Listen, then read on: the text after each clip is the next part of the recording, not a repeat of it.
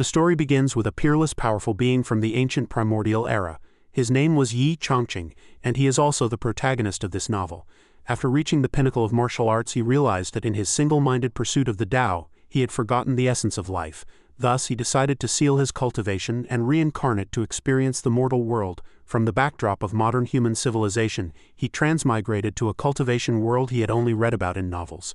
He didn't have a golden finger system, nor was he born into a wealthy family at the finish line, nor did he have a miraculous encounter of being taken as a direct disciple by a powerful being to reach the pinnacle of the great Tao. In this cultivation world, he surprisingly had no spiritual root, couldn't cultivate, and no sect would accept him. Yet he had no idea how powerful he truly was. Every item in his home contained Tao charm. The willow tree he planted in his yard was in fact an ancient tree demon that had lived for tens of thousands of years. Even his pet dog had at minimum broken through to the demon king realm. The paintings he drew in his leisure time even helped powerful figures from immortal sects break through their bottlenecks. Every move in the chess game he was playing could destroy a plane of existence. However, he believed he was merely a good-for-nothing without a spiritual root, forced to run a grocery store to get by, waiting for an opportunity to arise so he could latch onto the coattails of a powerful being. Next, we will delve into the main storyline of this tale. In a world vastly different from modern times, it was divided into the three realms. Mortals could attain enlightenment and become immortals through cultivation, possessing extraordinary magical powers. Additionally, there were demonic beasts specifically intent on disrupting people's peaceful lives, and at the head of these demonic beasts were the demon race, insatiably greedy, dwelling in deep mountains and secluded valleys untouched by sunlight for thousands of years. Next came the devil race, possessing extraordinary intelligence and living in the devil realm. They were inherently ferocious and had attempted to invade the human realm multiple times, but due to the overly powerful barriers between realms they repeatedly failed. And in this cultivation world there also existed an extraordinary ability. This was the ability of infinite achievement. This supernatural ability allowed one to cultivate into a fairy godmother, or choose to cultivate into a muscular bullfrog matriarch. Even further, cultivators could also choose species evolution. Each species possessed different powers capable of assisting their masters in battle. Moreover, this supernatural ability also had its dark side. Humans could also choose to become someone despised and abandoned by choosing the atavism path. The scene shifts at this moment. The sky was clear and azure without a cloud in sight, and sunlight streamed through the gate of Small Pond Town. In the distance, idle people were gathered watching a group perform acrobatics. A man sat near the crowd. He wore black-rimmed glasses, leisurely spitting out sunflower seed shells. He had his legs crossed, leaned back in his chair, one hand behind his head, the other holding a large slice of watermelon. This person had a red mark on his forehead. One glance was enough to know he was no ordinary individual. He introduced himself. "My name is Yin Chongfun, an existence considered unlucky in any cultivation novel." Yin Chongfun recalled his initial arrival in this world. It all began 5 years ago. At that time he stood dumbfounded in a desolate mountain forest, surrounded only by tall trees and steep cliffs. Yin Chongfun clenched his fists, muttering to himself, a bead of cold sweat trickling down his forehead, his lips slightly parted. I actually transmigrated. It was then that Yin Chongfun began to fantasize about his successful future, a boundless future embracing beauties left and right, indulging in pleasure. His eyes gleamed, drool dripped from his mouth, and he shouted loudly, "There might be a system, a golden finger, blessings from the heavenly Tao, the ability to trample mortal laws at will, and 7 or 8 uninhibited Tao companions nearby." Then Yin Chongfun pointed one hand towards the sky and put the other on his hip, just like the powerful male protagonists in other cultivation novels. He loudly called out, "System." He held this pose for so long that his arm couldn't support itself and began to tremble. In a daze, Yin Chongqing's will did not waver. He continued to command, "Golden finger, magic treasure, master, powerful being, appear quickly." He called for a long time but saw nothing. Yin Chongfun knelt on the ground, weeping miserably. He said, "Is anyone there? Come out, stop hiding." After some time, Yin Chongfun, emaciated and clad in rags, struggled to move along the road, leaning on a cane. Suddenly a voice next to him rang out. "Spiritual root test, 1 copper coin per test." Yin Chongfun looked at the old man sitting at a table. On the table in front of the old man lay a blue crystal ball. Yin Chongfun said to the old man, "I'd like to test it." Then Yin Chongfun extended his hand towards the crystal ball. In the very next second, tiny bolts of lightning actually emanated from around the crystal ball. The white-haired old man looked at the crystal ball's reaction, simply unable to believe his eyes. The old man exclaimed, "How is that possible?" Seeing the expression on the old man's face, Yin Chongfun was overjoyed. Firmly believing he was a once-in-a-millennium genius, he urged, "Old man, tell me quickly, am I uniquely gifted with extraordinary spiritual aptitude?" However, what answered him was a bucket of cold water.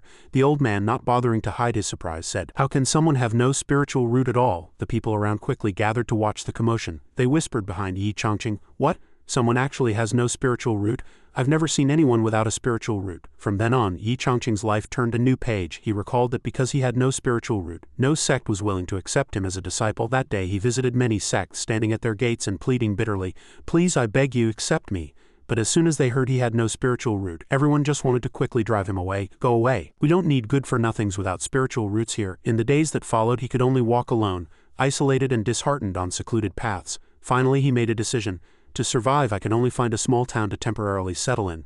The place Yin Chongfun chose was Small Pond Town. His life quickly improved. He opened a grocery store by the roadside, earning money for food. Additionally, he supplemented his income by teaching the wisdom of life and conduct gleaned from 2 lifetimes. Yin Chongfun stood in the classroom teaching the children of the town. Only his incessant voice could be heard in the classroom, relying on debates. He had originally thought that hard times would cling to him indefinitely, but life turned out to be quite easy. Yin Chongfun was indeed a daydreamer. While lecturing, he again recalled some irrelevant thoughts. He wondered if it was the peaceful life, free from conflict, that made him happy. Recently, I've noticed my artistic skill has suddenly advanced by leaps and bounds. Holding a brush, he lightly sketched a few strokes, and in an instant, a breathtaking painting appeared on the paper. Even the calligraphy was flawless. Not only painting, but even his calligraphy, chess, and guqin skills also improved as rapidly as a rocket. Yin Chongfun recalled each instance, a little hesitant. Could this be my golden finger after all? Thinking this, he snapped back to reality. He picked up the pen in his hand, slammed it onto the table, breaking it in half, and didn't forget to curse. Bullshit, he clenched his fist, indignantly asking himself. This is a cultivation world rampant with demons and devils. What boundless future can there be in art? No sooner had he spoken than one of his students sighed. Mr. Yi is daydreaming again. This sentence struck Yin Chongfun like a bolt from the blue. He immediately and awkwardly reined in his comical side. Resuming his usual dignified appearance, he calmed down, picked up a wooden ruler, and pointed at the blackboard, saying, "Today's lesson is postpartum psychology of sows." Even though Yin Chongfun was lecturing, the children below paid no attention whatsoever. Some were fighting, others chatting. Seeing this scene, he was immediately filled with rage, his blood seemingly boiling with gurgling sounds. He shouted loudly, "Hey, hey, hey, we're still in class." Hearing him, a child immediately retorted, "Why should we study? Immortals are here to recruit disciples. My mom told me to go cultivate immortality." The silly child next to him also said, Yeah, my dad also said that scholars can't save mortals. The end of the universe is cultivation, and cultivation is paramount." Another boy then added, "Sir, you don't have a spiritual root, so you wouldn't understand." The little girl with pigtails sticking straight up also innocently spoke, "Mr. Yi, are you thinking about cultivating immortality again?" Yin Chongfun trembled with anger, and he asked, "How can you little brats baselessly slander someone's innocence like this?" The little brats quickly replied, "Don't worry, sir, we wouldn't do that." Hearing this reassurance, Yin Chongfun relaxed, let out a sigh of relief, thinking, so they still know how to respect their teacher. No sooner had he thought this than the student's next words delivered a resounding slap to Yin Chongqing's face. "We're just mocking you to your face, that's all." Yin Chongqing's eyes rolled back and his teeth ground audibly. He wished he could beat these little brats to a pulp. Suddenly 4 words came from outside, "The immortals are here." Seeing the immortals had arrived, the children immediately ran off without a second thought. Each with a beaming smile, they said to Mr. Yi, "Goodbye, Mr. Yi, hurry up and go, we're off to the Sect selection." Finally, no more school. Yin Chongqing lay powerlessly on the ground, his back still bearing dirty shoe prints. He shouted after them, "If you can actually get chosen, I'll wash my hair standing on my head." On the street, people rushed out, eager to see the immortals, hoping to see if their children could cultivate immortality. The immortals truly lived up to their reputation, each exuding an ethereal aura and possessing an extraordinary demeanor. 2 individuals had come to Small Pond Town this time. One was Lu Wushuang, chief disciple of the Grand Profound Holy Land and Inner Sect Primal Sword, and the other was an Inner Sect disciple of the Grand Profound Holy Land. The disciples seemed to have all arrived. They lined up neatly and shouted in unison, "Greetings to the immortal elders." Lu Wushuang turned gracefully, giving orders to her attendant. "The Grand Profound Holy Land disciple selection now begins." The man quickly accepted the order. "As you command." He held a booklet in his hand and looked at the group of mortals. He loudly announced, "All those participating in the selection, form a line one by one." He looked arrogantly at the woman holding her small son's hand and asked, "Name?" The woman holding her son's hand smiled and replied, "His name is Li Gusheng." Hearing this name, the man was somewhat scornful and retorted, "Does he not have a proper name?" He frowned as he looked at the child, constantly disparaging in his mind, "The children in this town are all so ordinary. It seems this trip was in vain again." Hearing this, the woman let out a dry laugh and quickly replied, "Oh yes, his proper name is Yin Chongfun." The 3 characters Yin Chongfun reached Lu Wushuang's ears. She turned back abruptly in surprise to look at the woman. Seeing her stare so intently, the woman was very puzzled and asked, "Immortal maiden, what's wrong? Is there a problem with my son?" Lu Wushuang seemed to realize she had been somewhat impolite and quickly explained, "Nothing, I just think the name is quite good." Upon hearing this, the woman's face beamed with joy and she unhesitatingly told her who named her son. "Mr. Yi gave him the name. He's the most learned person we have here." Lu Wushuang smiled gently. Before coming here, she had never imagined something like this would happen. She hadn't expected such an immortal-like figure to exist in this small town. Perhaps he was even a cultivator himself. After recording the child's name, Lu Wushuang's attendant ordered, "Place your hand on the spiritual root testing stone."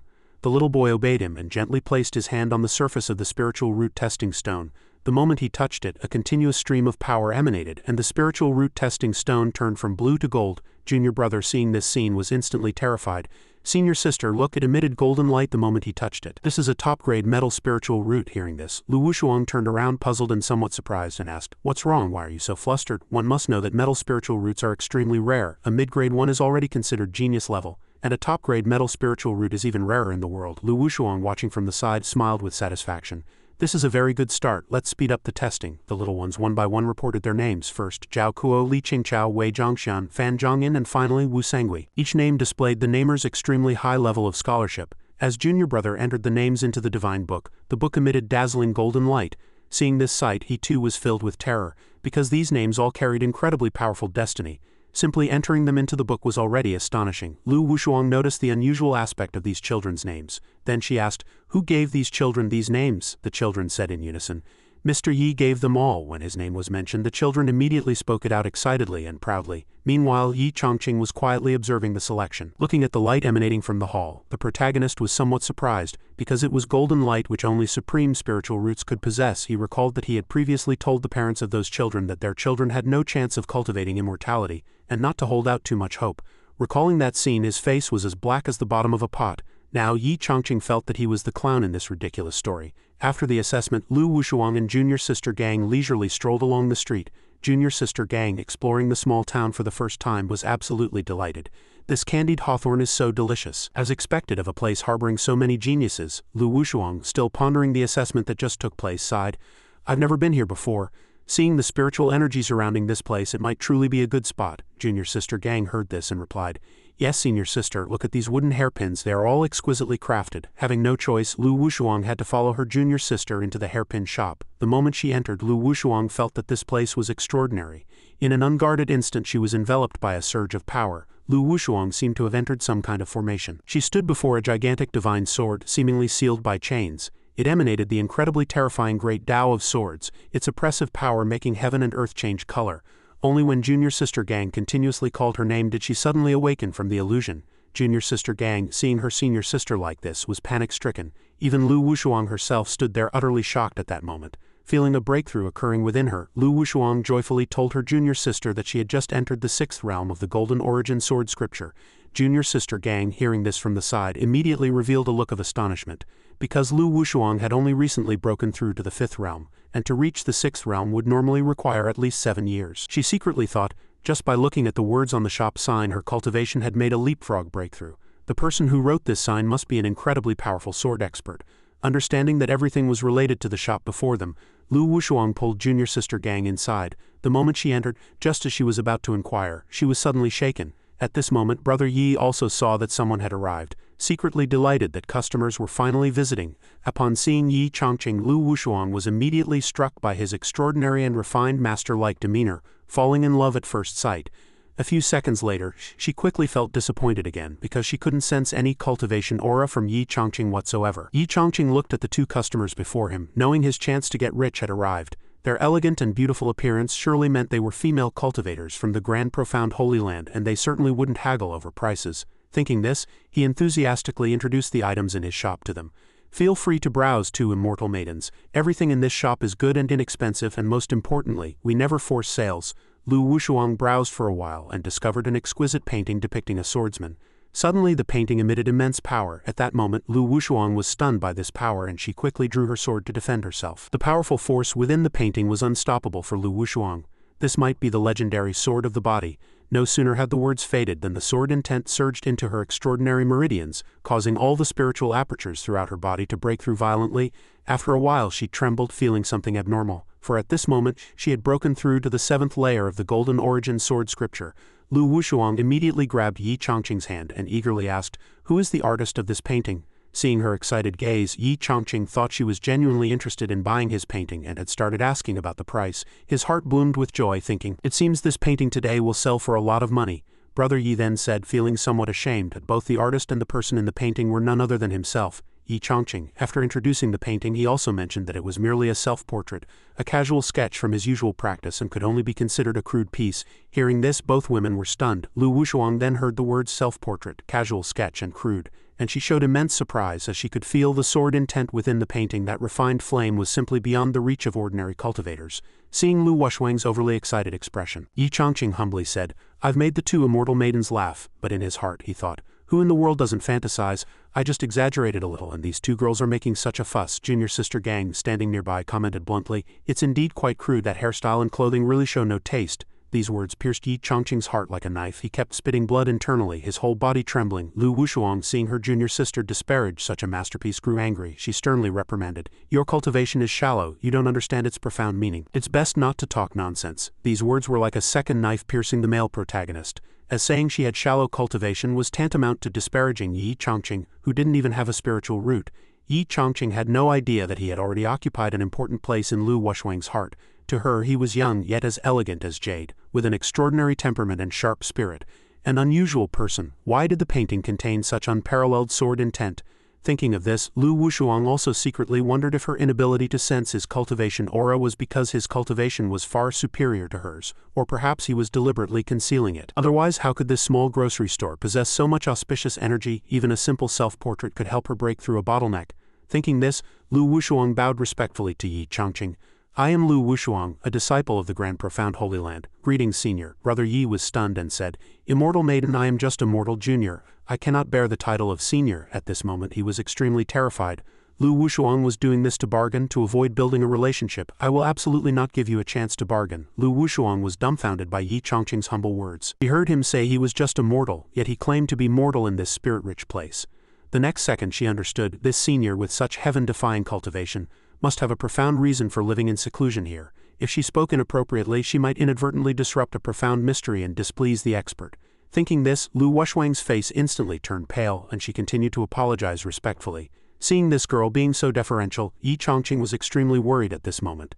He thought this girl was going to plunder his store clean, while Lu Wushwang on the other hand was even more worried than he was. She secretly warned herself to speak carefully with the senior so as not to offend him. Both harbored their own thoughts. The next second, Lu Wushwang stood up straight and corrected her earlier statement. "Senior, you might not know, I Wushwang have loved calligraphy and painting since childhood, and your great work has given me much insight in these arts. You certainly deserve the title of Senior." Yin Chongqing, upon hearing this, was immediately overjoyed. In terms of spiritual roots he couldn't compare to anyone, but in terms of art those cultivators were simply not worth mentioning in his presence. A moment later, Yin Chongqing said casually, "Feel free to look around, both of you. The shop not only has paintings but also many daily necessities." Then junior sister Gang curiously asked, "Sir, why are there dead branches in the vase?" He immediately replied, "That is a Zen bonsai." She then picked up a box and asked, "Why are these fruits stuck together?" He also enthusiastically replied, "Those are homemade candied fruits." When they reached the Roman sculpture in the shop, junior sister Gang asked why the sculpture had no arms and was unclothed. Yin Chongqing replied from the side that she was the most beautiful woman in the world. Lu Wushwang quickly noticed the strange statue and couldn't help but blush. Initially she thought the statue was too indecent and incomplete, but it seemed to contain a sense of beauty. After a while, she felt the aura within the statue again. Lu Wushwang then changed her mind, thinking that even with its lost arms it could achieve a state of perfection. This was the insight of an extraordinary expert. The two girls didn't realize that at this moment they had become thorns in Yin Chongqing's side, because so far she had only seen questions but no purchases, and later she also confirmed one thing. There were no daily necessities in this shop at all. Everything here was an immortal item, any one of which, if brought into the world, would be enough to cause a bloody scramble in the cultivation realm. Suddenly, junior sister Gang picked up a wooden hairpin and asked how much it cost. Yin Chongqing immediately held up 3 fingers. This gesture actually had a profound meaning.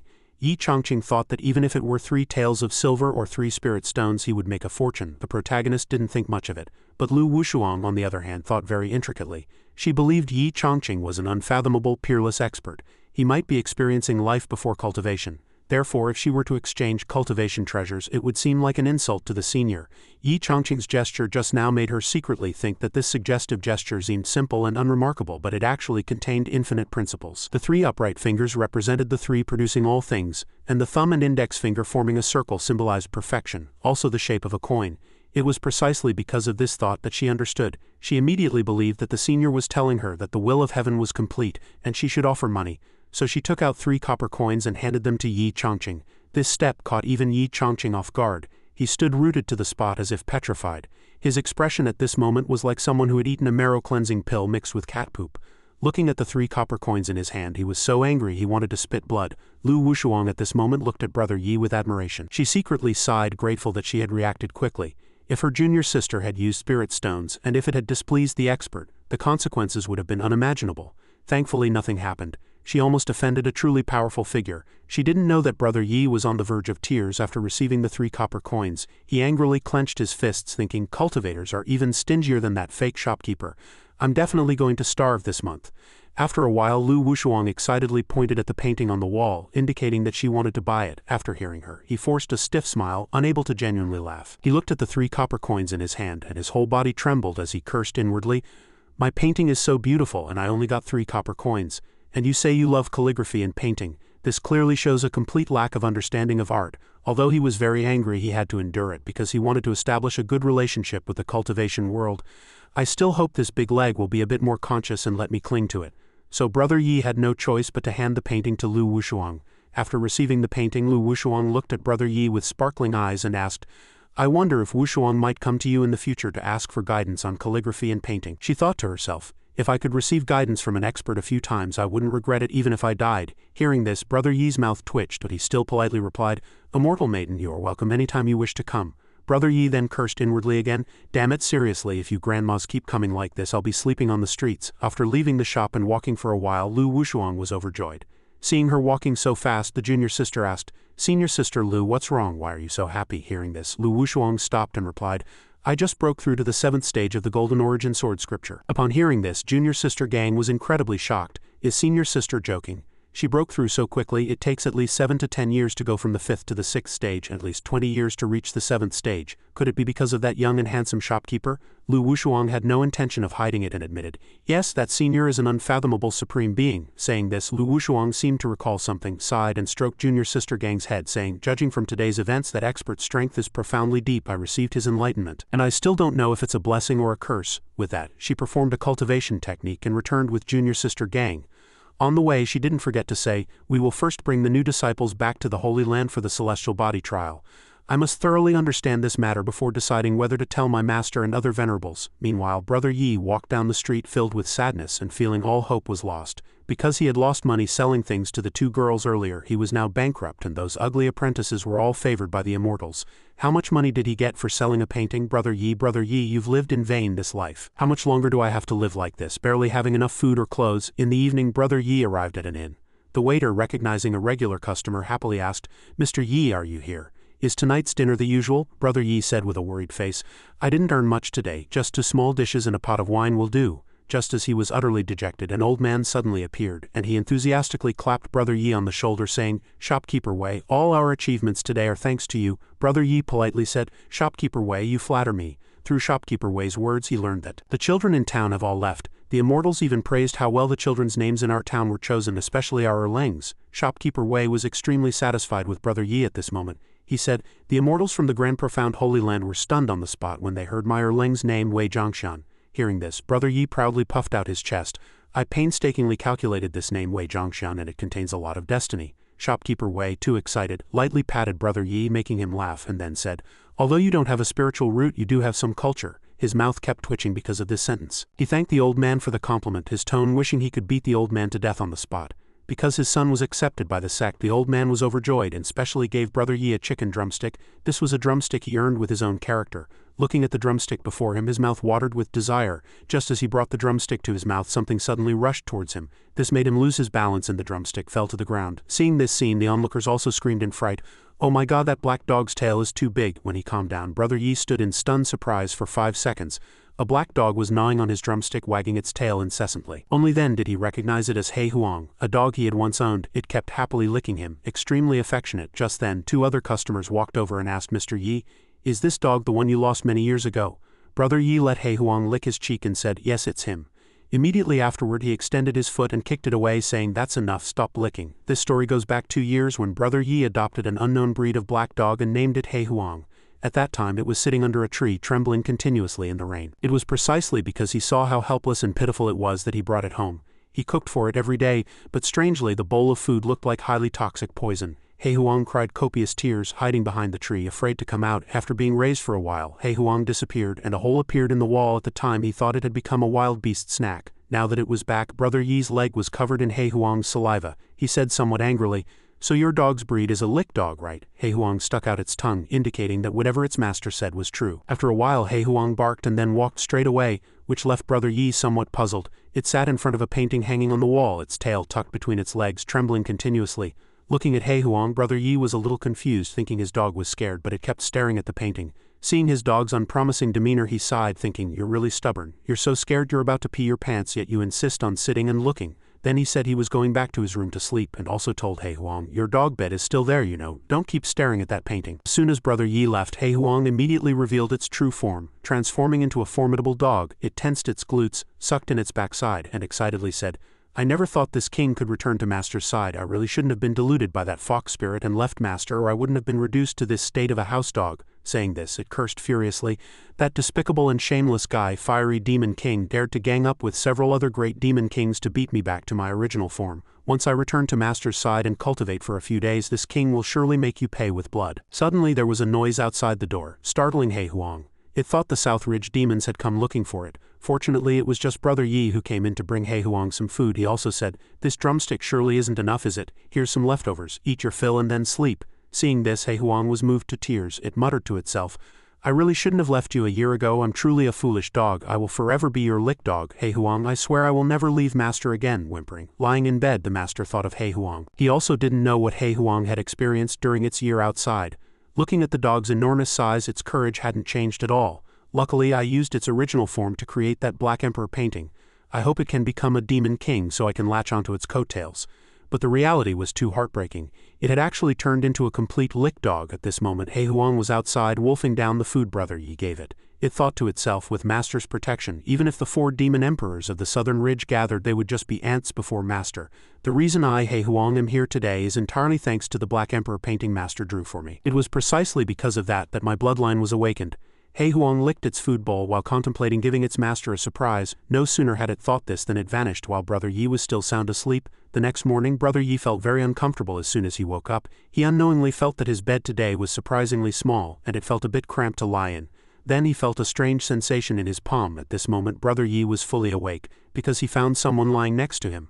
A golden-haired beauty sleeping soundly. He asked in a panic, "Who is this?" The girl, due to her deep sleep, shifted casually, causing Brother Yi to react immediately. Looking at the girl before him, he thought he was dreaming, so he wantonly slapped her leg. After slapping, he proudly exclaimed, "This feeling is so real." At this moment, the girl was awoken by the slapping sound. She felt strange, sensing that someone had hit her backside. This was Princess Yan Bingshin of the Great Yan Kingdom. The moment Yan Bingshin saw the man on the bed, her face instantly darkened, and Brother Yi, stunned, quickly raised his hand and said, "Good morning." At this moment, a hand swung with the speed of wind, and she directly slapped Brother Yi, then loudly questioned him. "You stranger, where did you come from? Who are you? Why are you on my bed? Do you know who this princess is?" Brother Yi, having taken a slap, lay on the ground clutching his swollen cheek. Yan Bingshin immediately shouted, "Guards, where are you? Quickly seize this person." At this moment, Brother Yi stood up from the ground and patiently explained to Yan Bingshin, "Don't be anxious. First, this is my home. Second, this is my bed. Finally, your identity. Why are you asking me?" Yan Bingshin didn't listen to him at all. She shouted out from the room, "Someone drag this fellow out and behead him." But at this moment there was only Hei Huang outside. Without a doubt, Yan Bingshin was precisely the gift Hei Huang had given its master. Meanwhile, poor Brother Yi had already been kicked flying out by her. The kick was so powerful that he stumbled and fell to the ground, completely bewildered about what had happened or where this girl had come from. Hei Huang kept barking woof woof from behind, wanting to tell him if its master liked the gift it had given. The moment he saw Hei Huang, Brother Yi guessed that this matter was related to his dog. He immediately angrily accused, "How could you just let someone in?" Hei Huang, barking woof woof, tried hard to explain to its master. It wasn't just letting a stranger in, it was bringing someone back specifically for its master. At this moment, Yan Bingshin was in the room, pondering with confusion. "Last night I was clearly sleeping in an inn, so how did I end up here? Could it have been that fellow just now? But with his cowardly appearance he doesn't seem like someone with profound cultivation. How could he have bypassed the layered defenses of the Imperial residence?" Thinking this, Yan Bingshin made a decision. She would try to extract information from Brother Yi, and if he harbored ill intentions she would report him to her Imperial father and have his head chopped off.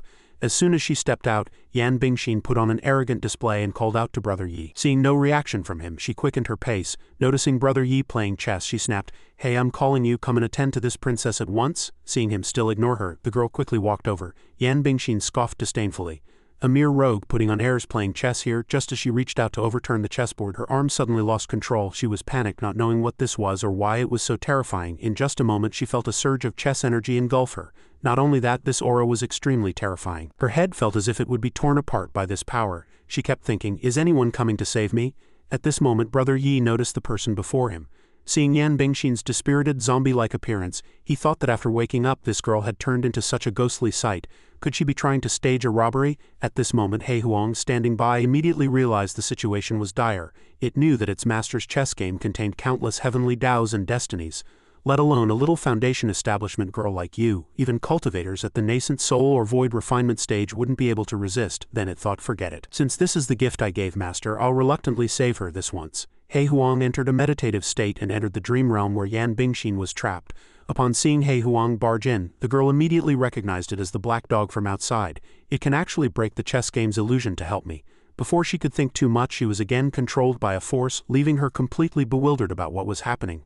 The girl gradually fell back into the dream realm. Hei Huang realized the situation was somewhat dire. Her foundation establishment cultivation was too weak and being suppressed by the great Tao's power her soul had already separated. Subsequently, it pursued Yan Bingshin in the direction she was falling. A moment later, Brother Yi's figure appeared in the chess game.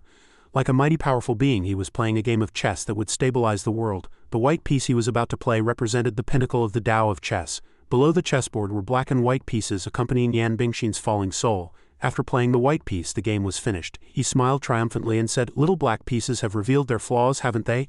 I finally solved this endgame." After a while, the girl also woke up, but she didn't understand why she was kneeling on the ground. Yan Bingshin was now panicked and trembling all over. She thought, "Just now I felt my soul leave my body, like I took a trip to the gates of hell." It was truly terrifying. Thinking this, Yan Bingshin looked at Hei Huang and secretly mused, "It was able to break the chess game's illusion to help me. This black dog must already possess the cultivation of a demon king." Looking at Hei Huang's ordinary black dog appearance, who would have thought it was actually a demon king? Recalling Brother Yi's chess moves, the girl still felt lingering fear. "If that person hadn't intervened to sever my separated soul, I would probably have died several times over." On the other side, Hei Huang also expressed disdain, saying, "Fortunately, master is very powerful. Otherwise you would have been utterly annihilated in this vast chess game's secret realm." Seeing Yan Bingshin constantly looking at him with fear, he asked the girl what was wrong. But she didn't hear him at all. Yan Bingshin kept thinking, to be able to play a chess game containing such terrifying power, to reverse life and death with a mere raise of the hand, and even to tame a demon king black dog as a pet. Suddenly the girl thought of something. Her face immediately flushed with embarrassment, and her heart blossomed with joy. Could this be the reclusive powerful being mentioned in ancient texts? It was precisely because of this thought that the girl felt a chill down her spine, for she had previously kicked him flying. Not only that, her behavior had always been arrogant and shouting.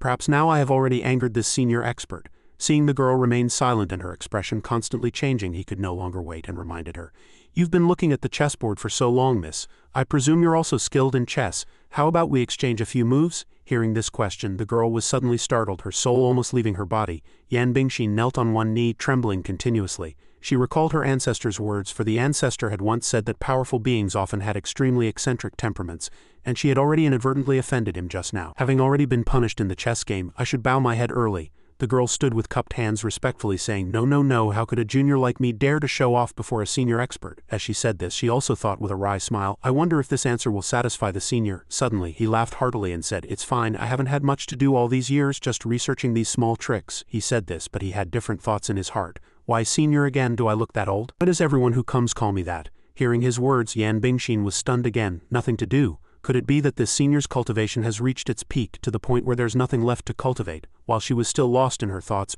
Brother Yi had already opened his mouth to ask, "What is your name, where are you from, and why are you in my house?" In Yan Bingshin's eyes, his every move exuded the demeanor of a powerful expert. His every gesture seemed to radiate an alluring aura. To his question, the girl answered without hesitation, "This humble girl is Yan Bingshin, from the Imperial capital of the Yan Kingdom. Before knowing this person's background, it's best not to reveal my true identity, so as not to cause trouble for my Imperial father." Hearing this, he picked up another black piece and continued to ask, "Miss Yan, your clothes are very beautiful. It seems you are also a cultivator, aren't you? Have you already joined a sect?" The girl replied, "Not yet. This junior only has a few masters guiding her at home." Hearing this, he replied, "I see." But in his heart, Brother Yi was furious, wishing he could rush over and kick this little girl flying. What few, and only, can an ordinary family invite a few cultivators? Damn it, this life is truly shish tea. The poor are dirt poor, while the rich are filthy rich. It's truly hateful. Brother Yi and Yan Bingshin sat together playing chess. Brother Yi smoothly made a move holding a white piece. Brother Yi asked, "Miss Yan, how should the black pieces break out of this encirclement now?" Yan Bingshin pondered the trapped black pieces, and in the next second she fell into an illusion. Yan Bingshin floated in a strange space, her body enveloped by a thin layer of airflow. She thought, I feel a vast great Tao aura like an ocean pervading the entire world. It's still the aura of the heavenly mystery great Tao, unlike the powerful intent from last time. This time the heavenly mystery great Tao seems much friendlier to me, who is in the foundation establishment stage. Yan Bingshin gasped a few times, her cheeks flushed. In such a short time she had actually broken through foundation establishment. In this tranquil space a voice called out, Miss Yan. Hearing the call, Yan Bingshin also woke up. She was panting heavily. Seeing her bewildered look, Brother Yi waved his hands in front of her, calling out, Miss Yan. Brother Yi thought helplessly, forget it, you cultivators all seem to have some serious illness. Yan Bingshin suddenly asked, excuse me senior, what kind of chess formation are you using? Brother Yi stood up, turned around and said, I'm just bored and looking for something to amuse myself with. Then he said, that's Gomoku. Yan Bingshin repeated abruptly, Gomoku. Little Hei Zi tugged at her skirt from behind. Little girl, don't push your luck. If you fall in again I won't save you. Yan Bingshin still took the opportunity to say, let me look again, just one more glance. Meanwhile, in the main hall of the Grand Profound Holy Land's main peak, Yuanjian pointed a finger and loudly declared that small pond town should be removed from the list. At this moment, the Grand Profound Holy Lord True Master Changzan spoke, Junior Brother Yuanjian, calm down a bit. True Master Yuanjian, Peak Master of Spirit Sword Peak, continued, my Spirit Sword Peak has so many abandoned lands with depleted spiritual energy, which is why we haven't been able to select any good talents for hundreds of years. Having fallen to this state, we are now the weakest among all peaks of Grand Profound. True Master Juju, Peak Master of Vast Marsh Peak, couldn't help but interject. What nonsense, Senior Brother Yuanjian, don't talk rubbish. Small Pond Town is where my ancestor ascended. Qingyi stroked his beard and sarcastically said, indeed, sometimes you should look for problems within yourself. Have you cultivated diligently? Has your realm improved? Both you and your direct disciple Lu Wushuang have been stuck at a bottleneck for years. And you still expect to select talented disciples? Yuanjian furiously shouted, nonsense, I was in secluded cultivation for over half a year last time. The Grand Profound Holy Lord tried to dissuade him. Junior Brother Yuanjian, we are all cultured people. Don't be so crude all the time. Just as Yuanjian was fuming with anger, a voice rang out. Master, this disciple has come to report on the new inner disciple situation. The Holy Lord patted Yuanjian's shoulder, advising, let's first hear about this year's new recruits. After receiving permission, the disciple from outside also entered. Energetic, he cupped his hands and said, Li Changming, the Grand Profound Holy Land's rarely seen supreme dual spiritual root in a millennium and the Grand Profound Holy Land's most handsome saint's son for 30 consecutive years, greets all masters. Yuanjian chuckled, Changming, you don't need to perform such a grand salute for us. Changzan also spoke, indeed, we've all seen your arrogant demeanor. Hearing the words arrogant demeanor, Li Changming blushed a little. He pretended to clear his throat, regaining his composure, then said, this time the Grand Profound Holy Land has recruited a total of 180 new disciples. Among them, 100 low-grade spiritual root disciples are from Changming, Dongtai and Anyi. True Master Juju immediately cheered with delight, all from areas under our vast marsh sect's jurisdiction. Li Changming continued to read, 7 mid-grade spiritual root disciples are from Liang Mountain, Songyun and Meng. Hearing this result, True Master Qingyi was immensely pleased. My apologies, Senior Brother Yuanjian, our Cloud Peak is even stronger this year than last. How is it that your small pond town doesn't even have a single mid-grade spiritual root? Taunted to the point of trembling with rage, Yuanjian couldn't help but draw his sword, furiously declaring, what ancestors' ascension ground, I'll flatten that small pond town myself. Just as Yuanjian was losing control of his emotions, Li Changming added, 1 high-grade spiritual root disciple and 7 supreme-grade spiritual root disciples, all from small pond town. His face instantly changed and he asked, what did you say, 7 supreme-grade spiritual root disciples from Small Pond Town? Li Changming then said, congratulations to Martial Uncle Yuanjian and the Grand Profound Holy Land for taking in such excellent disciples. True Master Juju was extremely surprised by this matter. He loudly exclaimed, this is impossible, absolutely impossible. How could so many cultivation geniuses suddenly appear in Small Pond Town? In the last 300 years, Small Pond Town only produced 1 mid-grade spiritual root disciple. Yuanjian angrily asked, what, is it only your sect that can recruit 3,000 disciples? Is it only you who are allowed to have high-grade spiritual roots? Juju hastily said, Holy Lord, who knows if the disciple reported false data for the sake of reputation? Holy Lord, please discern the truth. The Holy Lord was also somewhat concerned by this and said, wait. He personally took the list and examined it. Qingyi and Yuanjian also leaned in to look. After Yuanjian saw the list, his eyes gleamed astonishingly. The Holy Lord looked at the list, his face filled with disbelief, and said, previously, new disciples were all named things like random cat or stray dog, and only changed their names after learning to read upon entering the sect. But look at these 7 people. Their names are all extraordinary, everyone reviewed and discussed. Wei Zhongxian had a strong sense of Confucianism and the Tao. Could it be that he was enlightened by a Confucian and Taoist master? Li Qingchao was even more otherworldly. Wu Songui sounded very bold, and the name Li Chongfeng had a touch of Taoist charm. The Holy Lord, Yuanjian and Qingyi all had a common thought. Could the master who enlightened these disciples also be a supreme figure who cultivated both Confucianism and the Tao? Yuan Jian suddenly raised the list and loudly declared, "This is a blessing from heaven. Our ancestors have shown their power." Ching Yi asked, "Holy Lord, senior brother, you haven't spoken. You also find something strange, don't you?" The Holy Lord's face was somewhat grim as he began to deduce why Small Pond Town could produce so many talented individuals in just a few years. "I have pondered this thoroughly, and there is only one possibility: our ancestral master. Could it be that our sect's ancestral master who ascended in Small Pond Town has returned and enlightened those children?" At this moment Yuan Jian was still excitedly cheering, "My spirit sword peak is saved." Ching Yi, hearing Yuan Jian's joyous news about Small Pond Town, said displeased, "It's too early to conclude. Let's wait for the results of the heavenly ladder trial before confirming." Zheng Zan pondered for a moment and felt these words made sense. Since ancient times, the heavenly ladder trial has been the assessment to test the aptitude of newly admitted disciples. Even Changming, with his supreme elemental spiritual root, took 7 hours to reach the summit back then. Li Changming, hearing this from the side, pretentiously corrected, "It was 6 hours and 3/4. Immediately, Ching Yi and Yuan Jian resumed their argument. True Master Ching Yi raised his voice, "Senior brother Yuan Jian, if your disciples can't even touch the heavenly ladder, then even a supreme spiritual root would be a false joy." Yuan Jian retorted fiercely, "I wonder who is envious." At this moment a loud bang suddenly came from outside the gate. So the elders and the Holy Lord all went out and found Lu Wushuang and the children already waiting outside. Lu Wushuang bowed respectfully and said, "Disciple Lu Wushuang brings 7 newly admitted disciples to greet all masters."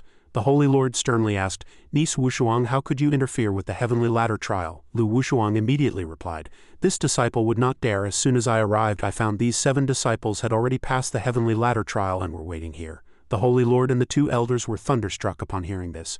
They were already waiting here in advance. Atop the mountain, within a sect, children were formally taking their masters. Everyone bowed and paid their respects one by one. Disciple Li Go, Li Chengfeng, greeted his master, followed by disciple Fan Zhongyan, disciple Wu Songui, who kowtowed and greeted his master, and finally Wei Zhongxian greeted his master. Grand Profound Holy Lord, looking at his 3 obedient disciples, couldn't help but tear up, saying, good children, to revive the glory of Spirit Sword Peak, how could I refuse?" The Holy Lord stepped forward, extended his hand to Chengfeng and called him over. "Chengfeng, come here." He placed his hand on Chengfeng's head and continued, "Let me examine Chengfeng's spiritual root." Chengfeng stood obediently, allowing his master to examine his spiritual root. After examining the child's spiritual root, Grand Profound Holy Lord exclaimed, "This is an acquired spiritual root nurtured by innate Tao charm." Lu Wushuang stood by, observing, and hearing the Holy Lord's attitude, stepped forward and asked, "Holy Lord, what is innate Tao charm and what is an acquired spiritual root?" Seeing his disciples' confusion, he explained, "When a cultivator reaches an extremely high realm, they can resonate with the great Tao, opening a pure Tao field. This is what is known as innate Tao charm. And an acquired spiritual root, as the name suggests, is one that has been nourished by innate Tao charm since childhood." He continued, "Only in this way can one possess such a supreme grade spiritual root." The Holy Lord stroked his beard, his brow furrowed, and said, 1,000 years ago our 5 great holy lands jointly attempted to create a place of innate Tao charm, but after numerous attempts all ended in failure." He looked at the children who were taking their masters, wondering, which Taoist master created the Tao charm land in Small Pond Town? Moreover, 7 supreme-grade spiritual roots appeared all at once. The 3 immortal elders watched the ceremony from outside, discussing amongst themselves. True Master Ching Yi smiled and said, "If it is truly as senior brother says, then the cultivation of that figure in Small Pond Town is truly terrifying." Following Ching Yi's words, True Master Juju added, "If we could be fortunate enough to witness his demeanor, this life would be without regret." True Master Ming Jian laughed heartily upon hearing their words. "Not coming to my Grand Profound Holy Land, perhaps they don't even put us in their eyes." Lu Wushuang, watching from the side, seemed to realize something. She mused, "It seems my estimation of that senior's cultivation was too conservative. I didn't expect it to even make the Holy Lord wary." The Holy Lord turned to Yuan Jian and said, "Junior brother Yuan Jian and niece Wushuang, take these 7 newly admitted disciples back to Spirit Sword Peak."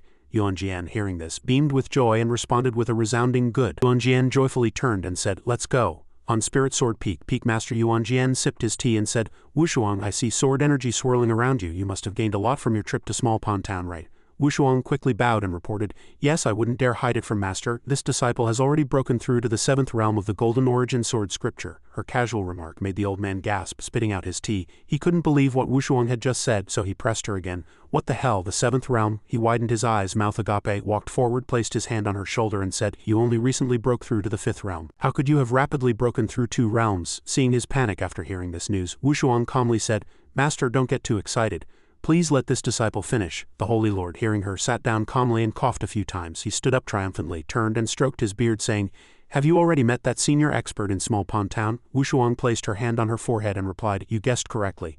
My junior sister and I accidentally found Senior Yi's secluded residence." She took a scroll from her sleeve and continued, "And there's also the senior's calligraphy and painting." Wushuang respectfully presented the scroll reporting to her master. It was precisely because I admired this painting that I was able to break through. Upon hearing this, the old man abruptly turned back. He took the scroll from Wushuang's hand and said, "Let me see."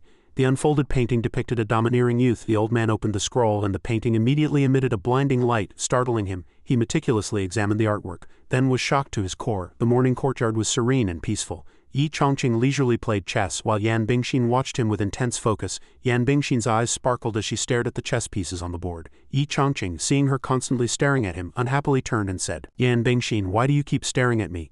Yan Bingshin bowed and smiled. "Nothing, nothing. Senior, please continue what you're doing. I'll just watch." Seeing her eyes fixed on the chessboard with such interest, he wondered, "What's going on?" Ever since Yan Bingshin came here and saw my chess, her attitude towards me has done a complete 360. Every morning when she wakes up, Yan Bingshin greets him. "Mr. Yi, you're up so early," he replied. "You seem even earlier than me, treating me respectfully like an elder every day." One time Brother Yi even saw Yan Bingshin sweeping the yard and he said, "You don't have to clean." But Yan Bingshin replied, "It's okay, I'm not tired." Watching her diligently wiping and cleaning, he said, "Yan Bingshin, take a rest." But her reply was still, "It's okay, I'm not tired." Yi Chongqing watched her pouring tea for him, secretly musing with unease. Something abnormal always indicates mischief. Is she also trying to buy my equipment at a low price? After pouring the tea, Yan Bingshin happily invited him to drink. "Mr. Yi, please have some water." He suddenly conceitedly believed that she was attracted by his handsome appearance, and desired his body, unable to extricate herself. He gloated inwardly, thinking, "I can't treat her too badly." Yi Chongqing moved a chess piece on the board and called out, "Miss Yan." Then he raised a finger and smiled. "How about we go out later to buy some ingredients? Today I plan to make a special braised pork belly that I just researched." Arriving at the bustling market, people came and went, everyone waving and greeting Yi Chongqing. "Mr. Yi." Yan Bingshin followed behind, watching him receive such a warm welcome, and thought to herself, "As expected of a senior, graceful in demeanor, he is well received wherever he goes." Yi Chongqing walked up to a vegetable stall and pointed at the vegetables, saying, "These vegetables are all wilted, and you still dare to sell them for 8 copper coins a half pound? Are the leaves made of gold or the stalks made of gold?" The vegetable vendor looked at him and retorted, "You think it's expensive, but I'm still selling it." Then she said, "Are you buying or not?" Seeing Yi Chongqing haggling with the vendor, Yan Bingshin felt a touch of happiness. He was clearly a peerless powerhouse, yet unexpectedly so humble and approachable. The two then went to the meat stall. The butcher enthusiastically greeted, "Mr. Yi, what are you buying today?" He happily replied, "A pound of good quality pork belly." The butcher happily said, "All right." He then handed him a neatly cut piece of meat. The butcher handed the change to Yi Chongqing and casually said, "Mr. Yi, are you bringing your wife today?" As soon as he said this, Yan Bingshin stood in the corner, her face red, smoke practically steaming from her head. Yan Bingshin, teased by the butcher, covered her beet-red face, thinking, "Is wife referring to me?" Yi Chongqing, holding the vegetables, waved and gave a dry laugh, saying, "You're overthinking it. Yan Bingshin is my guest." The butcher loudly said, "I heard from old woman Wang next door that you two were quite active a few days ago. Remember to take care of your health." Seeing Yan Bingshin embarrassed by the butcher's words, Yi Chongqing scratched his head, somewhat awkwardly saying, "Yan Bingshin, the residents of Small Pond Town are very simple and direct. I know you want to return to the Imperial capital, so I hope you don't take it to heart." Yan Bingshin shyly waved her hand and said, "No, no, not at all." His face darkened and he turned to leave. "Hurry back to the Imperial capital, miss. My humble home truly can't afford to keep you." She laughed happily, silently repeating the word wife. Suddenly the people in the market saw a group of armed men, immediately panicked, scattering and fleeing. These thugs were wielding broadswords, and one of them, catching a scent, pointed and said, "Boss, I smell Hei Huang's aura, it's right there." One person stepped forward and shouted, "Good, as long as we bring this shameless and despicable Hei Huang back, King Scarlet Fire will surely reward us heavily." Everyone burst into laughter. "Hei Huang is severely injured and has been beaten back to its original form. Riches and honor are ours, brothers." One person kicked open the door and yelled, "Little Hei Zi, get out here." He looked at Hei Zi and furiously roared, "Today I'll make sure you die without a burial place." Hei Zi looked on disdainfully and said, "You foolish pigs have some nerve, actually daring to chase me here." When everyone saw little Hei Zi, they swarmed forward, vying with each other. "You've been beaten back to your original form, what are you still pretending for? Let's go get him." Little Hei Zi revealed its fierce original form and said, "Even if Scarlet Fire himself came to Master's Dao field, it wouldn't be enough to even fill a tooth gap. I originally didn't want to kill you, but you just kicked Master's door. You really are tired of living." Suddenly the painful screams of pig demons came from within the Taoist temple. "What's going on, big brother? Help, my demon core shattered." Meanwhile, in the main hall of the Grand Profound Holy Land, the old Holy Lord said to Li Changming, "Changming, you are the saint's son whom I have cultivated with all my effort. I place great hope in you to succeed me as the next Holy Lord. What do you think about this matter concerning Small Pond Town, O Great One?" Li Changming bowed respectfully and replied, "Reporting to the Holy Lord from the actions of this expert, it seems he bears no ill will towards the Grand Profound Holy Land. This disciple speculates that he is merely passing through or happens to be living in seclusion here." The Holy Lord calmly replied, "If it is truly our sect's ancestor who descended to the mortal realm, then the Grand Profound Holy Land will surely flourish for 100,000 years." Suddenly, the main gate was forcefully pushed open with a loud bang. Holy Lord Senior Brother, it was the Holy Lord's junior brother Yuan Jian who excitedly rushed in with Lu Wushuang behind him. She let out a soft sigh. The Holy Lord turned and asked, Junior Brother Yuan Jian, have you brought the new disciples back? However, after the Holy Lord clearly saw his junior brother, he exclaimed, No, you've broken through. Spiritual light radiated from Yuan Jian's body, which made the Holy Lord's eyes light up, and he quickly ran over to inquire, You were stagnant in this realm for 2,000 years. Why have you suddenly broken through now? But Yuan Jian ignored his senior brother's words. He hurriedly pulled out the painting by Yin Chongfun and said, Whether I broke through or not isn't important. Just look at this first. The Holy Lord looked at the painting, utterly stunned. What's so special about this painting? But when the Holy Lord leaned closer, the painting suddenly emitted a dazzling light. Light diffused from the air, revealing a scene of Yin Chongfun sitting cross-legged. The Holy Lord was utterly astonished. What kind of scene is this? Around Yin Chongfun, countless swords were poised to descend. The light was extremely dazzling, accompanied by countless sword intents, startling everyone. What's going on? Where did this sword intent come from? Wushuang quickly reminded the Holy Lord to close the scroll. This light prevented Lu Wushuang from opening her eyes. The Holy Lord quickly reacted and closed the scroll in time. He gasped for breath, tightly clutching the scroll in his hand. However, after the commotion, the entire main hall was filled with swords. The Holy Lord's gaze followed these swords, but in an instant they gradually dissipated.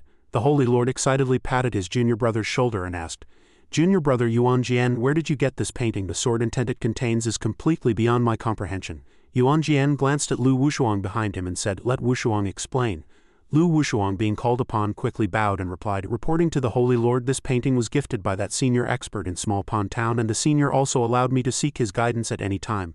Li Changming, hearing this, immediately asked in alarm, Junior Sister Lu, is this true? Lu Wushuang solemnly affirmed that there was not a single false word. Junior Sister Wang returned with me and can also bear witness. The Holy Lord, hearing this, suddenly burst into laughter. Yuan Jian and Li Changming were bewildered, asking, Why is the Holy Lord laughing? The Holy Lord also stopped, and he joyfully said, My grand profound Holy Land is blessed, niece Wushuang. A single painting from this powerful being can lead your master to a breakthrough, and he even allows you to seek his guidance at any time. Do you know what this means? Lu Wushuang humbly asked. This disciple is foolish. Please enlighten me, Holy Lord. The Holy Lord suddenly understood and added, This proves that the senior expert you met is very likely our old ancestor who ascended to the upper realms back then. Being allowed to seek guidance at any time further proves that the old man will not be leaving Small Pond Town for the time being. The Holy Lord, beaming, said, My grand profound Holy Land is about to soar again. The Holy Lord pointed at Lu Wushuang and said, Wushuang, from today onwards you are the saintess of grand profound Holy Land, just like Saint Sun Li Changming. Lu Wushuang was so excited that tears streamed down her face and she blurted it out. Meanwhile, Li Changming's face was filled with disbelief. Both exclaimed simultaneously, What? With so many disciples in the grand profound Holy Land, the news quickly spread and became the focus of discussion. I heard that Senior Sister Lu from Spirit Sword Peak was conferred the title of Saintess. Isn't the Holy Lord's action a bit hasty? These whispers were heard by Junior Sister Wang, and Lu Wushuang could hear them clearly, but they continued to discuss. Everyone originally thought that Senior Brother Li was the Holy Lord's designated successor, but now it's hard to say. Senior Brother Li is so narcissistic he's probably furious this time. Junior Sister Wang asked curiously, Senior Sister, does the Holy Lord really intend for you to replace Senior Brother Changming? Lu Wushuang replied coldly, Although I have cultivation talent, I only have a single attribute, spiritual root, so I wasn't originally qualified to be a saintess. The Holy Lord's conferment this time must be due to the promise Senior Yi gave me, Junior Sister Wang asked bewilderedly. So even the Holy Lord thinks that handsome shopkeeper is very powerful? Lu Wushuang clasped her hands and said, Although my current ability is insufficient, as long as I consult Senior Yi a few more times, I will definitely have the strength and qualifications to become a true saintess. Elsewhere, Li Changming sighed dejectedly. Why? He hugged a withered tree and cried, asking aggrievedly, Why did Master make Junior Sister Wushuang the saintess? Seeing Li Changming's distressed appearance, a junior sister quickly ran over to comfort him, telling him not to worry. This time, Lu Wushuang must have recruited some disciples with supreme-grade spiritual roots in Small Pond Town, and the Holy Lord conferred the title as a reward for her. The junior sister's words seemed to enlighten Li Changming. He shed his weak demeanor, thinking, Small Pond Town, right. Junior Sister Wushuang must have encountered the patriarch from the lower realm in Small Pond Town and gained a fortuitous encounter. Then he suddenly stood up and burst into sinister laughter. Li Changming waved his hand, summoning his sword, and the powerful gust of wind almost blew the junior sister away. He excitedly flew off on his sword, saying, As a genius with a supreme dual attribute spiritual root, the patriarch will surely reward me. If he can give me a pointer or two, then Junior Sister Wushuang will be no threat to me at all. Then he quickly flew away. Meanwhile, in Small Pond Town, Yin Chongfun and Yan Bingshin were walking together, he leisurely whistling as he walked. Suddenly, Yin Chongfun turned and asked, By the way, Miss Yan, you still haven't told me why were you sleeping in my bed that night? Yan Bingshin replied vaguely, I don't know either, I just felt a little itchy as I slept. Yan Bingshin recalled shyly. When I opened my eyes I saw Mr. Yi touching me. Yi Chongqing's face flushed and he quickly waved his hand. Stop, stop, stop, don't talk nonsense, I didn't do anything. But Yan Bingshin grabbed his wildly waving hand and said, I understand that a person like Mr. Yi of course isn't interested in such trivial matters. My encounter with you must be destined by heaven. Yi Chongqing's face showed a troubled expression, thinking, did she misunderstand something? I'm very interested in those things. It turned out he wasn't so dignified internally. But he suddenly shed 2 lines of aggrieved tears, thinking, it's just a pity I have no cultivation. Faced with a young lady from a wealthy family in the capital, I really don't dare to act. Suddenly, Yi Chongqing's gaze met something. Before him was a trembling Li Changming. He asked himself, who is that guy? Li Changming stammered, how could this be? He suddenly couldn't help but shout, why are there such demonic beasts in Small Pond Town? An hour ago, Li Changming had already flown into Small Pond Town on his sword. He observed the area, thinking, indeed, as Master said, the spiritual vein beneath Small Pond Town has started flowing again. He quickly flew off on his sword at Yi Chongqing's grocery store. Li Changming landed without hesitation. I found it. This is where the densest auspicious energy is. Li Changming looked up and suddenly saw the plaque emitting a strong light. He quickly realized something, only having time to shout, oh no! Immediately after, a sword appeared, fiercely striking Li Changming, directly piercing through him. Li Changming bent over, gasping for breath, thinking, although I don't cultivate the Tao of the sword, I can feel the immense power it contains. Junior sister Wu Shuang must have gained a fortuitous encounter here. I really did come to the right place. So Li Changming clasped his hands together in front of his chest and sincerely bowed, saying, Li Changming, saint son of the grand profound Holy Land, seeks an audience with our sect's immortal ancestor. But only a gust of wind and silence answered him. Looking at the open door, he asked himself, has the immortal ancestor already gone out? Then Li Changming decided to go in, thinking, although it's inappropriate to enter the immortal ancestor's residence uninvited, I've already left without master's knowledge, and I don't have much time to stay here.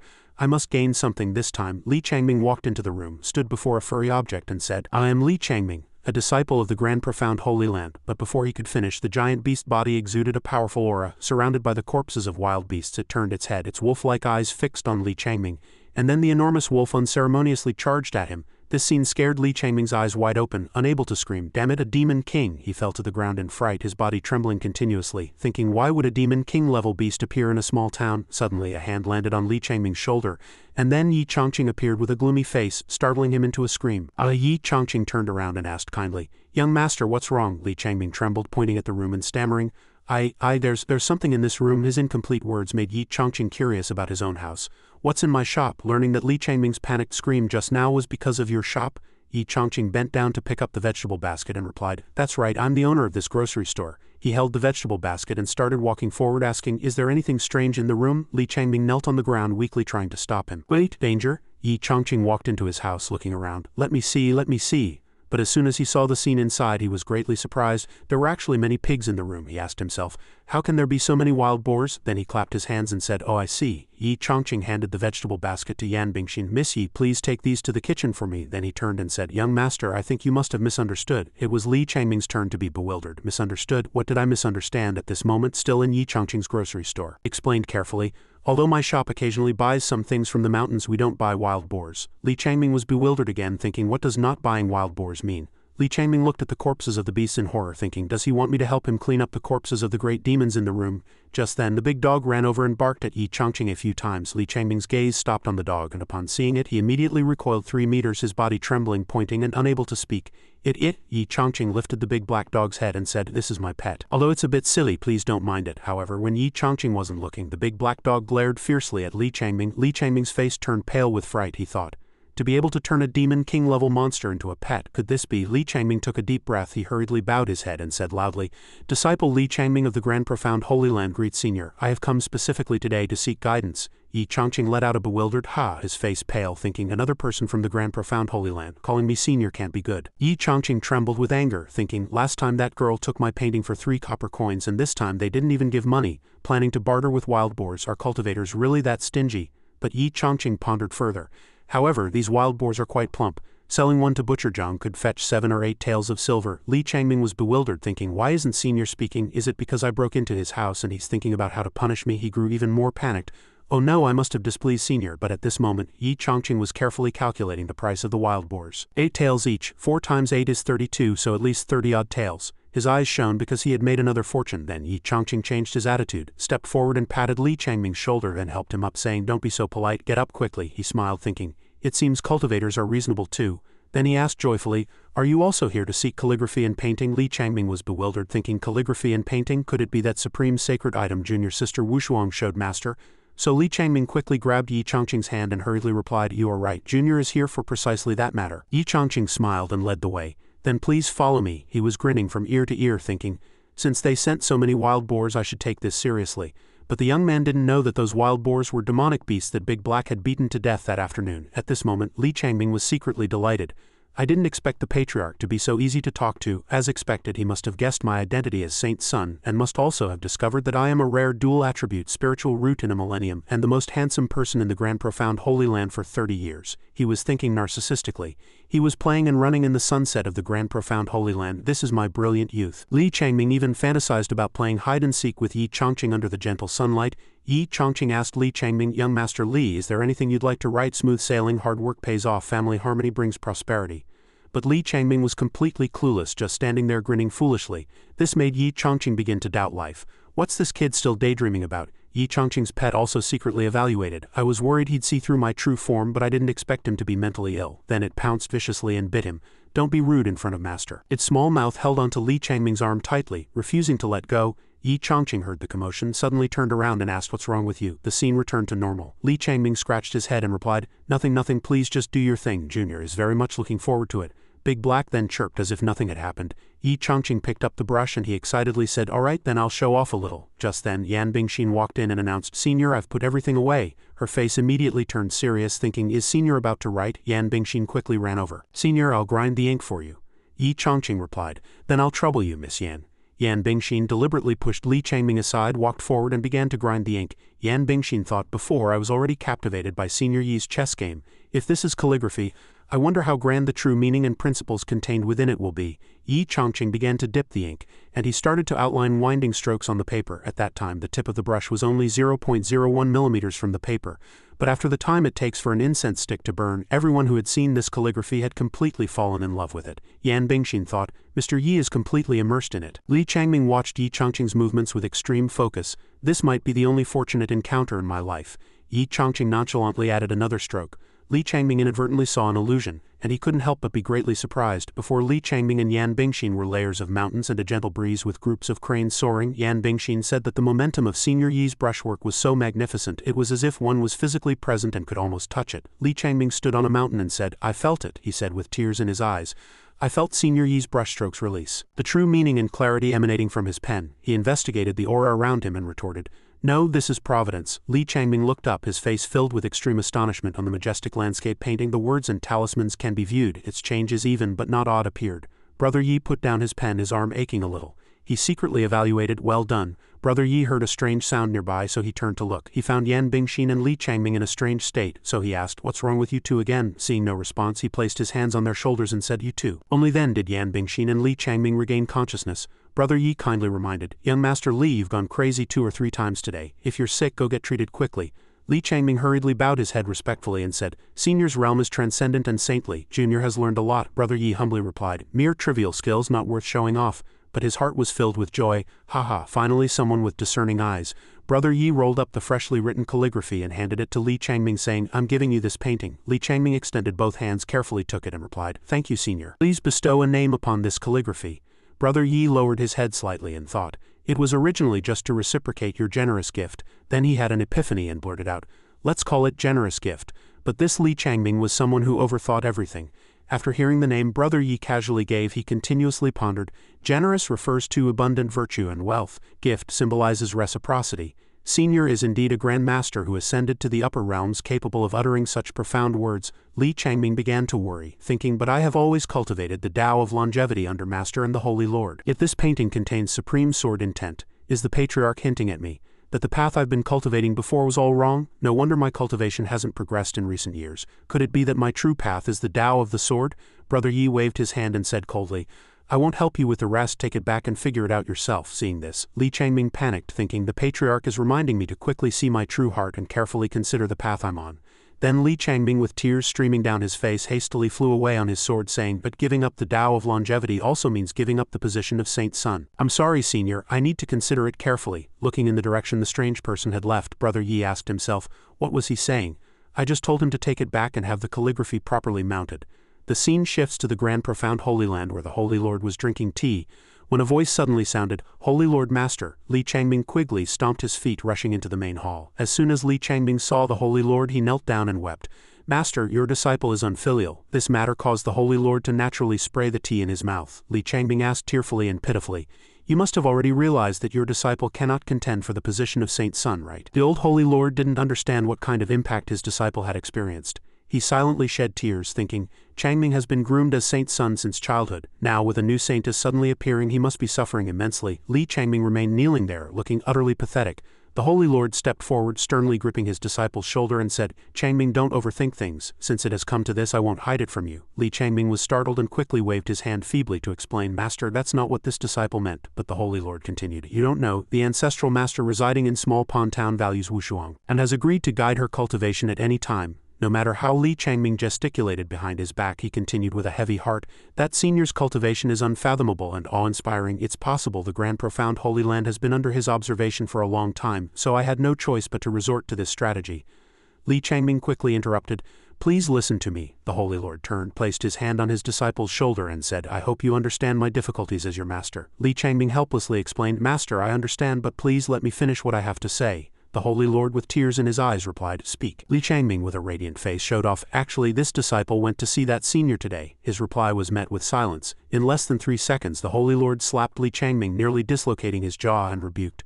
Reckless, Li Changming clutched his face and said aggrievedly, "Master, why did you hit me?" The Holy Lord's face grew very grim. "Since the immortal ancestor is living in seclusion, he clearly doesn't want to be disturbed. You rashly went there inadvertently. If you angered him, wouldn't that bring disaster upon our immortal sect?" Li Changming quickly explained, but the senior wasn't angry. On the contrary, he even gifted this disciple a painting and calligraphy. The Holy Lord was greatly astonished. "What? Quickly, show it to me." Li Changming obediently presented the calligraphy he had received. "Master, the senior seems to be hinting in the painting that this disciple has chosen the wrong path of cultivation." The Holy Lord scrutinized the painting, pondering it carefully. An ordinary scroll of paper, nothing special about it, completely unlike the exquisite calligraphy of that girl Wushuang. He had already concluded in his heart that the immortal ancestor had merely written it casually. This foolish boy Changming had actually taken it seriously. He sternly told Changming, "Do you remember when I chose you as Saint Son, you could only, and were only suitable to, cultivate the Tao of longevity, the supreme profound mystery of our sect with me." Li Changming wanted to say something more in annoyance, but the Holy Lord had already interrupted him. No need for further words. But he picked up the painting in his disciple's hand and said, "The painting the immortal ancestor bestowed upon Wushuang was exquisitely mounted, and it indeed contained the sword intent of the sword Tao she cultivates." He disdainfully opened the scroll. "This one of yours is just plain Zon paper. Clearly the immortal ancestor just wrote it casually." But before he could finish speaking, the scroll immediately emitted light. The Holy Lord read the words in the painting and, suddenly enlightened, moved to tears by the dazzling light of the scroll, he thought, "The immortal ancestor is indeed a supreme being." Through these simple poetic lines, he profoundly conveyed the true essence of sword rhyme to Changming. "I have also seen Wushuang's painting. Although its artistic conception is profound, it simply cannot compare to this one the senior gifted Changming." The Holy Lord suddenly trembled, his face turning pale, and he couldn't help but question life. Could it be that Changming is truly more suited to cultivate the sword Tao? Li Changming was too aggrieved to speak. Tears streaming down his face, the Holy Lord anxiously paced back and forth, completely ignoring the continuous calls from his ear. Finally, a loud shout from Li Changming startled him awake. The Holy Lord turned, and Li Changming asked, "Master, what's wrong?" The Holy Lord suddenly trembled and grasped his disciple's hand. "Changming, you were right just now. The senior is indeed hinting that your attainment in the sword Tao is even higher than that girl Wushuang's." Li Changming asked, puzzled. "Then what does Master mean?" the Holy Lord sincerely said. "As the Holy Lord and Saint Son of Grand Profound Holy Land, how can we go against the senior's wishes?" The Holy Lord firmly instructed. "From today onwards you shall take the maxim odd-even transformation sign determined by quadrant as your guide, cultivate with sword heart as your origin, and switch to cultivating the sword Tao." Hearing this, Li Changming's eyes immediately shone brightly, and he instantly agreed. He then obeyed his master's command, stomped his foot, and quickly flew away on his sword. The Holy Lord, teary-eyed and somewhat reluctant, urged, "You must always remember the senior's expectations of you." Li Changming responded from high in the sky, "Disciple understands." Not long after, the elders of Grand Profound were quickly summoned to the main hall. One elder asked, "Holy Lord, senior brother, why have you so hastily summoned us? Is there something important?" But at this moment they only saw the Holy Lord weeping, feeling regret for his disciple. "My only disciple, the Grand Profound Holy Land's only seed of the Tao of longevity." The few of them exchanged bewildered glances. "What's wrong with senior brother? Did he suffer a chi deviation from practicing his virgin boy technique last night?" The Holy Lord suddenly coughed a few times, immediately regaining his stern demeanor. "All right, everyone, quiet down. Today I have two matters to discuss with you all. Firstly, 2 days ago I said I would confer the title of Saintess upon that girl Wushuang of our grand profound holy temple. This is not to depose the saint's son but to establish a closer relationship with that senior in Small Pond Town by appointing a saintess. Secondly, a month from now, the Grand Profound and Azure Violet Holy Land's decade-long martial arts tournament is about to begin. Outstanding talents from the Azure Violet Holy Land will accompany Holy Lord Shu Jishin. Holy Lord Shu Jishin of Azure Violet Holy Land will come to our Grand Profound Mountain for a sparring session. During this time, all of you must diligently supervise the disciples in their cultivation. There must be no slackening, an elder spoke up. Holy Lord Senior Brother, in past martial arts tournaments the disciples have more or less had equal wins and losses, but strangely you have never won against Shu Jishin in your matches. Hearing this, the Holy Lord felt as if stabbed by a knife. Even Yuan Jian joined in. That's right, Senior Brother, you yourself should cultivate more. They ignored the Holy Lord's anger and continued their heated discussion. Losing once means losing a mid-grade spirit treasure or higher and a 10,000-year spirit medicine. What first place? You lose every time. Some even suggested frankly, how about you don't show up for the martial arts tournament?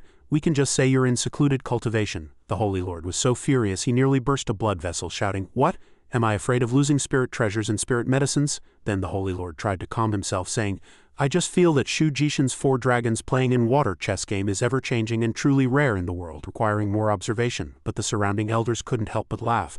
The old Holy Lord also explained, "You are not chess lovers, of course you wouldn't understand," but inwardly he was roaring, "Actually it's completely unsolvable, absolutely unsolvable." Yuan Jian with his arms crossed suggested, "Perhaps that senior in Small Pond Town has a way to break this stalemate." The Holy Lord asked, half believing, "Is that so?" Yuan Jian stepped forward and said, "Senior Brother, think about it. That senior's cultivation is profound and divine. Who knows how many years he has lived? His knowledge is naturally far beyond our imagination. What appears to be a profound chess game to you might just be child's play in his eyes." The Holy Lord was suddenly enlightened, but he tried to conceal his inner excitement, saying, "Junior Brother Yuan Jian's words also make sense. Reaching the senior's realm, one focuses on refining their state of mind, and playing chess is one of the best ways to do that." The Holy Lord had already made a decision in his heart.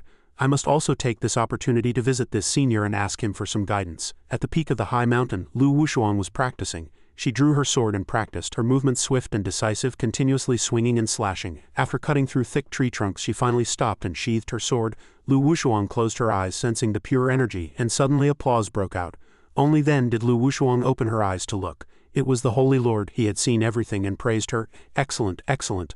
I didn't expect your golden origin sword scripture 7th realm to be so proficient." Lu Wushuang quickly bowed respectfully to the Holy Lord. "Holy Lord, you flatter me. It is all thanks to Senior Yi's guidance that this disciple has gained new insights into the sword Tao." The Holy Lord softly said, "Wushuang, the elders and I just discussed it. We have decided to officially hold the Saintess conferment ceremony after the martial arts tournament between the Grand Profound and Azure Violet Holy Lands."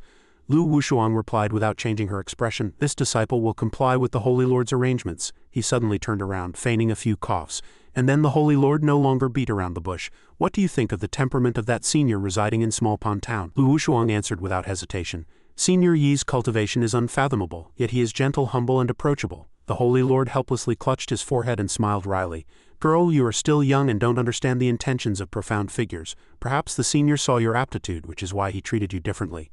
Hearing this, Lu Wushuang asked, both excited and surprised, "He values me, really?" The Holy Lord stated frankly, "I have prepared generous gifts and wish to visit that senior in Small Pond Town to ensure success. I hope you will introduce me and accompany me." Lu Wushuang bowed and accepted the order. Lu Wushuang's heart pounded as she secretly thought, "I didn't expect to see Senior Yi again so soon." The Holy Lord didn't forget to instruct, "Remember, in front of the senior you must not call me Holy Lord so as not to mess up the seniority. Just say I am an elder from your family." The scene shifts to Brother Yi sitting in his small courtyard. Yan Bingshin began to clean while Brother Yi, holding a brush, started to tremble. The broom in Yan Bingshin's hand continuously swept in the courtyard, raising clouds of dust which only Brother Yi seemed to inhale. Brother Yi helplessly turned and said, "Miss Yan, please rest." Yan Bingshin replied with a bright smile, "It's all right, Senior Yi. I'm not tired." Brother Yi took the broom from Yan Bingshin's hand and said, "Please rest." So much bitterness churned in Brother Yi's heart. All the dust had been inhaled by him. But Yan Bingshin misunderstood it as Brother Yi caring for her, so she turned and said, "Then I'll go do some needlework and cook." As soon as she finished speaking, Brother Yi immediately froze. He hastily stopped her. No, please sit down." Yan Bingshin was instantly bewildered, and at this moment Brother Yi's face was as grim as if he had eaten cat poop. He thought to himself, "This little ancestor who fell from the sky, she can't do anything right, only eat." He angrily shed tears. "Unfortunately, I can't do anything about her. Anger is just anger."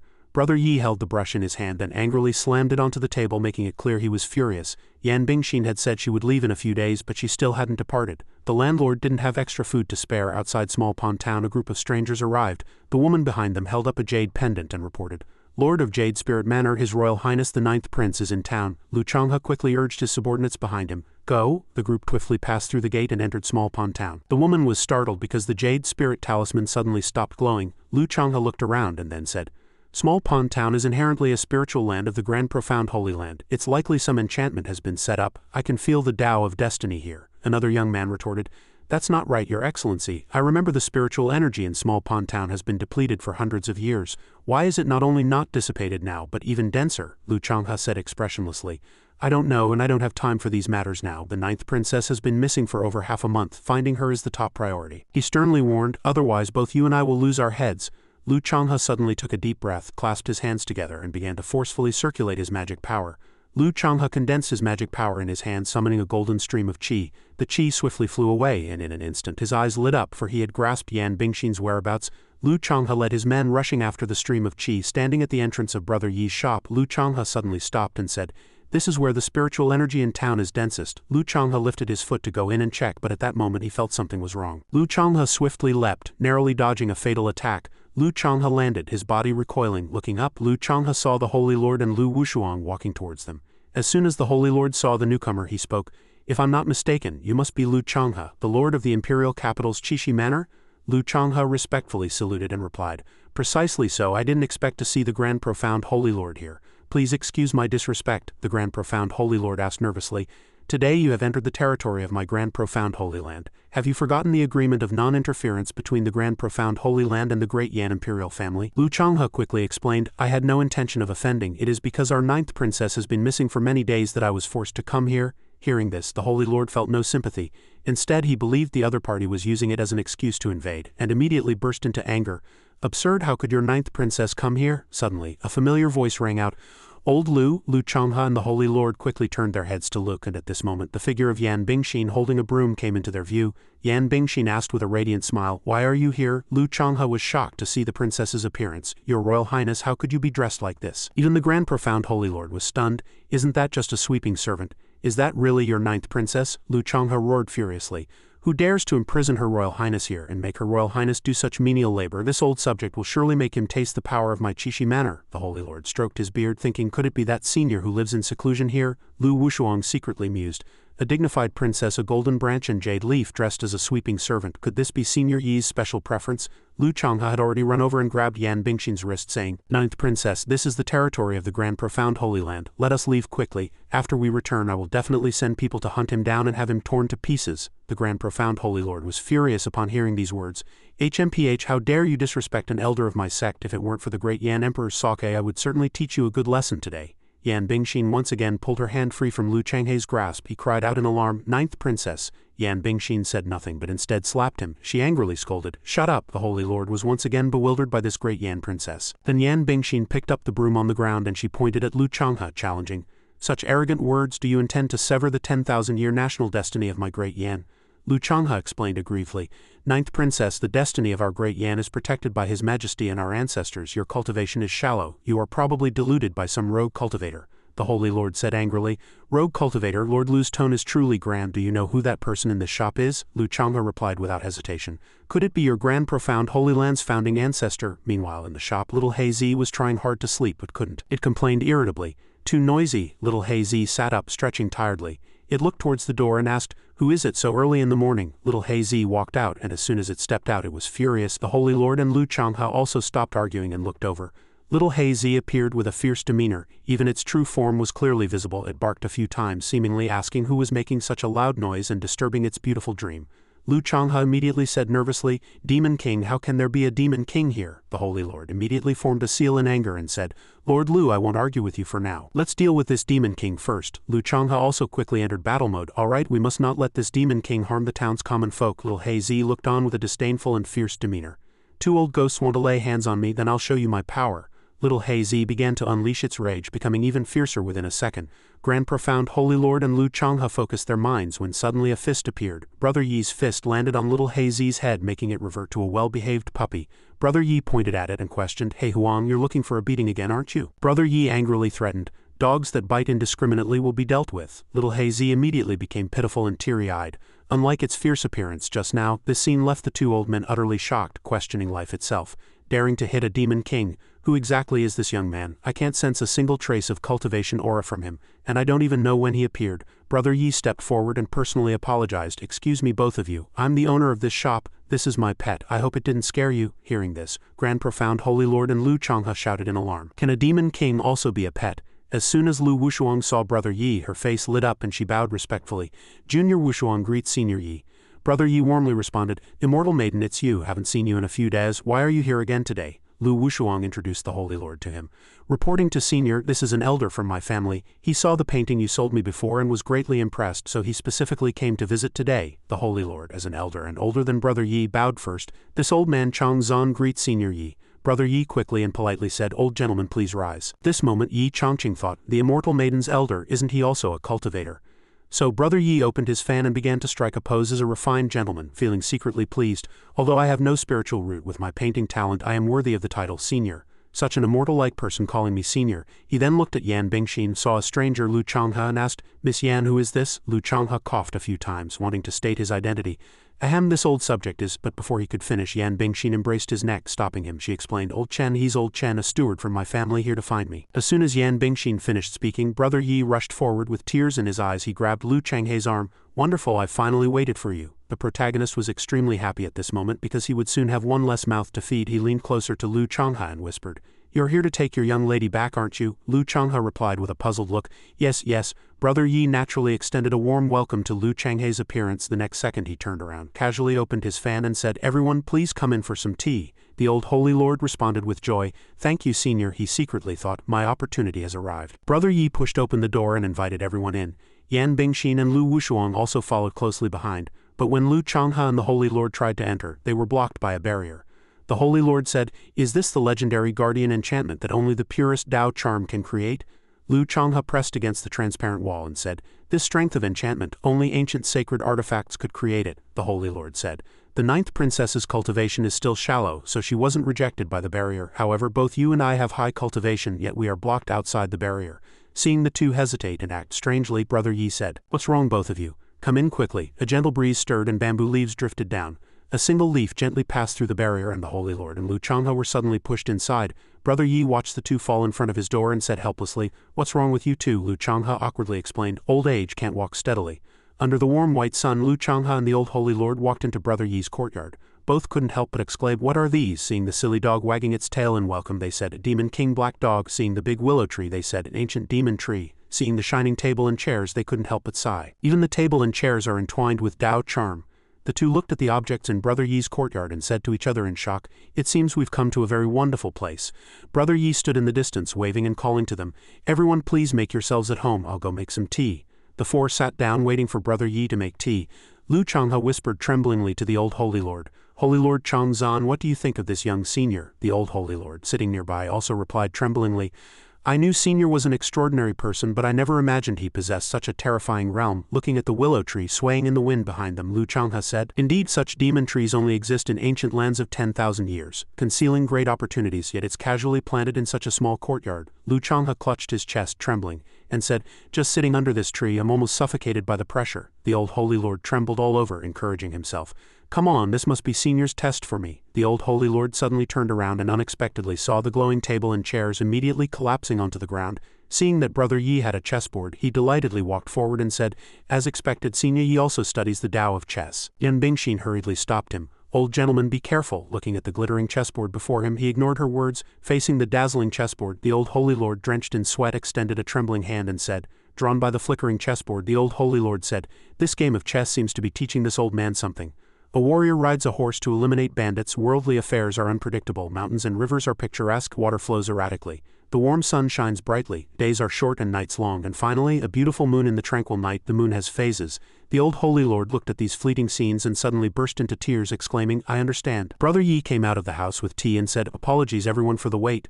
Looking at the few people engrossed in his chessboard, he asked, What's wrong with you all? The old Holy Lord saw him, quickly rushed forward, clasped his hands together and eagerly asked, Senior, what formation does this chessboard hold to make you so entranced? He calmly replied, What formation? It's a drawn game. Hearing the words, drawn game, the two old men were too astonished to speak. A gentle breeze brushed by, and Lu Changhe closed his eyes, memorizing the chess moves, secretly praising, harmony is well chosen. Seemingly a black and white confrontation, it actually contains the Tao of movement and stillness, the Tao of yin and yang, the Tao of warfare, and the Tao of creation and destruction.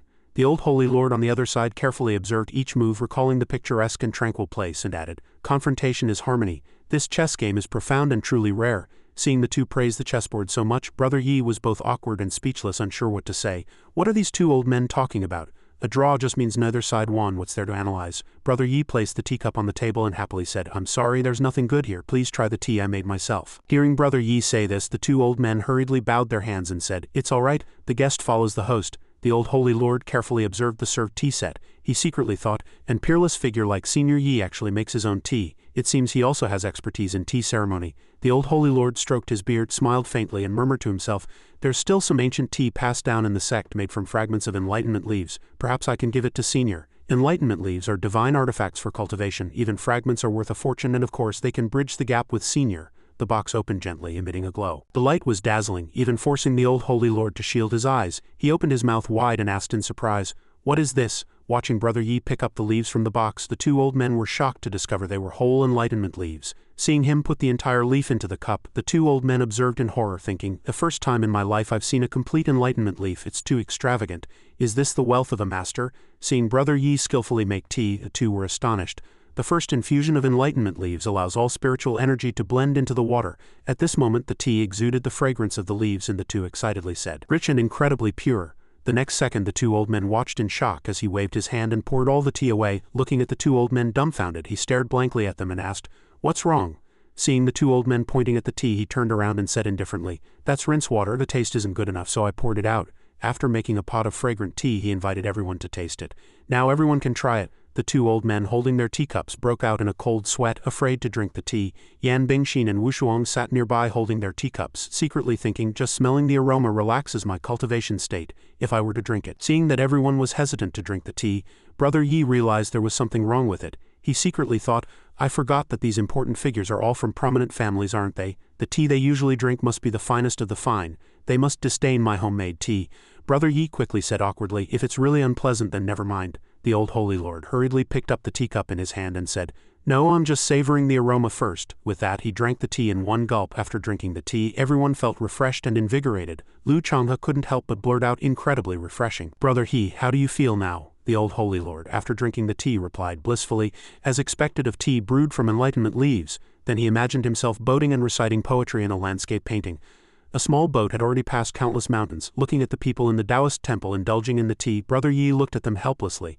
Seeing this group of people finish their tea, he secretly thought, why are they drinking tea like it's an aphrodisiac? Suddenly, the two old men sensed something and found their cultivation greatly increased.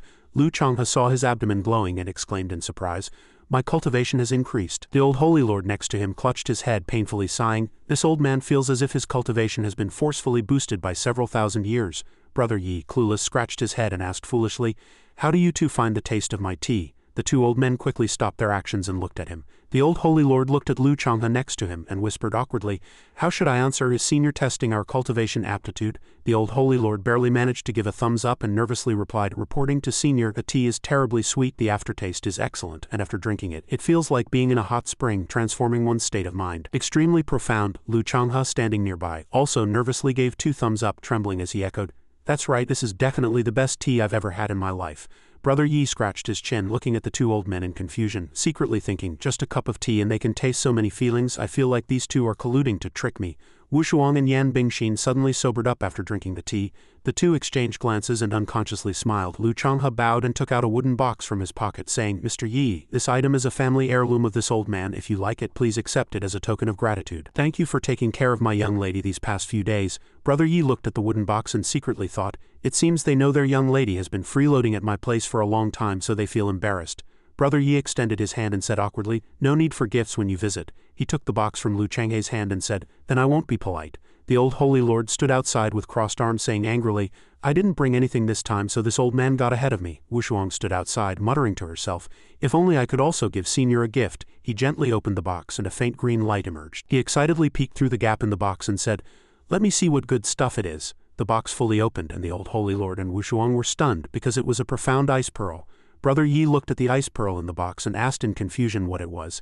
The old holy lord stroked his beard and explained to him, "The profound ice pearl is a treasure from a place of extreme cold for 10,000 years. A piece the size of a fingernail can contain immense energy. This one, the size of an apple, must be all that old ghost Lu has," Wushuang said worriedly. "Although the profound ice pearl can enhance the cultivation of cultivators with spiritual roots, cultivators of other attributes who touch it will suffer severe damage to their cultivation. In severe cases, the cold energy can enter the body, possibly rendering them useless." Yan Bingshin, standing nearby, listened trembling, and secretly thought, "I'm just standing by and I feel a bone-chilling cold." Seeing Brother Yi about to pick up the ice pearl, Wushuang and Yan Bingshin quickly stopped him, saying it was dangerous. Brother Yi held the ice pearl and excitedly said, "Wow, this thing seems to automatically refrigerate." He excitedly tossed the ice pearl up and continued, "Excellent, using this ice to refrigerate fruit in summer will surely sell well." Everyone who heard his words felt as if struck by lightning, their mouths agape, stunned in place, seeing Yi Chongqing so nonchalant. The two old men were almost suffering from depression. Lu Changhe said, "We don't dare to touch that thing, yet in Senior's hands it's like a toy." The old holy lord also couldn't deny that Senior's cultivation was indeed unfathomable. Lu Changhe clasped his hands and said, "Mr. Yi, my young lady has been troubling Senior recently. Today I've decided to take her away from here." Yan Bingshin was shocked to hear this. While Brother Yi had been waiting for this moment, he immediately ran over and grabbed old Lu's hand, his eyes and expression utterly sincere, asking, "Really?" It was this expression that somewhat confused Lu Changhe, but he still replied, "Really." Brother Yi suddenly turned and left, leaving old Lu somewhat puzzled. At this moment he was incredibly happy, thinking, "Received a gift and sent away a great figure. Truly a double blessing." Although Brother Yi was happy, he still feigned crocodile tears. "Miss Yan, I didn't expect us to part so soon," Yan Bingshin replied, choked with emotion. "Mr. Yi, please rest assured, Bingshin will never let down your affection." Seeing this scene, the bewildered holy lord thought Brother Yi was very fond of her. What is so special about this ninth princess to earn such praise from Senior Yi? Suddenly, Yan Bingshin declared out of nowhere, "I'm not leaving." This left old Lu in disbelief. Brother Yi was petrified on the spot. Yan Bingshin affirmed with utmost sincerity, "Mr. Yi, rest assured, Bingshin will never let down your affection." Then she turned, pointed at Lu Changhe's face and said, "Go back and tell Imperial father and mother that they don't need to worry about me anymore. I'll stay with Mr. Yi for a while longer, and I'll let them know when I want to return." Brother Yi was greatly shocked, and under the circumstances he could only resort to strong measures, albeit somewhat awkwardly. "Miss, aren't you afraid that on some dark and windy night I might just force the issue?" Lu Changhe was also somewhat in a difficult position, seemingly leaning towards Yan Bingshin. If that were the case, he hadn't finished speaking, and the protagonist was already extremely worried. "Damn it, this old man seems to be genuinely agreeing. If I don't act now, it'll be too late." So he feigned a few coughs, put on a righteous facade, and then turned to Yan Bingshin, saying, "Miss Yan, filial piety is paramount. If you truly like staying here, then go back and spend some time with your parents first and then return." Even the old holy lord chimed in, "When this old man was your age, my parents were long gone. Miss Yan, you are still young, you should cherish this family bond." A look of reluctance appeared on Yan Bingshin's face.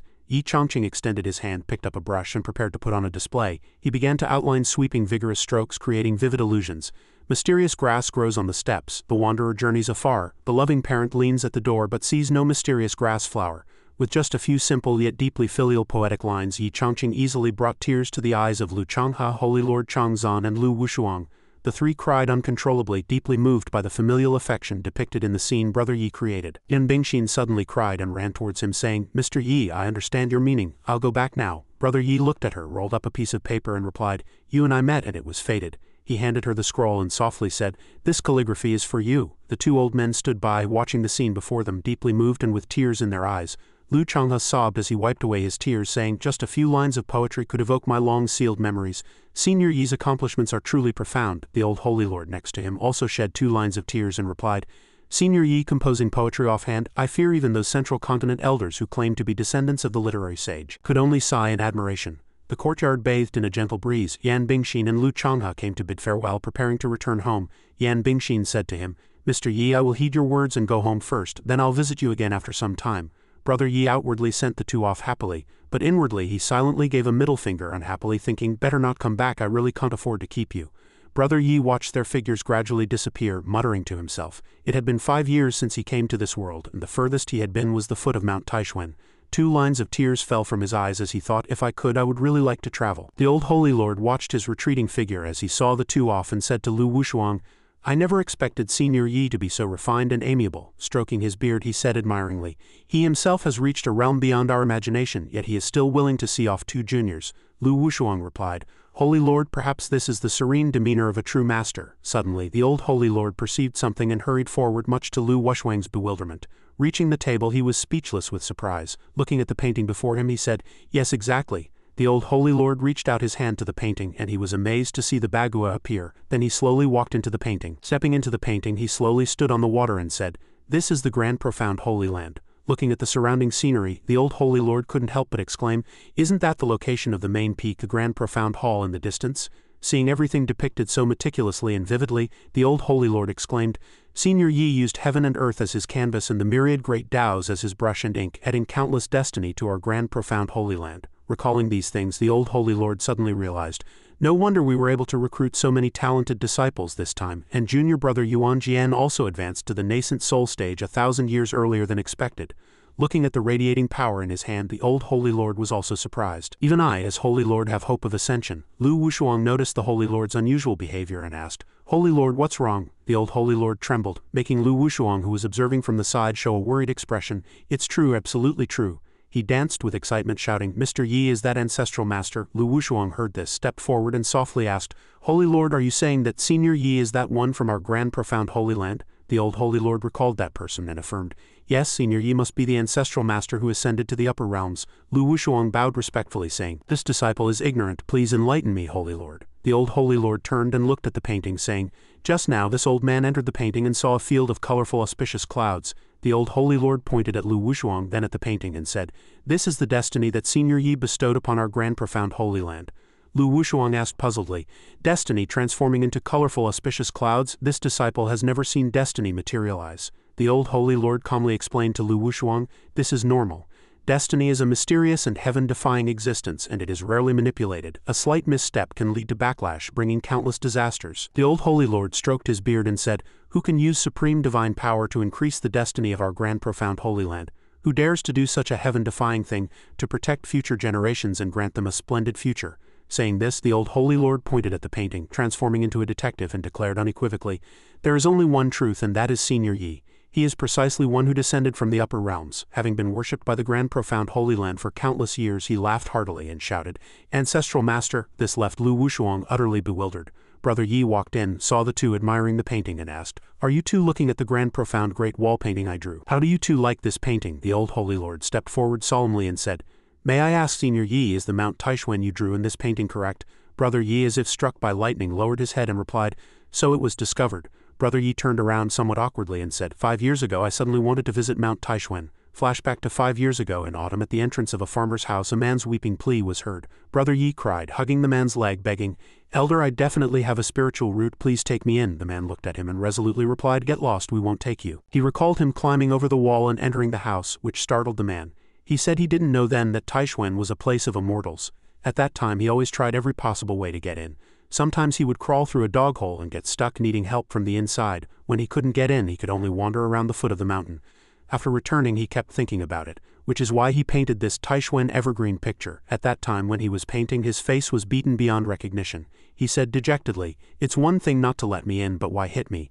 Back in reality, he looked at the painting and said, "Today, seeing this old painting again, it seems to lack some artistic conception, so I made a few revisions." After hearing Brother Yi's story, the old holy lord was somewhat surprised, thinking, Senior Yi had already been here 5 years ago.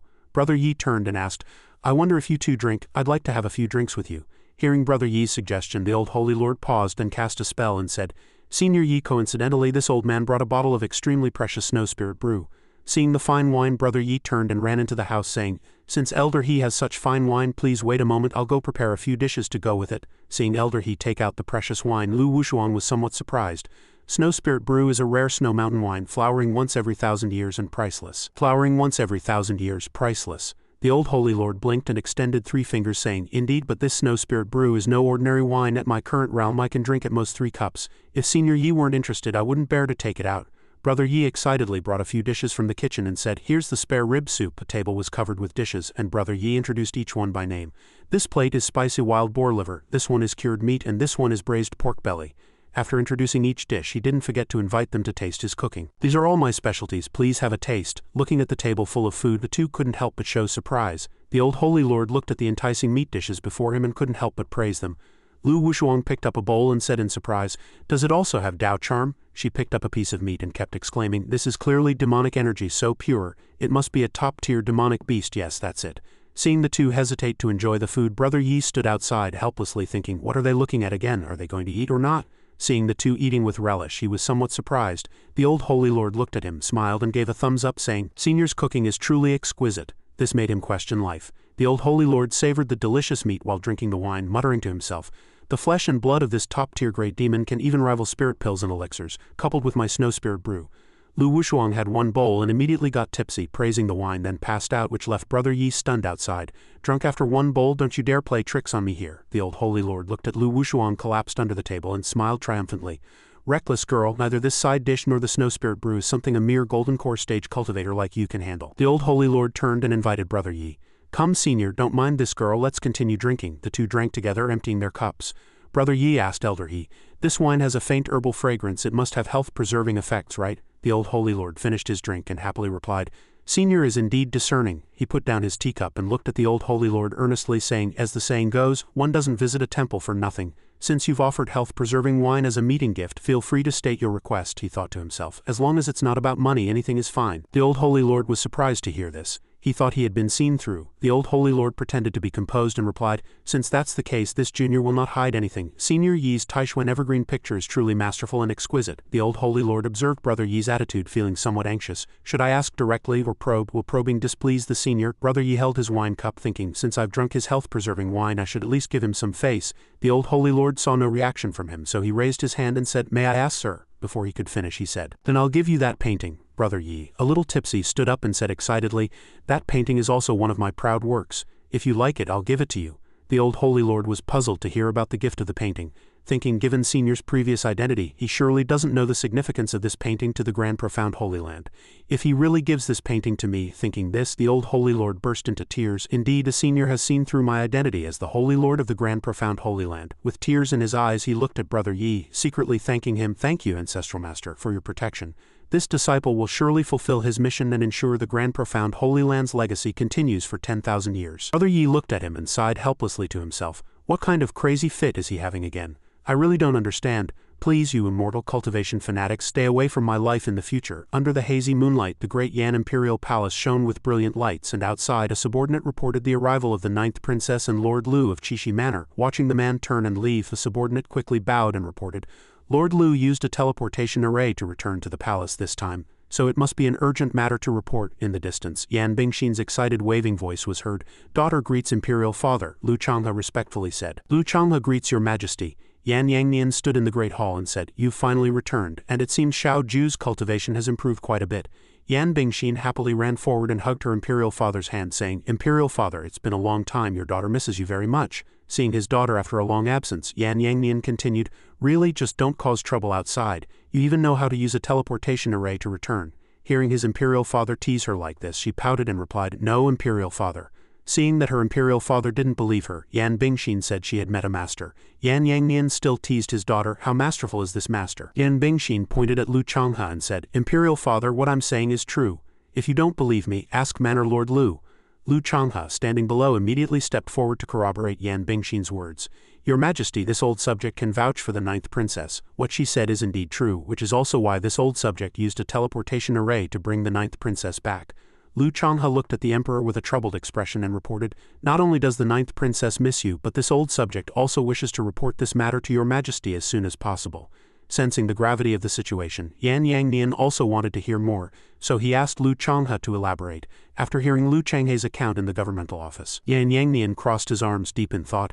"I never imagined there was such a reclusive powerhouse within my great Yan kingdom." Yan Yangnian turned and asked old Lu, "In your opinion, what is this senior's cultivation level?" Lu Changhe swallowed and affirmed unequivocally, "Unfathomable." He described the senior's residence, saying that although it was simply arranged, it contained profound mysteries everywhere, with demon trees hundreds of thousands of years old and Enlightenment tea leaves. He also said that Brother Yi could pick up the profound ice pearl barehanded and even raised a demon king-level dog. Lu Changhe said to Yan Yangnian, sweating, "But this old subject couldn't sense any cultivation aura from him whatsoever." He pointed at the painting and declared decisively, "If this old man is not mistaken, this senior Yi has either reached the pinnacle or has descended from the upper realms." Hearing Lu Changhe's words, Yan Yangnian and his daughter asked in disbelief, "Descended from the upper realms?" Yan Yangnian immediately thought, "If there is such a terrifying existence within my great Yan kingdom, then he will surely become a secret, because no one can bear the cost of this matter being leaked." Yan Bingshin also fell into silent worry after hearing this. She thought Mr. Yi was a reclusive, powerful being, but unexpectedly he was an immortal from the upper realms. Suddenly her face flushed and she thought, If Mr. Yi is an immortal, then her relationship with Mr. Yi. Yan Bingshin stood behind her father, smiling slyly, secretly muttering to herself, Imperial father probably doesn't know that the immortal he speaks of once cooked for his daughter. Thinking this, she shyly covered her face, happily muttering to herself, wait, a high and mighty immortal cooking for me. Does Mr. Yi really like me? Yan Yannian still didn't believe brother Yi was such a person. He asked, Old Lu, you said Bingshin appeared at the senior's place from the inn overnight? Could it be that this senior wants to turn Bingshin into his pawn? Lu Changhe shook his head vehemently, denying it. A pawn is not entirely impossible. Yan Yangnian looked at his beloved daughter, his face filled with worry. He thought to himself, is this senior planning to use my most beloved daughter to control the entire Great Yan, to be manipulated at his will? Yan Bingshin hurriedly waved her hand, defending brother Yi, saying, impossible, absolutely impossible, Imperial father. You've never met Mr. Yi. Mr. Yi is refined and kind. He's definitely not that kind of person. Yan Yangnian, hearing his daughter defend brother Yi so strongly, reminded her, you are still young. Your understanding isn't broad enough. Many cultivators outside may seem benevolent, but in reality, they are ruthless and kill without mercy. Not to mention a figure of Senior Yi's realm. Saying this, he ordered his men to prepare horses. Yan Yangnian commanded his subordinates, take me and the 9th princess to see the old ancestor. Both were greatly astonished upon hearing this. The night illuminated the entire courtyard. Yan Bingshin used every argument to persuade her imperial father that Mr. Yi was definitely not that kind of person. Seeing his daughter stubbornly defend brother Yi, Yan Yangnian gently said, Bingshin, your imperial father doesn't mean to disparage Mr. Yi. Taking you to see the old ancestor is only to ensure your safety. Hearing her father say this, Bingshin angrily asked if it was true. Yan Yangnian reluctantly replied, it is true. Yan Bingshin thought to herself, I know I'm not worthy of Mr. Yi, but I can't let anyone suspect him, not even my imperial father. Yan Yangnian excitedly began telling his daughter the story from back then. When you were born, you possessed an extreme yin spiritual root. The old ancestor emerged from seclusion once in 100 years for you. Shaking the entire imperial palace, the old ancestor held her, lifted her high, and said to thousands of people, this child is extraordinary and will surely bring prosperity to my great Yan. I shall name her Bingshin. Upon seeing this, the people below cheered with joy. May the old ancestor bring blessings for 10,000 years, and may the great Yan kingdom flourish for 10,000 years. Yan Yangnian stroked his young daughter's head and said, you are also the only one among all the imperial princes and grandchildren to be most highly praised by the old ancestor. Your imperial father must ensure your safety. A voice came from inside the old ancestor's residence. Bingshin is back, come in quickly. The father and daughter respectfully entered, bowing and cupping their hands in salute. Yan Yangnian stood at the front cupping his hands and saying, Yan Yangnian greets the old ancestor. Following suit, Yan Bingshin also respectfully cupped her hands and said, Yan Bingshin greets the old ancestor. Seeing his granddaughter who had been missing for many days return, Yan Tianchen playfully teased her. It seems Bingshin gained quite some fortuitous encounters and blessings during her time away from the imperial capital.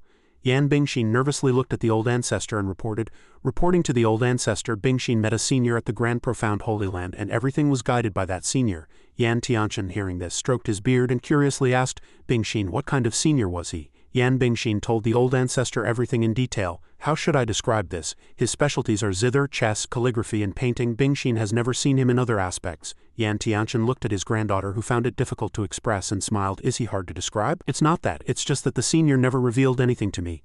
I only know his surname is Yi and his name is Chongqing. Hearing the name Yi Chongqing, Yan Tianchen was vaguely curious and murmured the name softly. The old ancestor was surprised to see Bingshin's body surrounded by specks of light.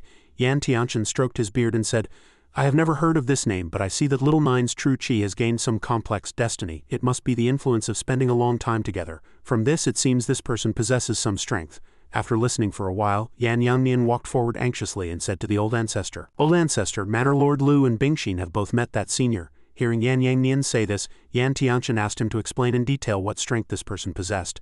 Yan Yangnian recounted to Yan Tianchen that he reportedly lived in seclusion in Small Pond Town, possessed countless fortuitous encounters, and even kept a Demon King-level black dog. Through Yan Yangnian's account, the old ancestor seemed to have somewhat guessed brother Yi's true background. Yan Tianchen looked at Yan Yangnian and his daughter and said, The Grand Profound Holy Land actually has such a figure? Yan Yangnian replied to the old ancestor, That's why this junior is worried. He kept Bingshin for many days, intending to use her to control my great Yan. To control you, old ancestor. Yan Yangnian stepped forward, cupping his hands and imploring the old ancestor, I beg you, old ancestor, please examine Bingshin to ensure her safety. Yan Tianchen agreed after hearing this, and called to Yan Bingshin, Little Nine, come here. Yan Tianchen cast a spell on Bingshin. A powerful force illuminated the entire room, startling Bingshin. Seeing the unfavorable situation, Yan Yangnian hurriedly looked at Yan Tianchen and said, How can there be two streams of destiny, old ancestor? Is Bingshin alright? Yan Tianchen also exclaimed in surprise. Top-grade water attribute, Little Nine, actually has dual spiritual roots. Could it be because of that person? Yan Bingshin also looked blankly at the power entwined around her. Yan Tianchen was surprised that Bingshin could gain an additional spiritual root. She also felt bewildered by her own dual spiritual roots. Seeing her dual spiritual roots, Yan Tianchen hastily asked her to tell him more about that person in detail. Yan Bingshin cautiously said, "Old ancestor, Mr. Yi is indeed immensely powerful, just as Imperial father said, but it's impossible for him to use me to control Great Yan." Yan Yangnian, standing outside, couldn't listen any longer and angrily reprimanded Yan Bingshin. "Bingshin, why do you always speak up for outsiders?" Bingshin retorted, speechless. "I'm not speaking up for outsiders. When Mr. Yi kept me, he didn't know my identity. As for the knowledge of zither, chess, calligraphy and painting he taught me." Yan Bingshin recalled her time at Brother Yi's home, saying, "Now that I think about it, it must be the dense spiritual energy in the small courtyard coupled with Mr. Yi's guidance that allowed me to gain a second spiritual root." Yan Tianchen, hearing Yan Bingshin's words, quickly interrupted her. "Little Nine, don't talk nonsense. Do you know how difficult it is to create a spiritual root through external forces? Especially a second one." Yan Yangnian continued the old ancestor's words, reprimanding Yan Bingshin. "Exactly. If it were truly as you say and one could gain enlightenment just by playing chess and drawing, wouldn't everyone have dual spiritual roots? If you can prove that this senior truly comprehended principles through art." Seeing that her father and the old ancestor didn't believe her, Yan Bingshin said, "I can prove it. Mr. Yi gave me a piece of calligraphy. I'll show it to you now." Under the hazy moonlight in Brother Yi's small courtyard, the old holy lord, Brother Yi and Lu Wushuang were drinking together. Lu Wushuang was already sprawled on the table, but Brother Yi was still in high spirits. He picked up the wine pot, ready to continue pouring for the old holy lord. Come, let me pour for you." True Master Chang Zan was already heavily intoxicated. He replied, "I can't drink anymore. Another sip and I'll be completely drunk." Brother Yi raised his cup and said, "All right, I'll finish mine, please help yourself." He thought with a hint of disdain, "He's drunk after only half a bowl? This person's alcohol tolerance is truly poor." The Holy Lord clapped his hands and asked, "Senior, I saw a chess game in your courtyard, incredibly profound. I presume your chess skills have also reached their pinnacle?" Brother Yi, resting his chin in his hand, casually poured a cup of wine and replied, "I know a little." The Holy Lord was surprised to hear this. He turned to the senior and said, "This junior has an unparalleled endgame. I wonder if senior is interested." Brother Yi replied, "Oh, bring it over, let me see." The old holy lord quickly took out a scroll of paper from his sleeve. He quickly unrolled the paper scroll, presenting it before Brother Yi. This chess game was named Four Dragons Playing in Water. Brother Yi took the paper scroll and examined it carefully.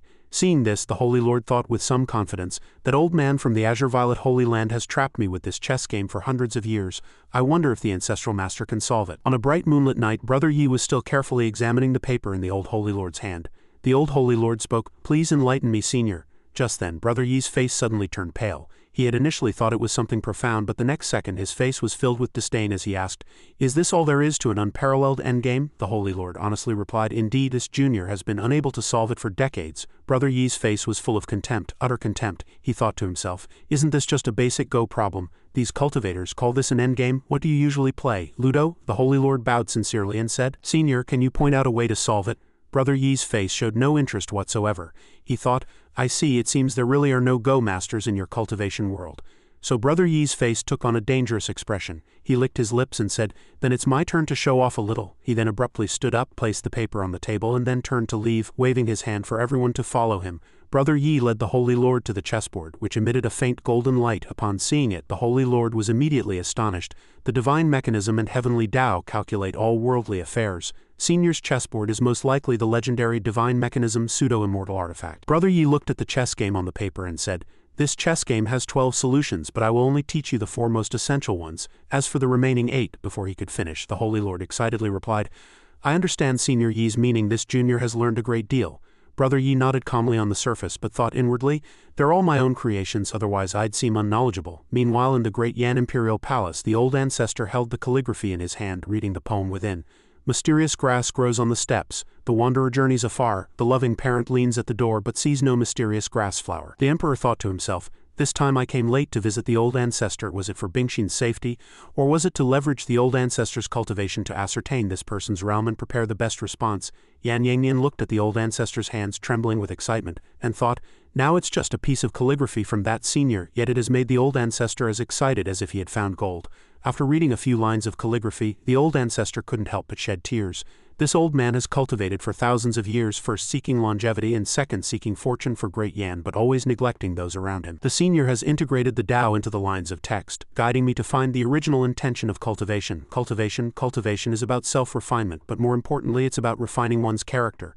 The emperor dared not speak. It's over. The old ancestor is too absorbed. Yan Tianchen handed the painting to Yan Bingshin, instructing, Little Nine, if you have the chance, please thank that senior for me. This piece of calligraphy has broken through my mental state.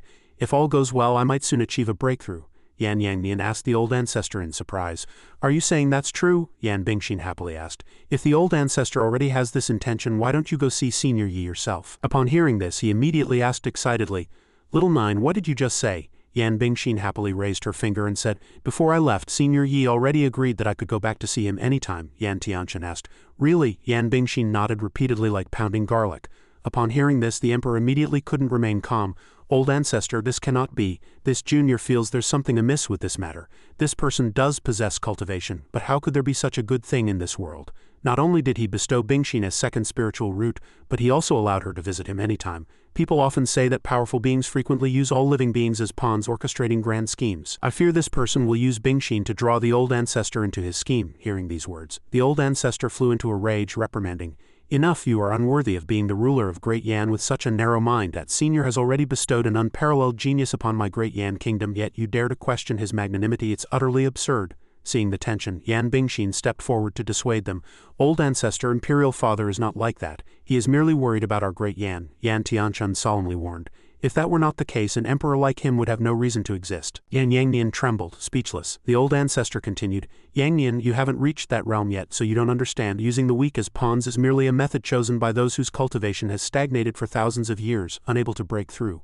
But this senior, both in mental state and cultivation, has reached the pinnacle. A senior who has attained such a level truly embodies a great recluse hidden in the bustling city. Compared to orchestrating grand schemes, they prefer to smile and observe the mortal world from within it. After hearing this series of explanations, Yan Yangnian immediately knelt down, kowtowing and admitting his mistake. Old ancestor, Yangnian realizes his error. If the old ancestor intends to meet that senior, I will go prepare generous gifts immediately. Yan Tianchen turned and replied, It is good that you know your mistake, however. A figure like that senior would likely not care for any treasures. Therefore I command you to build a temple for Senior Yi in the imperial capital. Erect a golden statue, and allow him to receive the incense offerings of all the people. Subsequently, on the bustling street, soldiers held up a piece of paper and announced, By imperial decree, 3 days from now, all citizens of my Great Yan must go to Mount Dongshan to celebrate. Upon hearing this, people began to discuss amongst themselves, What is June 6th?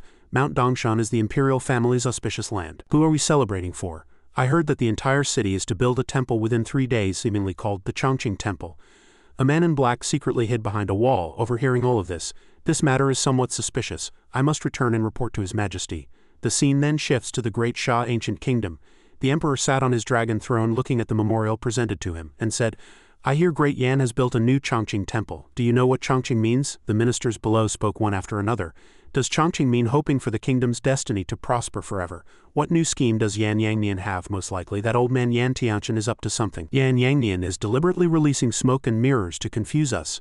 A minister spoke, Your Majesty, I implore you to send someone to Great Yan to investigate the truth. Meanwhile, in the ancient Chen kingdom, the old emperor angrily slammed his fist on the table, which immediately cracked. He roared, What are those spies doing? They can't even get clear information. What's the point of keeping them? A minister below spoke, Your Majesty, please calm your anger. Although we don't know Senior Yi's identity, building a temple, casting a golden statue, and receiving incense offerings, such treatment is not for ordinary cultivators. He must be either a supreme figure who has ascended to the upper realms. In my humble opinion, we must dispatch a group of highly skilled secret agents to thoroughly investigate this matter. Time flew by. In the blink of an eye, 3 days had passed. Yan Yangnian personally arrived before the palace, respectfully bowing. The temple built for Senior Yi has been completed. Please, old ancestor, inspect it. Subsequently, a palace maid came out and announced, Reporting to Your Majesty, the old ancestor is about to break through and instructs you to proceed cautiously and not be negligent. Yan Yangnian said no more, replying, This junior understands. Meanwhile, several men in black were hiding on the rooftop, intently gathering information. One person turned and said, Brother, did you hear that? Yan Tianchen is about to break through. His Majesty's guess was correct. Just then, a man in black changed his tune. Wasn't His Majesty's guess about Yan Yangnian's conspiracy? The person next to him was also puzzled and asked, What did you say? Which sect are you from? The man in black revealed without hesitation that he was an imperial inspector from the great Sha kingdom. At this moment, the other men in black realized that they weren't the only ones here to gather information. So one of them shouted, I'll kill you. Everyone began to stir, thinking, We're all brothers, how can we fight? Who's your brother? How dare you infiltrate the secret agent team of the ancient Chen kingdom? Beat him up. Meanwhile, Yan Yangnian, still oblivious, turned and said, Depart for Mount Dongshan. the scene shifts to Mount Dongshan. In front of the Imperial Palace Hall, the officials of Great Yan were gathered. Everyone was staring at a statue solemnly covered by a red cloth. They whispered amongst themselves, "Who is this statue covered by the red cloth?" Someone guessed. "It's so grand it must be for someone who rendered great service to our Great Yan kingdom." Another asked, "Could it be someone from the Chishi Manor?" Just then a voice announced, "His Majesty arrives." Ninth Princess arrives. Upon hearing this, everyone knelt in salute. "Commoners pay respects to His Majesty, pay respects to the Ninth Princess," Yan Yangnian declared loudly. "Everyone rise. I know you all have doubts about why I have so grandly built the Chongqing Temple in the imperial capital to venerate Senior Yi Chongqing.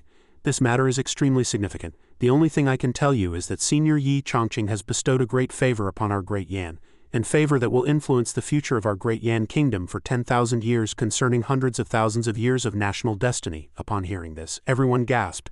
Hundreds of thousands of years. Heavens, what kind of figure is this senior? Could this Senior Yi be an immortal? A few men dressed in black who didn't look like good people also whispered to each other. One turned and said, "Did you all hear that? The Great Yan kingdom might be blessed by an immortal." Another replied, "Exactly, and they even ordered the construction of a temple and that old man in the imperial palace. This proves," a man in black blurted out, "this proves that the old man in the palace is not dead yet." That person rubbed his hands and excitedly said, "We must report back to the king as soon as possible. Quickly send this message back to the palace," the emperor said to his attendant. "Imperial Grandmaster, begin." The Imperial Grandmaster immediately took action, picked up a scroll and read aloud. At noon everything proceeds smoothly. No ill omens, no taboos enlightened by the heavens. Then he loudly proclaimed, "Today we consecrate the Chongqing Imperial Temple." The Great Yan Emperor stepped forward and personally unveiled the red cloth covering the statue.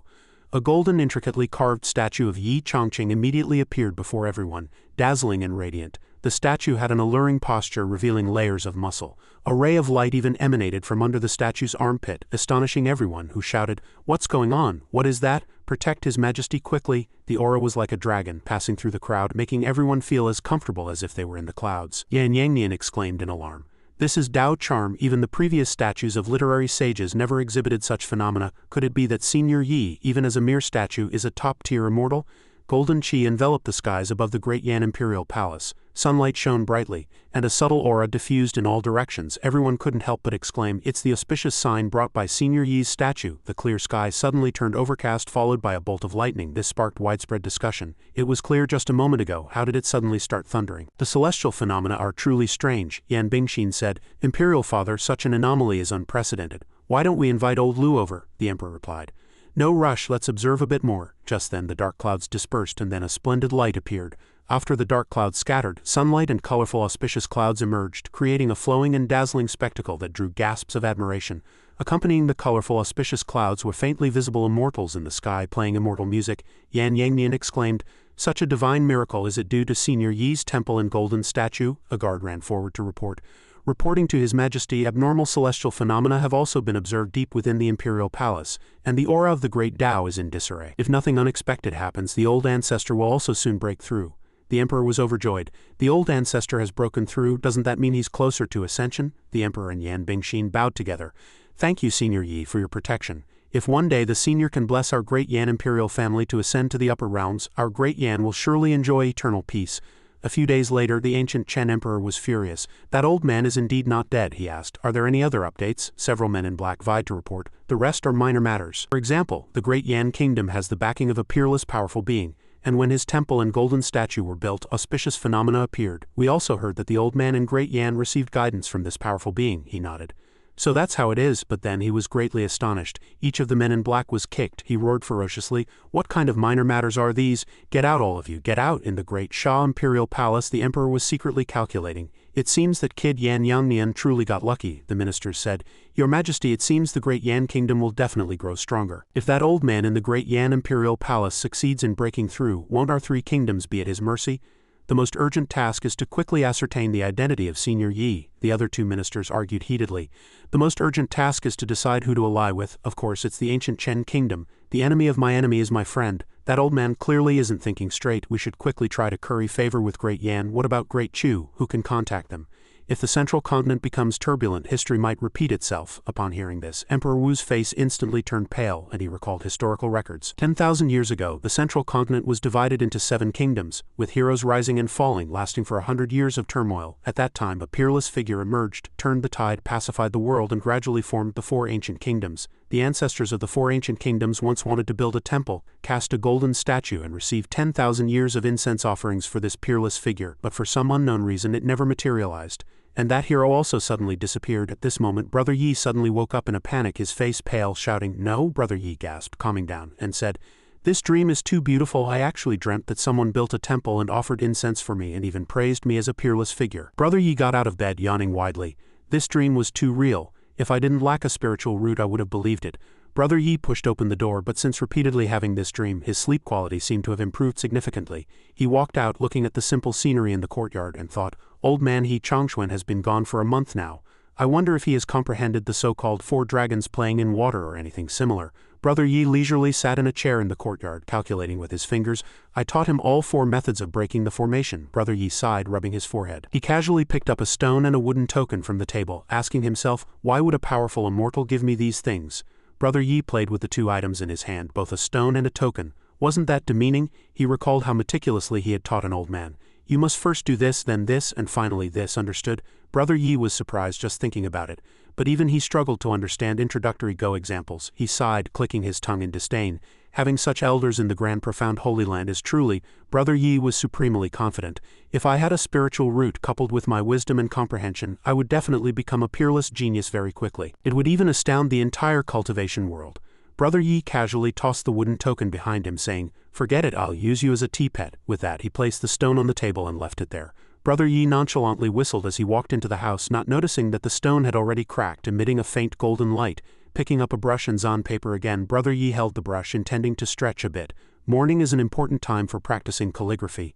Brother Yi placed the brush on the paper, drawing a long stroke. When he saw the phenomenon that appeared as he wrote, he was very surprised, even checking in doubt. The brush was fine and the paper was fine. Brother Yi observed his paper and made a significant discovery. Golden smoke actually emanated from the brush strokes. Brother Yi stared blankly for a moment. He raised his brush and wrote another stroke, then several more consecutively.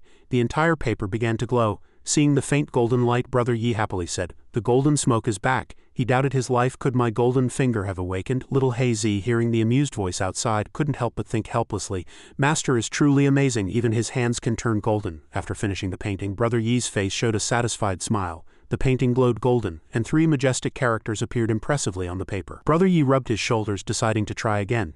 He once more, with the heart of an enamored person, devoted himself to writing, reminiscing about her lonely self in the dark alley. Outside, thunder and lightning suddenly struck and strong winds raged.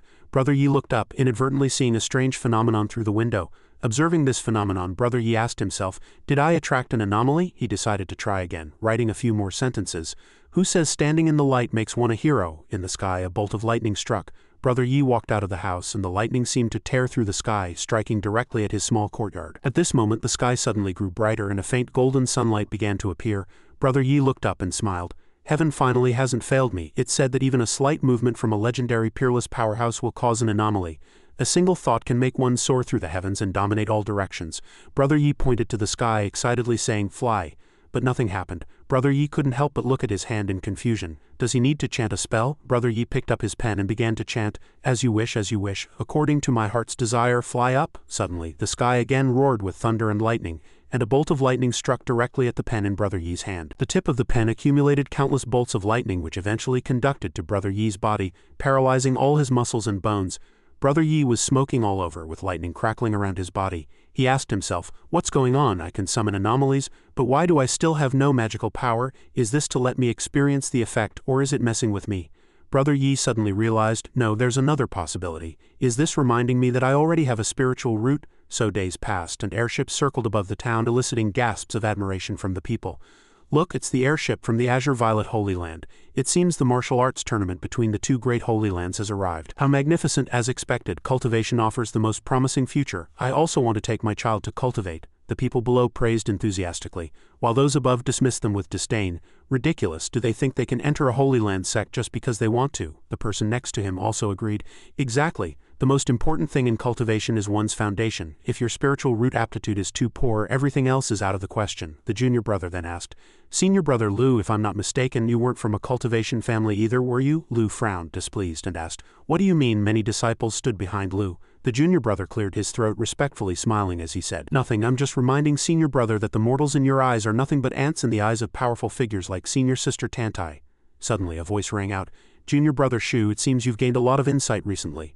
Shu turned to look, and the person who spoke was none other than Yin Chongfun, the saint son of the Azure Violet Holy Land. Holding a folding fan, he asked, in the eyes of powerful figures like Tantai Qingshui. Lu secretly gloated. "How dare you praise senior sister Tantai in front of senior brother? You're dead." Yin Chongfun suppressed his anger and said, "Instead, a saint son like me is ranked behind her." Junior brother Shu quickly weighed his words and replied, "Both saint son senior brother and saintess senior sister are powerful figures of the sect." Yin Chongfun raised his head, snorted coldly, and said, "Good that you know." He turned and warned, "Although you are exceptionally talented, your seniority is still not as high as junior brother Lu. There is a distinction between elders and juniors, don't get it wrong." Shu gritted his teeth and replied, "Junior brother knows his mistake." No sooner had he finished speaking than another voice rang out, "Senior brother Changfeng, please wait." Upon hearing this, junior brother Shu was overjoyed as if a savior had arrived. The person was precisely the senior sister Tantai he had just mentioned. Saint son Yin Chongfeng also turned around in surprise to see what was happening.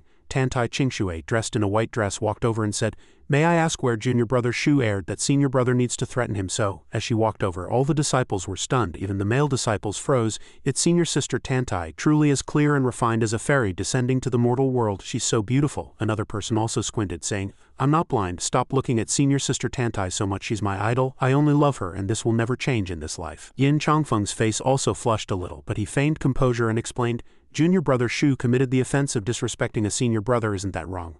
Qingshui, with her alluring figure, held a pipa and played music with her breathtaking beauty. She tilted her head and asked, "Does mentioning Qingshui's name also count as disrespect?" Qingshui then charmingly asked, "Doesn't Saint Master call Qingshui many times every day? Does that count as disrespect?" "Disrespect to whom, senior brother?" The disciples, seeing Qingshui's utterly adorable actions, seemed to lose their minds. Everyone spread their arms, continuously sending hearts. "Oh my God, help!" Senior sister Tantai's head tilt is simply an irresistible charm weapon. Changfeng heard this and argued with her, angrily saying, You are being unreasonable." Then he showed a sinister expression and said to Qingshui, "How about it? Dare you make a bet with me? In this martial arts tournament between us and the Grand Profound Holy Land, whoever loses will have to give up the position of future Saint Lord." Hearing this, she said to him again, "Didn't Saint Master already agree? Whoever among us reaches the nascent soul stage before 40 will be the next Saint Lord of the Azure Violet Holy Land." Then Qingshui, holding her pipa, made a cute pose, but that sentence hit him where it hurt. "Is senior brother Changfeng too impatient?" Changfeng's face turned purple with anger, and he said, "Don't talk nonsense." Suddenly at this moment a voice sounded in Qingshui's ear. Hearing this music, she turned around in surprise. Several disciples also heard the sound and said, "Where is this zither music coming from? It sounds quite good, but compared to senior sister Tantai it's still far inferior." Indeed, senior sister Tantai is a genius in music. His disciples seized every opportunity to flatter. While they were still discussing, the young woman listened in silence. Tantai Qingshui hastily ran out to look down, not forgetting to tell them to shut up. But these scoldings upon reaching the disciples' ears were more potent than an aphrodisiac. "Oh, I was scolded by senior sister, how delightful. I was also scolded by senior sister, how touching." While these few were still daydreaming, Tantai Qingshui had already leapt off the ship. This startled the disciples, who cried out, "Where is senior sister Tantai going?" She swooped down from the sky at an incredibly fast speed. But at the same time she was accompanied by a glowing blue aura. As she plunged downward, Tantai Qingshui silently recalled the music she had just heard. At times like small bridges over flowing streams, at others like towering mountains and flying waterfalls. Such zither music must have come from a peerless master with extremely high musical attainment. Perhaps my fortuitous encounter has arrived. If this time I can decipher the ancient zither score I've never been able to comprehend, that would be wonderful. Yin Chongfun from above also found Tantai Qingshui's actions very strange. He thought to himself, Tantai Qingshui has always pursued the Tao of music. Could there have been something special about that zither music just now? But the next second he bit his lip, infuriated, because he couldn't understand music at all. At this moment, wherever Tantai Qingshui arrived, spiritual energy was rich and Tao charm swirled around. The beauty of this small town was no different from an immortal realm where a master resided in seclusion. As she prepared to land, but before she could touch the ground, she was suddenly blocked by a barrier. Subsequently, Tantai Qingshui was struck by a golden lightning bolt. It enveloped Tantai Qingshui but caused no harm. This left Tantai Qingshui confused, making her wonder, "What's going on?" Afterwards a crack appeared in the barrier, and Tantai Qingshui consequently fell like a bird with broken wings. Behind Brother Yi's mountain the sound of thunder and lightning suddenly erupted. Dark clouds roiled continuously. Bolts of lightning struck down as if the heavens and earth were crumbling. The appearance of the dark clouds and lightning was precisely due to Brother Yi's zither music. He played music from his heart, causing even the celestial phenomena to move with it. When the music ended, the sky also returned to brightness. Everything reverted to its original state. Brother Yi opened his eyes full of questions. "Damn it, it's thundering again?" While he was still confused, a noisy scream came from the other side. "Ah, Yumiahi!" A delicate figure fell uncontrollably from a great height with a loud crash. Tantai Qingshui's fall startled the chickens that were strolling, sending them scattering in fright. The poor chickens were scared out of their wits, running around wildly. Tantai Qingshui raised her hand, trembling continuously, and said, "So painful." A few chickens also calmed down, turned their heads and stared at Tantai Qingshui. The spot where Tantai Qingshui fell formed a small pit with cracks and fissures, and the chickens also gathered around to gawk. Tantai Qingshui must have fallen into Brother Yi's chicken coop. Tantai Qingshui muttered to herself, "I didn't expect such a powerful restriction here. That's right, it's normal for a master's residence to have some protective measures." While Tantai Qingshui was still sighing with emotion, the sound of the zither suddenly rang out again. Tantai Qingshui followed the sound of the zither, her face full of surprise. She didn't wait another second and immediately ran towards it. The reason she had to run like a madwoman was because flying was prohibited here. Even a master would have their wings clipped. The townspeople saw her and exclaimed, "It's an immortal." The person next to them asked, "How do you know?" "Oh, you don't know, do you? Haven't you seen that girl's incredibly creative hairstyle? How could an ordinary person have such a hairstyle? That girl even has a few chicken feathers stuck in her hair. Doesn't it exude an immortal aura? Haven't you noticed?" After walking for a while, Tantai Qingshui arrived at Brother Yi's grocery store. At this moment, Hei Huang was sleeping soundly at the entrance. Tantai Qingshui looked inside and found terrifying Dao charm emanating from within. As expected, it was indeed the secluded residence of a master. This zither music must have come from a peerless great expert with extraordinary musical accomplishment. Suddenly she looked at where Hei Huang was sleeping. Seeing it sleeping so soundly, it must have stayed up all night on watch, but it was Tantai Qingshui who was panicked. She was scared to the bone and exclaimed, "Oh my god, a demon king is actually lying here." Tantai Qingshui's voice was loud, waking Hei Huang. It looked at her, thinking, another human cultivator. Did they come after hearing master's reputation? Tantai Qingshui, seeing it lift its head, was scared out of her wits and continuously retreated, fearing that she might anger it and be bitten, which would completely ruin her chance of becoming the future Saint Lord. But Hei Huang suddenly had a bold idea. "I need to help master out a bit." No sooner said than done. It stood up and walked towards Tantai Qingshui. Hei Huang didn't forget to unleash its oppressive aura. Tantai Qingshui, seeing this, was so frightened her body went limp. Hei Huang burst forth with the aura of a demon king, revealing its true form, and said, "Girl, if you sincerely wish to ask, this king will mercifully tell you." Before it could finish speaking, a hand suddenly grabbed its neck. It could only bark woof woof like a house dog. Hei Huang was sweating profusely because it knew who it was. Only its master could, with a single touch, make it transform from a demon king's aura into that of a house dog. Brother Yi grabbed its neck, threw it behind him, and said, "Go play in the backyard, stop scaring people here." Brother Yi walked over, revealing a brilliant smile, and didn't forget to open his mouth. "Miss, do you want to buy something? Please come inside and look, we have everything." Tantai Qingshui cried out in panic. This Tantai Qingshui had come to visit a master, not to buy things. But another thought suddenly flashed through her mind. Tantai Qingshui opened her mouth wide, recalling every detail. Demon kings are always eccentric and arrogant, decisive and ruthless beings who bite people at the slightest disagreement, yet now it was being scolded like a dog by a young man and obediently listening. The zither music also came from this room. All these signs proved one fact. He was the Peerless Master playing the zither. Tantai Qingshui's eyes lit up and the 4 characters Peerless Master appeared before her. She continuously affirmed, "That's right." Brother Yi looked at her, puzzled, wondering what was wrong with her as she just stood there in a daze. Tantai Qingshui looked at him with infatuation and asked, "Excuse me, was that you playing the zither just now?" Brother Yi looked at her, not understanding why she was so excited. Tantai Qingshui knew she had encountered a great opportunity, so her eyes only saw the master. Brother Yi was startled to see her display such a sickening expression, so he replied, "That's right, it was me." After answering, he made another panicked gesture because this cultivation world was full of strange people. Tantai Qingshui sneered, saying, "Excellent." She then took out her own ancient zither, and musical aura emanated from its body. Brother Yi, seeing this gesture, thought, "What does she want to do? Does she want to compete with me in zither skills to humiliate me? Does she want to teach me a lesson?" It was precisely because of this thought that he gave a disdainful sneer. "Then let's do it. HMPH. The aura Brother Yi exuded at this moment was incomparably terrifying, as if a peerless great power held the life of a plane, so domineering that no one could defeat him in the domain of music.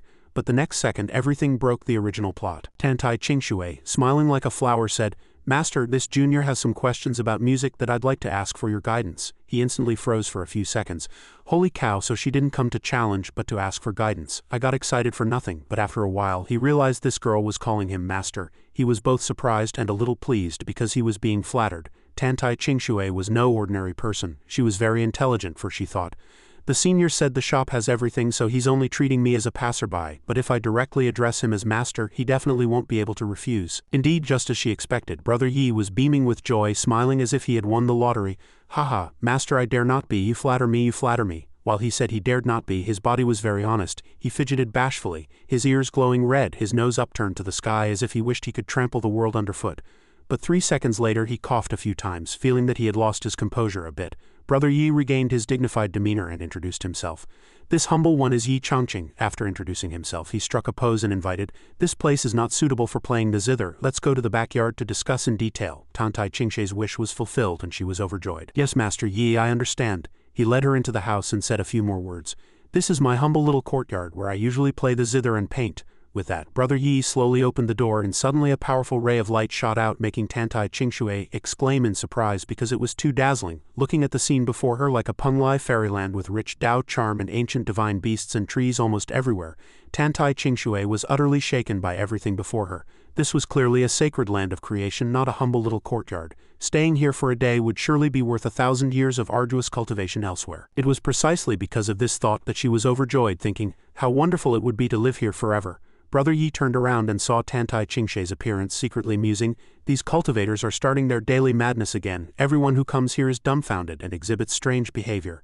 Afterwards he briefly introduced his residence to Tantai Qingshe. "This is my calligraphy desk for daily writing and painting, and that's the chessboard I often play in my leisure time." Tantai Qingshe also pointed at the stone on the table in panic and asked curiously. Brother Yi, hearing her question, stammered, "That stone is a teapot. If you like it, I can give it to you." Hearing his words, she immediately panicked. "Thank you for your kindness, Master Yi, but it's too precious. Qingshe dare not accept it." She was so agitated that Brother Yi was also puzzled because to him it was just a somewhat pretty stone, it wasn't some rare treasure, so why wouldn't she dare accept it? Tantai Qingshe was sweating profusely, thinking, he uses a primordial chaos stone, such a rare treasure as a teapot, and can even give it away casually. Such a man indifferent to fame and fortune, I wish even more to receive your guidance. After a while the two were already standing before the ancient zither in his small courtyard. Tantai Qingshe was somewhat bewildered. She thought in horror. She exclaimed that it was actually the legendary heavenly expressing immortal artifact, and she hadn't even calmed down from the words heavenly expressing. Her forehead was covered in sweat and her eyes seemed to have witnessed something earth-shattering. Could this be the legendary immortal artifact that illumines heaven and clarifies the heart's righteous path? While she was still lost in her thoughts, he walked over and asked, "Miss, if you wish to consult me on the Tao of music, then first play a piece for me to hear." But he turned around and saw the young woman staring at his wooden zither, drooling. He was speechless at Tantai Qingshe's action. Subsequently, Brother Yi walked over to his ancient zither and said, "If Miss doesn't mind, please use my zither." Hearing these words, which were like honey in her ears, Tantai Qingshe swiftly rushed to Brother Yi's side and said, "Use your heavenly expressing zither. Can I really? Do I have this honor?" Tantai Qingshe's attitude startled him, making him quickly retreat, almost scared to death. "Of course, Miss, please feel free." Brother Yi then looked at the ancient zither, falling into a reverie. Because the body of this zither was a pearl left behind in the vast ocean among winter woods, past events flooded his mind again. That winter it was freezing cold and he only had a few pieces of wood left for warmth. Then what was bound to happen happened. He stuck the wood in the ground, making it stand upright, and then split it into small pieces. Brother Yi raised his axe and used all his strength to chop firewood. When the axe met the wood, a loud thunk-thunk sound was heard. It wasn't over. It actually bounced back. It hit him in the mouth, sending him sprawling face up, spitting blood and gurgling. After enduring excruciating pain, Brother Yi stumbled and fell backward. He recalled that he discovered it thanks to his keen eyesight. The two characters heavenly expressing actually appeared on this piece of wood. Its shape was similar to an ancient zither. So Brother Yi decided to go to the zither workshop to find suitable strings for it. After some selection, he chose a roll of exquisitely crafted strings. Brother Yi took it to the shopkeeper to pay the bill. The shopkeeper replied, "These are 6 taels of silver for silk strings." Brother Yi was startled and said, "Why don't you just rob people?" At that time the shopkeeper leaned close to his ear and said, "No, spiritual root, this is the price." Hearing this, Brother Yi was furious. He wished he could slap the old man into the water. He stormed out angrily. Before walking out the door, Brother Yi was still unable to swallow his anger, so he turned back and shouted, "You just wait, remember my face." The shopkeeper also waved goodbye enthusiastically. "Take care. Come visit again next time." Brother Yi was still angry after returning home. He tied a red cloth to his forehead, symbolizing his determination. Brother Yi held a bundle of cabbage and said sternly, "It's just silk strings, what's the big deal? If I don't have any, then I'll start raising silkworms. In the near future, I will also have silk threads, but to make a perfect zither, to play beautiful zither music, one must have favorable timing and geographical advantage. Not a single one of these elements can be missing." Back in reality, Brother Yi extended his hand to Tantai Qingshe and said, "The matter of music originates from the heart, so immortal maiden only needs to follow her heart." Tantai Qingshe, hearing him say this, nodded repeatedly in agreement. After receiving Brother Yi's permission, Tantai Qingshe gently caressed the zither. Then she sat down, secretly thinking, "The magical artifacts in the world are divided into immortal artifacts, Tao artifacts, ancient treasures, spirit treasures, and many others, from high to low. An ordinary sect possessing one Tao artifact or ancient treasure is already considered a treasure of the sect, while immortal artifacts only exist in some ancient texts. Such rare treasures are extremely uncommon in the world, things that can be met but not sought. I didn't expect there to be a legendary immortal artifact here, and the Dao charm on Master Zither is too rich, even surpassing ordinary immortal artifacts. As soon as Tantai Qingshui played a note, the Dao charm danced with the zither music. It was precisely because of this that her slender hands trembled with excitement. Brother Yi, watching this scene from the side, was very confused, full of question marks. After playing the zither, Tantai Qingshui turned around and respectfully cupped her hands to Brother Yi, saying, "This junior is Tantai Qingshui. If you don't mind, you can call me Qingshui." Seeing this scene, Brother Yi smiled smugly. He extended his hand, and with a gentle pluck, as if it were the prelude to the poem "Snow melts outside the gate, 1,000 mountains turn green, flowers bloom by the river, a second month's affection." Brother Yi used poetry to praise her name, not forgetting to compliment its pleasant sound. The reason Brother Yi struck this pose was that he wanted to show off a little in front of her to make her fall for his scholarly charm. But the reality and his dignity were quick to arrive. The girl turned to him and asked, "Senior, may I begin?" Brother Yi's face turned green because he hadn't shown anything. She didn't care at all. Then he assumed an elegant posture and invited Qingshui to play. Qingshui began to play the first note. The zither music was gentle and melodious. Qingshui started playing each melody fluidly. When it came to the chorus, she hummed softly along with the music, her expression vivid. As soon as she finished playing, she excitedly turned and asked what the senior thought, but his only response was him cupping his chin and saying, "Not bad." His very direct answer made Qingshui's face turn pale, as if cold water had been poured on her.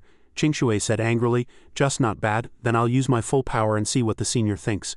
Qingshui placed her hands on the zither and exerted all her strength. She began to furiously wave her hands along with the new music. Her movements grew faster and faster, as if she intended to play the piece to its fullest extent. At this moment, Brother Yi saw her change her playing style, found it pleasant, and continuously applauded.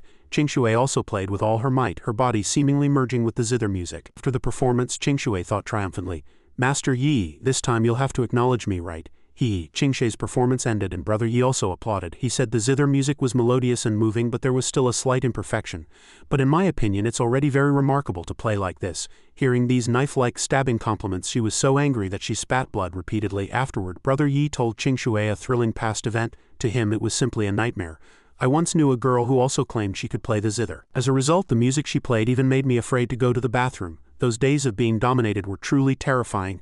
The scene of the princess playing the zither was simply a musical disaster. Saying this, Brother Yi looked at Qingshui and gave her a thumbs up. Compared to her, Miss Qingshui was indeed several levels higher. She trembled with anger, thinking, "How dare he compare me to such a crude musician?" She struggled to control herself, or she would have pounced and bitten him by now. Then Qingshui shook her head repeatedly, soberly saying, "No. Master's words must have some profound meaning." It was precisely because of this thought that she stepped forward and asked, "Qingshui's knowledge is shallow and her understanding crude. Where else is there a deficiency? I ask for your guidance." She assumed a sincere posture, playfully yet respectfully asking Brother Yi, "I ask for Master Yi's guidance." Before Brother Yi could reply, she had already recalled her master, the Holy Lord, who had exhorted her. "Qingshui, your master is an experienced person.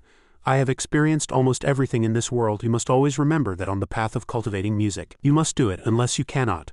But she didn't know that her master had been given the title Master of Nonsense Literature by his peers. The old expert's words were all mystifying, and the disciples, not understanding them, took them for profound golden advice. Qingshui pondered secretly, wondering if Master Yi could offer truly superior insights beyond her master, the Holy Lord.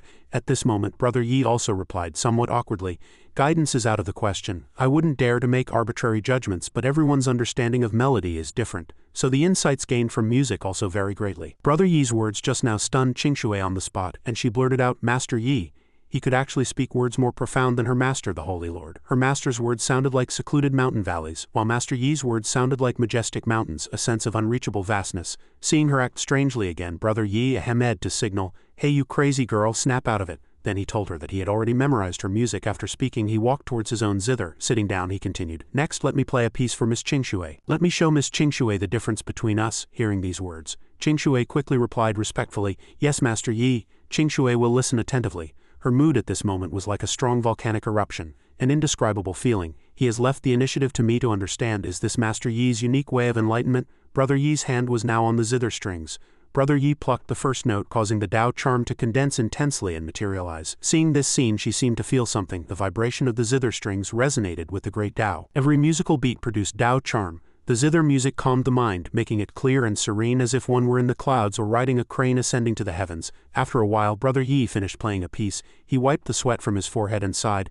"This piece was a little harder than I expected." When he looked at Qingshui, he saw her with her arms spread wide. This sight was not uncommon for him, as everyone who came here was similar to this girl. This method of enlightenment was truly astonishing. Seeing this, he said, "Never mind, as long as you can comprehend it. It's worth teaching." Time flew by, an incense stick's worth of time passed at this moment. Qingshui also sobered up. She was surprised to find that she had already gained enlightenment, and her experience points had skyrocketed. She then noticed Brother Yi sitting there drinking tea. Her face was also a little scared at this moment because of Brother Yi's attainment in music. To her it was a world apart, unfathomable. Afterward, Qingshui pondered again. Perhaps this can help me solve the biggest mystery in my heart.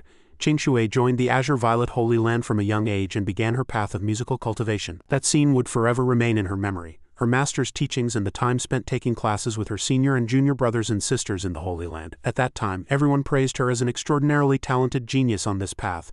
Everyone extolled her talent. But one day, my fortuitous encounter arrived. Qingshui held a zither score named Transcendence, which she had found in the cave dwelling of a deceased powerful being. Every time I started to play, I couldn't continue because I couldn't bear the Tao charm contained within the score.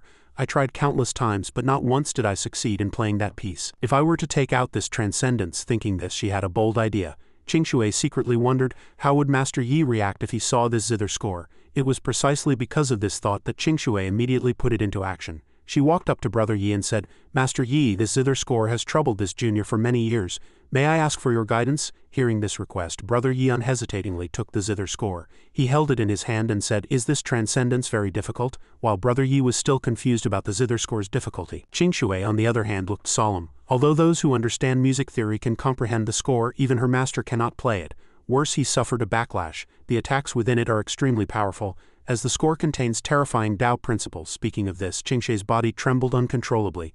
Brother Yi, after listening to Qingshui, basically understood the meaning. He wasn't too surprised. Brother Yi turned to Qingshui and said, If I'm not mistaken, the person who wrote this transcendence was a woman. Qingshui replied in shock. That's right, a fairy once lived in that cave dwelling. After answering Brother Yi, she excitedly thought, as expected, Master Yi only needs one glance to deduce that the author was a woman. Truly my idol. After a while, Brother Yi looked at the zither score and sighed, thinking, how could a man write such beautiful characters? Then Brother Yi said to Qingshui, Then I will play this piece for you. As soon as he finished speaking, Qingshui was startled again, forcing Brother Yi to shake his head at her. Qingshui also gently said, Then I trouble you, master. At this moment, Brother Yi was about to play the zither. He muttered to himself, Although this score is complex, it can't stump me, because in this domain I am invincible. Then he began with the first note. Following that, Brother Yi entered the artistic conception of the music. Waves of Tao charm entwined around him and emanated outward. Qingshui, behind him, also bore the pressure of this great Tao. She was shocked that this power was too terrifying. Just playing music could unleash such might. At this moment, Brother Yi entered another artistic conception of the score. He continuously changed the artistic conception, making the Tao charm much more vivid. Qingshui, behind him, felt every strand of Tao charm carrying the melody, and gained her own insights from it. After a while she was startled, because she had realized that she had changed while listening to this piece. Her legs could no longer stand steadily. Her body also trembled continuously with the zither music. Qingshui's face also turned red and she gasped for breath. The physical discomfort made her believe that Master Yi was the cause. Could he be trying to use this zither score to impart to me the music theory of great Tao destiny? At this moment that feeling grew stronger and stronger. Qingshui felt something about to burst forth. As soon as she felt that power, she could no longer suppress it. Qingshui let out a loud shout, and what appeared next was a dazzling lotus flower. This golden lotus grew more and more brilliant, imbued with Tao charm. From that lotus something gradually blossomed. After a while something appeared in the center of the lotus, but the next second when it took shape it was actually a tiny infant, like a newborn fetus accompanied by rainbow-colored auspicious light and Tao charm. Qingshui's eyes widened in terror. The tiny infant accompanied by rainbow-colored Tao charm light was actually her newly condensed nascent soul. Qingshui was too excited to speak.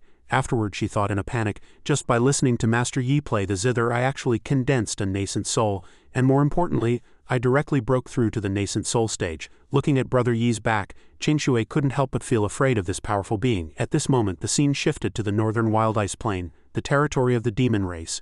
Brother Yi's zither music could even reach the northern part of this continent. Suddenly, weapons attacked from somewhere ahead. Demons were hunting demonic beasts, and just as they were excited about their catch, they were startled, wondering what sound they heard. Another demon also recognized it as zither music, but where was this zither music coming from? Then he almost fell, because on this vast ice plain a tremor occurred, and a purple light raged across the entire sky. The demons were terrified because the ground was now trembling. The lightning in the sky struck the withered bones with a boom, frightening the ghosts into screaming. That was the direction of the Holy Land. The elders of those ghosts, staff in hand, stepped forward and said, Has that great demon emperor finally awakened? After so many years, there are suddenly signs of awakening. Is it because of the zither music that just came? A small demon stepped forward, pointing at the lightning-struck area and saying, Elder, what exactly happened? The other demons were also discussing, not understanding what their patriarchs were saying. The elders of those small demons recalled the legend that in the deepest part of the ice plain the most terrifying figure among all demon emperors was sleeping. When she awakens, she will once again lead the demon army to conquer the central continent and unify the world again. Suddenly he knelt down, startling the small demon next to him. The elder clasped his hands together and sincerely expressed his thoughts. As long as the demon emperor awakens, the tens of thousands of years of suffering and displacement for our demon race will end. In the 100,000 mountains of the southern ridge, a poetic and demon-inhabited land, zither music drifted with the wind into every corner of the valleys. The clear and wondrous zither music floated into a dark cave. In the center of the cave sat a mysterious demon. Hearing the zither music, he turned and asked himself, "Who is playing the zither?" A figure, like the wind, swept across the vast field and suddenly landed with a boom in front of the cave. A group of demons from who knows where gathered.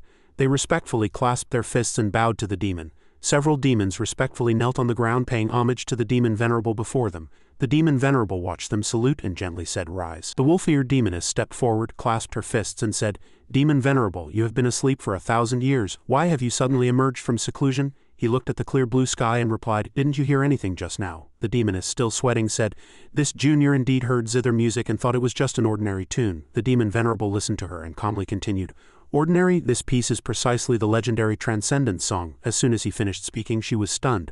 The barrier-eared demon stepped forward and said angrily, "Demon venerable, what exactly is the Transcendence song? How could it startle you?" The demon venerable sat on a stone and calmly explained to everyone, 10,000 years ago, a demoness whose magic power was on par with the demon emperor created the Transcendence song, and played it for her mortal lover.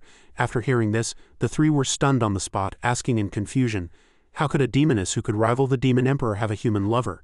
As soon as they finished listening, the small demons showed disbelief and whispered, "How can humans and demons fall in love? 10,000 years ago, the world was dominated by demons and monsters, and this demoness was also extremely powerful." The demon venerable explained, "That's right, a million years ago, the demon and monster realms divided the world. Humans were merely the lowest existence. Later, the weak humans quietly comprehended a Tao cultivation method suitable for them, and then rapidly rose. Humans, demons, and monsters then divided the world into three, which unexpectedly brought about the union of these two. This woman's realm was already close to ascension, but because of that human cultivator, she severed her supreme cultivation. Not only did she bear the cost of her cultivation being severed, but she also suffered backlash from divine retribution, and was even sealed by her lover using some ancient secret method in that mysterious bronze coffin in the depths of the northern wild. All the water streams transformed into wisps of smoke in the demon venerable's palm. He continued to recount the legend, saying that the human cultivator left behind a transcendent song, and only by playing this piece could the seal on the demoness demon emperor's mysterious bronze coffin be broken. And the legend also mentioned that only the reincarnated person of that human cultivator could play this transcendent song. A small demon spoke, "Demon venerable, your meaning is that since you have already heard the transcendent song, then it must also be heard on the northern wild ice plain. The seal on the demoness's bronze coffin will therefore be opened, and the future is indeed very promising." The demon venerable let out a sinister laugh. "Exactly, it won't be long before the demon race makes a powerful return and goes to war with humanity." The demons were also full of fighting spirit. The two cupped their hands and said firmly, "We understand, we will immediately dispatch our forces. Once the human race attacks, we can seize the opportunity to invade Central Continent." A gentle breeze rustled a few leaves. Meanwhile, on the azure violet Holy Land's airship, the enormous vessel hovered in the sky, beginning to enter the Taishuan Holy Land's territory. The people on board cheered. "I see Taishuan Holy Land," the high-ranking youth emerged. Standing before the majestic scenery, he commented, "Indeed, it's the style of Taishuan Holy Land. It seems we've arrived earlier than expected." Suddenly, at that moment, the airship experienced a violent tremor, causing everyone to lose their footing. Chongfeng swayed unsteadily. He cried out, then fell onto the deck, dizzy. He looked up and asked himself, "What's going on?" The airship had crashed into a barrier, causing a violent jolt. The people on board shouted, "Help, the ship is shaking, what's wrong with Taishuan Holy Land?" Seeing this, everyone angrily discussed. They know we're coming, yet they haven't removed the mountain protection array. Are they trying to intimidate us? Are they making us get off the ship? At this moment, one couldn't help but recall the scene when the Taishuan Holy Lord went to welcome the Azure Violet Holy Land group. Bingshin anxiously spoke, "Senior brother Chang Zan, are you truly confident this time in solving Shu Jishin's 4 dragons playing in water chess game?" Hearing these chilling words was like the devil's whisper.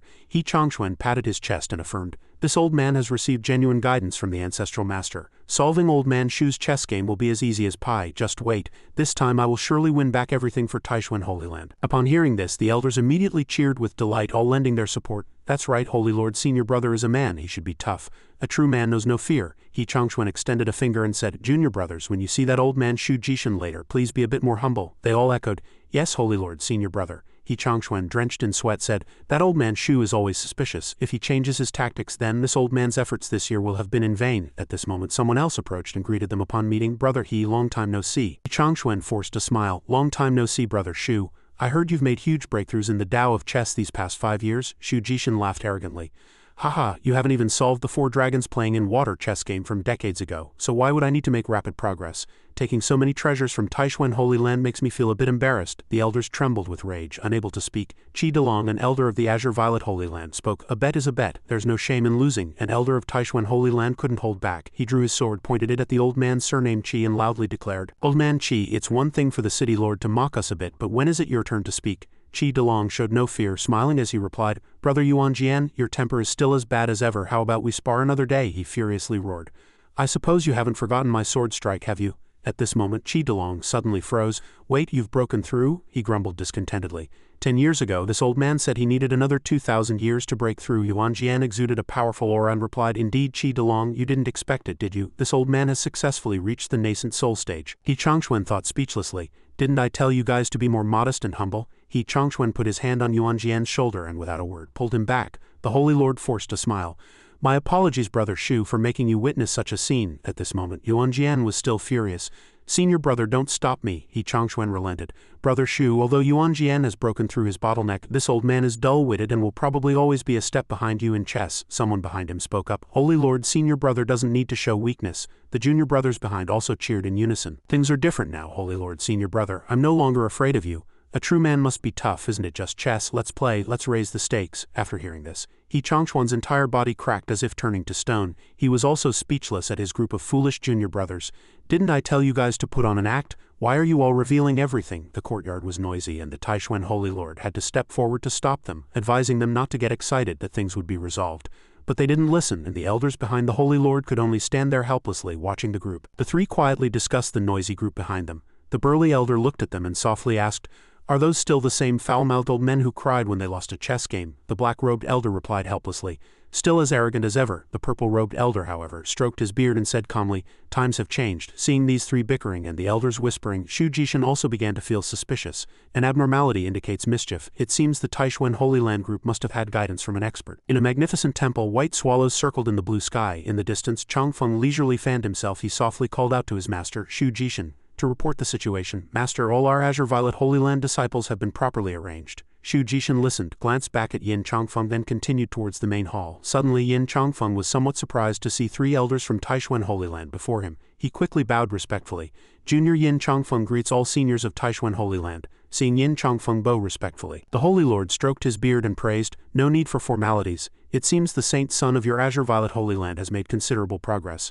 Shu Jishin, hearing the Holy Lord's praise, happily extended his hand and walked towards him, saying, "Just a small achievement." Responding to the Holy Lord's praise, Shu Jishin stood slightly to the side, patted the Holy Lord's shoulder a few times, and flattered, "I heard that your Taishuan Holy Land's saint son Li Changming has also made rapid progress cultivating the longevity art for 10 years. Seeing the Holy Lord look at him without answering, he continued, "This time please be sure to give him some pointers." Yin Chongfeng stood outside watching his master speak, a hint of disdain appearing at the corner of his mouth, and added, "Why isn't senior brother Li showing himself yet? Could it be that he knows he can't compare to me, so he's deliberately hiding?" Hearing these words from his disciple, Shu Jishin glared at him, then reprimanded, "Chongfeng, don't be rude." Seeing his master scolding him, Yin Chongfeng turned his head, showing his displeasure, while the Holy Lord next to him watched Shu Jishin discipline his disciple. Yin Chongfeng opened his fan, ignoring his master's words. He politely said to his master, Yes, this junior was indeed rude." The Holy Lord, listening to the conversation between Shu Jishin and his disciple, answered Yin Chongfeng's question, "Changming is in secluded cultivation these days, so it's normal that you haven't seen my disciple." These words somewhat surprised Yin Chongfeng. Thinking of his disciple chanting odd changes even doesn't, sign determined by quadrant day and night, the Holy Lord couldn't help but feel a little heartache and deliberately said to Yin Chongfeng, "Changming has now abandoned the Tao of longevity and switched to cultivating the Tao of the sword." Hearing that Changming had switched to cultivating the Tao of the sword, Shu Jishin and his disciple looked at the Holy Lord in surprise, asking, "So sudden?" Yin Chongfeng closed his fan and looked at the Holy Lord in panic, curiously asking, "Did he really switch to cultivating the Tao of the sword?" The Holy Lord sighed. He said to the two, feigning profundity, "Young people without the tempering of society are more prone to impulsive actions." Suddenly, the Holy Lord's face broke into a wide smile. He scratched his head a few times, then happily said to the two, "He coincidentally met a renowned master who gave him guidance which led to his sudden awakening." Seeing the Holy Lord's expression change so quickly, Shu Jishin and his disciple could only respond vaguely, then looked at him with confusion. The Holy Lord turned to his junior brother, gave a thumbs up, his face filled with pride, then muttered to himself, "See, this is called humility. Junior brother, remember to learn from him." The junior brothers, seeing the Holy Lord's gesture, also gave thumbs up, secretly delighted. Thinking, "Senior brother is amazing," the elder standing by watching this farce walked forward with his hands behind his back, angrily reprimanding. "Aren't you all fools?" The two stared blankly as Qing Yi scolded them. Those few old rascals also took the opportunity to huddle together, whispering, "Changing just like that, who is this old man trying to fool?" The burly elder walked up to Shu Jishin and questioned him. How could his disciple give up so easily? Shu Jishin, hearing this, also felt a bit suspicious and stroked his chin as he voiced his thoughts. "If what he says is true, then we must be careful." Shu Jishin sternly said, "Something has gone wrong with this martial arts tournament." The elder walked up to Shu Jishin, leaned on his hand and stroked his beard as if remembering something, and said, "Hei Chongfun seemed to have mentioned renowned master just now," which made Shu Jishin a little agitated. Suddenly the elder turned around, drenched in sweat, and said in panic to Shu Jishin, "Could it be that Li Changming has already received the true teachings of that master's sword Dao?" It was this sentence that made Shu Jishin a little concerned, but he quickly regained his composure and left with a flick of his sleeve. Before leaving, he said to the two elders behind him, "Never mind, thinking too much now is useless. Before the Saint Sun martial arts tournament, I still have a chess game with Hei Chongfun, so you two figure out how to get information from him then." Seeing that Shu Jishin still had the mind to play chess, the two elders behind him stared blankly at each other, then divided their tasks among themselves. Shu Jishin looked at the crowd before him and sternly challenged, "Let this old man see what kind of divine and sacred figure it is that makes you so confident and reliant." The scene shifts to a peaceful and serene sky, where sunlight gently sprinkles down little by little, covering the earth and emitting an unusually warm light yellow glow. Yi Chongqing was quietly sitting at the familiar wooden table in his courtyard. He felt the music explaining it to Qingshui, when he suddenly sneezed. The young man looked up at the sky in a daze, his gaze somewhat perfunctory. He reached out, picked his nose, and asked himself, "Who's thinking about me?" Qingshui clearly saw Yi Chongqing's expression. She couldn't help but sweep her hair back, her face showing a hint of worry, her cheeks flushed, and she softly asked, "Master Yi, what's wrong?" Yi Chongqing's face showed a hint of perfunctoriness. He picked his nose as he looked up at her. A moment later, Yi Chongqing reached out, his eyes fixed on his palm, his fingers gently caressing it, and calmly replied, "Nothing." So the next second, Yi Chongqing casually tossed that essence far away. Then he broke into a radiant smile like fireworks and asked, "Miss Qingshui is just passing by?" Hearing his question, Qingshui's face lit up with joy, even a touch of brilliance, and she replied, "That's right, Master Yi." At this point, Yi Chongqing's smile seemed to have become stiff and strained. He spoke up to remind her, "It's getting late now." Only Yi Chongqing knew how many inner demons were entwined in his heart at this moment, a fierce wolf-like posture emerging from deep within him with a wild and unrestrained look secretly revealing, "Can you please consider leaving here? A young and single man like me, it's hard to control it." Qingshui immediately felt enlightened, like a quiet candle suddenly being lit. Qingshui understood the common sense of etiquette. She clapped her hands and replied, "You're right." Yi Chongqing didn't show too obvious an attitude, secretly pleased. It's good that she understood. What if I really couldn't control myself? However, a person like Qingshui, whose mind was clouded by confusion and whose eyes were blinded by Yi Chongqing's talent, ignored those common courtesies and regardless of Yi Chongqing's thoughts said in a blink of an eye, "Then Qingshui will temporarily stay at Master Yi's place for one night." She abandoned her maidenly modesty and the purity a cultivator should have, hurriedly picking up her skirt and gleefully running toward the main house. Qingshui was overjoyed, thinking that if she could stay here, she could continue to see Yi Chongqing tomorrow and seek his guidance on zither playing. Yi Chongqing was stunned as if this was no longer his own home. He hastily reached out to stop her. "Hey, aren't you going to ask my opinion?" However, that person stubbornly refused to listen to him at all. Yi Chongqing couldn't stop her, his hands stiffly suspended in the air. His face showed both helplessness and anger, secretly cursing, "These cultivators are truly something." Yi Chongqing sat down in disappointment, his hand on the guqin, his mood anxious. He couldn't help but sigh at the strangeness of these cultivators. Yi Chongqing frowned unhappily, spitting out scornful words. "Can cultivating immortals allow you to do whatever you want?" These past few days he had continuously encountered these cultivators who were either strange or troublesome and disobedient. It was clear that Yi Chongqing was already fed up. Yi Chongqing placed his hand on the strings and couldn't help but fall into thought. The strings were taut and bright, and suddenly a faint golden light appeared. Yi Chongqing thought, "Don't add any more special effects for me." Seeing this phenomenon, Yi Chongqing suddenly froze as if struck by a bolt from the blue. He suddenly realized something, thinking, "Wait." Yi Chongqing carefully considered Yan Bingshin, Qingshui, Holy Lord Hei Chongfun, and Lu Changhe. These cultivators he began to piece together and deduce little by little with great caution. Although everyone in this world has spiritual roots, their understanding and perception of zither, chess, calligraphy, and painting can only be described as disastrous. That's why each of them, upon seeing my work, would react in that. Yi Chongqing frowned. He crossed his arms, his eyes darting back and forth, deep in thought. Realizing this, Yi Chongqing's eyes suddenly lit up. He clapped his hands, thinking, "If that's the case, as long as more people like my work." Yi Chongqing reached out, his palm stiffly contracting, trembling. He clenched his fist thinking about the future, his spirit immensely excited.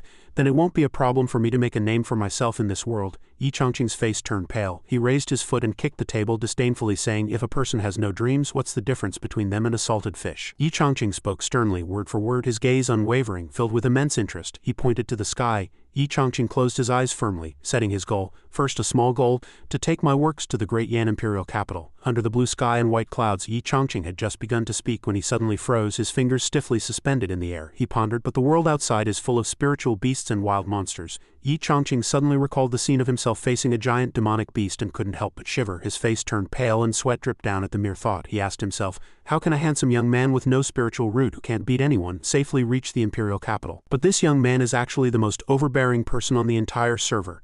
Yi Chongqing broke out in a cold sweat and felt confused at the thought of the cultivators' way of doing things. Am I supposed to ask those immortals for help? After a round of exchanges and verbal sparring, the two sides temporarily stopped and gathered in the tea room to continue their discussion. Hei Huang did not neglect his guests. He enthusiastically offered tea. Brother Shu, try this supreme-grade Enlightenment tea. The fragrant tea filled the entire room, and everyone seemed to be able to feel it. As soon as Shu Jishin touched the teacup, he keenly sensed it. He exclaimed in surprise, oh, this tea is brewed from extremely rare Enlightenment leaves. Hei Chongqing replied indifferently, it's nothing special, those are just fragments of Enlightenment leaves. This showed how rare this tea truly was, even just fragments. Shu Jishin was happy to tilt his head back and savor the taste. Hei Chongqing added straightforwardly, I once drank tea brewed from whole Enlightenment leaves. Hei Chongqing's latter remark instantly sobered Shu Jishin from his enjoyment. Yin Chongfun only felt his master's hand trembling as he gripped the teacup, so he asked, Master, what's wrong? Shu Jishin was extremely angry at this moment. Perhaps it was out of jealousy that Hei Chongqing had once drunk authentic Enlightenment tea, while he could only taste the fragments. He was both angry and jealous. Old Shu suppressed his emotions, and at this moment he gritted his teeth and replied to his disciple, nothing, my blood pressure just suddenly spiked. But just as everyone was quietly savoring the fine tea, a violent tremor suddenly occurred, and the ground shook fiercely. Shu Jishin was startled by this sudden phenomenon, immediately jumped up and loudly asked, what happened? The elder looked at the main gate, a hint of pride on his face, and said, it seems Changming has successfully broken through. He let out a sigh of relief, looked at everyone, and specifically emphasized, he reached this level in just 1 month. Meanwhile, Yuan Jian seized the opportunity to run in front of Shu Jishin and his disciple, adding fuel to the fire. Changming truly has a talent for the Tao of the sword. Yin Chongfun immediately couldn't suppress his surprise and his face grew tense. Did he only cultivate for 1 month? Seeing his reaction, Yuan Jian pretended to be bewildered and asked, disciple nephew Yin Chongfun, why are you trembling? Yin Chongfun was trembling with anger. This group of people from Taishuan Holy Land made him feel incredible. Yin Chongfun found an excuse. Nothing, my blood pressure just suddenly spiked too. Yin Chongfun's face was ashen. He frowned and mused. He's only cultivated for 1 month and his sword chi is already this powerful. Li Changming, you can fool others, but you can't fool me, who has cultivated the Tao of the sword for nearly a century. Yin Chongfun formed a hand seal and placed it on his forehead. A faint purple aura gently condensed in the air, growing stronger and stronger. With doubt, jealousy, and unwillingness, Yin Chongfun forcefully channeled his cultivation to unleash a move, grinding his teeth sourly. Dream on! His attack swiftly shot from the grand hall towards the towering pagoda opposite. At this moment, the pagoda emitted a huge deep blue aura encircling it. It displayed extraordinary power, with spiritual energy condensing into a spirit sword at the top of the pagoda.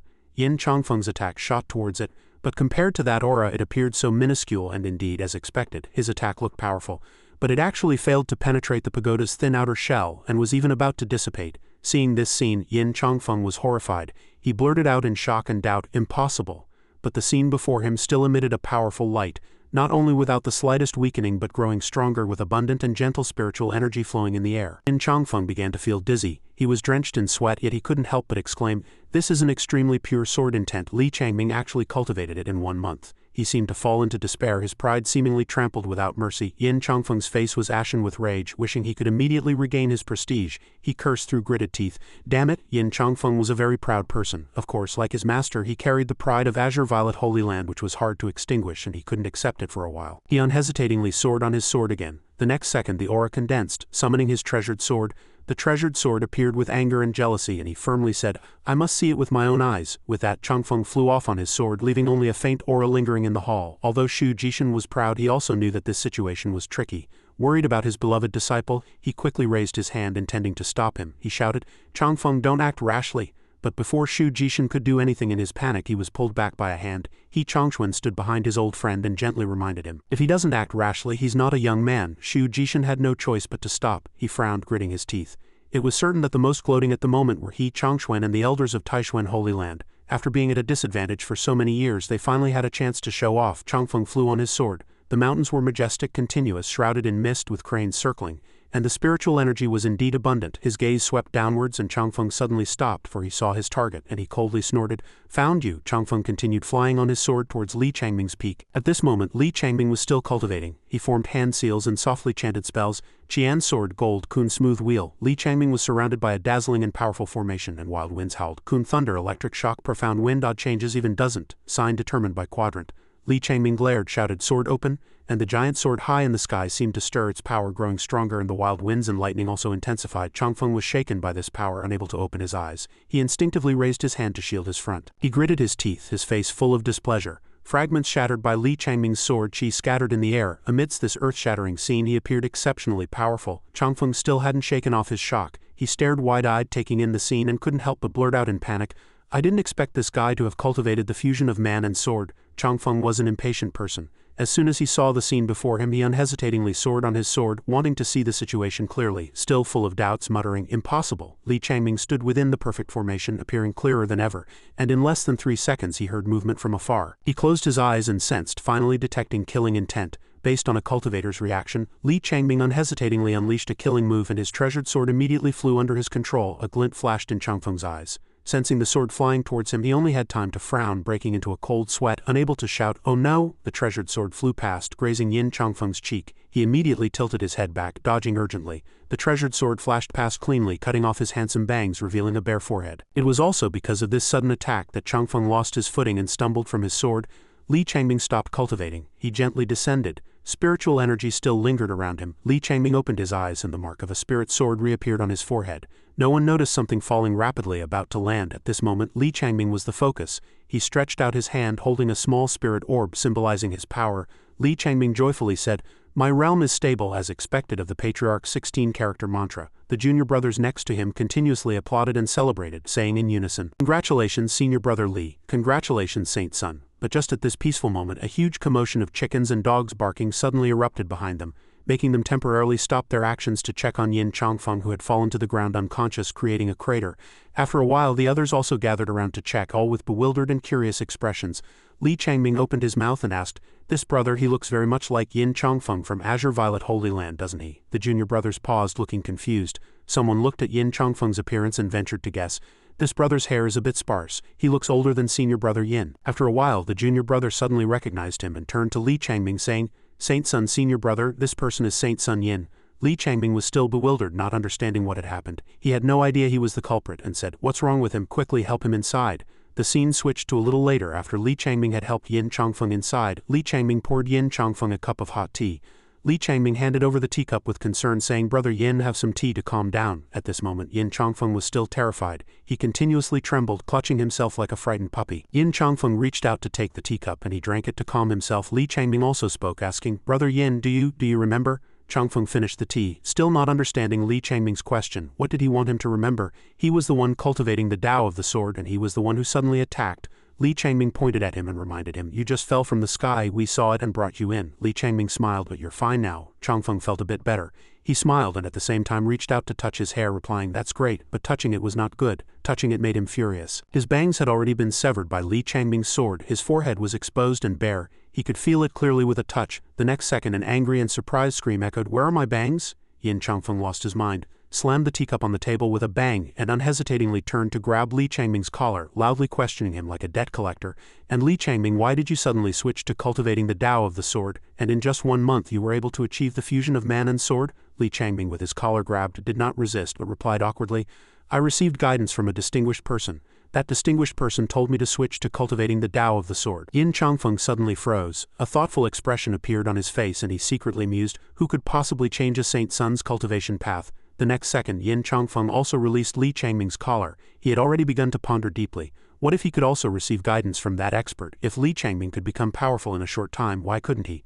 So Yin Chongfeng weighed the pros and cons. He pretended to be hypocritical, scratching his head and defending himself. "I was just too happy for junior brother Li just now. I apologize for my rudeness, but who is this distinguished person you mentioned?" Li Changming leaned close to Yin Chongfeng's ear, mysteriously whispering, "Let me tell you, that person is..." Li Changming leaned into Yin Chongfeng's ear and solemnly revealed a secret. All of Yin Chongfeng's expectations were instantly shattered. His face was full of bewilderment. Li Changming shook his head, shrugged, and explained with a touch of regret, "It's not that I'm stingy, but the Holy Lord has issued an order prohibiting everyone from mentioning anything about this expert." Subsequently, Li Changming also demonstrated the seriousness of the issue. He revealed a sinister and vicious smile and said, "Violators will be immediately expelled from Taishuan Holy Land." Time flew by, a day passed just like that. The next day, the much-anticipated martial arts tournament began. The sky was very beautiful today.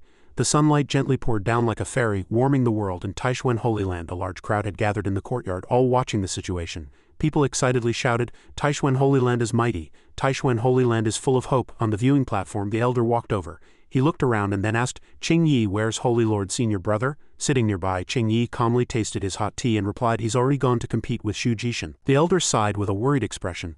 "I hope he can achieve something this year." Meanwhile, Hei Chongfun also felt a tickle and sneezed. At this moment, Shu Jishin and Hei Chongfun were sitting in a small pavilion in a bamboo forest. After sneezing, Hei Chongfun muttered to himself, "Why do I always feel like someone's talking about me behind my back?" Shu Jishin was in a very good mood. He reached out to the chess box and said, "Brother He, let's play faster this time. One game to decide the winner." Shu Jishin took out a chess piece and asked, "We can even add stakes in the middle, how about it?" Hei Chongfun was very confident. He stroked his beard and calmly agreed, "All right." Shu Jishin calmly extended his hand to Hei Chongfun and said with a smile, "Please." On the wooden chessboard, Hei Chongfun gently placed a black piece and softly admitted, "Brother Shu, your 4 dragons playing in water chess game is indeed very strong. I haven't been able to solve it all these years." Hei Chongfun frowned slightly and tentatively asked, "Could it be that you received guidance from an expert?" Shu Jishin calmly picked up a white piece. His face was ashen as he asked, "Has Brother He ever heard of the chess sage Nangang?" Hei Chongfun, who had been quiet, couldn't help but exclaim in surprise upon hearing Shu Jishin's words. "Are you talking about Nangang Xuanji, the current #1 chess sage in Central Continent?" Shu Jishin's lips curled into a proud smile as he replied, "Precisely, I received his guidance," Hei Chongfun said expressionlessly. "I see, I didn't expect you to have received help from the chess sage." Hei Chongfun then revealed a somewhat proud expression and asked, "Tell me frankly, do you think you can still win this time?" Shu Jishin raised his voice in rebuttal, "Not necessarily. I'm just not as petty as Brother He, who keeps the matter of his senior expert a secret and refuses to reveal any information." Shu Jishin cast a disdainful glance at Hei Chongfun. The two old men glared at each other, as if sworn enemies, their eyes flashing like lightning across a clear sky. Hei Chongfun felt slighted and couldn't help but sneer. "Ha, am I petty?" Hei Chongfun immediately displayed his generosity, letting him see what true pettiness was. Hei Chongfun cast a spell to summon dazzling treasures. Increasing the stakes, he stretched out his hand and confidently said, "I'll bet 5 more spirit treasures." Shu Jishin was stunned by Hei Chongfun's confidence. It was as if he had never seen Hei Chongfun willing to put up such high stakes. He opened his mouth wide and loudly said, "Are you crazy? I have Senior Nangang's help." Not only was Hei Chongfun not swayed by the background of the person named Nangang, but he confidently replied with a slight smile, "Don't worry, Brother Shu, there's no need to hold back. Use whatever skills you have." Hei Chongfun's eyes narrowed slightly, a very mysterious look in them, and he secretly mused, "Compared to ancestral master Yi, the chess sage is merely a child." With Yi Chongqing's guidance, Hei Chongfun steadily picked up a chess piece, preparing to unleash a killing move. Hei Chongfun's hand carried Dao Charm. As soon as the chess piece touched the wooden chessboard, it immediately emitted an extremely subtle golden light. This illusion made Shu Jishin's face turn pale with panic, because for so many years this old man surnamed, he had never taken a single move from him. Shu Jishin was inwardly surprised. How is this possible? I didn't expect him to find a vital opening in the 4 dragons playing in water formation. Just 1 incense stick later, following Yi Chongqing's guidance, Hei Chongfun successfully broke through all the vital openings in Shu Jishin's 4 dragons playing in water formation. The incense burner emitted a faint fragrance, drifting with the wind, intertwined with Shu Jishin's gasping denials of impending defeat. Shu Jishin remained astonished, his breathing rapid from indignant confusion. His eyes wide with disbelief, he asked dumbfounded, "Who taught you your chess skills?" Hei Chongfun stroked his beard, smiling contentedly, but only he knew the extent of his hidden pride. "Brother Shu, don't ask anymore, this old man won't tell." Further questioning was useless. This old man surnamed, he was tight-lipped. Shu Jishin was at a deadlock, seemingly at his wit's end, thinking, "All right, just you wait, huh?" Shu Jishin placed his hand under the table and took out a spirit stone which emitted a faint soft glow. Shu Jishin seemed to grasp at a lifeline, and he laughed sinisterly, thinking, "Since that's the case, don't blame me." Outside, the soft sunlight still scattered across the bamboo forest. Holding the stone in his hand, Shu Jishin secretly transmitted his aura into it, as if he had run out of options and vowed not to admit defeat. Shu Jishin thought, "Hei Chongfun, you forced my hand. Fortunately, I gave Mr. Nangang a Mother Realm stone." Shu Jishin seized the opportunity and made a decisive move. The stone shot out a cyan light, swiftly flying through the forest through layers of mountains. With this stone, no matter how far, he could contact the person surnamed Nangang. Nangang Xuanji could write for him at will. At this moment, in a certain mountain valley, Nangang Xuanji was sitting cross-legged, cultivating in peace. Shu Jishin's voice continuously came from the Mother Realm stone, disturbing him. Mr. Nangang, Mr. Nangang. Nangang Xuanji picked up the Mother Realm stone. Xu Jishin's urgent voice ceaselessly transmitted from this item. Senior Nangang. Nangang Xuanji looked at the stone with a dark expression, finally speaking. Holy Lord Xu, what do you need from this old man? Xu Jishin was in a predicament, and he hurriedly transmitted a message to Nangang Xuanji. Your 4 dragons playing in water chess game is about to be solved. As soon as Xu Jishin said this, Nangang Xuanji replied with some surprise. Oh, how could anyone solve a chess game that this old man spent 1,000 years creating? Quickly tell me his solution. Xuanji extended his hand, and from the information Xu Jishin transmitted into the Mother Realm stone, the picture of the exquisite chess game clearly appeared in high-definition quality with a clear screen. Nangang Xuanji placed his hand on the image, carefully observing the ingenious chess game, and couldn't help but praise. Ingenious, truly ingenious. A certain expression appeared on his face. That face looked very interested in the chess game. He even drooled, not realizing that there were so many vital openings in this chess game. As soon as he heard this, Xu Jishin was thunderstruck and panicked. Senior Nangang, are you also at a loss? Nangang Xuanji showed a confident smile and replied, at a loss. This old man has cultivated the Tao of chess all his life. How could he be easily defeated by others? Nangang Xuanji also pointed out a new path for Xu Jishin. In my opinion, only by breaking first and then establishing can one snatch victory from danger. Xu Jishin clutched the Mother Realm stone full of confidence, his face beaming with pride. With Senior Nangang's move, that old ghost surnamed, he is definitely going to lose. With this thought, Xu Jishin immediately proposed, Brother He, how about we make a big wager? He Changchun with a grand gesture immediately agreed. All right, what do you want to bet? Xu Jishin answered without hesitation. It's simple, I have 2 ancient treasures on me. 1 mid-grade, 1 high-grade. How about we bet on these? He Changchun pondered for a moment, secretly assessing 2 ancient treasures. Without further thought, He Changchun closed his eyes, thinking, but I always feel that Brother Xu's meaning isn't just this. Xu Jishin realized his opponent understood, and he replied with a smile. That's right, I dared to put 2 ancient treasures on the line, not just for chess, but also to bet on who the expert you speak of is. The 2 old men were swept up in the gambling fever. You make this move, I immediately counter with that. You attack, I defend, not a single flaw. Deep in the bamboo forest, the 2 old men's fervent and excited auras fiercely emanated. In just an instant, the outcome seemed clear. With Nangang Xuanji personally entering the fray, He Changchun's chess style gradually lost its initial composure. He Changchun looked at the chessboard before him, sweat on his forehead, and sighed softly.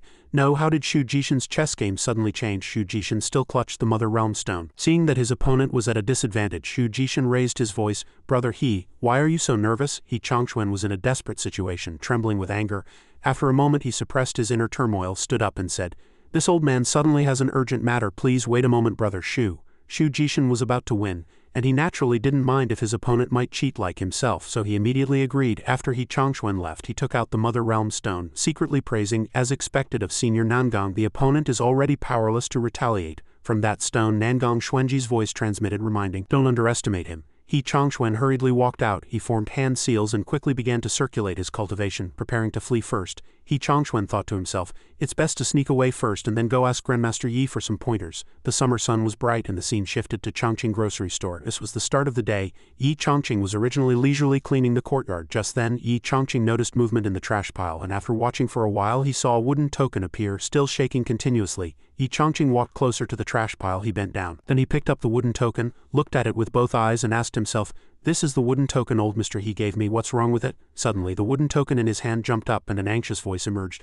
Senior Yi. Yi Chongqing was startled by the voice, his eyes slightly narrowing. He Changchun's panicked and aggrieved image appeared through the wooden token, his eyes full of pleading. Senior Yi, please help me. Yi Chongqing was extremely shocked, his eyes wide, his mouth agape, blurting out, is this a video calling tool for cultivators? He Changchun pleaded tearfully. Senior Yi, this old man is in trouble. You must help me. Seeing He Changchun like this, Yi Chongqing couldn't help but be startled and quickly took a few steps back, saying, please explain first. He Changchun didn't beat around the bush and immediately projected the chessboard's image to Yi Chongqing. The entire process of him being bullied was clearly displayed with high-definition quality, no less than Xu Jishin's screen. He Changchun asked anxiously, please quickly tell me how the black pieces should move to resolve this predicament? Yi Chongqing looked at the deadlocked chess game, his face very grim, his eyebrows impatiently furrowed, and he pointed disdainfully at the chessboard, asking, is that all? However, that old man surnamed, he seemed truly out of options. He tearfully begged for his help. This scene gave him goosebumps.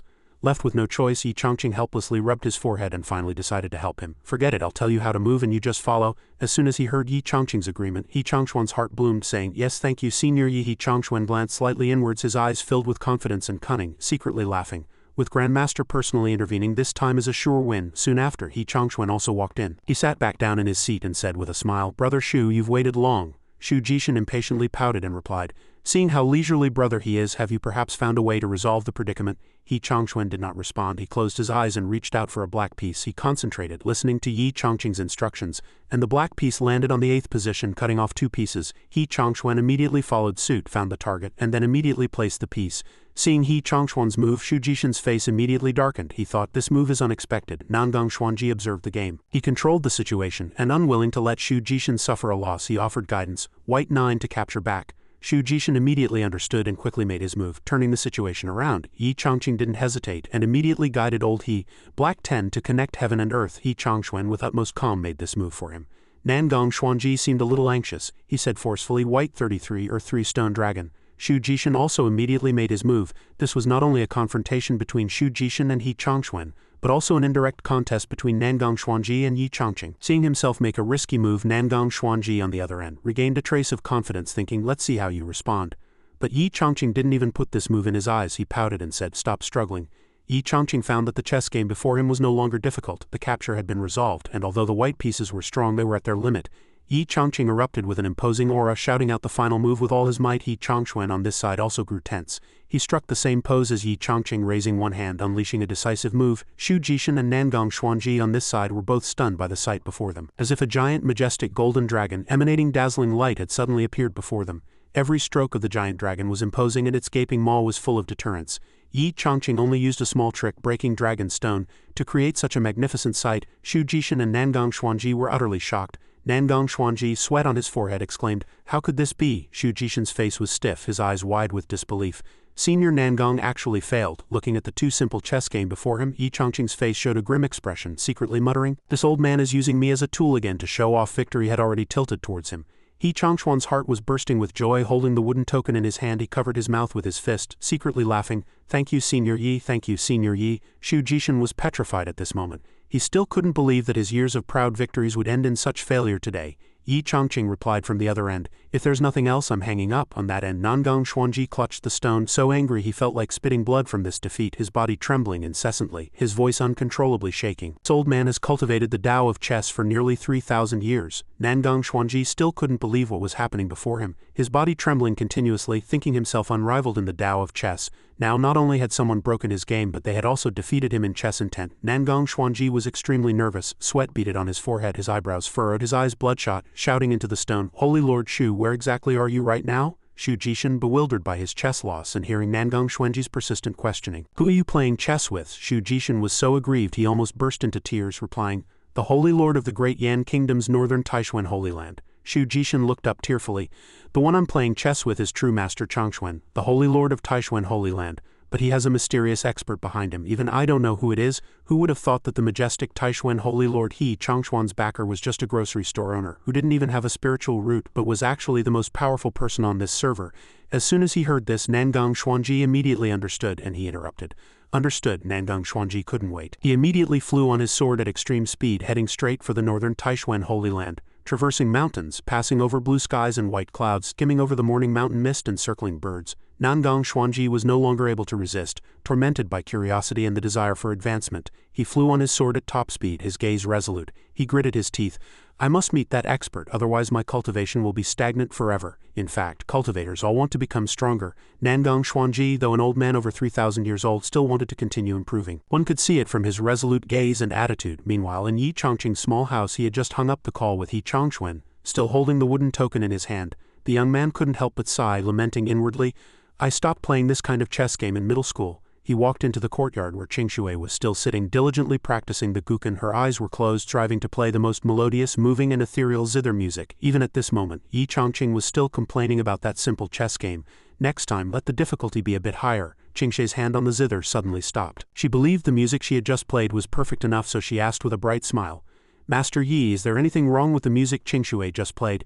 Yi Chongqing walked to the table, poured a cup of tea, and with a calm mind he tilted his head back and drank the tea in one gulp, then decisively put down the teacup. Yi Chongqing pondered, and after sensing it he commented, Overall, this piece is not bad, but it lacks a certain feeling. Qingshui's face immediately showed a puzzled and worried expression. This was a piece of guidance she had never heard before. Qingshui tilted her head, asking curiously, What exactly is this feeling you speak of? Yi Chongqing racked his brain for the most suitable words, then he looked up, clapped his hands and blurted out, acting on impulse. Yi Chongqing immediately hugged himself, explaining with both earnestness and firmness, In your playing process you focus too much on technique but ignore the emotion of the music. Yi Chongqing expressed his words with rich emotion through his actions. He raised his arms and began to lament, "You must learn to act on impulse and liberate your true nature." Qingshui lowered her head, looking at her fair hands with curiosity and confusion. She silently repeated these words, acting on impulse, liberating true nature. Qingshui stood still. She paused slightly, then used her boundless wisdom to analyze again. After repeated thought, she finally understood the problem. Could this be the supreme profound meaning of the Tao of music that Saint Lord Master once spoke of, the untainted, the state of mind? Yi Chongqing closed his eyes, he placed his hands on his hips and said with some impatience, "How about this? I'll play this piece again, you listen carefully, and then feel it." Yi Chongqing sincerely hoped that her zither skills could improve. Then he moved his body and sat down in his position. He placed his hand on the guqin, preparing to play a simple piece. As soon as the zither music began, the strings were melted by his talent, emitting a fantastical glow. Yi Chongqing closed his eyes and began to play. Sweet and melodious zither music spread in all directions. On the bustling streets, people couldn't help but stop to listen to Yi Chongqing's zither music. The sound seemed ethereal, and the clear and soft melody slowly seeped into people's hearts, making them intoxicated and unable to extricate themselves. The old men in the shop also listened intently, as if they had grasped a rare treasure. They couldn't stop once they heard this extraordinary music. They exclaimed, "Oh, the zither music has changed. This must be Mr. Yi's personal zither playing." Soon people compared Tantai Qingshui's and Yi Chongqing's zither music and found clear differences. Indeed, this realm was completely different from the previous zither music. The scene focused on Yi Chongqing. His slender, nimble hands continuously glided across the zither strings, finally coming to a stop. He looked up, smiling naturally, and asked, "How does it feel?" At this moment, Tantai Qingshui seemed possessed, her body trembling continuously after experiencing that marvelous music. Her expression after hearing the zither music was as if she were in extreme enjoyment. Her eyes filled with immense affection, and she replied, "What Master Yi just said was truly insightful. Qingshui needs to work harder." After finishing the piece, Yi Chongqing stood up and replied, "It's good that you can feel it." Yi Chongqing left his seat, turned and walked into the house saying, "It's getting late, let's stop here for today." Tantai Qingshui stood there, her face darkened, unsure of what had happened. Then she bit her lip and finally turned and quickly called out to Master Yi. She stood there and spoke the words she had suppressed in her heart. "Qingshui has been here for some time now, and I plan to leave tomorrow." Upon hearing this, Yi Chongqing showed a surprised expression and he blurted out, Leaving already?" Yi Chongqing wanted to laugh but couldn't, secretly thinking as expected of the immortal's first disciple. Then Tantai Qingshui stopped beating around the bush and took out a book. This book seemed to emit light. Tantai Qingshui took out the book and shyly said, "This ancient book was something I obtained by chance." But she didn't understand its contents. Tantai Qingshui had always been puzzled, and perhaps only Master Yi could understand it. She mustered her courage and nervously handed the ancient book to Yi Chongqing. "So Qingshui wishes to give it to you." Yi Chongqing also reached out to take the item. He immediately opened the book and soon he comprehended all its meanings. Yi Chongqing looked at it for a few seconds before speaking. The words on it seemed to have been intentionally scrambled. Yi Chongqing smiled, raising his hand to offer an opinion, "But it's not impossible to decipher. I'll try tonight." Meanwhile, back to the bloody battle in the bamboo forest. At this moment the bamboo forest seemed to emit different light because someone had won, but for Shu Jishin it was utterly unacceptable. He Chongquan was overjoyed after winning. He stroked his long beard and said, "Brother Shu, that chess game just now was truly a rare masterpiece." Shu Jishin was angry, but still reluctantly replied to old He, "Brother Yi's chess skills now truly open my eyes." Then he took out a ring, placed it on the chessboard and handed it to He Chongquan. "The two ancient treasures are both in this ring, take them." He Chongquan looked at the spoils of war before him, so happy he wanted to cry, but inwardly he secretly rejoiced. "After losing for so many years, I finally have a day to win it all back." Then he turned and waved to the despondent Shu Jishin, saying loudly, "Brother Shu, safe travels." He Chongquan was overjoyed, holding the ring and examining it. Yuan Jian behind him couldn't help but run out curiously to join the fun. He ran out, his face beaming with the joy of his senior brother's victory. Yuan Jian gave a thumbs up and said, "Congratulations, Holy Lord Senior Brother. You can finally hold your head high today." He Chongquan seemed to have suffered a huge shock. He burst into tears and trembled as he said, "If it weren't for ancestral Master Yi's meticulous guidance, this old man probably wouldn't have won in this lifetime." Yuan Jian excitedly turned around and asked curiously, "Senior Brother, quickly take out those two ancient treasures for me to see." He Chongquan was also curious to see what they were, so he agreed. His fingers began to cast a spell, pointing directly at the ring Shu Jishin had left, and began to open this item. When he saw what was inside, Yuan Jian exclaimed in surprise, "This is..." Before their eyes appeared a black brush and a strange bell emitting a mysterious red light. Both colors didn't look very auspicious. Yuan Jian's eyes looked at the two items and he exclaimed, "Is it a brush and a bell?" The black brush emitted a faint green light. After careful observation, Yuan Jian exclaimed in surprise, "The body of this brush seems to be made of nether iron. One must know that this item is extremely rare, carrying an evil aura since its birth, easily damaging a cultivator's divine soul. It's best not to provoke it." The bell emitted a strong dark red dangerous aura, and it itself bore ominous patterns. This bell has a heavy malevolent aura. After careful observation, Hei Chongfun said with a grim expression. Such a heavy malevolent aura can only be generated by killing countless living beings to produce such a terrifying aura, Hei Chongfun sternly evaluated. This is an ancient treasure containing immense power if it could serve as the central artifact of our Taishuan Holy Land's mountain protection array. As soon as Yuan Jian heard this, his eyes immediately lit up and all his joy was evident. Then our Taishuan can enjoy eternal peace, however. Hei Chongfun had already deeply considered it. He turned and temporarily vetoed this idea. But that matter can wait. The Saint Sun martial arts tournament is about to begin. Let's go check it out. The scene shifts to before the martial arts arena, which seemed unusually quiet. Under the wolf-like gazes of the Holy Land elders, Xu Jishin's face was pale, even a little afraid. He didn't even need to look to feel cold all over. Unable to bear this pressure, Xu Jishin turned around and frantically questioned, "Why are you all staring at me?" That old man's face was grim, and he spared no mercy for Xu Jishin. He extended 2 fingers hinting at the 2 ancient treasures from earlier. "Holy Lord, senior brother, you just lost 2 treasures." Xu Jishin was sweating profusely under this oppressive aura. A few other old men also spoke up to question, "Holy Lord, can the lost items be put on credit? Although our Azure Violet Holy Land has vast assets, it can't withstand such extravagance." It was clear they were reluctant to part with the items. These old men were truly rich yet stingy. Xu Jishin frantically waved his hands in explanation. "Those were my private possessions, everyone rest assured." As soon as they heard that the loss had nothing to do with them, those old men immediately calmed down. Qi Delong stroked his beard and reproached, "Why didn't you say so earlier, making us worry?" Xu Jishin was too depressed to speak. Another elder stepped forward to probe. "I've never heard Holy Lord Senior Brother mention those 2 items before." Xu Jishin replied with a grim expression, "Because these 2 items are rare killing tools in the world." As soon as he heard this, everyone immediately exclaimed, "What?" Regarding the brush and bell Xu Jishin left for Hei Chongfun, he revealed that they both came from extremely ominous places. Countless fellow disciples exhausted their efforts and even lost their souls to suppress these 2 ancient treasures, allowing them to be preserved until now. Xu Jishin turned and said solemnly, "Even with our current cultivation, brothers, we cannot easily unseal them, otherwise a great disaster will surely strike." Qi Delong exclaimed, "Such dangerous items, you actually gave them to the Taishuan Holy Lord." Even other elders believed Qi Delong was right. What if that old man unsealed them? Wouldn't it lead to a massacre? However, Xu Jishin was not worried. He coldly turned and replied, "This old man has his own intentions." Xu Jishin stood rooted, looking at the scenery before him. He bent down, smiling sinisterly, calculating in his heart, "Brother He, if you truly unseal them, then on the day disaster befalls Taishuan Holy Land, this old man also wants to see if the mysterious senior you speak of will stand idly by." This Xu Jishin was truly an old fox with cunning methods. The elders looked at each other grimly, secretly worried. Xu Jishin comfortably sat in a chair and Qi Delong couldn't help but ask, "Senior brother, isn't this too dangerous?" Other elders also worriedly said, "Taishuan only won 1 game against us and you're already rushing to destroy their home. If word gets out, it will also damage the reputation of our Azure Violet Holy Land." A group of elders anxiously persuaded Holy Lord Senior Brother to reconsider. However, Xu Jishin raised his hand to stop those clamoring junior brothers and he said silently, "I know what you junior brothers are worried about, but this old man has his own plans. The 3 junior brothers need not persuade me further."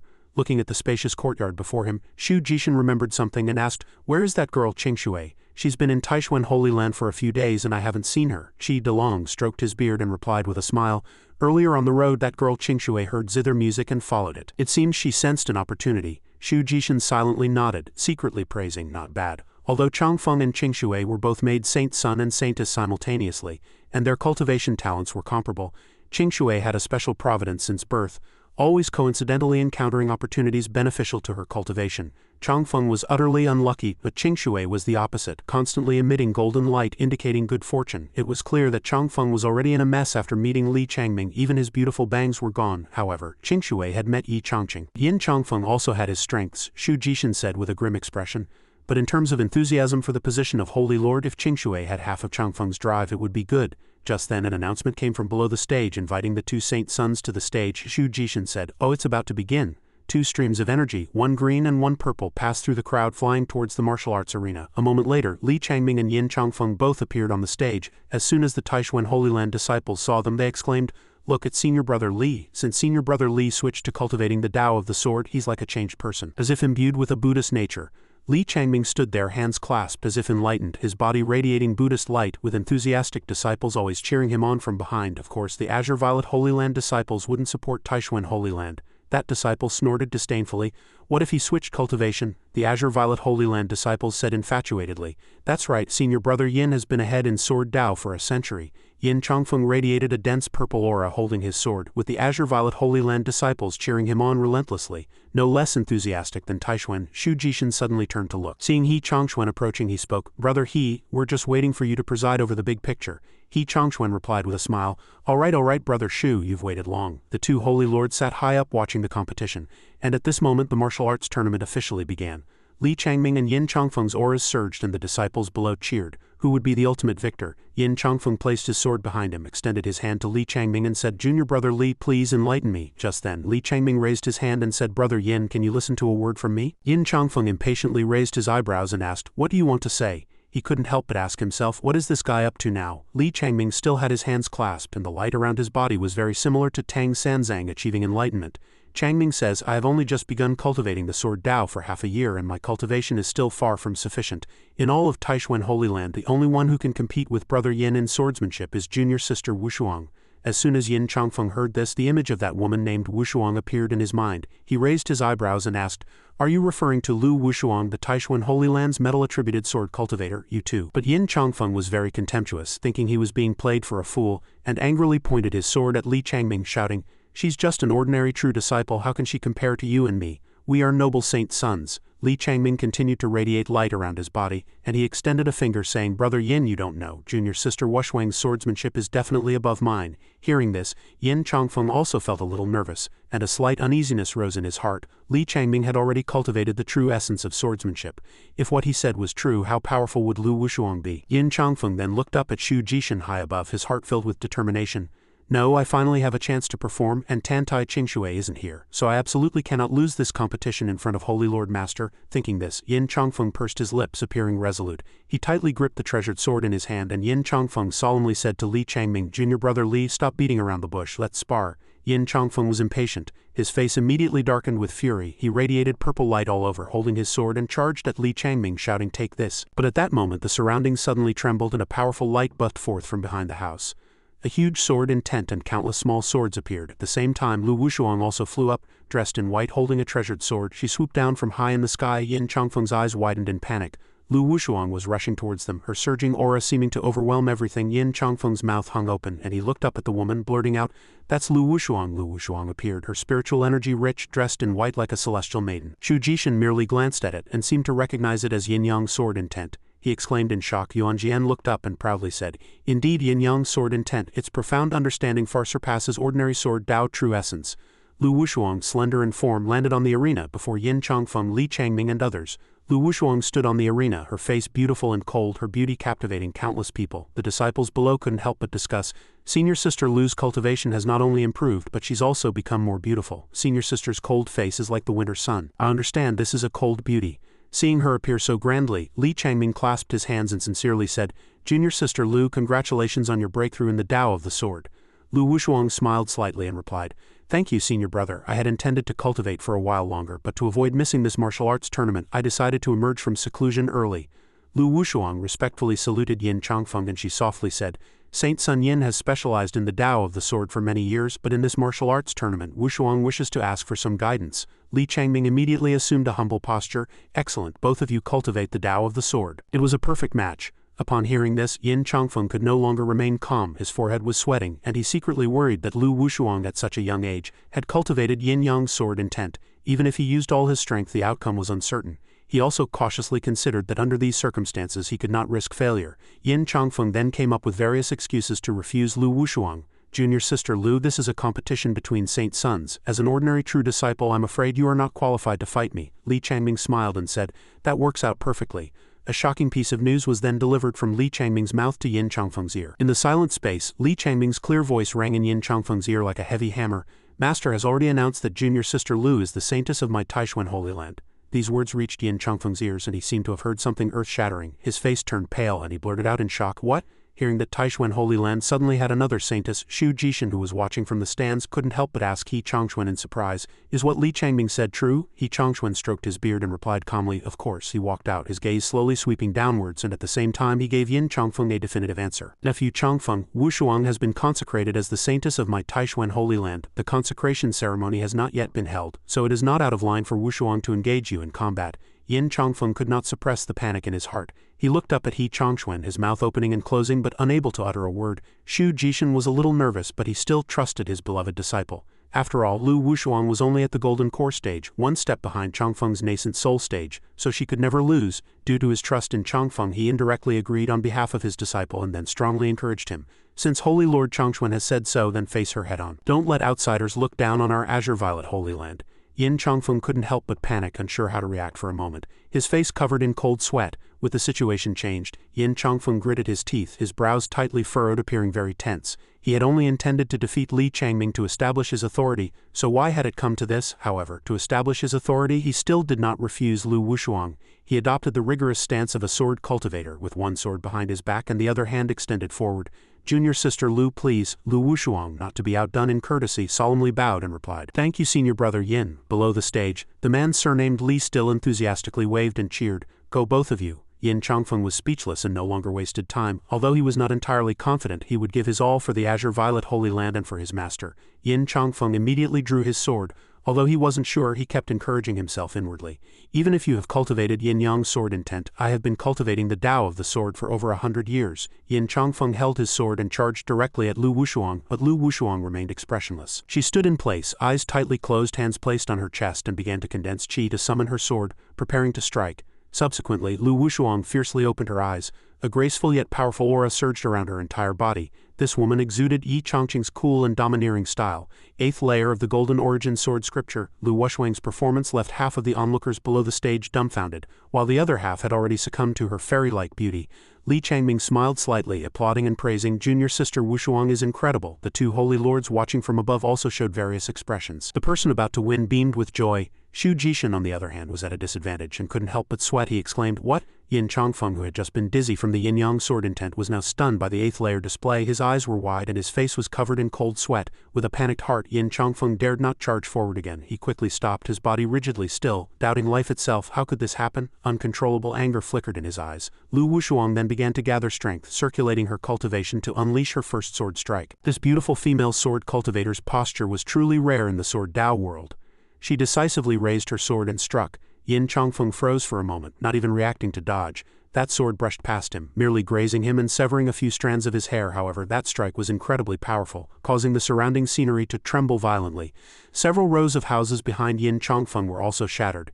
Yin Chongfeng was too terrified to make a sound. If he had actually taken that blow, would he have immediately gone to meet the king of hell? Yin Chongfeng's body was completely limp. His legs could no longer support him, and he collapsed onto the martial arts stage. Yin Chongfeng felt as if he had been thrown into a gloomy and deep abyss, falling into a bottomless chasm. His eyes were wide, his face pale, and his voice trembled as he blurted out, I lost." Lu Wushuang rose, her demeanor stern, her body exuding a powerful and abundant aura. The treasured sword in the young woman's hand gradually dissipated.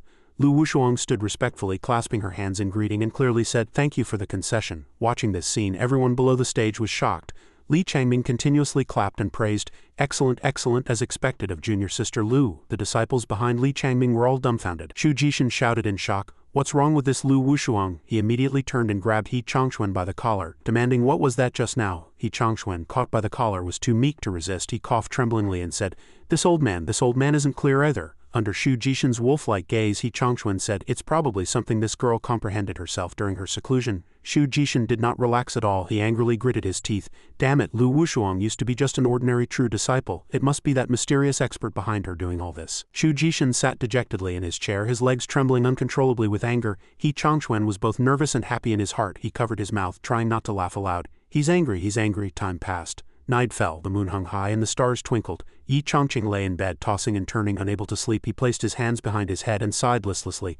"The night is long, I can't sleep." However, the image of Tantai Qingshui suddenly appeared in his mind. Yi Chongqing's cheeks flushed slightly, and he let out a warm breath and immediately denied it. "It's not because Miss Qingshui left." Yi Chongqing found it difficult to sleep. He turned over. At this moment, the book Qingshui left behind inadvertently caught his eye, and now he was even more unable to sleep. Yi Chongqing sat up, picked up the book, and thought, why not read the book she left? Yi Chongqing lowered his head and looked at the words on the cover. This book is actually called Eating Earth? Yi Chongqing was puzzled. Why does it feel like it's mocking me? However, Yi Chongqing still got up from bed, lit a candle, and the dim yellow candlelight illuminated the entire room. Yi Chongqing sat at the table. He took out the book and began to comprehend its meaning. To cultivate this technique, one needs to be like a young person. Finding new enjoyment in this book, he excitedly exclaimed, "Hey, interesting." He didn't know how much time had passed until the first crow of a rooster echoed and the sky brightened. Yi Chongqing had actually fallen asleep at the table. He awoke with difficulty. The young man gently wiped the drool from the corner of his mouth. Yi Chongqing looked at the book and said, "Oh, I was studying this book until late last night and unconsciously fell asleep." Yi Chongqing walked out of the house with a sense of relief. Yi Chongqing stretched comfortably. "Fortunately, I finished reading it and understood everything." Miss Qingshui. Yi Chongqing began walking around the house early in the morning, continuously calling out to Miss Qingshui, but there was no response for a long time. As soon as Yi Chongqing stepped out of the house door, his gaze suddenly fixed on something. A scroll was placed on the table. Yi Chongqing picked up the scroll, opened it, and inside was a note left by Qingshui. He began to read it word for word. "Master Yi, thank you for your guidance and hospitality these past few days. Qingshui will remember it forever, if we are fated in the future." Reading this, Yi Chongqing's heart swelled. He smiled, beginning to have some ambiguous thoughts. "If we are fated, you can teach me how to cultivate immortality, and it would be even better if you could offer yourself to me." He then shifted his gaze downward to continue reading. "If fate allows in the future, I will visit you again." That's what was written on the paper. There was nothing Yi Chongqing expected, so he immediately lost interest and threw the scroll away. Yi Chongqing no longer held any hope. He took out the book and said casually, "Never mind, since she's gone, I'll try the cultivation method she gave me." Yi Chongqing then lay in his courtyard, basking in the sun and reading the book. He lay on the long chair, occasionally turning a page, comprehending its meaning. Life originates from the ethereal, wandering between heaven and earth without beginning or end, never leaving, never perishing. The more he read, the stronger the reaction around his body became. The Big Dipper gathers qi, transforming yin and yang, cold springs in all directions. The four qi facing the sun. Yi Chongqing sat cross-legged, and a strong golden aura began to emanate from his body. The more he comprehended, the more absorbed he became. With beginning and end, all things are created, moving 10,000 miles. At the same time, the sky also began to change. The clear blue sky turned overcast and lightning began to flash continuously. Yi Chongqing's eyes were tightly closed, completely unaware. Just then he suddenly opened his eyes wide. The sky above Small Pond Town grew darker and darker, and the lightning became more and more violent. People looked up at the sky feeling confused. Why did the sky suddenly change? Yeah, wasn't it sunny just a moment ago? This lightning is too terrifying. Meanwhile, little Hei Zi was still asleep, but the lightning struck down more and more fiercely. Only then did it gently open its eyes and wake up. Seeing the scene before it, just awake, jumped up in a panic. "This is a minor heavenly tribulation." It then looked towards Yi Chongqing. Seeing him sitting cross-legged in quiet concentration, diligently cultivating, it was somewhat pleased. "After all these years with Master, this is the first time I've seen him cultivate." Yi Chongqing nervously opened his eyes. He looked at his hands and thought, "Suddenly I can feel countless hot currents surging within my body.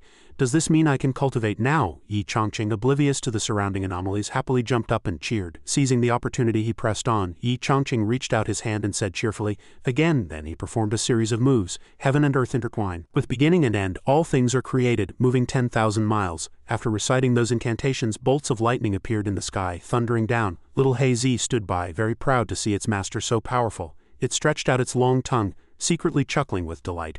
"As expected of my master, just reciting a few incantations can summon a minor heavenly tribulation." After reciting a series of incantations to summon heavenly thunder, Yi Chongqing also absorbed a considerable amount of spiritual energy. Streams of colorful spiritual power were gradually entering the primal chaos stone. Little Hei Zi's eyes immediately lit up, seeing its master so powerful that he could refine the heaven and earth wonder, the primal chaos stone. At this moment, Yi Chongqing was sitting cross-legged in concentration, absorbing the primal chaos stone into his body. Watching the way his master was performing, little Hei Zi immediately cleverly sensed the key. "So that's it. The heaven and earth essence in this small town is insufficient for Master's cultivation, which is why he's refining the primal chaos stone." With that, little Hei Zi raised its paw and clutched its head, feeling regretful for its master. "It's a pity there's only one primal chaos stone at home. For Master, it's definitely not enough to fill a gap between his teeth. What should I do?" To increase its master's trust in it, little Hei Zi concentrated intensely on a countermeasure. It racked its brains for a while, and finally an idea appeared in its mind. "I've got it." Then it tightly clenched its paws and revealed another sly pet-like smile, thinking, "I remember there seems to be such a heaven and earth wonder deep within the forbidden zone of the Southern Ridge Spirit Fox clan." Thinking this, little Hei Zi held its head high and chuckled proudly. "Hee, my chance to shine has finally arrived." Then little Hei Zi left without saying goodbye to its master, walking straight into the forest. At this moment it still muttered to itself, "Master, don't worry." It walked out the door, its eyes immediately radiating a strong will, and said, "For your great cause, little Hei Zi will never back down, even if it means going through mountains of swords and seas of fire." After little Hei Zi walked for a while, Yi Chongqing had also completely absorbed the primal chaos stone into his body. Then he suddenly opened his eyes and looked around. After observing for a while with a natural reaction, Yi Chongqing's body suddenly trembled, and he muttered to himself. He trembled for less than 10 seconds, then immediately returned to his cheerful state, tightly clenching his hand. Is this what cultivation feels like? Immediately after, countless whys appeared in Yin Chongqing's mind. He tried to place his hand on his chin to ponder these questions, but there was no result. But why couldn't I do it for over 5 years? Yet today I suddenly comprehended it. Just then he inadvertently saw a strange stone at his feet. What's this? Immediately after, Yin Chongqing recognized what it was. He bent down to pick it up, and another question arose. Isn't this my tea pet? How did it change color? When he held it in his hand, Yin Chongqing finally noticed something. He looked at the stone and couldn't help but be surprised. Could it be? Then he took out a book holding the stone in his hand and said, could it be that this Eating Earth book that Miss Qingxue left me was specifically written for people like me who don't have spiritual roots? Speaking of this, he noticed another point holding those 2 items in his hand and couldn't help but exclaim loudly in surprise. Is the method of absorbing this stone's energy for cultivation? On a starry night. At this moment, Yin Chongqing had also roughly read through the book. After reading it, he said with a cheerful smile, logical, extremely logical. As expected, when one door closes, another opens. It was as if some people became officials through cooking, some became saints through chess, and some could even build harems through gaming. After speaking, he placed his hand on his chin, feigning contemplation, making them think he was very intelligent. After pondering for a while, he took out the stone and placed it in front of him, saying with a very proud tone, and I, after 5 years of transmigrating, am going to reach the peak of my life today, relying on this stone. After speaking, he lowered the corners of his mouth and said dejectedly, but there's only one of these. Then he looked down at the stone in his hand. This was something old Mr. He gave me before. I can't possibly shamelessly go back and ask him for another one, can I? Thinking this, Yin Chongqing's mood immediately plummeted. He sighed, asking himself, what should I do? The scene shifted elsewhere. Shu Jishin paced back and forth furiously, yelling loudly, his voice audible even outside. I'm so angry. How many things did that old geezer Hei Chongquan hide? Chongfeng stood beside him listening to the old man, his mind a jumble. Then suddenly knelt and apologized to the old man. Master, this disciple is incompetent and has brought shame to the Azure Violet Holy Land. Shu Jishin did not scold him. Instead, he gently walked over, stroked his head and comforted him with a smile. Today's failure is not your fault. Lu Wushwang's strength has surpassed my imagination. Hearing Shu Jishin not scold him but instead speak to him gently, Chongfeng was deeply moved. He rushed forward and hugged him, sobbing and crying. Master, woo woo woo. Shu Jishin also hugged him back, patting his back and comforting him. It's all right, don't cry, don't cry. Just then the door suddenly opened. Qingxue unexpectedly walked in and greeted him. Master, Qingxue is back. She saw the two embracing intimately and froze for 5 seconds, unable to say anything but stand there and watch, but she couldn't bear to watch them in such affection for too long, so she quickly turned around, covered her eyes and said, I'm sorry, it seems I came at the wrong time. Shu Jishin then quickly pushed Chongfeng aside, scratched his head and called out to her. No, you came at exactly the right time. Then he walked closer to Qingxue and asked her, Qingxue, where have you been? Hearing her master ask, she told him, when the airship flew over Small Pond Town, this disciple suddenly sensed a fortuitous encounter and went to seek it out. Hearing her say this, Shu Jishin was somewhat surprised and murmured, a fortuitous encounter? He looked at the marks on Qingxue's forehead and asked her in astonishment, you've cultivated to the nascent soul stage? Chongfeng, standing nearby, also interjected when he heard his master say this. What, really? Hearing Chongfeng's words, Qingxue revealed a sinister expression and mocked him. Yes, this humble Qingxue has already taken a step ahead of senior brother Yin. Hearing Qingxue's words, Chongfeng immediately suffered a fatal blow and spat blood. Shu Jishin, hearing her say this, couldn't help but laugh in surprise. Haha, this is truly an unexpected delight. Then he extended his hand and said to her, Qingxue, tomorrow I need you to participate in the martial arts tournament and defeat Li Changming, the saint son of Taishuan Holy Land. Faced with her master's suggestion, Qingxue shook her head without hesitation, refusing. I refuse. He was joyfully anticipating someone avenging him, but Qingxue's answer was unexpected. He opened his mouth wide in disbelief. What? Then he turned to Chongfeng and said, Chongfeng, you go out first. I need to talk to your junior sister. Although Chongfeng also wanted to stay and eavesdrop since his master had spoken, he reluctantly walked out. After only the two of them remained in the room, Shu Jishin sat down on a chair, sighed and asked her, Qingxue, why don't you want to fight? Qingxue cupped her hands and bowed her head, replying to her master, this disciple has now entered the nascent soul realm. Whether it's Saint Son Li Changming or junior sister Lu Wushuang of Taishuan, they are both still golden core stage cultivators. It would be ignominious for Qingxue to win by suppressing them with cultivation. At this point her face darkened, appearing very dangerous, and she continued, moreover, if Taishuan still has any secret moves and Qingxue were to lose, then you, Saint Lord Master, would not be able to hold your head high. Hearing her say this, Shu Jishin's face changed in fright and his eyes gradually blurred. He seemed to have never considered this matter before. Qingxue, seeing that her master had already been psychologically manipulated, continued, I can neither win nor lose. What do you want this disciple to do? Shu Jishin found her words very reasonable. He stood up, patted his head, and then agreed. Yes. Then he covered his mouth with his hand, embarrassed, saying, I've lived for 1,000 years, and today I was blinded by winning and losing, almost losing my composure. After speaking, he looked at the gentle smile on her face and thought, this girl has only been gone for a few days, but her realm has greatly increased, and her state of mind seems to have changed a lot, somewhat like myself in my youth.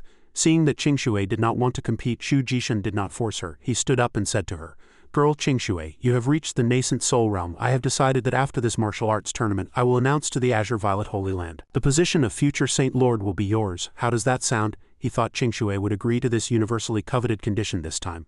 But she shook her head again, refusing. She looked at her master and said in a very gentle tone, Qingshui regrets she cannot obey. Being refused twice overnight left Shu Jishin dumbfounded. What? Refused again? Qingshui then approached Shu Jishin and stated her current wish, hoping he would understand. Master, this disciple now only wishes to cultivate a pure heart and has never thought of the Saint Lord position. Senior brother Yin is the most suitable candidate. Hearing Qingshui say this, Shu Jishin could no longer contain himself. He grabbed her body and shook her back and forth, seeing if she would change her mind. What on earth have you experienced these past few days? You don't even care about my Saint Lord position anymore. Qingshui's eyes lit up without hesitation, and she proudly told her master.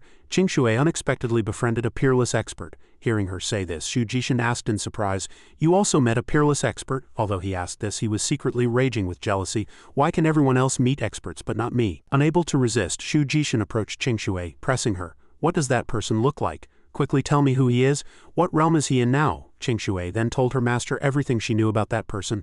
This disciple doesn't know his realm, but Master Yi isn't particularly special. Besides normally raising a demon king at home, using the heaven and earth wonder primordial chaos stone as a tea-pet, and being able to play the mortal transformation song with the immortal artifact heavenly expressing, her words drove the old man mad. She had just listed a bunch of extraordinary things and then concluded with nothing special. You call that nothing special? Shu Jishin swallowed his saliva in fright after hearing this. Then he secretly worried in his heart, if the expert this girl Qingshui met is the unparalleled senior Hei Chongfun spoke of. Thinking this, Shu Jishin's worry doubled. He thought in fear, does such a terrifying existence really exist in this world? Meanwhile, in another place, Hei Chongfun was looking around inside the Holy Land's protective formation. He looked at the runes on the formation and a multicolored box. He muttered to himself, this seal is a top-grade ancient treasure passed down since the founding of Taishuan Holy Land. Now it has become the core of Taishuan's mountain protection array. If I integrate the bronze bell Shu Jishin gave me into the core today, combining it with the Taishuan seal with these two ancient treasures as the core, the mountain protection array will surely be extremely solid. After speaking, he took out the bronze bell and combined it with his formation core. After the fusion was successful, a green light illuminated the entire sky. He thought he had succeeded, but he hadn't. The bronze bell Shu Jishin gave him was sealed. Hei Chongfun looked at the bell, somewhat confused in his heart. That old geezer Shu Jishin probably wasn't willing to lose an ancient treasure to me. He actually sealed this bell with runes, but even so it can't stop me. Once I use the Taishuan seal to unseal this bell, I'll go provoke that old geezer Shu Jishin tomorrow. After speaking, Hei Chongfun revealed a sinister and triumphant smile. No Chen Chulo, he immediately took the bronze bell to the courtyard. Then he used spiritual power to raise it above the Taishuan seal, saying, Go! The bronze bell flew above the Taishuan seal, then got closer and closer to it. When the bronze bell lightly touched the Taishuan seal, it was immediately absorbed. Hei Chongfun, seeing this scene from below, couldn't help but ask in surprise, what's going on? He used his hand to ward off the power emanating from the two, asking himself, what on earth is happening? Suddenly, a golden light shot high into the sky, shaking the entire sect. Deep in the night, the entire sect was sleeping soundly, when a violent tremor suddenly occurred. Everyone in the sect came out, looked up at the sky and said, What's happening? Is everything shaking? The disciples quickly found the source of the tremor and shouted, It seems to be coming from Taishuan Hall. The elders also heard the commotion and came out, looking around to see what was happening. Why is the earth shaking as if a powerful force is about to erupt? Where is senior brother now? At this moment, Shu Jishin also came out, standing behind them and said, Such a large-scale anomaly can only mean one thing. When they saw him, the three exclaimed in surprise, Holy Lord Shu! Shu Jishin then walked in front of the three, unsettlingly stating the reason he was thinking of. Perhaps that old geezer Hei Chongfun is using the ancient treasure I gave him to reinforce your Taishuan's mountain protection array. The old man heard Shu Jishin's words and immediately understood everything. He asked again in panic, Is it that bronze bell containing malevolent energy? Precisely. After speaking, Shu Jishin gritted his teeth, and then unsettlingly thought to himself, You old geezer, you're too eager, aren't you? Shu Jishin looked at the chaos and thought, the worst-case scenario has happened. I originally thought you would only unseal the ancient treasure and release the artifact spirit, and then naturally invite that mysterious senior to deal with it. I didn't expect you to be so reckless. If the mountain protection array cannot withstand the ancient treasure's power and shatters, then the disciples immediately ran to the Taishuan Hall to watch the spectacle. Look at Taishuan Hall, what's going on? Shu Jishin also quickly rushed here. When he roughly assessed the current situation, he uttered two words, It's over. Then he worriedly thought to himself, the worst-case scenario has happened. At this moment the yellow light still shot straight into the sky. The elders, seeing this power, were all very worried. This aura is too strong. Then they quickly turned around and said, Quickly protect the disciples. After speaking, the three of them combined their spiritual energy to form a solid protective circle. At this moment, outside Taishuan Holy Land, that power was already much stronger than before. In an instant, that power suddenly disappeared from the air, and Taishuan Hall consequently exploded with a loud bang. The entire room was reduced to ashes. The elders, seeing everything caused by this power, were all horrified. No, this power is too strong, we probably can't hold on. At this moment, the disciples standing inside the protective circle also saw the instability here, but didn't know what it was. Wait, what's that? Just then, Yin Chongfun quickly rushed out from inside, shouting, "Shu Jishin, are you going to make me a sinner for all eternity?" Hearing the old geezer's voice, the disciples immediately turned their heads. When they learned that their master had safely emerged from inside, they happily shouted his name. "Master!" Yin Chongfun walked in, entering the protective circle, and the elders shouted, "Old Holy Lord, Senior Brother?" Then they asked him in unison, what on earth happened? Yin Chongfun, still in a panic, told them, "That bronze bell isn't an ancient treasure at all, but a pseudo-immortal artifact with an artifact spirit." At this moment, the bronze bell had also emerged from inside and was standing on this protective circle. The elders, seeing its appearance, were all terrified. Yin Chongfun continued to tell them what had just happened. "I only discovered it was such an evil artifact after unsealing it. Unfortunately, it was already too late." Shu Jishin felt very depressed hearing him say this. He gritted his teeth, then walked forward and said to Yin Chongfun, "Brother He, since I caused this, the Azure Violet Holy Land will certainly not stand idly by." After speaking, Shu Jishin turned around and ordered all the disciples of Azure Violet Holy Land, listen to my command, form the Azure Violet Ultimate Sword Array. Hearing his command, the disciples immediately complied. They unleashed their sword array, charging straight into the sky. Then the sword lights continuously transformed, eventually combining to form the strongest attack. After combining, it transformed into a gigantic azure dragon flying in the sky. Yin Chongfun, seeing a dragon forming over there, also couldn't lose. He said to his disciples, "All right, disciples of Taishuan Holy Land, listen to my command, form the Taishuan Dragon Transformation Array." They also immediately obeyed, working together to create another golden dragon matching Shu Jishin's dragon. After completing the first step, Shu Jishin and Yin Chongfun began the second step. The two of them simultaneously launched an attack, suppressing the bronze bell. The twin dragons immediately opened their mouths wide and flew to attack the bronze bell. Facing the threat of the two dragons, the bronze bell showed no fear but instead emitted a contemptuous sound, just a bunch of useless ants. After speaking, it merely waved its hand, and a force sent the two dragons tumbling dizzily in the air without even touching its shell below. The elders and disciples, seeing the scene before them, all shouted in disbelief, "What the hell is this thing?" The bronze bell now transformed into a smiling face, then it revealed an extremely contemptuous smile. After laughing, it transformed into a ghostly shape and said, 5,000 years, this venerable one has finally been unsealed." After speaking, it continued to laugh madly. At this moment it extended its hand, grabbed the tails of the two dragons and squeezed them tightly. Below, Shu Jishin and Yin Chongfun immediately suffered backlash, spitting blood. Yin Chongfun looked at the scene before him in disbelief. How can this be? Is it true that today my Taishuan will face the disaster of annihilation? At this moment the monster was much larger than before. Its size completely overwhelmed the elders below. The bronze artifact spirit bared its fangs, looked down and then said to everyone, "Let this venerable one see how much power you all have." After speaking, he launched his ultimate move downwards. Arrows were shot out one after another. The elders below worked together to resist this attack, struggling to hold on. After resisting the first move, he launched a second. He raised his hands high, condensed a huge ball of fire and then said, "Try this move." That ball of fire had already transformed into an even more powerful arrow. Then he threw it with all his might towards them, shouting, "Die, you bugs." That arrow flew to the protective circle, immediately shattering the barrier and sending everyone inside flying out. The disciples of both holy lands, struck by this attack, immediately fell to the ground. He stood above them, laughing heartily, tears of joy streaming down, yet unable to stop himself. "You are all too weak, you can't even withstand one of my moves, just obediently become my bait." Yin Chongfun heard him say this and immediately stood up. Although his body was trembling, he stood up, used his spiritual energy and then said to the disciples, "People of Taishuan, listen to my command, quickly lead all disciples below the Tao integration stage and everyone from the Azure Violet Holy Land away from here." Hearing Yin Chongfun say this, the remaining three were all terrified. They spoke in unison to Yin Chongfun, "Holy Lord, Senior Brother, are you trying to?" Yin Chongfun immediately released all his cultivation, forming a huge barrier and said, "This old man wants to perish with it, using all his cultivation." Hearing him say this, Shu Jishin hastily asked, "Senior Brother, are you planning to sacrifice yourself?" The bronze artifact spirit, seeing the chaos below from above, laughed triumphantly again. "Do you really think you can stop this venerable one?" Yin Chongfun immediately turned to Shu Jishin and said, "Old Shu, my Taishuan disciples are in your hands." Hearing him say this, Shu Jishin created a spatial rift leading to his own holy land. Then he said to the disciples there, "This is the path to my Azure Violet Holy Land. Everyone take refuge there first." Upon hearing this, the disciples immediately scrambled into that space to save their lives, but it was not easy. The bronze artifact spirit above discovered them, immediately raised its axe and chopped down, saying, "Not a single person will escape from here." Seeing the danger approaching, those disciples hesitated, unsure whether to stay and help or to flee. They looked at their master, calling out loudly for him. Holy Lord Hei Chongqing didn't want them to stay any longer, so he shouted, "Go quickly." Unexpectedly, just then the ground of the Taishuan courtyard suddenly cracked open, and a white light burst forth from within. The monster continued to swing its axe violently, but unexpectedly its attack was blocked by a suddenly appearing circular pattern. Seeing its attack blocked by the sudden appearance, it froze there, looking down blankly, not understanding what had happened. "Oh, what's going on?" Hei Chongqing still stood there, not launching any attacks, but above him a ball of light hovered. At this moment the sky was dazzling. A scroll vaguely appeared amidst the dazzling light. The disciples, upon seeing this sight, all stood dumbfounded in immense surprise. The other elders were also equally astonished, their mouths agape. Hei Chongqing also looked at it blankly at this moment, stammering, "That's Senior Yi's Taishuan Chongqing painting." The disciples below all had their mouths wide open in astonishment.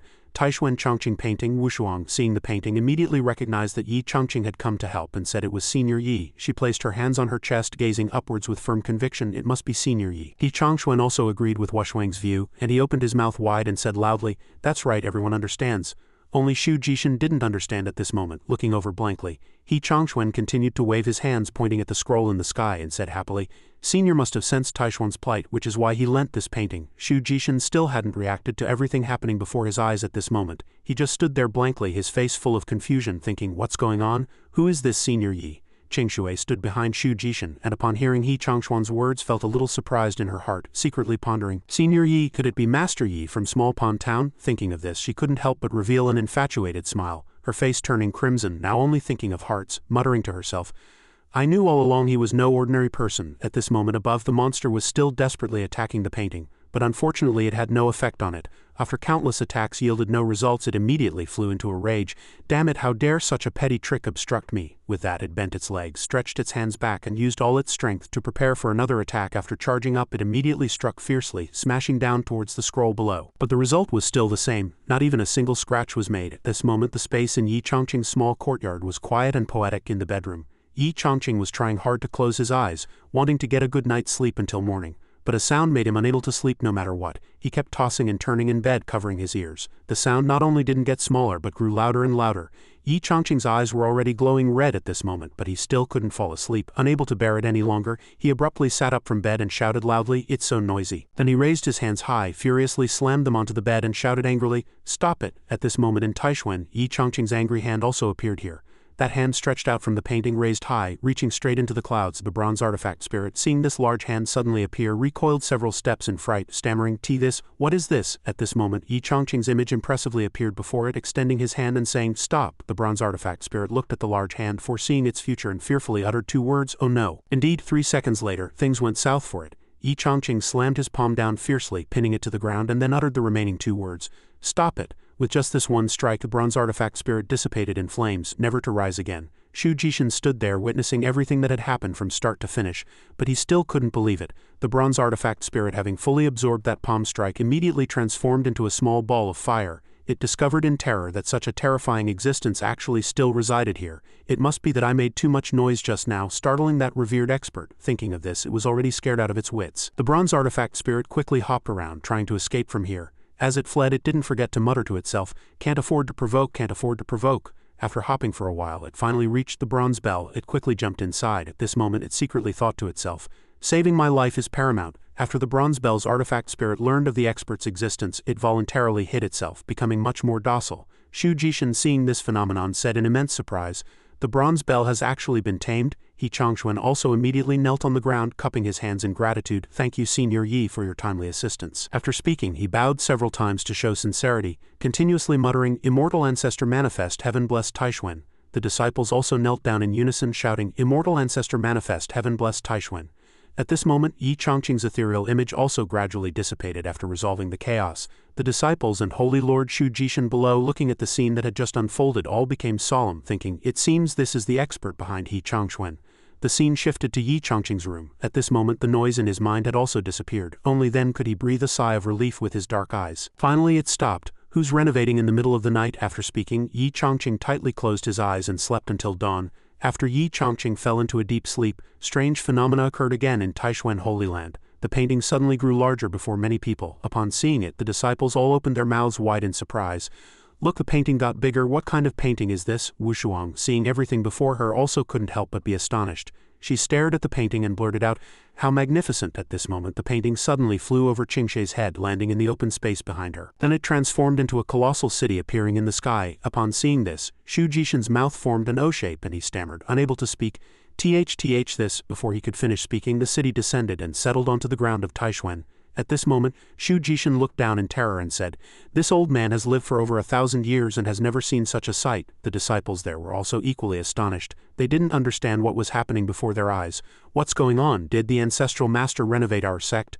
"I think the ancestral master bestowed the magnificent scenery from the painting upon Taishuan." At this moment the bronze bell also suddenly emitted a dazzling light. It flew into the sky, emitting a golden light heading straight for Taishuan Hall. The disciples below quickly noticed it and shouted, "The bronze bell is flying towards the Holy Hall." Then it flew to Taishuan Hall, where the bronze bell slowly descended and then merged with the newly formed Holy Hall. As they merged, the entire Holy Hall emitted a golden light. He Chongqing witnessed this sight, and his astonishment vanished, replaced by profound emotion. He happily widened his eyes and said, "This is Senior Yi integrating the bronze bell into the Taishuan seal, making them jointly the core of the mountain protection array, and even the leaked energy has been restored to its original state."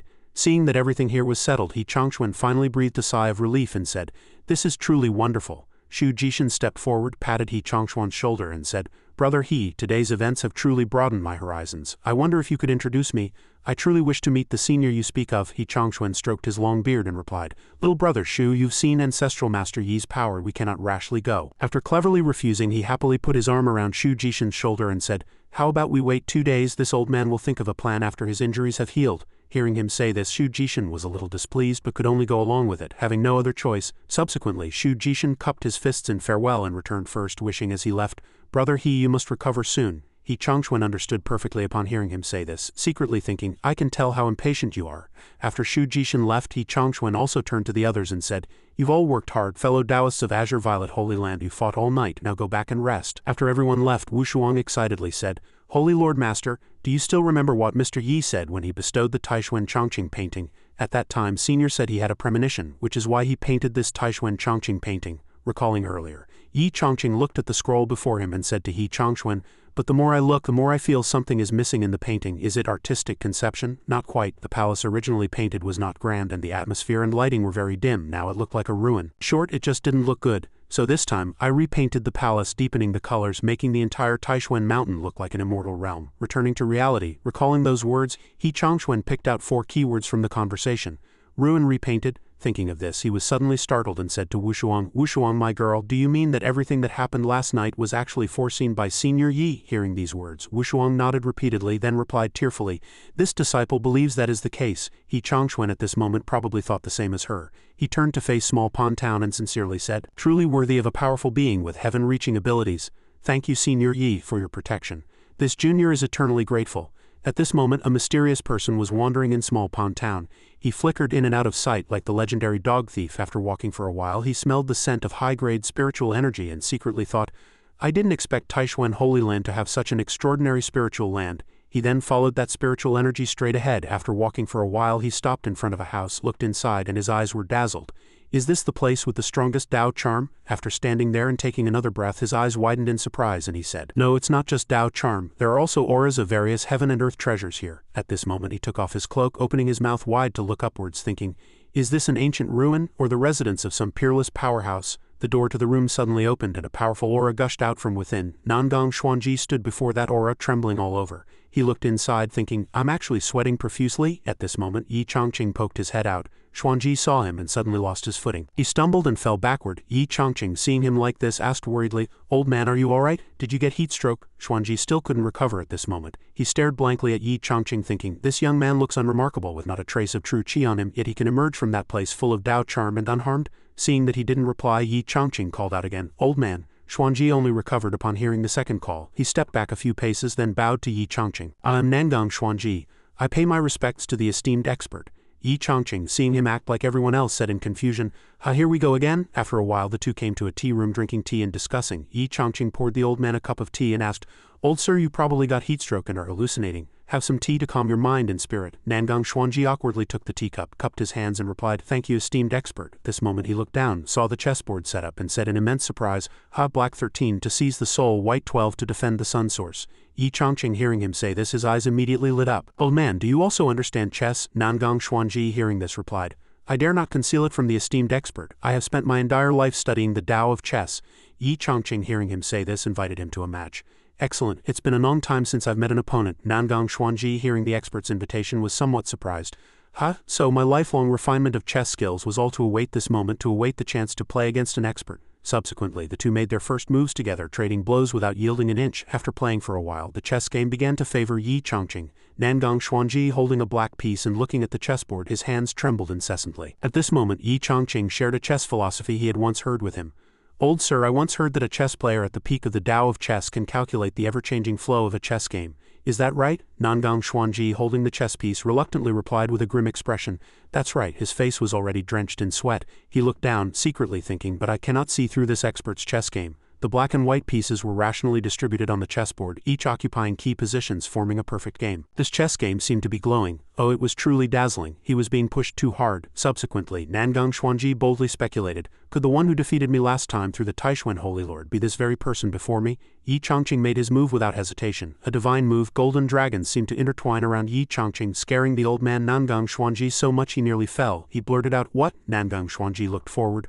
Oh, it was too dazzling. This light made him unable to see what was in front of him. Nangang Xuanji secretly thought, this pressure must be a test from an esteemed expert. If I can seize it, it will be a heavenly opportunity. Facing this dazzling light, Nangang Xuanji struggled to reach forward, determined to place a piece. Sweat poured down his aged face. He gritted his teeth. Seeing the black piece's 214th move, Nangang Xuanji was determined to make this move, breaking hand-sinking pearl. With this move, Nangang Xuanji poured all his strength into it. Yet Yi Chongqing's expression was calm, even more excited upon seeing the situation. He quickly made his move, four-sided force release. Yi Chongqing placed the piece. Just then, the light grew stronger and stronger. Nangang Xuanji could no longer bear it. He let out a loud cry, followed by what seemed like a dazzling explosion. After this tremor, Nangang Xuanji trembled, unable to speak, only choked sobs remaining. He struggled to compose himself, then softly said to Yi Chongqing, "The world calls this old man the chess sage, but today, in this game, this old man has truly felt that there are always those beyond oneself and heavens beyond heaven." Just then, Nangang Xuanji's body reacted again. A light appeared on his forehead. Nangang Xuanji opened his mouth wide, thinking, the cultivation bottleneck that has troubled me for 1,000 years seems to be loosening. Just a little more effort would do. Nangang Xuanji reached out and took a black piece. He gritted his teeth and frowned, determined not to give up this opportunity. The willow branches swayed gently in the wind, accompanied by a voice reprimanding a junior's ignorance. Nangang Xuanji was startled. He stammered, "WH, what is this now?" The voice sounded again. "You cannot break through yet." Nangang Xuanji opened his mouth wide, still not understanding what had happened. The willow tree gently swayed its body. Nangang Xuanji stood before the 10,000-year-old willow tree. One man and one tree, a profoundly mysterious sight. Nangang Xuanji raised a hand to shield his front. He observed carefully, secretly judging the willow tree to be a 10,000-year-old demon tree. Since it was planted in the courtyard, it must have been planted by an esteemed expert. Why would it suddenly speak? Subsequently, Nangang Xuanji respectfully bowed to the willow tree, saying, "This junior was momentarily overcome with emotion. I hope senior will forgive me. I just do not understand why you said this junior cannot break through yet." As expected, the willow tree immediately pointed out his error. "Foolish one, why don't you look down and see the master's chess game?" If not for the reminder, he wouldn't have looked carefully. Only after looking was he utterly shocked. On the go board, black and white stones were evenly distributed, each occupying equivalent positions. However, Nangang Xuanji saw that the stones were arranged together on the board, forming the Chinese character Shang Shang, meaning grandeur or hero. Nangang Xuanji was startled. Cold sweat streamed down his forehead, his eyes wide, his mouth agape. Could this be the esteemed expert reminding me that attempting a breakthrough now would be an ominous sign? Yet Yi Chongqing still sat composedly, one hand propping his chin, casually looking at the Go stones in his hand. He even kindly reminded him that if one doesn't adjust their mindset while playing Go, at best they'll lose a few stones. He placed the white piece on the board, then said, "At worst, you'll lose the entire game." Nangang Xuanji pondered, unable to help but panic. So he had merely spoken a casual sentence, yet he was scared out of his wits. The esteemed expert saw that my state of mind was unstable now. If I force a breakthrough, at best I'll fail to advance and damage my true essence. At worst, I'll fail utterly and suffer chi deviation. The willow tree next to him also began to encourage Nangang Xuanji. "That's right, the master has all things in his heart. He doesn't want you to be disgraced, which is why he used this clever way to remind you. Why don't you quickly go and thank him?" After the willow tree's guidance, Nangang Xuanji immediately acted. He then stood up and respectfully bowed to Yi Chongqing. "The esteemed expert is truly formidable. I am impressed." Yi Chongqing was somewhat surprised to see this, large question marks appearing in his mind. He secretly lamented. He surrendered after only a few moves. "I still have some ultimate techniques I haven't used yet." so he continued to encourage. "What are you saying, old sir? Let's continue." After comprehending, Nangong Xuanji immediately saw the situation clearly. He firmly refused Yin Chongfung's suggestion. No, this one cannot compare to even a 10,000th of the esteemed expert's abilities, even with my lifelong effort. I dare not show off before a master. The willow tree gently swayed its body and a purple leaf floated down from above. Nangong Xuanji raised his hand ready to receive this gift. A moment later the leaf lay quietly in his palm. The willow tree said, "Consider yourself wise, this leaf is a fortuitous encounter bestowed upon you. Hurry along now." Nangong Xuanji cupped his fists and respectfully replied, "This one understands." Faced with the old man's refusal, Yin Chongfun was also helpless. He could only say, "All right." Nangong Xuanji bowed to him, saying, "I have disturbed you today." He actually left, looking out of Yin Chongfung's courtyard little by little. Regarding this series of perplexing actions, Yin Chongfun couldn't help but ponder. Strange, why did he leave? He noticed that he had more contact with the willow tree. So Yin Chongfun guessed, could it be that he's allergic to willow catkins? At this moment Nangong Xuanji's heart was much calmer. He flew on his sword through countless layers of majestic mountains. After this experience, Nangong Xuanji couldn't help but sigh. I didn't expect such a powerful being to be secluded in Taishuan Holy Land. Looking at it this way, losing to him before was quite reasonable. Time slowly flowed by like this. Subsequently, it was also the end of the two great Holy Lands martial arts tournament.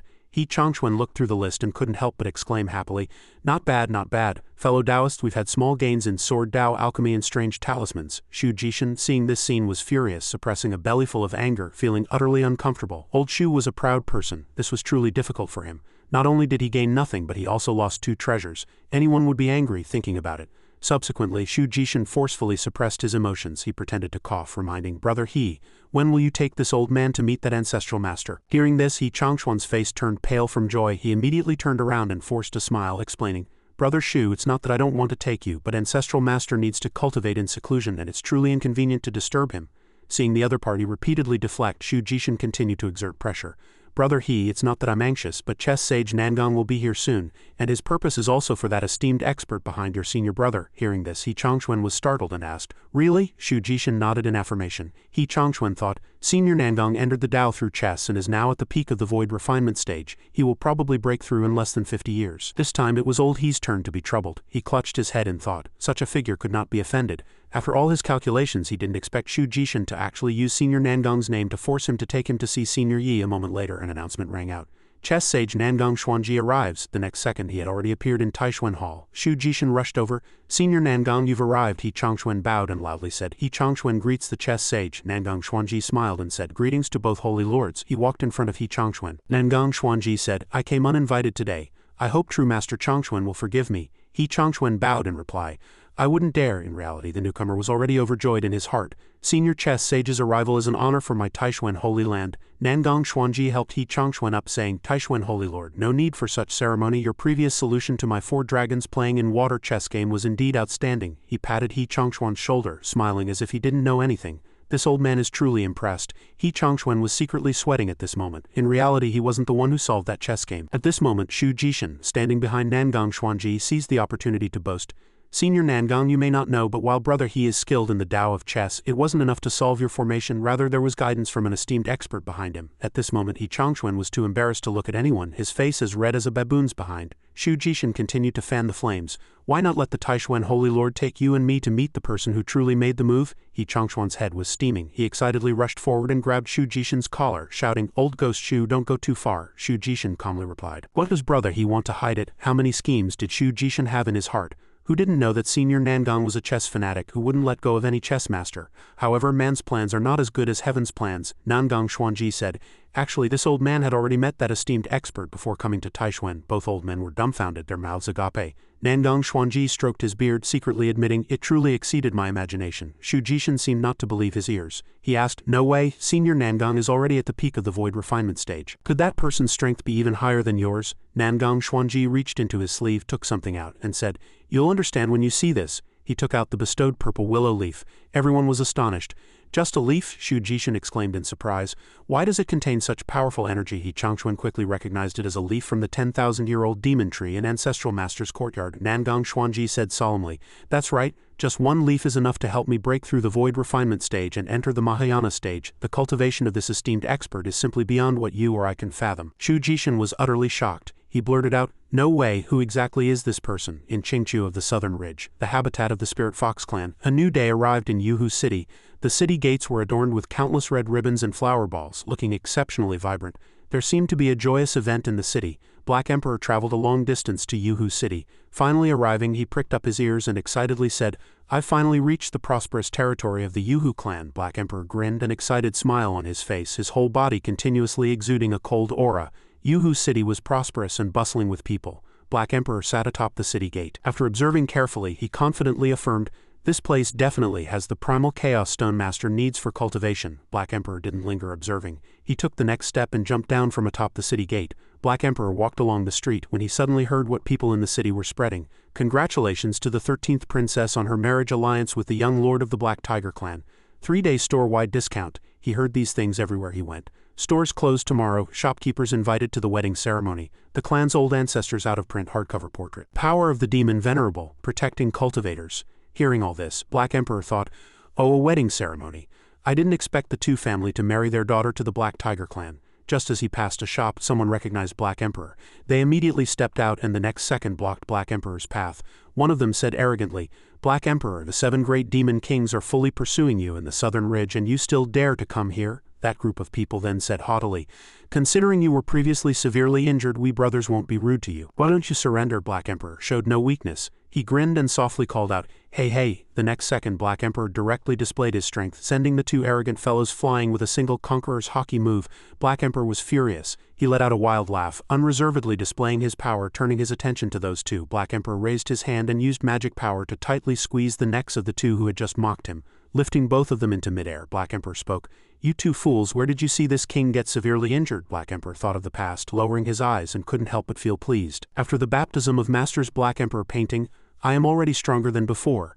The person being choked by Black Emperor visibly trembled. "The aura on you is actually about to break through to the Demon Emperor realm." Black Emperor relentlessly tightened his grip on their necks. He said, "I heard your 13th princess is about to marry Ming Yan, the young lord of the Black Tiger clan." He recalled old grudges in a second. Attacking this king for 3 months, the mastermind was that Ming Yan. Black Emperor tightened his hand again, increasing the force on the two men's necks. One of them said with difficulty, "So what? Let me tell you. The Spirit Fox clan's old ancestor will also attend the wedding ceremony then, so don't even think about causing trouble." Black Emperor showed a cunning smile. "Oh, you've actually given this king some good news." Without the slightest hesitation, Black Emperor turned and tightly choked them.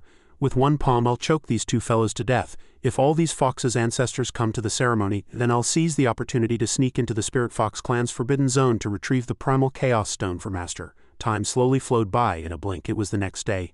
The streets were bustling. Ming Yan, the young lord of the Black Tiger clan, came to escort the bride, and red lanterns hung everywhere on the streets. The atmosphere was joyful. Seeing the bridal procession pass by, people on the street couldn't help but discuss, "Why is the Black Tiger clan's bridal procession so quiet? Yeah, there's not even anyone playing suona or drums. Does the Black Tiger clan not accept this marriage?" Ming Yan, the young lord of the Black Tiger clan, rode his mount, walking through the streets with a solemn expression. He snorted coldly, disdainfully thinking, "Marrying a woman from another clan, such a disgraceful matter. This young lord doesn't want too many people to know." Thinking of yesterday's 2 murders, he couldn't help but be enraged. There was indeed Black Emperor's aura on the bodies of those 2 guards in Yuhu City. "I certainly didn't mistake it.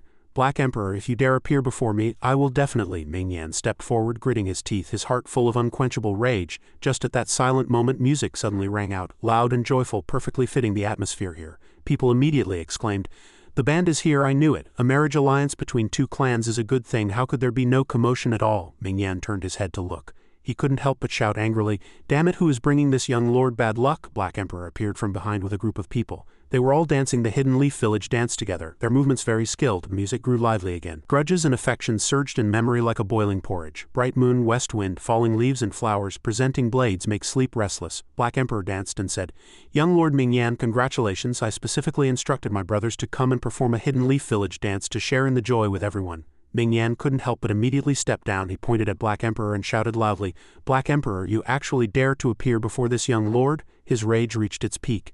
Ming Yan couldn't help but start attacking, his eyes bloodshot. He furiously charged forward.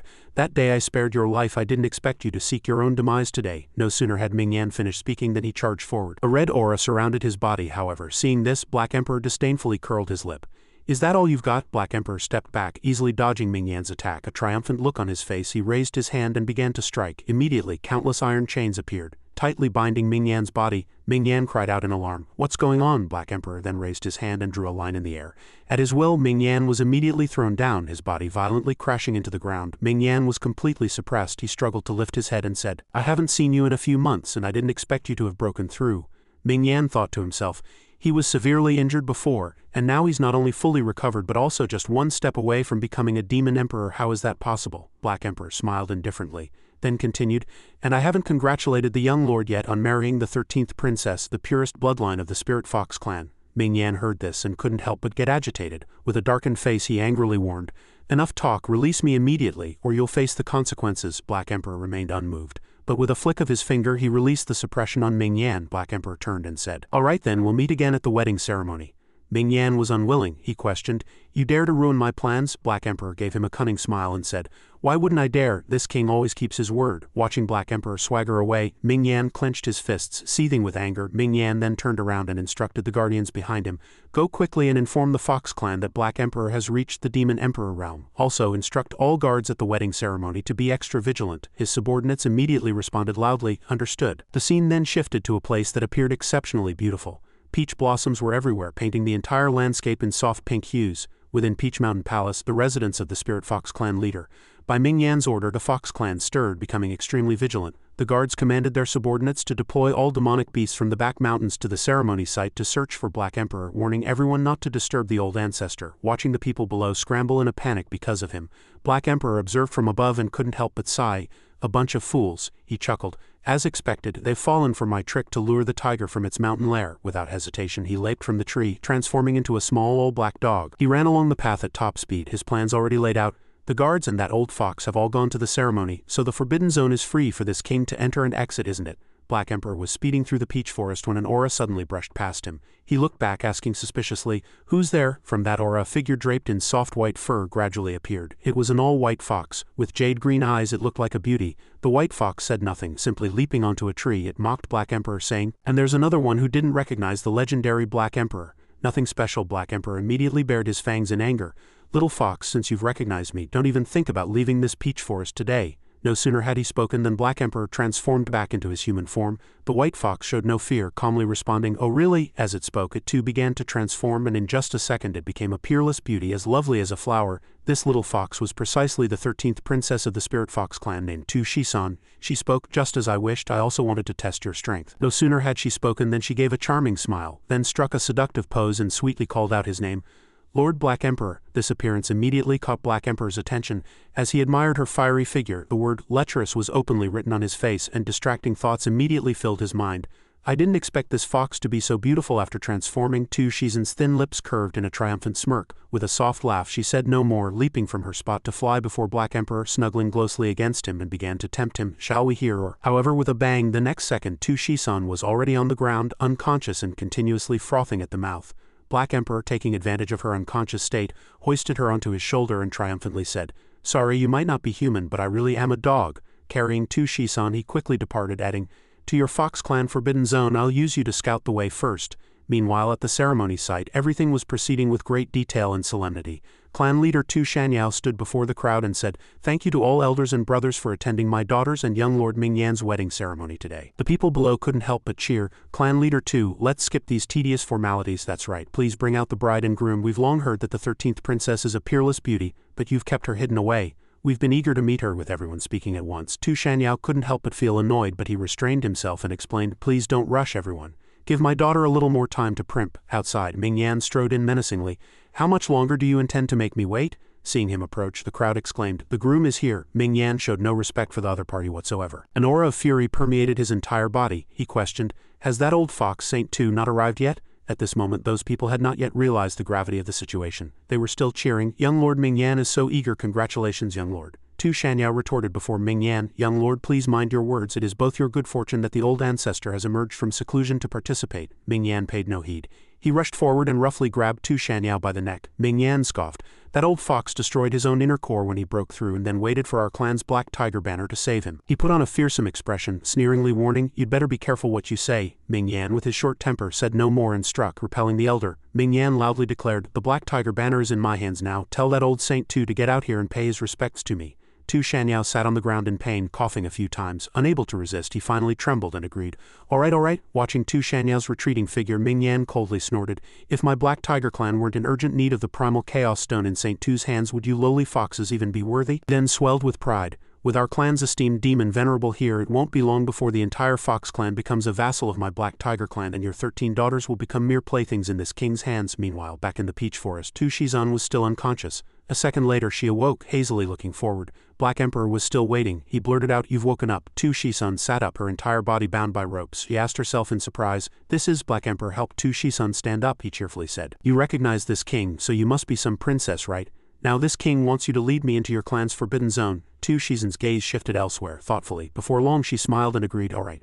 The two left together, beginning to head towards the forbidden zone she indicated. Tu Shizan asked Black Emperor, "How did you get in?" Black Emperor did not hide it, candidly replying, "Of course I snuck in amidst the chaos of Tu Shizan and Ming Yan's wedding ceremony." Hearing this, she froze and then felt a little shy. "You even know about Tu Shizan?" Black Emperor kept looking left and right, appearing very vigilant. He replied, "Who doesn't know about the 13th princess of the Spirit Fox clan, the purest bloodline of the Spirit Fox clan, raised in seclusion since childhood? Today is her first public appearance." After a few more steps, Tu Shizan suddenly stopped and said, "This is the magic array at the canyon entrance. I've already led you past it. This is the forbidden ancient palace." Before the two stood a massive hall looking exceptionally solemn. Tu Shizan turned and asked, "Can I go back now?" Black Emperor wouldn't let her go, pushing her firmly. "It's raining. Just be this king's captive obediently." The two slowly walked in, unaware that their every move was being monitored. At this moment, back in the main hall, Ming Yan glanced at Tu Shanyao, interrogating, "I ask you, did you see Black Emperor at the ceremony today?" Tu Shanyao replied candidly, "No." Hearing Tu Shanyao's answer, Ming Yan was startled and his heart grew cold. "Is Black Emperor toying with this young lord?" Just then, a maid ran in frantically from outside. "Clan leader, this is bad. The 13th princess is missing." Ming Yan heard this and blurted out, "What?" Tu Shanyao also couldn't remain calm. He began to question, What on earth happened?" The maid trembled with fright, tears and snot streaming down her face. Then she tearfully explained, The princess drove this servant out saying she wanted to prepare herself." The maid began to cry. Just now the servants pushed open the door and found that the princess had already jumped out the window. Ming Yan couldn't resist slapping the maid, scolding, "Idiots, what did you all eat?" Tu Shanyao had no choice but to address Ming Yan first. "Young lord, please calm your anger. This old man must go find that girl now." Ming Yan's face darkened as he thought furiously. "Tu Shizan, you will pay the price for your foolishness." Facing his expression, both Tu Shanyao and the maid felt uneasy. Meanwhile, inside the ancient hall of the Fox clan forbidden zone, darkness enveloped the place, making it appear exceptionally eerie. Tu Shizan lay on the ground, chin propped, calmly asking, "Lord Black Emperor, what do you think of this marriage arrangement of my Fox clan?" While she lay there quietly, Black Emperor was busily rummaging through a wardrobe. He replied, "In my opinion, that Ming Yan is a pile of stinking dog poop." He looked up, pondering, "It's a pity the 13th princess actually has to marry such trash." Tu Shizan sighed helplessly. "I did want to marry." At this point, she suddenly realized she seemed to have said something wrong, unable to expose the script. She then sat up and coughed a few times, then changed her words. "I did hear that the 13th princess said the person she wants to marry can only be a peerless master with sky-high cultivation, gentle and refined in nature, whose every action commands submission. Given this in this server, who else would be more suitable for Tu Shizan besides Yin Chongfun?" She had been enthusiastic just now, but quickly became a little sad. But how could such a person exist? Black Emperor immediately retorted upon hearing this. "Who says they don't exist? This king's master is just such a person." As soon as his master is mentioned, Black Emperor immediately becomes enthusiastic. His master's cultivation is not only unfathomable, but he can also bestow fortuitous encounters upon others without expecting anything in return. Black Emperor then turned and asked, "Do you know how much time this king has spent cultivating from the beginning until now?" Tu Shizan immediately made a bold guess. "You've already reached the Demon Emperor realm. Even with extraordinary talent, it would take over 100 years of cultivation to achieve that, right?" But then Black Emperor held up 5 fingers, which puzzled Tu Shizan. Black Emperor's eyes gleamed as he loudly declared 5 years. Tu Shizan couldn't believe the number. Sweating all over, she blurted out, "Impossible." As Black Emperor continued to rummage through the chest, Tu Shizan was nervously contemplating. 5 years can elevate an ordinary demonic beast to a demon emperor. If such a powerhouse truly exists, then even if I, Tu Shizan, were to follow and serve him for life, I would have no regrets. Black Emperor suddenly turned to her and said, "Once I complete my mission, I'll take you to meet my master. How about it?" Tu Shizan excitedly raised her hand, exclaiming, "Good, it's a deal." At this moment, Black Emperor suddenly stopped. Before him were countless glittering stones scattered on the ground. These small stones looked very special, emitting a faint glow. Black Emperor couldn't help but blurt out, They're primal chaos stones. As soon as he saw what he was looking for, he immediately became excited, rushing over like a flash, continuously letting out triumphant chuckles. Haha, heaven helps me. But just then, Tu Shizan reached out to stop him. Black Emperor, wait a moment, she stepped forward to warn. I advise you not to go there. That thing is very dangerous. However, Black Emperor seemed to pay no mind to Tu Shizan's warning. He walked forward resolutely and fearlessly saying, what's there to be afraid of? Isn't that old fox Saint Tu at the ceremony? Tu Shizan's face immediately changed. She said darkly, but the ceremony hasn't even started yet. Black Emperor had already sat down, pulling out a bag to start collecting items. Hearing her words, he casually asked, how do you know? Tu Shizan replied coldly, because I am the bride. If I'm not present, how can the wedding begin? Just then, Black Emperor had already seized the opportunity to collect a large bag of primal chaos stones. Hearing this, he turned around, blurted out in surprise, you are the 13th princess? But just then, the coffin before Black Emperor emitted a dazzling light. A second later, a huge explosion occurred within the ancient hall. In the air, a blurry figure shimmered in and out of sight, and a questioning voice rang out, Bold Jr. put down the primal chaos stones. Although Black Emperor heard clearly, he ignored it completely. He snorted coldly, resolutely, refusing to let go, stuffing the bag into his pants. As expected, this action infuriated the other party, and another attack struck. Black Emperor, agile in movement, immediately leaped to dodge. Not only was he completely unscathed, but he also arrogantly grinned and retorted, you tell me to let go and I let go, wouldn't that be a loss of face for me? Ignoring the pursuit behind him, Black Emperor immediately grabbed the items and ran, triumphantly saying bye-bye now. But just then, Tu Shizan ran over at an even faster speed than Black Emperor. She blinked sweetly. Black Emperor was left behind. Due to Tu Shizan's sudden action, he couldn't help but yell uneasily, hey, what are you trying to do? Tu Shizan was incredibly fast, leaping and flying out of the hall's entrance. She stood up calm and triumphant, muttering to herself, Black Emperor, I'll see what you're capable of. If you can get out of here alive, I'll go with you to meet that peerless master. Tu Shizan unhesitatingly pulled down the lever and the gate gradually closed.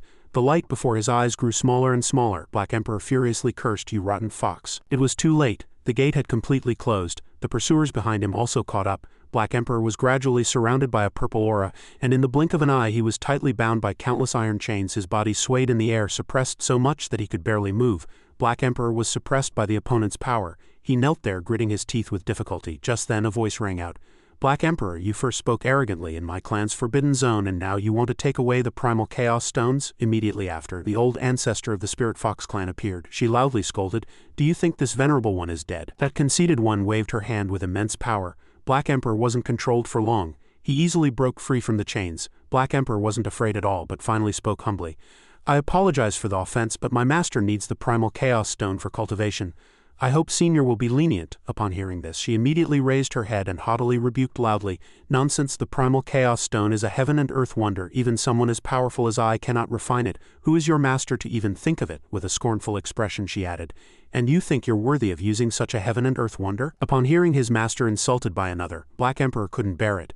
He gnashed his teeth in anger, then no longer maintained a respectful attitude, counterattacking, presumptuous. With master's cultivation he could kill you with a mere flick of his hand. That fellow naturally didn't believe it, coldly snorting as she activated her cultivation technique. I've cultivated for hundreds of thousands of years, and this is the first time I've met such an arrogant person. It seems I need to teach you a good lesson. No sooner had she spoken than she launched a move at Black Emperor. Black Emperor reacted swiftly, immediately summoning a shield to block her attack. This blow was hard for Black Emperor to parry, pushing him back a few steps. He no longer intended to reconcile with the other party. Facing an unreasonable and aggressive opponent, he nervously circulated his cultivation technique, preparing to strike. After making all preparations, Black Emperor rushed towards her at extreme speed. The two thus charged at each other, clashing in combat. The auras within the Forbidden Zone, one red and one purple, were extremely intense, tinged with a fervent and vivid energy. Before long, a loud bang suddenly occurred, and that fellow's body went limp, being repelled. She had initially scorned others, yet she was still injured by Black Emperor, blood trickling from the corner of her mouth, but her innate arrogance remained. Refusing to accept her weakness, she gritted her teeth, preparing to charge forward. Die! This time it was Black Emperor's turn to be proud. He sneered disdainfully, you think you can kill me? Then Black Emperor took out the Demon Emperor painting. An extremely dense aura emanated from the painting, and he said proudly, Old fox, look at this. The scroll fluttered in the air, emitting dazzling golden light. Behind Black Emperor was a huge and majestic dragon outlined on the Demon Emperor painting. That fellow stood there dumbfounded, guessing, could it be the Demon Emperor painting? Immediately after, a powerful force erupted from that painting. That fellow couldn't dodge and was hit by this strike. She was thus sent flying, crashing violently, causing a huge explosion. Severely injured, she coughed up a mouthful of blood. Enduring the pain, she supported herself on her hands, kneeling on the ground, holding her body with the other hand, gritting her teeth and saying, I didn't expect the Demon Emperor painting to appear today. Black Emperor no longer beat around the bush. He waved his hand, unleashing a move. This palm strike easily shattered the Forbidden Zone's gate. Then he retrieved the Demon Emperor painting, and Black Emperor said solemnly, "I have no grudge with your Fox clan. Today I only came for the Primal Chaos Stone." With that he turned and said in a deep voice, "Take care." After running out of the Forbidden Zone, Tu Shizan flew to a cliff edge. As soon as she turned around, she immediately saw a commotion in the distance, a group of people running towards them. When she saw that the person approaching was Tu Shanyao, she turned and asked, "Father, are you looking for me?" With such a major incident, Tu Shanyao couldn't help but scold his daughter. He immediately questioned loudly, "Girl, how dare you run away from your wedding? Do you want your father to die to atone to the Black Tiger clan?" Even the people next to them seemed very worried. They spoke up to persuade, "13th Princess, this marriage alliance with the Black Tiger clan is of great significance. You cannot act impulsively." That person then continued, "Yes, even if you don't consider the clan leader, you must consider the old ancestor." Tu Shanyao also explained after hearing this. "That's right, the old ancestor failed to break through this time and suffered a backlash from the Great Tao. Only the Black Tiger banner in Ming Yan's hands can heal her internal injuries. As a princess, you should also consider the Spirit Fox clan's millennium-long plan. If the old ancestor is gone, our Fox clan will be finished." Just as Tu Shanyao was reasoning, Black Emperor had already quietly escaped. Black Emperor's actions were thus seen by Tu Shizan. She secretly thought, "This black dog actually got out." Recalling Black Emperor's words, Tu Shizan confidently replied, "Father, what if I can find a more powerful patron for the Spirit Fox clan?" Upon hearing this, Tu Shanyao's face revealed unconcealed shock. He immediately pressed, "What do you mean, looking at the entire demon race, who is more powerful than the Black Tiger clan?" Tu Shizan stepped back a few paces, spread her arms, leaned against the cliff, and as the strong wind blew, her hair gently fluttered. Tu Shizan confidently declared loudly, "Then father, just wait and see." With a slight upward curve of her lips, Tu Shizan then leaned back and leapt into the abyss. Tu Shanyao ran over in a panic, loudly calling his daughter's name. "Shizan." The two behind him also couldn't help but shout, "Princess, princess." The people above were constantly worried. The bottom of the cliff was completely dark, unfathomable. Just as Tu Shizan and the others were in a panic, a wolf, transformed by Black Emperor, rushed towards them from behind. As soon as he arrived, he pushed aside two Fox clan members and charged straight towards the cliff. When he saw Black Emperor's figure, Tu Shanyao couldn't help but be shocked. "Black Emperor, how is he here?" He desperately charged towards the abyss. Before long there was movement from within the depths. Upon seeing this, Tu Shanyao couldn't help but be surprised. What? It turned out to be Black Emperor leaping up from below the cliff with Tu Shizan still on his back. Black Emperor reproached, "Why go to all this trouble?" Tu Shizan lay on his back, now also crying like a pear blossom bathed in rain, enacting a feigned distress.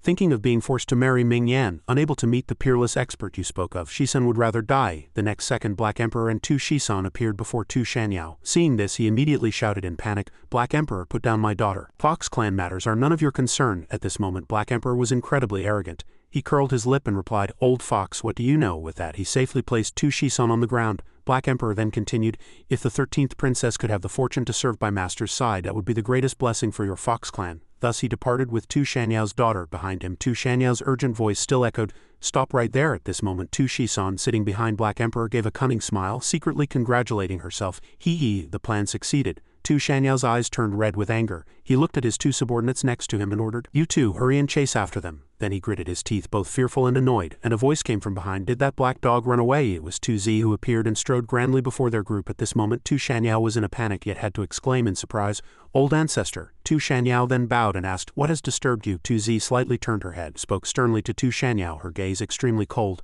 "The black dog forcibly abducted the 13th girl and entered our clan's forbidden zone to steal the primal chaos stone." Tu Shanyao was too ashamed to speak. He clenched his teeth. "Old ancestor, Shizan was taken for a marriage alliance, I'm afraid." However, contrary to his expression, Tu Zi replied indifferently, "Then announce it publicly." She stood with her hands on her hips, very composed, a sinister expression on her face, and continued, "Black Emperor abducted the 13th girl to retaliate against the Black Tiger clan." Upon hearing this, Tu Shanyao, without discerning right from wrong, immediately bowed and exclaimed, "Old ancestor is brilliant." Then he worriedly added, "But we urgently need the Black Tiger banner to heal your injuries." She then waved her hand casually and replied indifferently, "It doesn't matter, I've already discovered a sacred item 100 times more precious than the Black Tiger banner." With that, Tu Zi flew away, saying triumphantly, "If my granddaughter was abducted, and let your Demon Emperor painting compensate for it." Meanwhile, at the wedding ceremony, Ming Yan had been waiting for news from the Spirit Fox clan.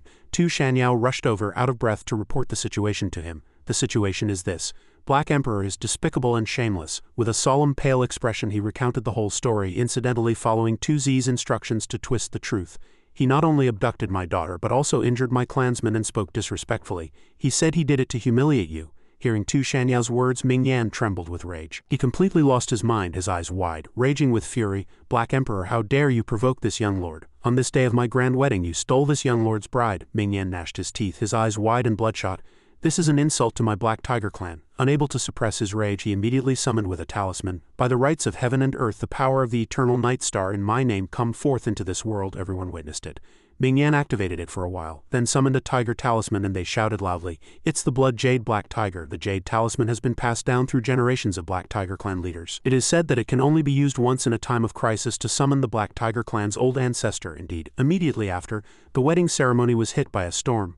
Dark clouds gathered thickly, and a turbulent aura converged in the air, appearing extremely sinister. From that powerful aura, a figure appeared. A moment later, that aura gradually dissipated, and a new figure indeed revealed himself. Facing this person, Ming Yan bowed. Ming Yan greets old ancestor.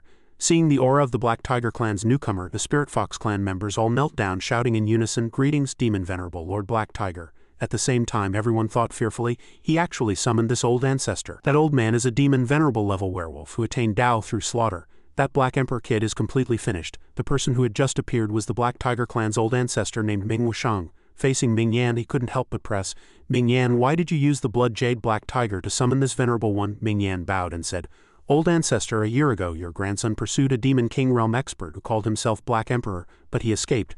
Now he has actually abducted the Spirit Fox clan's 13th princess, who was about to be allied with your grandson in marriage. This is clearly an insult to my Black Tiger clan, which is why I summoned the Blood Jade to invite old ancestor to come." No sooner had Ming Wushang finished listening to Ming Yan recount the events, than he, without a word, unleashed a move with a single finger, striking Ming Yan directly, and rebuked, "Useless trash." It was merely a casual strike, yet Ming Yan was sent flying, causing a huge explosion. Dust billowed, making it impossible to see what was happening inside. Listening to Ming Yan's grievances, Ming Wushang not only didn't side with him, but felt humiliated instead. He continuously rebuked to not even cut off the roots, but instead be retaliated against. Truly disgraceful. Ming Wushang, from his lofty position, waved his hand and asked, "Which tribe is that fellow from?" Tu Shanyao dared not delay, immediately reporting, "He seems to have gone to the central continent, transforming into a black dog." Ming Wushang couldn't help but sneer, "Merely a dog raised by the human race." "Old ancestor, the Fox clan's Mo Zisun was abducted. Where are you now?" Tu Shanyao quickly replied, "The old ancestor has already gone to pursue him." Ming Wushang frowned in displeasure, let out an "oh," and secretly thought that 2Z, with all her schemes, actually deigned to personally pursue a mere Demon King realm junior demon. So Ming Wushang reached out and directly lifted Ming Yan. At this moment he was injured all over. Ming Wushang mercilessly raised Ming Yan high. His whole body continuously trembled, his hands tightly gripping the iron chains around his neck, attempting to gain some advantage. There was a banner on Ming Yan's chest. Ming Wushang directly removed that banner and said, "You are not worthy of possessing the Black Tiger banner." He frowned and said with disgust, "Once this old man resolves this matter, you can go back and reflect behind closed doors." Ming Yan was utterly wretched. His whole body trembled. Then he also responded with a "yes." Meanwhile, Tu Shisun walked alongside Black Emperor again. He landed in a bamboo forest and Black Emperor pointed at Tu Shisun, saying, "It's over there." Following the direction of Black Emperor's finger, ahead was a manor looking both beautiful and serene. Seeing this scene, Tu Shisun inwardly exclaimed, "A manor, this could almost be considered a blessed land for cultivation." Without much hesitation, the two leaped down from above, landing in the backyard. An unexpected voice rang out, "Where did this fox demon come from?" No sooner had the words fallen than Tu Shisun's body immediately stiffened. Immediately after, a willow branch lashed out. At this moment, Tu Shisun was both shocked and terrified. "It's a 10,000-year-old demon tree. It's over. I can't move." Fortunately, Black Emperor leapt out in time. He grabbed the branch and said, "Tree brother, don't get agitated. She's here to take me to visit master." Black Emperor held the willow branch in his hand, sensing something was off, and asked, "But tree brother, I haven't seen you in a few days. Why did you cut your bangs?" Indeed, the old tree before Black Emperor had its branches and leaves trimmed more neatly. Seeing Black Emperor ask, the old tree replied, "Master thought these branches were too dense, so he kindly helped me trim them." Clearly hearing the old tree's words, Tu Shisun was inwardly shocked. To dare to trim the branches of a demon tree of this caliber, who exactly is the master Black Emperor spoke of? Just as the two were calm in the back garden, a voice loudly rang out, "Black dog, hand over the treasure." It was 2Z, she had also chased them here. No sooner had they met than she gave the other party no time to breathe. 2Z rushed down, striking a palm at Black Emperor, but he quickly dodged. As a result, 2Z hit a stone, smashing it to pieces. Black Emperor gnashed his teeth and said, "Old fox, I didn't expect you to dare to chase me all the way here." 2Z didn't bother with reasoning. She decisively said, "Enough nonsense, hand over the Demon Emperor painting and this venerable one will spare your life." Black Emperor naturally refused. He immediately retorted, "In the Fox clan's territory you might have some reservations, but here you'd best show me some respect." 2Z still maintained that attitude. She resolutely charged forward, loudly saying, "You refuse a toast only to drink a forfeit?" As soon as their hands met, she immediately gave Black Emperor a claw strike. Black Emperor was injured by this move, blood splattering. At this moment he could only call for help from a close one. "Tree brother, help me." However, the old tree calmly replied, "It's not time yet." By then, 2Z had already decided to snatch the item. She still wanted to press forward. "Stupid dog, you're dead." Tu Shisan frantically raised her hand to stop her. "Old ancestor, please show mercy." Just as this fierce battle was ongoing, Yin Chongfun on the other side was leisurely humming a song and trimming a bonsai. "I dig and dig and dig and dig and dig and all my little dreams will blossom." He casually trimmed off a branch, tossed it carelessly behind him and sighed. So annoying, however, that discarded little branch emanated extremely powerful might. It thus flew towards the roof on the other side. Just as 2Z and Black Emperor were fiercely fighting, that branch flew over, made contact with 2Z, and unleashed a move. Alas, my late intentions, like willows swaying. Before she could even understand, she was immediately overwhelmed and repelled by a huge force. Black Emperor, crying with emotion, said, "Tree brother, you finally made your move." However, the old tree casually denied from the side. "It wasn't me, it was Master who acted." Looking at the old tree, 2Z exclaimed in surprise.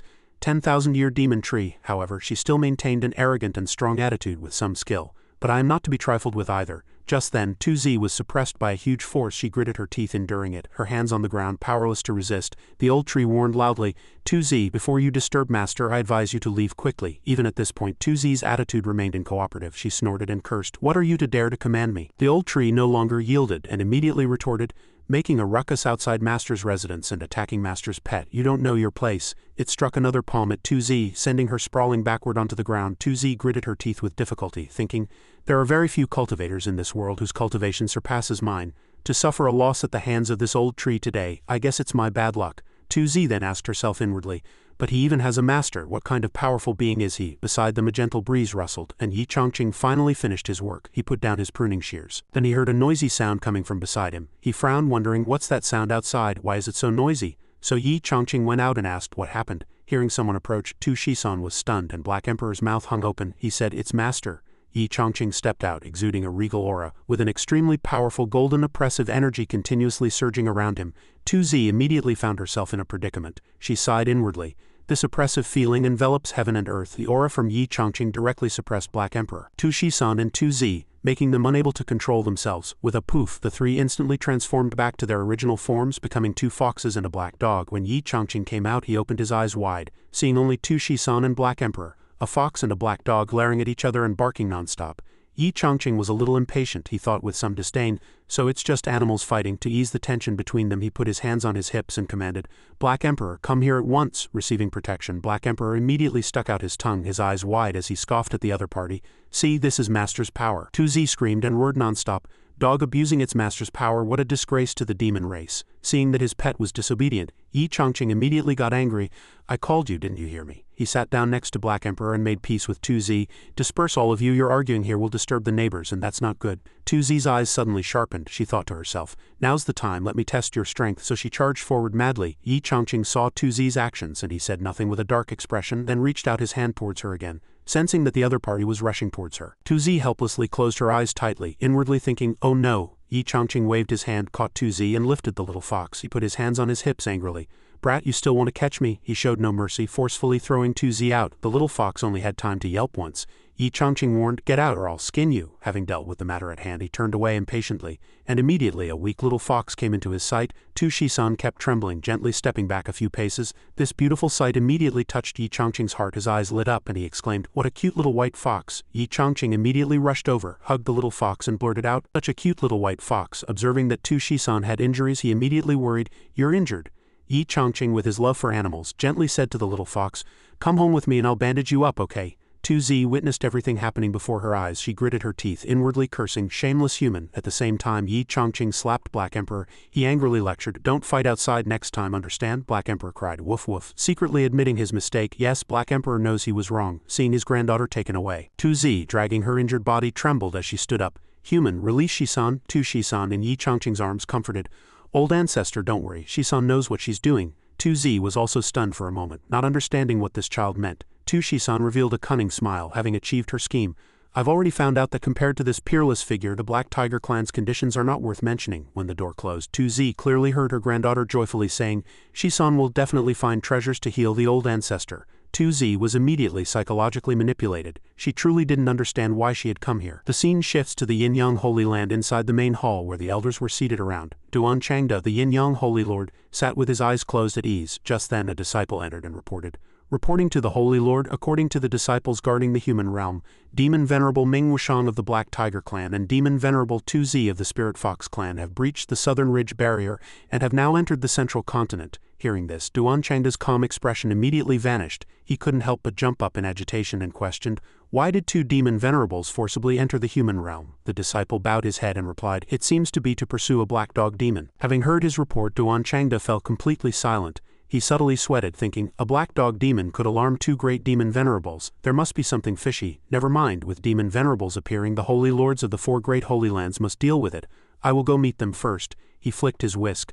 Duan Changda immediately acted. He walked to the door, and as he prepared to leave, he did not forget to instruct, "All elders lead the disciples to guard the holy land and act according to the situation." Everyone behind him immediately bowed and assented. "Yes, we obey the holy lord's command." Duan Changda flew on his sword, lightly tapping the blade with his toes. Then with a whoosh, dust billowed and he was gone. Duan Changda rushed straight forward, cutting through the storm, shattering the blue sky and white clouds. Then he took out a small luminous pearl. He then spoke, "A few old friends, Demon Venerable Ming Wushang of the Black Tiger Clan and Demon Venerable 2Z of the Spirit Fox Clan have breached the barrier of my Yin Yang Holy Land and entered the central continent. Judging by the traces of Demon Qi, they seem to be heading north. What are your thoughts?" As soon as he finished speaking, the pearl flew away. Soon after, that small pearl flew from Duan Changda to the Great Luo Holy Land. At this moment, Luo Wanfeng, the Holy Lord of the Great Luo Holy Land, was still calmly seated in the hall. The small pearl delivered its message to her ear. After hearing it clearly, she also spoke, "Regardless of their purpose, if demon venerables dare to intrude, we cannot stand idly by." Luo Wanfeng rose from her seat. She walked forward and said firmly, "Brother Duan, rest assured I will set off immediately to rendezvous with you." Luo Wanfeng's eyes were filled with determination. She then extended her hand and passed the jade pearl onward. Meanwhile, in the Taishuan Holy Land, Xu Jishan and Hei Chongquan were playing chess and also heard the current situation clearly from Duan Changda's luminous pearl. Xu Jishan spoke nervously, "The Southern Ridge demon race has been dormant for many years. Why did these 2 old demon venerables intrude into the central continent so recklessly this time?" Hei Chongquan did not answer immediately. He reached out and picked up a chess piece, then casually made a move, guessing most likely for some secret treasure. Xu Jishan was a little flustered again. "Brother He, I see you're not worried at all. The Taishuan Holy Land is north of the Southern Ridge." Hei Chongquan was unconcerned and made another chess move. He calmly stroked his long beard and confidently retorted, "It must pass through Small Pond Town before reaching Taishuan Mountain. With Ancestral Master Yi watching over it, what trouble can 2 demon venerables cause?" Hei Chongquan picked up a chess piece and said, "If they're tired of living," he simply put down the piece and shouted loudly, "Then let them come." Meanwhile, 2Z had already taken the opportunity to escape. She still arrogantly declared, "Pa, I will never come a second time." However, the fact proved that 2Z's hands were trembling nonstop. She thought to herself, that Willow Tree is an unknown demon, but that young man is even more terrifying. Just as 2Z was fleeing, something else chased her from behind. By the time 2Z realized this, it was too late. Before she could react, she was immediately enveloped by that black qi, seemingly unable to resist. As if already swallowed by that black qi, at this moment Ming Wushang appeared. He smiled sinisterly. Meeting again, he immediately said, "2Z, long time no see." She was completely controlled, trembling all over, and exclaimed in surprise, "Black Tiger Demon Venerable Ming Wushang." He leaned close to her, mocking, "Are you also pursuing Black Emperor? It seems you've returned in failure." 2Z snorted coldly. She pouted and replied, "So what?" At this moment Ming Wushang offered her a trade. "As long as your Spirit Fox clan submits to my Black Tiger clan in the future, this venerable one can teach that black dog a lesson. How about it?" 2Z had just come from Yi Chongqing's place, and recalling the terrifying things she had experienced, she smiled sinisterly. She also mocked the other party inwardly. "Stupid cat, since you want to die I'll help you." So 2Z pretended to sob pitifully. "Demon Venerable Black Tiger, frankly speaking I was pursuing Black Emperor, but he refused to let go and even seriously injured me." Ming Wushang seemed immune. He frowned and gritted his teeth. "HMPH, don't try to deceive me. Black Emperor is only at the Demon King realm. How could he possibly defeat you, a Demon Venerable?" 2Z continued. "Because he has the Demon Emperor painting." As soon as he heard this, Ming Wushang immediately exclaimed in surprise, "The Demon Emperor painting, the legendary demon race holy artifact born from heaven and earth?" He looked at 2Z, seeming to have been brainwashed by her.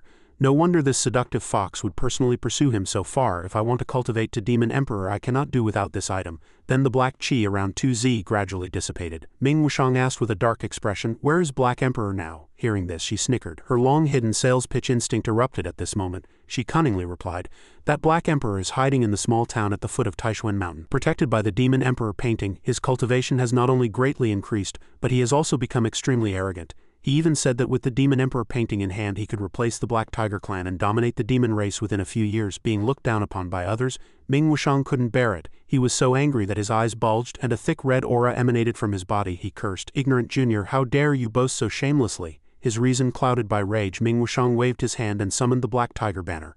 A second later he flew out. "This venerable one will go meet him." After Ming Jusheng's figure disappeared, 2Z smiled sinisterly. "Utterly foolish, brave but lacking strategy. This time you're dead for sure." Then she snorted and smiled proudly. but before 2Z could do anything a voice rang out to stop her. "Spirit Fox Demon Venerable, please wait." She turned around and frowned, asking, "Who is it?"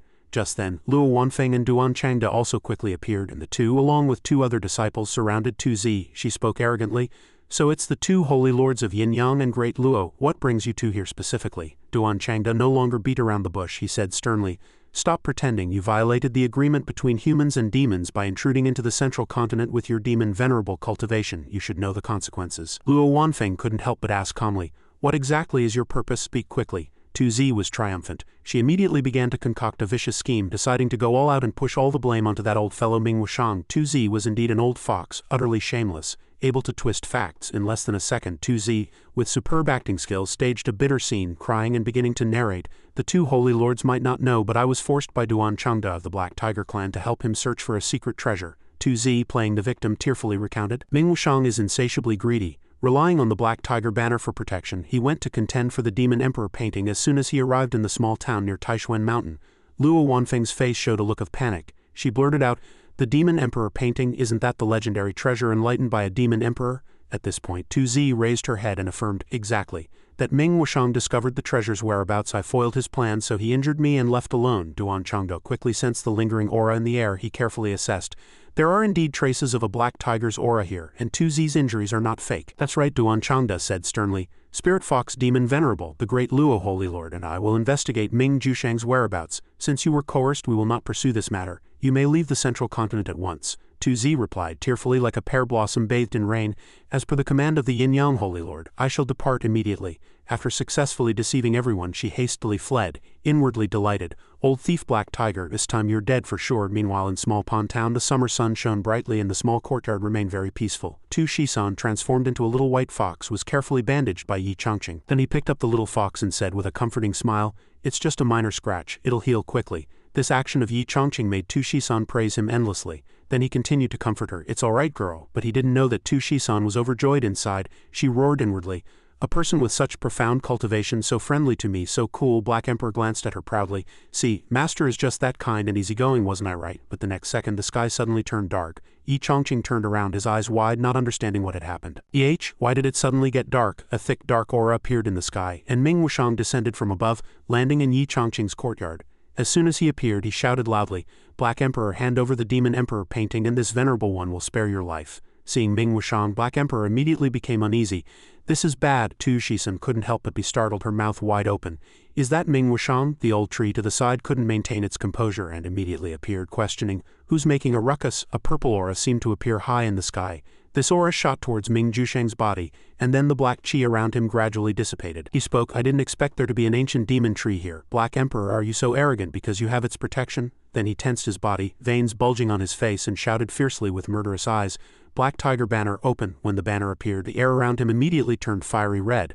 5 demons were born and all phenomena manifested. As soon as the Black Tiger banner appeared, a thick red aura fiercely surged towards the old tree. The next second the old tree weakly spoke, "Damn it, I'm suppressed." Black Emperor couldn't help but worry. "Tree brother, what's wrong?" Then the old tree also guessed, "That guy seems to have a magic weapon. I'm temporarily trapped." Hearing this, 2 Shisan immediately recognized it and blurted out, "That's the Black Tiger banner." 2 Shisan then told Black Emperor that with its help Ming Jushang's combat power would increase by at least 5-fold. As soon as Ming Wushang arrived, Black Emperor without a second thought abandoned his master and rushed straight out. He thought to himself, how dare he act so arrogantly outside Master's residence? I'll show him. Yi Chongqing's call echoed from behind. Black Emperor, your pet's behavior truly baffles me, he muttered to himself.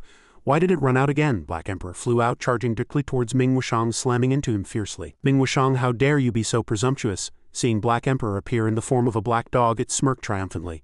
So you're Black Emperor? Perfect timing, take this. With that, it immediately struck Black Emperor with a palm. The black dog was not to be outdone.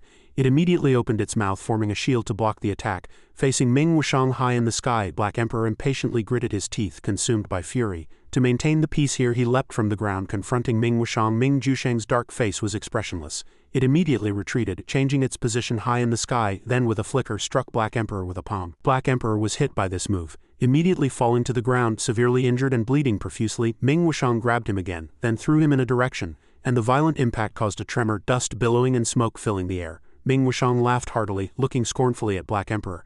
A dog's strength is merely this, truly trash. It waved a hand, lifting the opponent high, and threatened, "Hand over the Demon Emperor painting or don't blame this venerable one for separating your divine soul." Black Emperor still firmly replied, "You have already alarmed my master. You'd best leave quickly, or you will die a terrible death." Ming Wushang still replied with disdain, "Master, you're already at death's door, yet you still dare to boast and scare me?" Just then, a huge call rang out. "Black Emperor." Ming Wushang was immediately drawn by this voice. It glanced over, and then Ming Wushang only saw Yin Chongfun surrounded as if by flames running towards them. He quickly ran over to question if they were fighting outside again, and the imposing aura emanating from Yin Chongfun left it dumbfounded in Ming Wushang's eyes. Yin Chongfung's expression was cold, his eyes extremely sharp. A moment later, a powerful force directly suppressed Ming Wushang. It panicked, unable to resist. "What?" The next second, with a thunderous boom, a loud sound occurred, and Ming Wushang immediately reverted to its true form, transforming into a black tiger. It stared blankly. Just a mere pressure had actually forced it to reveal its true form. Yin Chongfun still didn't know what was happening. He ran over angrily to question, "Not learning your lesson, are you? Watch how I deal with you." Seeing Yin Chongfun so aggressive, Ming Wushang couldn't help but stare dumbfounded. Why does this human possess such powerful cultivation? Yin Chongfun stepped out of the room, then straightened his back and loudly said, "Not learning your lesson, are you? Watch how I deal with you." The space immediately fell silent, so profoundly silent that even a crow's call would sound deafening. Yin Chongfun stood still, his eyes fixed on Ming Wushang. At this moment it had reverted to its black tiger true form. But even so, it did not diminish Ming Wushang's imposing presence in the slightest. It was originally a tiger, and its appearance was very majestic. Seeing this, Yin Chongfun was immediately speechless, cold sweat continuously pouring out. He lamented inwardly. "Last time it was a fox, this time a tiger. Is this turning into an animal kingdom? I'm no Wu Song." He began to look around, his eyes ceaselessly searching. "A weapon, is there a weapon?" Just then a huge blade caught his eye. Seizing a faint ray of hope, Yin Chongfun joyfully cried out, "Got it?" So he trembled, inching his way to the blade. Successfully gripping that life-saving object, he pulled the blade from the wooden board. The blade was extremely sharp, shining like a mirror, and after being touched by Yin Chongfun it emanated a powerful aura. So he endured his fear, tremblingly pointed the blade at Ming Wushang, stammering a threat. "Don't come any closer." He couldn't help but feel confused. Can this thing even fight a tiger? Yin Chongfun hadn't expected Ming Wushang to actually seem to flinch in the face of this situation. It stood there dumbfounded, astonished. "This aura is even more powerful than my clan's sacred black tiger banner. What level of magic weapon is this? An immortal artifact? No, could it be a true immortal artifact? This is going to be a tough one." So, weighing the pros and cons, it took a step back, then even offered a suggestion for reconciliation. "This old man has no intention of offending. How about we both take a step back and let this matter drop? What do you think?" Though humble, Ming Wushang still looked very imposing, while Yin Chongfun was already consumed by fear, his body trembling ceaselessly, as if he couldn't even grip the blade tightly.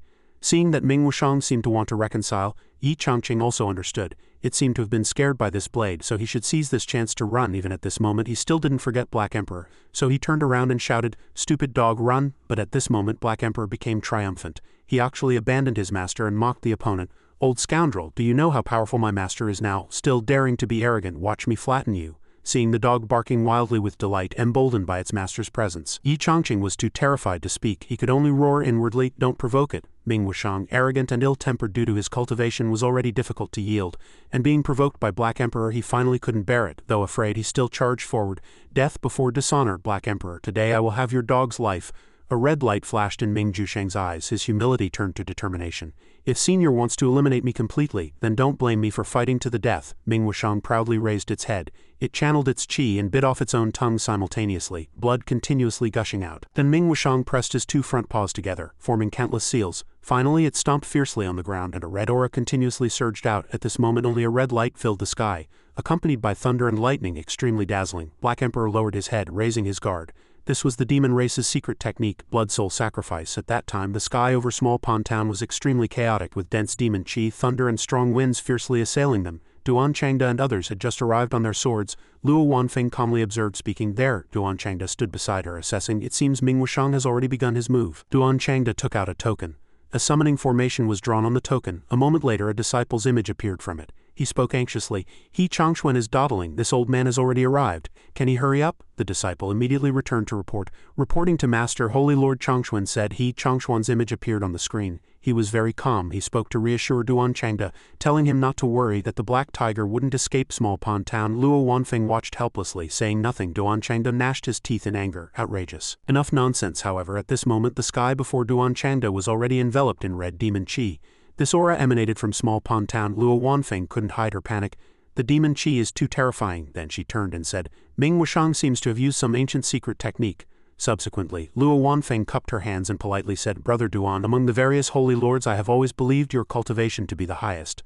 Luo Wanfeng and the disciples said in unison, "Holy Lord's yin-yang art is profound." Hearing this, Duan Changda turned back and couldn't help himself. He rushed forward furiously. "What do you mean?" Luo Wanfeng then forced a smile and explained, "How about you go a bit further forward to see the battle situation and then we can better respond." Duan Changda pointed at Luo Wanfeng and said, "Luo Wanfeng, you truly are a genius." Seeing that dense demon qi, Duan Changda thought to himself, Ming Jusheng's aura is ahead, so he no longer hesitated and charged straight forward on his sword. Just then, Duan Changda suddenly lost his balance and his person and sword separated. Before he could even understand what had happened, he fell heavily. Duan Changda panicked. "What's going on? Why did my true qi suddenly cut off?" At that moment, a powerful aura erupted from ahead and Duan Changda, supporting himself on the ground, exclaimed, "That's..." He observed the battle situation in Small Pond Town and realized that Ming Wushang was using his own body as the formation core and his own bloodline as a sacrifice. "My true qi disappeared just now. It must have been affected by him." Now the town was extremely chaotic, enveloped in demon qi, and people were fleeing in terror. "Run, where did this wind come from?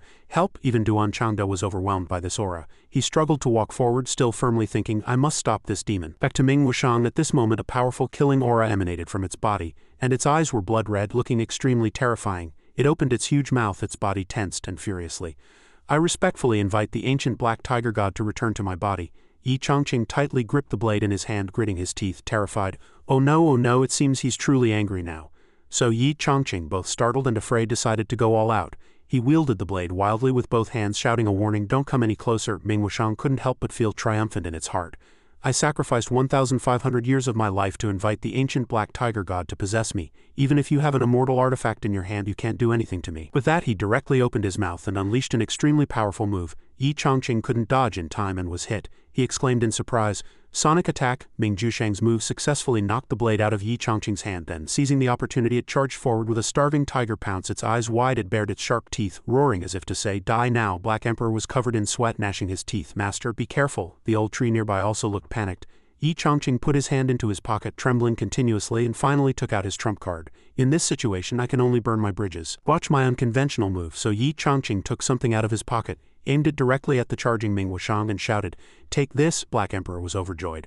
"I knew Master would have a surprising winning move." Ming Wushang stared at the object before him, pausing for a second. "What is that?" What Yi Chongqing took out was supreme-grade catnip, an irresistible lure for felines. Ming Wushang found himself drawn to the object. Internally, he shook his head in refusal. No, how can I be interested in such a low-grade item?" However, in front of the cat teaser stick Yi Chongqing had made from various materials, Ming Wushang truly couldn't resist its feline instincts. Then it charged forward, saying, "It's really not enough to fill a gap in my teeth." Yi Chongqing happily sat down, pleased that it actually worked. Watching Ming Wushang playing with the cat teaser stick on the ground, he commented with some disdain, "Tigers are just big cats." Ming Wushang held Yi Chongqing's cat teaser stick in its mouth, yet its mind wouldn't stop. It thought, "You think you found my weakness?" Overconfident. While it was engrossed in the catnip, Yi Chongqing's trembling hand reached for the blade. After successfully retrieving his weapon, Yi Chongqing immediately brandished it. His gaze sharp, he chopped down directly. Subsequently, blood splattered and screams of pain continuously rang out. Having resolved everything, Yi Chongqing stood with his hands on his hips, breathing a sigh of relief, truly like meat on a chopping board. Half of the sharp blade was embedded in Ming Jusheng's head. Its soul left its body, and it said bitterly, "Damn it, I actually lost." Black Emperor was overjoyed, his eyes gleaming. As expected of Master, resourceful and extraordinarily handsome. The old tree nearby also breathed a sigh of relief.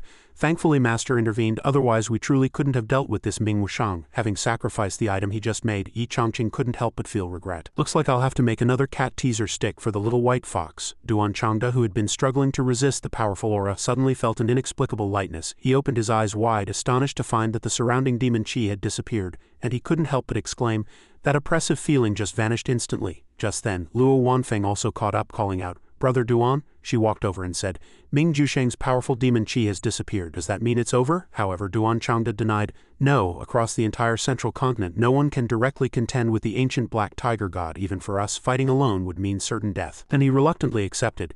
"It seems Ming Wushang won." Luo Wanfeng panicked upon hearing this.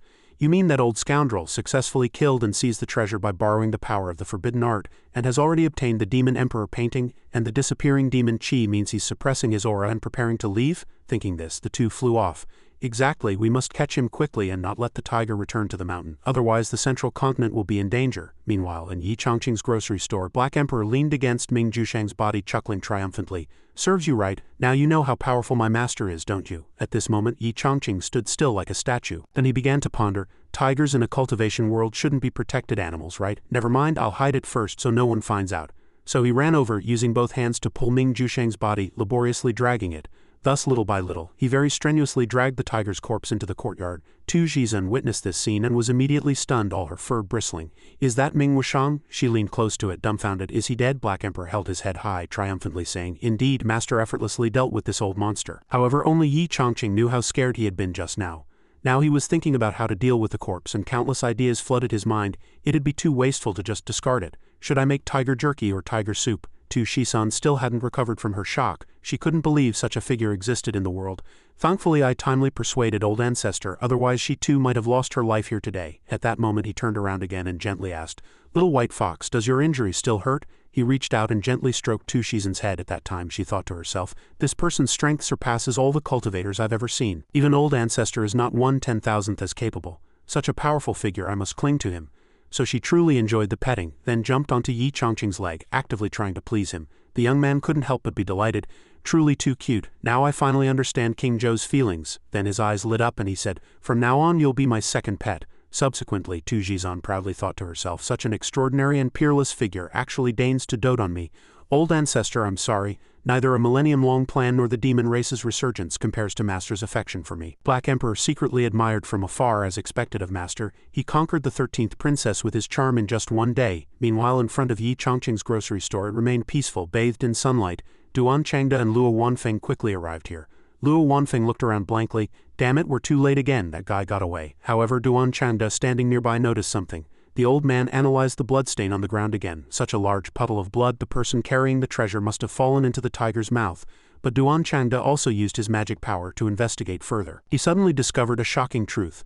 No, that's not right, this is black tiger blood. Luo Wanfeng's eyes widened and she exclaimed loudly, What? At this moment Duan Changde's body trembled continuously, his face already pale, he said, and through spiritual sense I can no longer sense Ming Jusheng's aura. It seems he's dead. Luo Wanfeng couldn't believe it, asking, Dead? She then considered another scenario. Brother Duan, do you mean someone killed the black tiger demon venerable here? Duan Changde tried hard to suppress the fear in his heart. He stood up and said, That's right. Luo Wanfeng asked again, But didn't you say no one in the entire central continent could fight Ming Wushang after he summoned the divine? By this point Duan Changde also understood perhaps this small town truly holds a peerless figure beyond our imagination. He secretly thought to himself, no wonder that old geezer Hei Chongxuan still had the mind to play chess. It seems he already knew there was something mysterious here.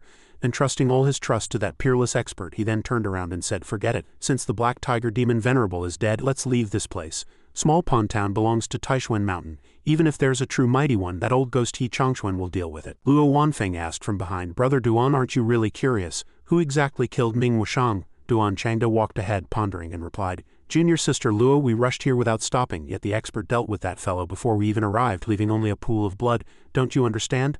Luo Wanfeng then began to speculate. Does that mean the expert didn't want to be disturbed by us, so he deliberately finished the fight quickly? Duan Changde replied gravely, Exactly. Sometimes being too curious isn't a good thing. It can even cost you your life. That afternoon in Yi Chongqing's grocery store. By this time he had already prepared things for the new little white fox. He placed a bowl in front of Tu Zhizhen, who didn't understand. Then he explained, This will be your home from now on. This is your water bowl and your cat food bowl. Watching Yi Chongqing meticulously explain to the fox, the old tree secretly wondered, does Master want Tu Zhizhen to sleep in the courtyard? Even Black Emperor didn't understand, wondering if Master had another intention. He stood up and tiredly stretched his shoulders. All right, everyone's tired today. Let's get some rest. Just then, Tu Zhizhen shivered a few times. Meaning she didn't want to sleep there. She wanted to go into the room and sleep with him. So he picked up Tu Zhizhen and happily said, You want to sleep with me? Then she let out a cry of agreement. Yi Chongqing didn't refuse either. He happily hugged Tu Zhizhen and said, All right, then come in. After saying that, the two went into the house together. The old tree immediately realized, I understand Master is using the letting the quarry go in order to catch it better trick. Wanting to test if Tu Zhizhen is truly submissive, Black Emperor's eyes immediately lit up and he blurted out, Brilliant, truly brilliant. After the two went in, the old tree said to Black Emperor, The battle with the black tiger demon venerable today. I expended too much vital energy and need to sleep for a while. Black Emperor curiously looked up and asked, Tree brother, how long will you sleep? The old tree replied, A few years at the least, a few decades at most. After speaking, it revealed another secret to Black Emperor. This is the power of heaven and earth contained within the spirit spring Master gifted me when he planted me back then. I've always kept it in my leaves, reluctant to use it. Today I'm giving it to you to help you enter the demon emperor realm, but you must promise me to guard Master for all eternity.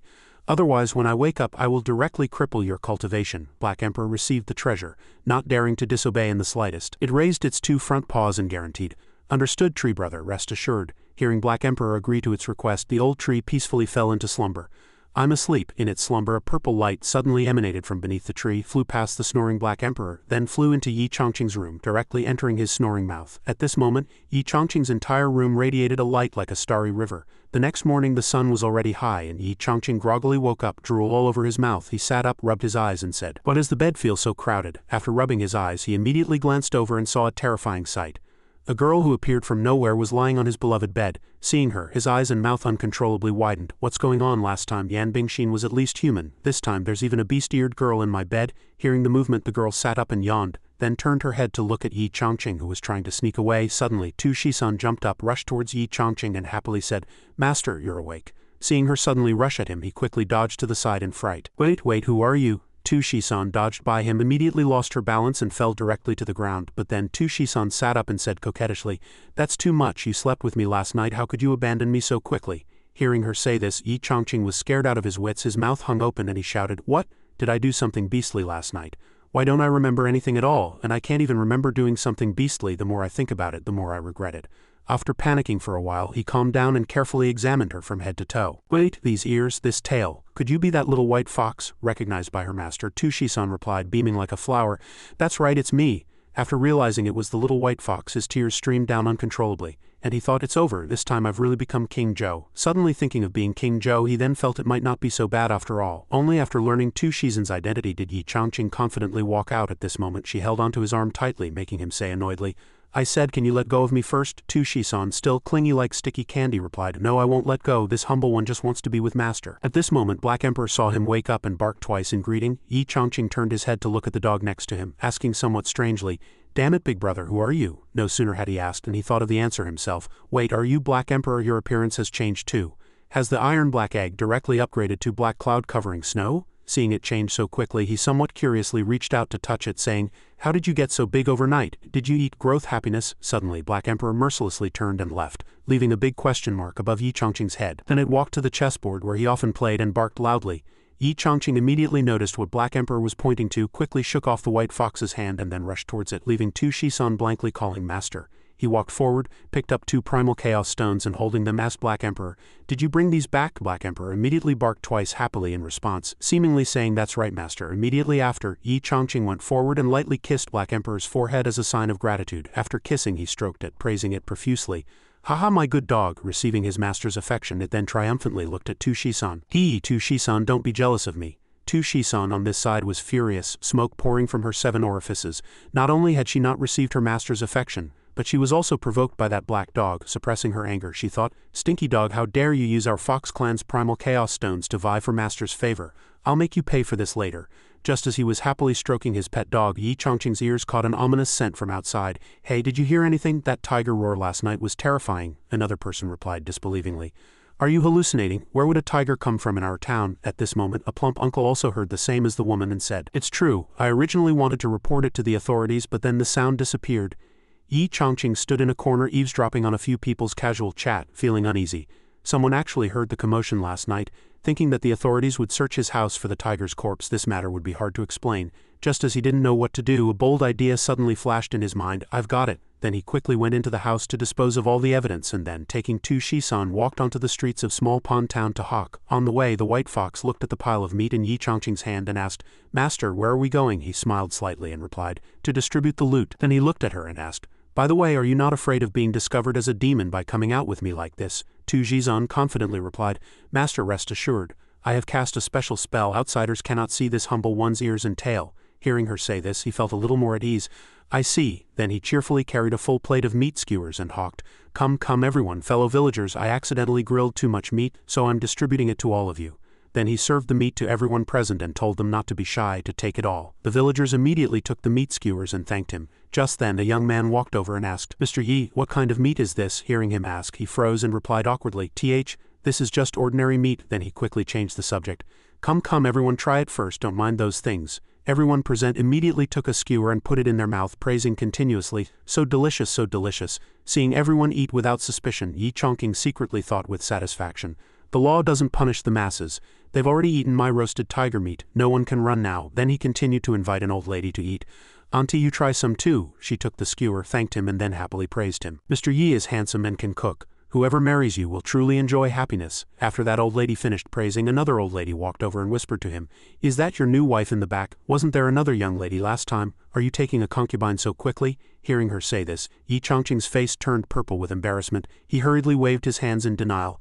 No. Before Miss Tu could even explain, Tu Shisan chimed in and asked, "Master, which house are we going to next?" The old lady, hearing the word master, immediately ran to her old friend and remarked, "Oh my, what kind of games are young people playing these days?" Yi Chongqing, fearing they would misunderstand, tried hard to explain, "Auntie, it's not what you think." But the two old ladies didn't seem to pay attention to his words. They looked at the young girl's figure next to him and commented, "This young lady is so thin and weak, I'm afraid she won't have an easy time bearing children." Then they took the opportunity to introduce their niece to him. "My maiden family has another niece who is diligent and kind with a full figure, sure to bear sons. Mr. Yi, would you like to consider her?" Hearing the auntie's introduction, Yi Chongqing was so scared he quickly waved his hand and shook his head, refusing. No. White Fox, hearing her belittle herself, was furious, smoke pouring from her 7 orifices. She thought, "HMPH, dare to say my figure is bad today? I'll let you witness this princess's charm." After dealing with a pile of meat, Yi Chongqing sighed, "Phew, I finally finished handling this tiger." Just then the white fox suddenly darted past him without a word. Seeing her like this, Yi Chongqing felt a little uneasy. Is Miss Tu in a bad mood? Was she too tired from carrying things just now? I need to quickly coax her. Then he quickly walked in front of her and said, "Miss Tu, thank you so much today. Without you I definitely couldn't have managed alone." The white fox, hearing him ask, looked at him aggrievedly and tearfully asked, "Master, do you really think this humble one's figure is bad?" Yi Chongqing hurriedly waved his hand, blushing, and replied, "Miss Tu, Auntie Huang just said that casually, don't mind it." Hearing him say this, she stopped crying, leaned closer and asked, "Then what does Master truly think?" He gave a thumbs up, somewhat embarrassed, and replied, "No exaggeration, Miss Tu's figure is naturally unparalleled in the world." No sooner had Yi Chongqing finished speaking than the white fox took an inch and asked, "Then what are you waiting for? Why aren't you making the most of your time?" Black Emperor, seeing her appearance, drooled and thought, as expected of the Fox clan, "If I didn't prefer little female dogs, I probably wouldn't have been able to resist by now." Yi Chongqing still didn't understand the meaning of making the most of your time at this moment. He kept scratching his cheek, deep in thought. After scratching for a while, he finally understood. "Oh, I see." Then he walked forward, placed his hand on the white fox's shoulder, and solemnly asked, "Can you strike the pose I describe?" Hearing this question, she shyly replied, "Of course. This humble one will do whatever master pleases." An incense stick later, Tu Shizen's face was very red and her body was trembling slightly. Yi Chongqing also showed an ambiguous smile and said, "So beautiful, truly beautiful." It turned out Yi Chongqing was having Tu Shisan pose for him to draw. Tu Shisan, maintaining the same pose, was trembling a bit and asked, "Master, how much longer?"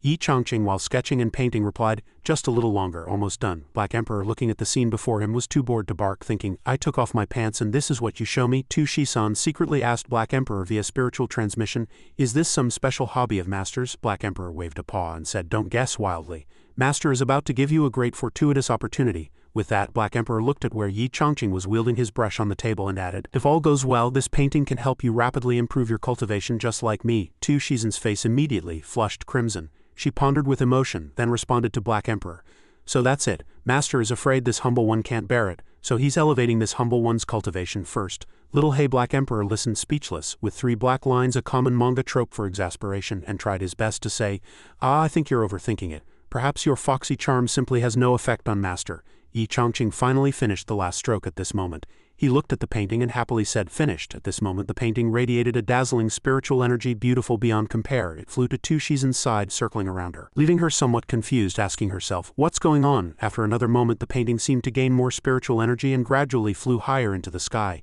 Yi Chongqing stroked his chin in thought, then said, "This painting is called Tu Shisan." Tu Shisan also looked at Yi Chongqing with anticipation. The painting then flew higher, revealing an image of a 9-tailed demonic fox. Yi Chongqing then added, "Even a stolen fox can ascend to immortality." Over at Peach Mountain Palace an unprecedented anomaly appeared again. Auspicious energy continuously descended. The little fox demons on the island looked up and said to each other in surprise, "Auspicious signs are suddenly descending. Purple chi coming from the east is auspicious, so why is there also thunder and lightning?" The boy in red suddenly pointed in one direction and shouted, "Look at those peach trees." As far as the eye could see, the peach forest nearby had inexplicably caught fire. The boy said worriedly, "How could this happen?" He then looked down at the wild grass beneath his feet and exclaimed again, "The grass has turned yellow too." The sight prompted the three boys to quickly run and find the old ancestor, shouting loudly, "Where are the old ancestor and the clan leader? Quickly bring them here to see." Tu Shanyao and old ancestor Tu Zi also witnessed this anomaly. Tu Shanyao, seeing the scene, asked the old ancestor with some concern, "What's happening?" Tu Zi's expression was grim as she frowned and replied, "Someone is forcibly seizing the spiritual fortune of Peach Mountain." Tu Shanyao was shocked upon hearing this and asked, "Who exactly is trying to wipe out our Spirit Fox clan?" Tu Zi pondered for a moment, thinking of one person. Could it be that individual? After a brief thought, she channeled qi with her hand. Spiritual energy began to swirl around her, and she instructed Tu Shanyao, "You are to guard Peach Mountain Palace here. This venerable one is going to the southern ridge to see Lord Chulong." With that, Tu Zi flew towards Sleeping Dragon Valley in the 100,000 Mountains. As she flew nearby, she saw two Black Tiger Clan elders standing below, and she said, somewhat puzzled, "Black Tiger Clan elders, why are they here too?" Not letting her wonder for long, she jumped down and asked, "Why have you two come here?" The two elders, seeing Tu Zi, quickly cupped their fists and replied, "Greetings, Spirit Fox Demon Venerable. We are here to ask Lord Chulong to divine a hexagram for our old ancestor." Hearing the two elders, she thought with some surprise, "Has Ming Wushang not returned yet?" The elder then remembered the soul lamp and said with a worried and fearful expression, "Not only has he not returned, but the old ancestor's soul lamp extinguished a few days ago." Tu Zi, familiar with soul lamp, said, "The soul lamp is connected to each person's true soul. When the soul disperses, the lamp also extinguishes." At this point she asked in alarm, "You mean Ming Wushang is dead?" The elder, hearing this, glared and rebuked.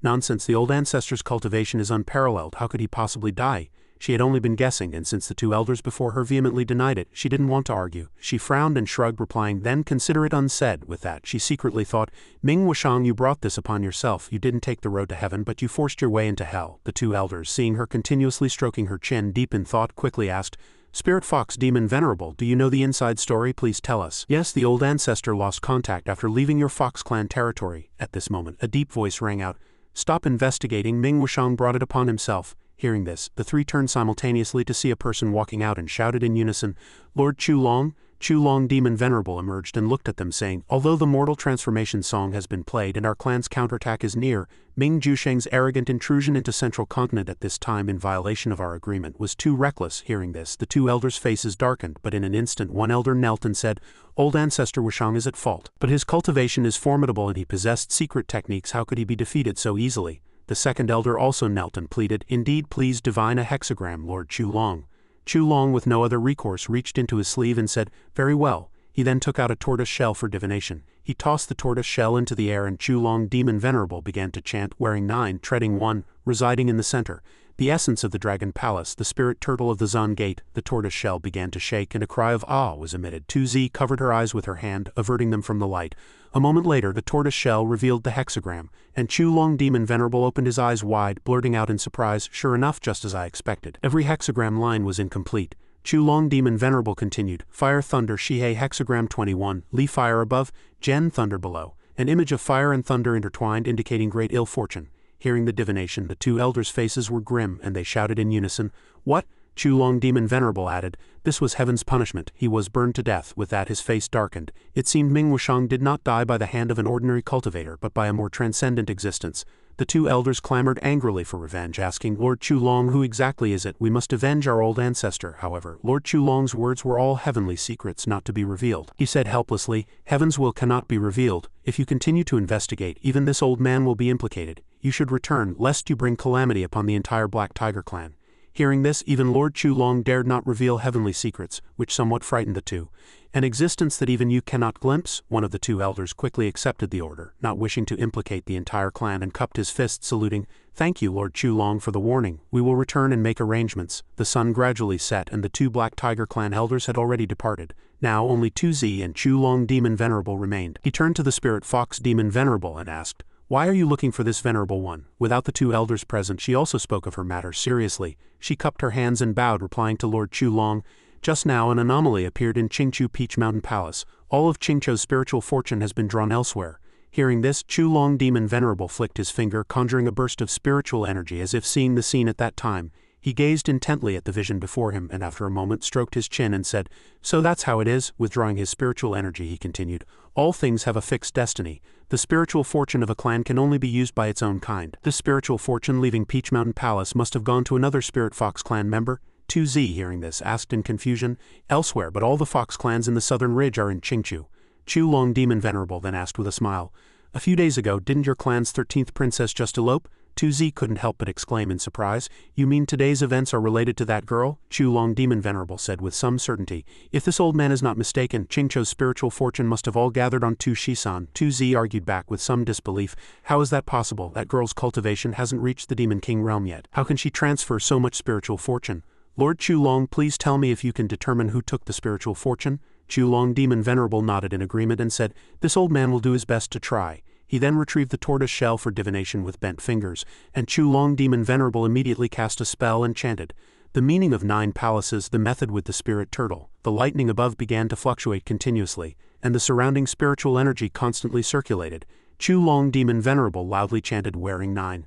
But this time it didn't work. Heavenly Tao began to send down a bolt of heavenly thunder, striking Chu Long Demon Venerable. The aftershock also sent 2Z flying, making her shout, Lord Chu Long. After taking a blow from the Heavenly Tao, Chu Long Demon Venerable had already collapsed on the ground, continuously spitting blood from his mouth. He clutched his chest, his body trembling, and struggled to say, It is Heaven's will. Heaven's will cannot be further investigated, cannot be further questioned. The next day, over Small Pond Town, Hei Chongfun was flying on his sword. Although he enjoyed the cool flight, he worriedly thought, that old ghost Shu Jishin finally left. I was so anxious. The last time the Black Tiger Demon Venerable's aura disappeared in Small Pond Town, it must have been Senior Yi who acted as Junior should still go to greet and thank him. Just then, a hand suddenly clapped Hei Chongfun on the shoulder, calling out, Brother He. Hei Chongfun couldn't help but turn around angrily. It was Shu Jishin and his 3 companions. He asked, Brother He, where are you going? Hei Chongfun, seeing Shu Jishin, stammered, Old Ghost Shu, no Brother Shu, why haven't you left yet? Shu Jishin looked at Hei Chongfun and replied with a smile, He, although you refused this old man's request to meet Mr. Yi yesterday, coincidentally this old man met 2 guests from the Imperial city of Great Yan. Shu Jishin recalled when he met 2 people from the Imperial city of Great Yan on the road. He suddenly said, Oh, and then smiled, so it's Emperor Gaozu of Yan. My apologies,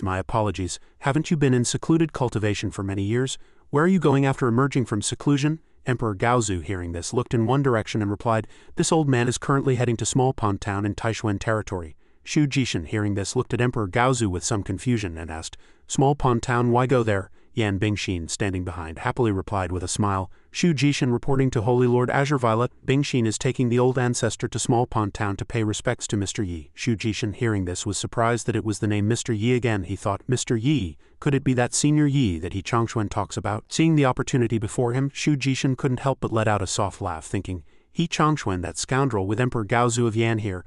Let's see how you hide that precious ancestral master now. With that, he walked forward and enthusiastically shook Emperor Gaozu's hand, saying, Brother Yan, you truly have a discerning eye. He showed an extremely happy and excited expression, then continued, This old man has always wanted to meet this senior. Let's go. Hei Chongfun, seeing this, gritted his teeth in anger, scowling and secretly cursing, That old ghost Shu is truly incredibly lucky. Returning to the present on the streets of Small Pond Town, Shu Jishin pointed to Emperor Gaozu behind him and said to Hei Chongfun, Allow me to introduce, this is, but before Shu Jishin could finish, Hei Chongfun calmly stroked his white beard and interrupted, Emperor Gaozu of Great Yan Shenshen, how could this old man not know him? Emperor Gaozu, as if he had known Hei Chongfun for a long time, chuckled softly, then walked forward, clapped Hei Chongfun on the shoulder and responded with a mocking smile, Holy Lord of Taishuan Holy Land, True Master Chongfun, long time no see. After an extremely polite introduction, the 2 exchanged glances, their eyes filled with murderous intent. Shu Jishin stood in the middle, puzzled for a moment, then asked, Are you 2 old acquaintances? Hei Chongfun, hearing this, snorted and looked at Emperor Gaozu with unfriendly eyes, saying, It was he who personally established laws back then, designating cultivators of the Great Yan Imperial family as Grand Masters. Within his territory, all other sects and schools were deemed heretical. Emperor Gaozu did not yield, immediately grimaced and retorted, shouting with wide angry eyes, So what? As the ruler of Great Yan, this old man had a responsibility to unify the hearts of the people. Seeing the 2 about to fight again, Yan Bingshin quickly pulled him back. She looked at him somewhat awkwardly and softly said, Old ancestor, please calm your anger. After all, we are in Taishuan territory, it's better not to quarrel with Holy Lord He. Hearing this, he became even angrier, snorted coldly and looked at her with an extremely impatient expression. What if we're in Taishuan territory? This old man will never bow to him. In Taishuan territory, Emperor Gaozu still showed some arrogance. Hei Chongfun, hearing his exchange with Yan Bingshin, a cold sneer appeared at the corner of his mouth, and he said, Is that so? Then please leave. My ancestral master Yi of Taishuan Holy Land does not welcome you. Emperor Gaozu only then truly panicked, his body trembling slightly, his eyes wide, and he turned and shouted loudly, What? Senior Yi is your Taishuan Holy Land's ancestral master? Hei Chongfun let out a triumphant laugh under Emperor Gaozu's extremely shocked expression and said, That is natural. Emperor Gaozu then recovered and urgently asked Shu Jishin, "Is what Hei Chongfun said true?" Shu Jishin, although unsure of the matter, remained silent for a moment, then said with difficulty, sweating profusely, "I'm afraid it's true. A few days ago on Taishuan Mountain, I personally witnessed Senior Yi act to suppress the explosion of a pseudo-immortal artifact spirit, and he even used immortal methods to help Taishuan Holy Land rebuild its damaged main hall." Hearing everything Yi Chongqing had done in Taishuan Holy Land, Emperor Gaozu was now scared speechless, and he shouted, "Damn it!" After Shu Jishin finished, he looked at Hei Chongqing behind him, somewhat silent but said nothing more. Emperor Gaozu then walked up to Hei Chongqing with a fawning expression and said with a smile, Holy Lord of Taishuan, how about we discuss this again?" Hei Chongqing, hearing this, said, "Oh," and asked, "Discuss what?" Emperor Gaozu beat his chest, his face showing resolve, expressing sincerity, and shouted loudly, startling Hei Chongqing, "The Great Yan Imperial family is willing to establish Taishuan Holy Land as the national sect of Great Yan." Hei Chongqing, seeing this scene, was immediately dumbfounded, while Shu Jishin was so scared he was sweating profusely, and he looked at Emperor Gaozu and asked, "Are you serious?" Emperor Gaozu's expression was resolute, and even Yan Bingshin looked at him in surprise. Emperor Gaozu, hearing this, replied, "Don't think about it, yes, just let me and Bingshin meet Senior Yi." Hei Chongqing, hearing this, his head buzzed and he thought, anyway, this deal is all profit, no loss. So he coughed a few times and said, "Considering your sincerity, come with me." With that, he turned and led the way, but at this moment his face showed an inexpressible fear, and he thought, "The precious ancestral master of my Taishuan Holy Land is so popular, it truly gives one a sense of crisis." But he didn't concern himself with that much, and then turned to instruct Emperor Gaozu, "Senior resides here in seclusion, there must be a profound reason. Don't speak recklessly and be disrespectful later." Emperor Gaozu's face shone with deference, and he replied very obediently, "Of course this old man will certainly not speak directly of heavenly secrets." On the surface he was incredibly confident, but in reality he was already sweating profusely, both scared and nervous, thinking, "I've never interacted with such a transcendent figure before. What should my first greeting be?" Meanwhile, Yi Chongqing walked out of the house, but inadvertently saw many people gathered at the door, and he asked with some surprise, everyone?" As soon as Yan Bingshin saw Yi Chongqing, she called out happily as if reunited after a long separation, "Mr. Yi, I've come to visit you again." With that, Yan Bingshin happily ran over and tightly hugged Yi Chongqing, leaving him with a bewildered expression. Emperor Gaozu, seeing this scene, was so shocked his mouth hung open, and he shouted, "Oh dear," but Yi Chongqing quickly pushed Yan Bingshin away, saying in alarm, "Hey Miss Yan, you're here." The three old men stood aside, staring blankly at the scene before them, and Yi Chongqing kept pushing Yan Bingshin away, saying, "So many people are watching, please let go of me first." After he pushed Yan Bingshin away, Yi Chongqing finally breathed a sigh of relief, turned around and forced a smile, saying, "Please everyone, come in and take a seat." Yan Bingshin still hadn't let go of Yi Chongqing's hand but was touching him everywhere, making his face turn red, and the three old men behind him stood like statues, staring blankly at Yi Chongqing. A moment later, Shu Jishin noticed something. He suddenly opened his eyes wide, terrified. It was Black Emperor lying nearby. His ears twitched as if he heard something, and he turned around, letting out a few low growls, his eyes filled with murderous intent. Shu Jishin said, transitioning from surprise to terror, "Demon Emperor!" Emperor Gaozu's face was similar to Shu Jishin's, and he shouted loudly, "A demon emperor actually exists in Central Continent." Hei Chongqing, seeing their exaggerated expressions as if they had never seen one before, spoke calmly to the two, "Of course, with Senior Yi's cultivation, he must also keep a dog, right?" With that, his face darkened, and he looked at Shu Jishin and Emperor Gaozu, saying, "Don't blame this old man for not warning you. The demon emperor is just the tip of the iceberg. This is the true land of creation and opportunity." After he finished, he sneered, thinking, "Tremble, you old void refinement stage cultivators, mere wastes." Meanwhile, Yan Bingshin still tightly held Yi Chongqing's hand and wouldn't let go, asking, "Mr. Yi, Bingshin missed you terribly. Did you miss me?" Yi Chongqing, hearing the question, awkwardly replied, "Sort of." But internally, Yi Chongqing kept screaming, "Let go of me. If that white fox sees this, I'm going to be miserable again tonight." At this moment, Yan Bingshin leaned closer to Yi Chongqing's ear and whispered, "Mr. Yi, I've already told the old ancestor and my father about us." Hearing this, Yi Chongqing immediately felt a pair of murderous eyes behind him, staring at him, and he shivered. He panicked, looking back as he spoke, Hey, you can eat indiscriminately, but you can't talk indiscriminately." Fear reached its peak, and Yi Chongqing in a panic shouted, "We have a completely innocent male-female relationship." Hei Chongqing, seeing Yi Chongqing and Yan Bingshin like this, revealed a knowing smile and said, "Senior Yi and Miss Yan are truly destined." Yi Chongqing hastily waved his hand, quickly explaining, not at all, too much explaining." Then he thought, "Why would I date? It would only upset me, it would only harm me." After a while, Yi Chongqing changed the subject again, pointing to the wooden table and saying, "Ah, please sit here." But just then a pair of small feet suddenly jumped onto the table from the side. It was Tu Shizen's transformed demonic form, her entire body exuding a thick demonic aura. Hei Chongqing, Gaozu, and Shu Jishin were startled one after another, standing frozen, mouths agape, exclaiming in unison, "Damn it, there's another one!" Shu Jishin stared at the thick demonic aura emanating from Tu Shizan, swallowing hard, and said, "Such a dense demonic aura." Gaozu, as if seeing such a sight for the first time, also widened his eyes and loudly exclaimed, "Her cultivation is only at the Demon King stage, but her demonic aura is like that of a demon emperor." Tu Shisan abruptly turned her head, looking at Yan Bingshin with disdain. Yan Bingshin was also a little surprised by this, staring at the little fox before her. In an instant the little fox transformed into an extremely alluring woman. Smiling enchantingly, Tu Shisan hunched over the table, gently stroking her disheveled hair, looking at Yan Bingshin and giggling. "Master doesn't like small ones." Hearing this, Yan Bingshin immediately clutched her chest and gasped, but after a moment she grew indignant, her face darkening, and she gritted her teeth in anger. She turned her head again, sharply telling Tu Shisan in a loud voice, "Don't think you can do whatever you want just because you're pretty. Mr. Yi isn't that kind of heartless person." Here, Gaozu and Shu Jishan, oblivious to the ongoing drama, together poured a cup of steaming tea. Looking at the tea filled with Dao charm, both couldn't help but sigh. Shu Jishan then said, "Is this tea steeped with enlightenment leaves?" Hei Chongqun, after sipping the tea, his face beaming with happiness, said, "Indeed, this tea seems even richer than last time." Yan Bingshin also took a sip, happily cupping her plump cheeks as she replied, "It's more suitable for immortals' physiques." Gaozu, while savoring his tea, looked at Yan Bingshin, pondering inwardly. If little Nine could become Dao companions with Mr. Yi, he instantly imagined scenes of Yan Bingshin and Yin Chongfun frolicking, and then thought, wouldn't my great Yan be at peace forever? After a while, Yin Chongfun brought up the original question again, asking the elders, "Tell me, why are you all here today?" Hei Chongqun quickly stood up, cupped his fists, and replied, "Reporting to Senior, I recently found an ancient brush." As he spoke, he reached into his clothes to retrieve the item, happily continuing, "Last time I came in a bit of a hurry, so I didn't bring any gifts." He then instantly produced a brush holder and said, "Today I brought my proud work." He presented the ancient brush with both hands, saying, "Please accept it, Senior."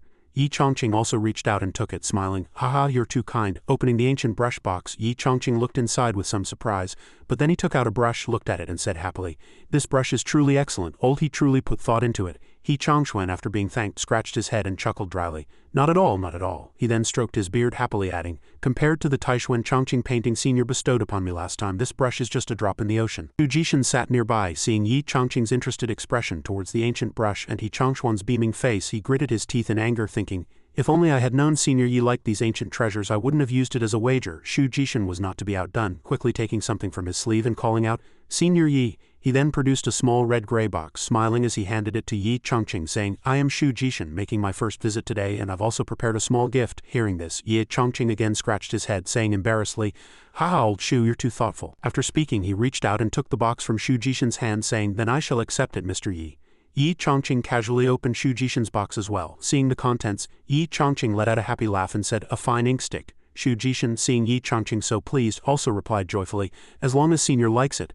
Yin Chongqing, having received the gift, felt uncomfortable taking it for free, so he said, "As the saying goes, no reward without merit. Since I've received old Shu's gift today, I will return with a painting." He then looked at Shu Jishan and said, "Just tell me whether you want calligraphy or a painting." Hearing this, he was stunned, but then his face sparkled and he asked happily, "Really?" Seeing his overreaction, Shu Jishan cleared his throat and said, "Then I would like a piece of calligraphy related to swords." As he spoke, he stroked his chin, a calculating look on his face, thinking Qingxue also received guidance from Senior Yi and broke through to the nascent soul stage. If Senior were to write a treasure imbued with sword essence, it would surely help Chongfeng break through as well. Yin Chongqing also happily agreed to his request, waved his hand and walked into the house, smiling, "A small matter, I'll be right back." Hearing this, Shu Jishan looked at Yin Chongqing with immense joy. Yin Chongqing then slowly walked to a nearby table, but upon reaching the table it was empty, making him say, "Oh," in surprise, thinking, "That's right, I think the rice paper ran out last night." He scratched his head, looked at the three of them and forced a smile, saying, The rice paper at home ran out. Please sit and wait for me. I'll buy some and be right back." Yan Bingshin, hearing this, quickly ran over and happily called out, "Mr. Yi, you don't have to worry, I've already prepared it for you." At this moment she took out a large stack of rice paper from her spatial ring floating in the air. Then she waved her hand and the stack of paper landed on the table. Yin Chongqing, seeing the rice paper, became happy again, and the atmosphere was no longer as awkward as before, and Yan Bingshin, seeing that she could help Yin Chongqing, also said happily, "You usually love to create calligraphy and paintings, and these were all brought from the Imperial capital. They can last a long time." Yin Chongqing then happily took her hand, and to Yan Bingshin's surprise he continued, "Miss Yan, you truly understand me." He said this outwardly, but inwardly Yin Chongqing was happy because he didn't have to spend money on paper anymore, thinking rice paper is usually the most expensive item. It's terribly expensive to buy in the small town, so this will save a lot of money. Seeing this scene, Yan Bingshin raised her hand and took off the ring on her finger. She blushed as she handed it to Yin Chongqing, saying, "There's still a lot in this storage ring, I'm giving it all to you." Hei Chongqun and Shu Jishan both watched this scene with grim faces. Hei Chongqun thought the ordinary rice paper brought by the 9th princess made Senior so happy. Shu Jishan again felt that he was vulgar, thinking, "It seems I'm still too naive, antiques mean nothing to someone like Senior Yi." Even Gaozu stroked his beard, praising Yin Chongqing. "This is the realm of an peerless figure, not something we juniors can attain." In an instant, Yin Chongqing spread the rice paper on the table, then picked up the brush gifted by Hei Chongqun. Yi Chongqing held the brush high, smiling. Then I shall begin. The more Yi Chongqing was about to start painting, the more nervous Shu Jishin became, continuously swallowing. He stared intently at Yi Chongqing's every move, secretly thinking, I wonder what kind of fortuitous encounter senior will bestow upon me. At this moment, after some thought, Yi Chongqing had also begun to move his brush, drawing a long stroke. The brushwork flowed like water. Every stroke Yi Chongqing painted was extremely profound. He continued to display his grace while reciting a few lines of poetry, writing them on the rice paper. 3,000 guests are drunk with flowers in the hall. In another instant, Yi Chongqing loudly recited, One sword brings frost to 14 states. As soon as the last line was recited, a light suddenly shone brightly. At this moment, Yi Chongqing was like an immortal floating above the light. Shu Jishin looked up, his eyes instantly turning green, his mouth agape, thinking, this is sword momentum, sword might, sword chi, sword intent. Sword chi filled the air around Yi Chongqing at this moment, making Shu Jishin continuously ponder. I actually felt many profound sword Dao intentions turning decay into magic. In another instant, Yi Chongqing began to wield his brush again, adding a few strokes to the unfinished painting. The spiritual energy around Yi Chongqing also changed slightly at this moment. Shu Jishin, while feeling the sword Dao spiritual energy, couldn't help but frown, thinking, this is bad. Sure enough, the sword chi surrounding Yi Chongqing changed direction again at this moment, heading straight for Shu Jishin. Those sword intents shot toward Shu Jishin's feet in an instant. Fortunately, he dodged. Sword intent all around, light above, making everyone cover their eyes. Despite the sword intent assailing him, Shu Jishin remained somewhat dazed, unmoving. But then he couldn't sustain it, collapsing to the ground, his face pale, sweating profusely, thinking, I've cultivated for so many years, yet before Senior Yi I'm like a child. At this moment, even if he was stronger, he couldn't endure it anymore. His eyes rolled back and he fainted, letting out a groan. Yi Chongqing, seeing this scene, couldn't help but feel a little scared, his brows tightly furrowed, thinking, this old ghost Shu, I'm afraid he can't withstand Senior Yi's Dao pressure and is about to suffer chi deviation. Thinking this, he quickly flew up. And he flew behind Shu Jishin. Without hesitation, he immediately used his true chi to suppress the spiritual energy within Shu Jishin that was about to cause chi deviation. The spiritual energy began to enter the old man's body, and he shouted, clear mind like water. Water is the mind, no breeze arises. As soon as he finished speaking, Yi Chongqing fiercely slapped Shu Jishin, shouting, clear mind chant. In Shu Jishin's spiritual consciousness, he heard Yi Chongquan's call again. Old ghost Shu, wake up quickly. Shu Jishin, his face covered in sweat, opened his eyes wide. A light shot out at this moment, and Shu Jishin, as if resurrected, his face filled with panic, gasped a few times. He abruptly turned his head and looked at Yi Chongqing next to him. Looking at Yi Chongqing, he spoke, thank you, brother He, I almost made a fool of myself before Senior Yi. Yi Chongqing grunted and said, it's nothing. Meanwhile, Yi Chongqing remained focused on his painting. After a while, he put down his brush and smiled, finished. Then he put down the brush. Yi Chongqing turned around and greeted everyone. Everyone, please take a look. How is this calligraphy? Shu Jishin, Yi Chongqing, and Gao Zhu immediately crowded forward, carefully examining the painting. 2 lines of text were written on it. One sword brings frost to 14 states. 3,000 guests are drunk with flowers in the hall. Yi Chongqing finished reading, feeling as if he were in a serene bamboo forest, refreshed, and said, these characters not only give a sense of talent and virtue, but also contain profound meaning. Shu Jishin also stared at the painting, echoing, exactly. What's surprising is that each character hides a different sword Dao, but when these characters are connected, they form a completely different true meaning. Bingshin, hearing Shu Jishin, asked confusedly, old Shu, what do you mean by that? He turned his head and said, it's like mountains piled together, forming a towering peak that reaches into the clouds, with some mountains stretching endlessly, creating a stunning and magnificent landscape. Bingshin suddenly understood, excitedly saying, so that's it. Shu Jishin then looked at the painting, deep in thought. But the profound mystery in Senior Yi's couplet is far more than that. What we can understand is only a small superficial part of its meaning. Thinking this, he hesitated for a moment before asking Yi Chongqing again, Senior Yi, is this calligraphy truly for me? Yi Chongqing smiled and replied, of course. He said this easily, but inwardly, Yi Chongqing chuckled, weighing the ink stick and the painting, thinking, a piece of calligraphy for a fine ink stick, I'm being a bit too much. And Shu Jishin, hearing Yi Chongqing say this, his face instantly darkened, and then he tearfully clasped his fists and shouted, thank you, Mr. Yi, for the treasure. As he spoke, he knelt down, please accept my bow, Shu. Yi Chongqing, seeing this scene, was scared out of his wits, repeatedly calling out, no, it's just a piece of calligraphy. Old Shu, why bother so much? Please get up quickly. Shu Jishin looked at Yi Chongqing with emotion and said, Senior. Gao Zhu and Yi Chongqing, seeing this scene, both couldn't help but sigh. Senior stopping him like this is to save brother Shu some face. Yi Chongqing also thought, in fact, he knows his identity as the Taishuan Holy Land's patriarch, so he would never extend his hand. Yi Chongqing held his head, thinking exhaustedly, this is truly shortening my lifespan. Setting these thoughts aside, Yi Chongqing said to everyone, by the way, it's rare for everyone to gather today, and it's already mealtime. How about I treat everyone to Black Tiger Hot Pot? Bingshin, hearing this, happily smiled and asked, Hot Pot, Black Tiger Hot Pot? Hearing Black Tiger Hot Pot, Shu Jishin and the other two, as if disbelieving their ears, all opened their mouths wide, too astonished to speak. After a while, all the hot pot ingredients were laid out on the table, with the main dish being a hot pot filled with delicious food. Yi Chongqing picked up a slice of meat and said with a smile, everyone just cook whatever you want, don't be shy. The elders, hearing this, also picked up their chopsticks and grabbed a few slices of vegetables. Looking at the hot pot emitting a faint spiritual aura, the three wanted to eat but dared not. Hesitating, Yaozu looked at Shu Jishin, transmitting a message. I heard that a few days ago the black tiger demon Venerable Ming Wushang of the southern ridge intruded into the central continent, and the holy lords of Yin Yang and Great Luo personally went to stop him. He held the meat in his trembling hand and thought. But he suddenly perished within Taishuan Holy Land's territory, and his corpse also disappeared. Could it be? Shu Jishin nodded, confirming Gaozu's guess, transmitting exactly as you thought. That guy passed through Small Pond Town and was killed by Senior Yi. The three stared intently at the hot pot. Hei Chongquan turned his head to look around and asked, "Where's the corpse then?" He looked at the slices of meat before him and said, "I'm afraid it's right on this plate." Gaozu's body couldn't help but tremble again. He took a deep breath, thinking to casually kill the black tiger demon Venerable just to have a hot pot meal. He looked at Yin Chongqing and Yan Bingshin, who were eating with relish, and thought. In Senior Yi's eyes, a demon Venerable who had cultivated to such a realm was no different from an untransformed human beast. Seeing Yan Bingshin about to pick up another piece of meat for Emperor Gaozu, he sent a telepathic message. Bingshin, this black tiger meat contains violent vital energy that your current cultivation can't digest. It's better not to eat it. Yan Bingshin looked at the translucent meat slices and replied, I understand. But Yin Chongqing picked up a piece of meat and looked at Yan Bingshin again, saying, Miss Yan, try some, this meat is very fragrant. Yan Bingshin quickly waved her hand, refusing, Thank you for your kindness, Mr. Yi, but Bingshin cannot eat meat recently. Yin Chongqing asked, puzzled, Can't eat meat? Then he thought, is it for weight loss? I didn't expect even cultivators in this immortal world to diet. Thinking this, he turned to Emperor Gaozu and Shu Jishin, smiling, Then everyone eat more. There's plenty of tiger meat, I can't finish it alone. Hei Chongquan and Shu Jishin both seemed forced, picking up tiger meat and putting it in their mouths. Emperor Gaozu, with a piece of meat in his mouth, closed his eyes, but after they ate it, everyone was somewhat surprised. It wasn't bad. Shu Jishin also said, It's not as scary as we imagined. Emperor Gaozu, with bulging cheeks, said, Exactly. It even feels warm and comfortable. Suddenly, Emperor Gaozu abruptly opened his eyes, let out a sound of hum, and said, This feeling seems a bit off. Shu Jishin also felt it and said, It's burning up.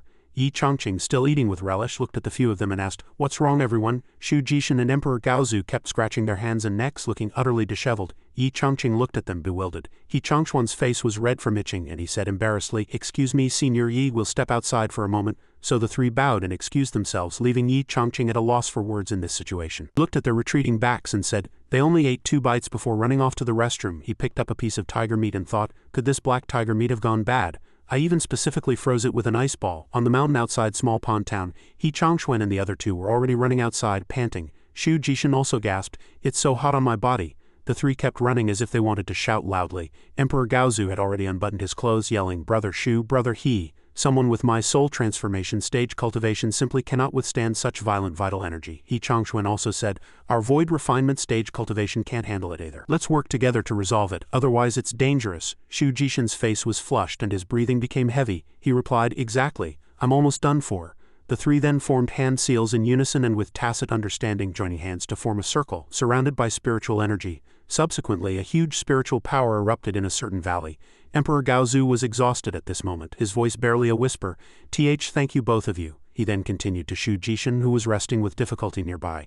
If it weren't for your timely intervention, this old man would probably not have escaped this calamity today. Hei Chongquan laughed heartily and replied, We're also just trying to dissipate the violent true qi in our bodies. Shu Jishin spoke again after a while. Although Senior Yi's place is full of opportunities and great fortune, it also harbors endless dangers. Meanwhile, Yan Bingshin remained at Yin Chongqing's home, looking at him and asking, Mr. Yi, how long have you been in this small town?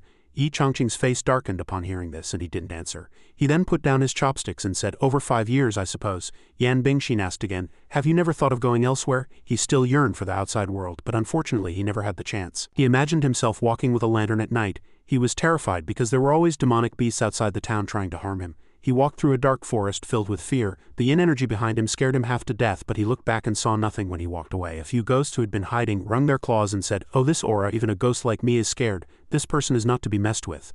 A dog also hid there, trembling but still cautiously peered out at Yin Chongqing, only to see Yin Chongqing's demonic face, which scared it pale, and it screamed ghost. It ran while shouting run. Yin Chongqing propped himself up with his hands, blocking, and then sighed, It's difficult. Yan Bingshin, seeing him like this, clenched her hands and exclaimed, I understand with that. She used her logical reasoning to deduce an extremely ineffable meaning. Mr. Yi means that even a slight movement from a peerless expert would throw the world into chaos. His heart is with all living beings, which is why he cannot easily leave this place. Yin Chongqing turned and asked Yan Bingshin, Did you encounter any dangers on your way here? Yan Bingshin replied, thinking of those tall and powerful guards, No, my grandfather and I brought several guards this time. Outwardly, Yin Chongqing softly acknowledged, I see.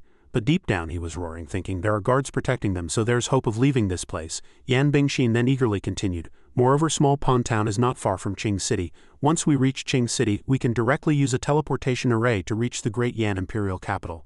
Yin Chongfun suddenly asked Yan Bingshin excitedly, teleportation array, how does it work? Yan Bingshin quickly explained to Yin Chongfun, gesturing with her hands, it's a huge array that can shorten a 1,000-mile journey and teleport people to various parts of the great Yan kingdom. Yin Chongfun listened with great interest, his eyes sparkling as he asked her, is calligraphy and painting popular in the imperial capital? Yan Bingshin replied, of course. The imperial capital has several academies, among them naturally many literary masters. They are all highly learned and naturally enjoy collecting calligraphy and paintings. Yin Chongfun somewhat dodged Yan Bingshin, sweat beading on his forehead, thinking Miss Yan's family sounds quite influential, and the environment in the great Yan imperial capital is also good. If they like calligraphy and painting, then I'm sure I'll have a place there. Yan Bingshin then asked him, Mr. Yi, do you want to go to the imperial capital? After asking, she shyly added, how about you come with us this time? Yin Chongfun looked at her mischievously, his eyes sparkling as he thought, I haven't even said anything and she's already brought it up. It's like finding a pillow when you're sleepy. He quickly regained his composure, coughed a few times and said, since Miss Yan is so hospitable, I respectfully accept. Yan Bingshin was overjoyed upon hearing this and asked, really, that's great, when do we leave? Yin Chongfun showed a cunning smile, then excitedly said, I think we should leave tomorrow. After a while a voice sounded, Senior Yi, I'm back. Yin Chongfun walked out but only saw Emperor Gaozu alone, so he asked, puzzled, why are you alone? Where are old He and old Shu? Emperor Gaozu stammered somewhat dejectedly. They both said the gift has been delivered and they won't disturb Senior today. As he spoke, Emperor Gaozu secretly thought, although those two old men's cultivation has improved, their meridians were also injured by the vital energy of the black tiger meat.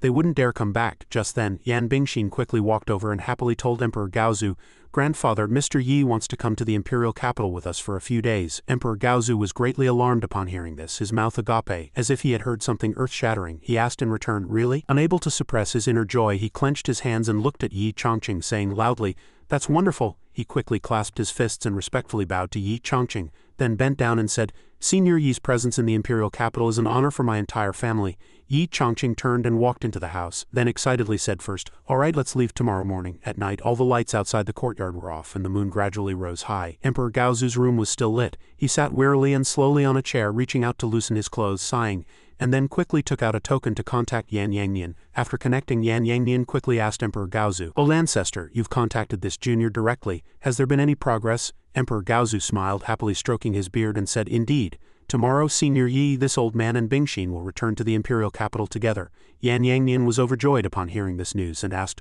what? Senior Yi is coming to the imperial capital? Emperor Gaozu said, exactly. Then he sternly instructed, there's also something else. I want you to redecorate and expand all the calligraphy and painting shops overnight, doubling their size. Yan Yangnian looked at Emperor Gaozu with some surprise, sweat beading on his forehead, and asked, this, why is this? Emperor Gaozu's face darkened and he said again, Mr. Yi loves calligraphy and painting. We must make Mr. Yi feel that the people of the great Yan imperial capital also love calligraphy and painting. As he spoke, his face filled with murderous intent, he made a menacing hand gesture, then glared at Yan Yangnian and said, if there's any delay, you won't be sitting on this throne anymore.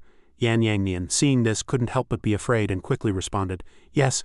On Yin Chongfung's side, he was focused on the ring on his hand, saying, so this is the legendary storage ring. But at this moment he scratched his head again, placed the ring on the table, but he didn't know how to use it.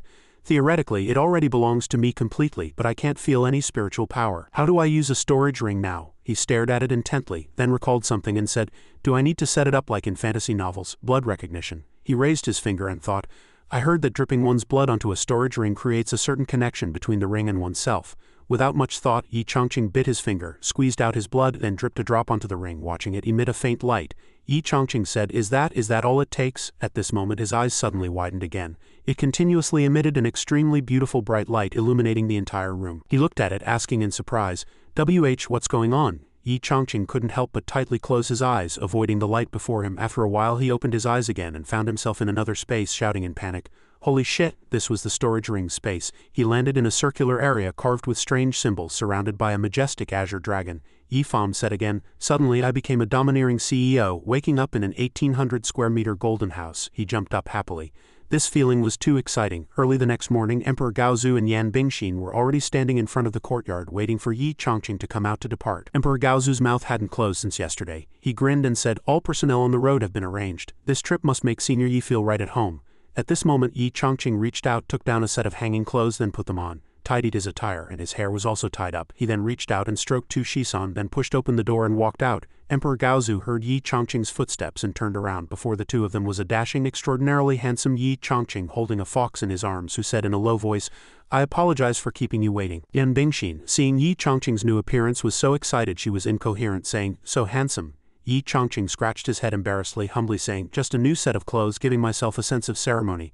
Emperor Gaozu also praised, smiling, "Mr. Yi is already refined and gentle. Wearing this black outfit makes him truly peerless." Yan Bingshin shyly covered her face and turned around, secretly looking at Yin Chongqing, thinking, "I must find a way to keep Mr. Yi in the Imperial capital. Then I can be with him forever in this life." The three were about to depart. Black Emperor looked outside from inside the house. Tu Shizan, seeing this, looked inside and asked Black Emperor, "Stupid dog, are you going with Master too?" Black Emperor said solemnly, "There are many talented individuals in the great Yan Imperial capital. My presence might bring unnecessary trouble to Master." Black Emperor walked closer and added, "I will secretly protect both of you. You must also take good care of Master on the way." Tu Shizan replied, "Don't worry."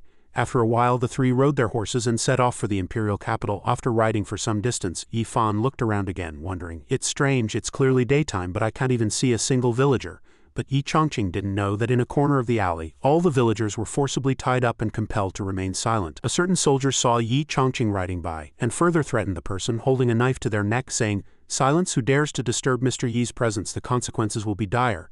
Emperor Gaozu rode ahead but didn't see Yin Chongqing following, so he turned back and asked, "Mr. Yi, what are you looking for?" Yin Chongqing smiled upon hearing this.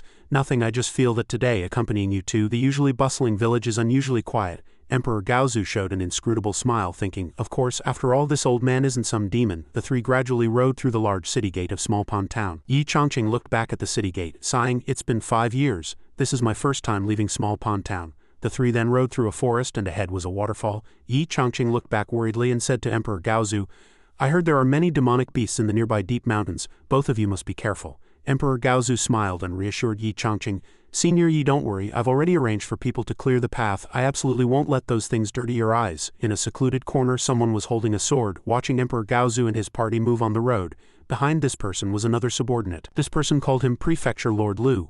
Both of their faces had many scratches, and behind them lay piles of various demonic beast corpses. That person then asked Prefecture Lord Lu, "Can you handle killing so many demonic beasts in such a short time?" Upon hearing this, he said with a determined look, "Paving the way and guarding Mr. Yi is the most glorious mission for the entire Knight's Mansion." He then stood up, dragging his exhausted body, and said, "We must complete it." After speaking, he resheathed his green sword. He sped off, leading his two subordinates behind him, shouting, "Go, keep killing." In the great Yan Imperial Palace, in front of the palace gates, Yan Yangnian and Crown Prince Yan Jinghong stood. He asked Yan Yangnian with some dissatisfaction, "Father, as the Emperor of Great Yan, why are you so yielding? Aren't you afraid of damaging your divine prestige?" He turned and frowned at Yan Jinghong, saying, "Remember, meeting Senior Yi will be the greatest fortune of your life." Yan Jinghong showed a defiant expression and snorted. Seeing this, he said, "Don't underestimate that girl Bingshin. After staying with Mr. Yi for a few days, Mr. Yi bestowed upon her a second spiritual root. Now that girl is even highly regarded by the old ancestor. Her future achievements will surely be immeasurable." Yan Jinghong then said, "Is that why Father arranged for me to stay by this person's side?" He then angrily shouted, "Spiritual roots are natural gifts. How can mere mortals control them at will?" Yan Yangnian couldn't stand his son's temper and loudly reprimanded him. He pointed at Yan Jinghong's face and said, "You are merely a mid-grade wood spiritual root, and you haven't even entered the Tao yet. I, your emperor, commend your diligence and still named you crown prince despite the opposition of all my officials." He pinched Yan Jinghong's ear and cursed, "Now you've built the Donglin Academy, gathered quite a few followers, and now that your wings are strong, you dare to question Mr. Yi." He turned around and angrily added, "If I had known this, it should have been Yan Bingshin who was made crown princess, as her cultivation alone would be enough to impress the people outside the great Yan Imperial capital." The teleportation gate gradually opened, and Yan Yangnian couldn't help but arrange the welcoming party for Yin Chongqing, loudly ordering, "Everyone brace yourselves, Senior Yi will be here any moment." Yan Jinghong and the other soldiers respectfully followed the order, shouting in unison, "Yes." Although Yan Jinghong appeared compliant, he still couldn't swallow his resentment. His face darkened and he gritted his teeth, thinking, "It's shameful to learn from scoundrels and flattery to learn from the influential. This Yi fellow has our old ancestor and imperial father wrapped around his finger, even having golden statues and temples built for him. He must be a charlatan." Yan Jinghong gradually saw the teleportation gate open and gritted his teeth again, thinking, "To make me bow to such a petty person, it's a dream." From within the gate, Yin Chongqing, Gaozu and Yan Bingshin emerged. Yin Chongqing looked at the teleportation array and exclaimed, "This teleportation array is indeed novel." Yan Yangnian and a group of veteran soldiers quickly lined up, respectfully shouting, Junior Yan Yangnian greets Senior Yi. Yi Chongqing was startled and turned to ask Gaozu, who are these people? Yan Yangnian led Yan Jinghong forward, happily introducing, I am Bingshin's father and this is Bingshin's brother. The more Yi Chongqing heard, the more flustered he became, recalling Yan Bingshin's words, Mr. Yi, I've already told the old ancestor and father about us. His face turned pale and he gritted his teeth, thinking, the whole family has turned out, are they here to force a marriage? He raised his hand, took out his storage ring and thought, I'll just get through this. So he took out a jar of food from his storage ring, then picked up the jar, smiled awkwardly and handed it to Yan Yangnian, saying, Yi came uninvited and has prepared a small gift, please accept it. Yan Yangnian took the jar, looked at it and asked, May I ask, Senior Yi, what is this item? Yan Jinghong stood aside, pouting, and looked at the item disdainfully, saying, rough and rustic stuff from the countryside, aren't you ashamed to bring it out? Yan Yangnian quickly stopped his son, shouting, Jinghong, don't be rude. Yi Chongqing was stunned for a moment, then said, These are indeed fruits I grew myself and it took a lot of effort to make this jar, but in some places it can be called a panacea for all ailments, and there's a saying, golden sealed jar protecting every child in the north. Hearing Yi Chongqing's words, Yan Jinghong could no longer restrain himself. He pointed at him and shouted loudly, Stop talking nonsense. I knew all along you had ill intentions. I've never seen anything that can cure all ailments. Yan Bingshin immediately frowned and said loudly, Brother, Gaozu finally spoke at this moment, roaring, Shut up. Hearing this, Yan Jinghong immediately trembled in fear, shouting, Old ancestor, your grandson. Gaozu was unyielding. He pointed at him and threatened, How dare you be so disrespectful in front of Senior Yi? I think you've sat on that crown prince position long enough. Yi Chongqing let out an oh and thought, So this guy is the crown prince? No wonder he's so arrogant and overbearing. Wait, if he's the crown prince, then aren't these people from the great Yan Imperial family? Only then did Yi Chongqing stare dumbfounded at the four people before him. The crown prince's sister, the crown prince's father, and the crown prince's ancestor. Yan Jinghong quickly knelt down, kowtowed to Gaozu and shouted, Old ancestor, please see clearly. But old habits die hard. He immediately pointed at Yi Chongqing and said, This person is swindling people in broad daylight. Gaozu seemed unable to bear it any longer. He ignored Yan Jinghong's words, waved his hand dismissively, then glared, his face dark with anger, and said, According to you, your father and I are both fools, deceived by Senior Yi. And you are the most clear-headed and rational one. Yan Jinghong was drenched in sweat from fright and quickly waved his hand, saying, No, your grandson didn't mean that. Gaozu said nothing more, raised his hand high and slapped Yan Jinghong's face again.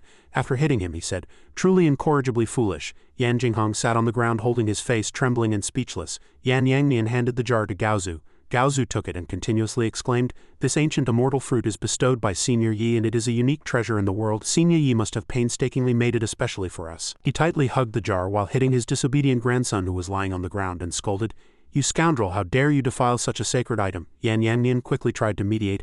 Old ancestor, please calm your anger.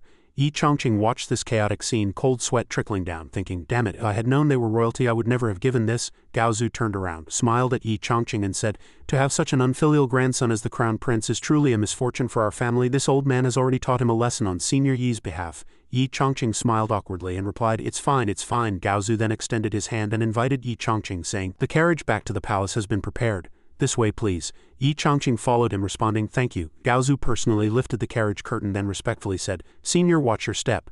Yi Chongqing reached out and placed two shisan on a nearby seat, then sat down himself and the carriage door closed. Yi Chongqing smiled, reassuring himself, Well, since I'm here, I'll relax. They're quite respectful to me. There shouldn't be any problems, right? He consoled himself, but Yi Chongqing's face was still pale with fear, thinking, How many heads do I have to dare to oppose the Imperial family? The carriage gradually entered the palace. The palace gate also opened for the carriage.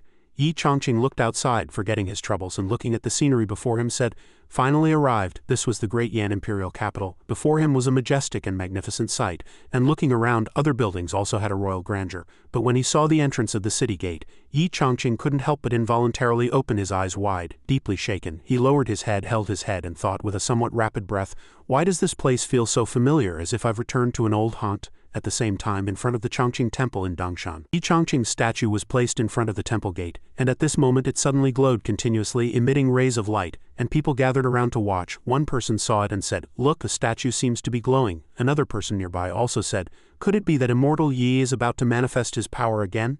In a certain academy, the sound of reading echoed. Becoming a person is to write, Mencius is to uphold righteousness. Only when righteousness is fulfilled, benevolence is achieved. This was the foundation of the Crown Prince's Donglin Academy. The person who read these words was none other than Grand Tutor Zhang Shen, styled Unifying, the Crown Prince's Grand Tutor. He suddenly smelled an aroma wafting into his nose. After smelling it, he immediately asked angrily, Where is this eclectic Tao charm wafting from? He waved his hand, saying, It defiles my Donglin Academy.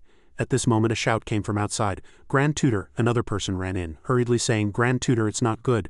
but he unfortunately tripped, falling face first onto the ground. Zhang Shen looked at him and said even more angrily, "What's the hurry, so flustered? It disgraces the Eastern Palace," the person hastily reported. "Grand Tutor, the 6 golden statues of the sages of literature in the Hall of Sages have all faded." At this moment, outside the hall, all the golden statues gradually lost their gold color, reverting to their original colors. Zhang Shen quickly stood up and looked at the person again, asking, "What did you say?" Zhang Shen quickly came to the Hall of Sages. Even seeing the statues with his own eyes, he still couldn't believe it, thinking, "What can be done about this?" A voice came from here. "His Royal Highness the Crown Prince has arrived." Yan Jinghong's face was pale, his body trembling, and each step up the stairs was exceptionally difficult. As he walked, he thought, "The old ancestor actually punished me to kneel before that golden statue all night." Yan Jinghong wept bitterly with grievance, thinking, "My knees." At this moment, Zhang Shen stepped forward, cupped his hands, and said, "Greetings, Your Royal Highness the Crown Prince." Yan Jinghong straightened his solemn expression, looked at Zhang Shen, and asked, "Grand Tutor Zhang, what urgent matter requires my personal presence?" Zhang Shen was no longer calm at this moment. He quickly pointed at the large statue above and said, "Just now a trace of eclectic Tao charm appeared in the Eastern Palace, and then the 6 golden statues of the sages of literature in the Hall of Sages all faded." Yan Jinghong couldn't help but open his mouth wide at this moment, shouting, "What did you say? The 6 golden statues of the sages of literature have been enshrined here for 1,000 years. How could they suddenly become like this?" Zhang Shen then bent down and continued, "Reporting to Your Royal Highness, strange things like this have occurred in various parts of Great Yan in recent months." Zhang Shen then leaned closer to Yan Jinghong's ear and whispered, "According to my investigation, they only started happening after His Majesty built the Chongqing Temple in Dongshan." Yan Jinghong asked with a dark face, "Is that true?" Zhang Shen bent down and asked in return, "Does Your Royal Highness still not believe this old servant?" A soldier ran in, reporting loudly. Zhang Shen impatiently turned around and asked, "What is it?" The soldier quickly reported, "According to our scouts yesterday, the Chongqing Saint of Dongshan seemed to gather Tao charm around him, faintly emitting dazzling light even more powerful than when the temple was first built." Yan Jinghong had heard enough. He snorted angrily and said, "I know." Then he added, "Yi Chongqing just entered the Imperial capital and such strange things have happened. He must have used some magic again. This is simply a blatant insult to the 6 sages and the Eastern Palace." After speaking, he shouted loudly, "Prepare the carriage for the separate residence." Then he walked out valiantly, saying, "This crown prince is going to teach that fellow a good lesson." In the separate residence where Yi Chongqing was staying, 2 maids were hanging paintings in the room. But Yan Bingshin was unsatisfied and said, "Too low, the painting is falling." The maid responded, Yes, she was still unsatisfied and said, "A little higher on the right." She turned her head and asked Yi Chongqing, who was drinking tea nearby, "Mr. Yi, are you comfortable living in this separate residence outside the palace?" Yi Chongqing smiled and replied, "It's very good here. Thank you, Your Majesty and Miss Yan, for your hospitality." As Yi Chongqing sipped his tea, he couldn't help but be overjoyed, thinking, "Living in a royal residence is indeed great. I don't need to do anything myself." At this moment a loud roar came from outside, startling Yi Chongqing, who was leisurely causing him to spit out a mouthful of tea. "Yi Chongqing, get out here!" Startled, Yi Chongqing instinctively turned his head quickly to look outside to see who it was. Yi Chongqing quickly stood up, tiptoed to look outside and said blankly, "So fierce, who did I make angry again?" Yan Jinghong was standing below the separate residence at this moment, his face full of anger, covering his mouth with all his strength, shouting loudly at the building where Yi Chongqing was. "Yi Chongqing, don't hide inside and keep quiet, I know you're home." Yan Bingshin could no longer bear it. She stomped her foot abruptly. Then she pushed open the door with murderous intent, staring angrily at Yan Jinghong. She then tensed her body and angrily shouted, "Brother, what are you trying to do?" Seeing the door open, Yan Jinghong also walked in, looked directly at Yi Chongqing, then said to Yan Bingshin, "Ninth sister, this has nothing to do with you. I'm looking for that Yi fellow." After speaking, he unhesitatingly drew the sword in his hand, then placed it against Yi Chongqing's neck, scaring him so much he dared not breathe. Yan Jinghong asked angrily again, "You brat, honestly confess the good deeds you've done." Yi Chongqing's face was already as green as a vegetable leaf at this moment and his body was trembling, but he still tried hard to persuade Yan Jinghong, then explained, "Your Royal Highness, please calm down first.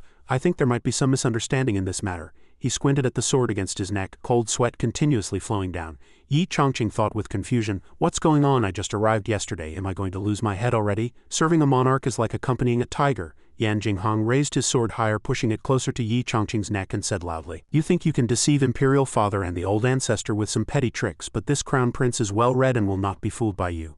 Yi Chongqing said in a panic, "Your Royal Highness, please listen to my explanation."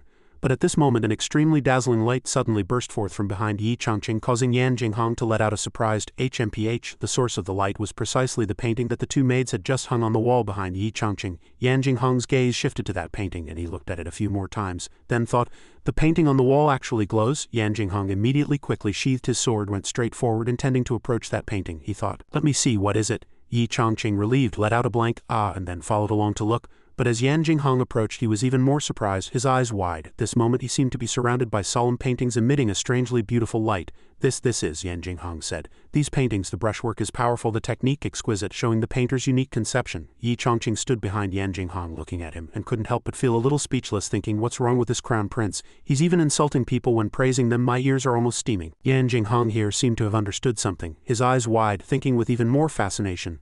No, looking at the painting surrounded by rich literary energy, he thought again. These paintings seem to be transmitting a magical power to me. In an instant, a painting depicting a mountain scene full of earthy energy appeared, and it charged straight towards Yan Jinghong.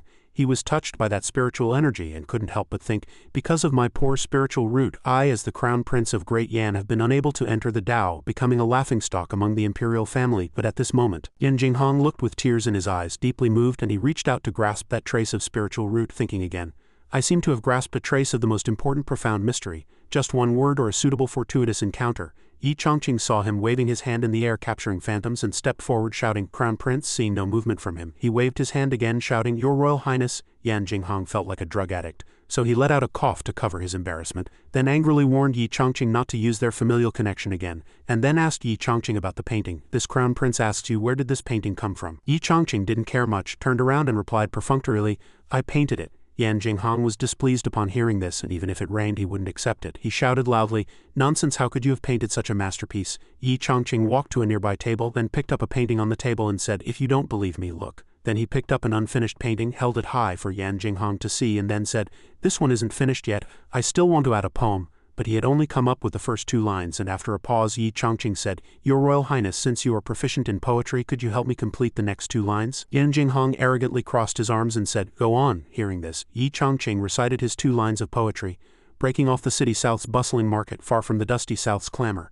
Secluded and tranquil like a wild home, quiet like a wilderness home. When he heard these 2 lines, Yan Jinghong's face immediately couldn't help but show surprise.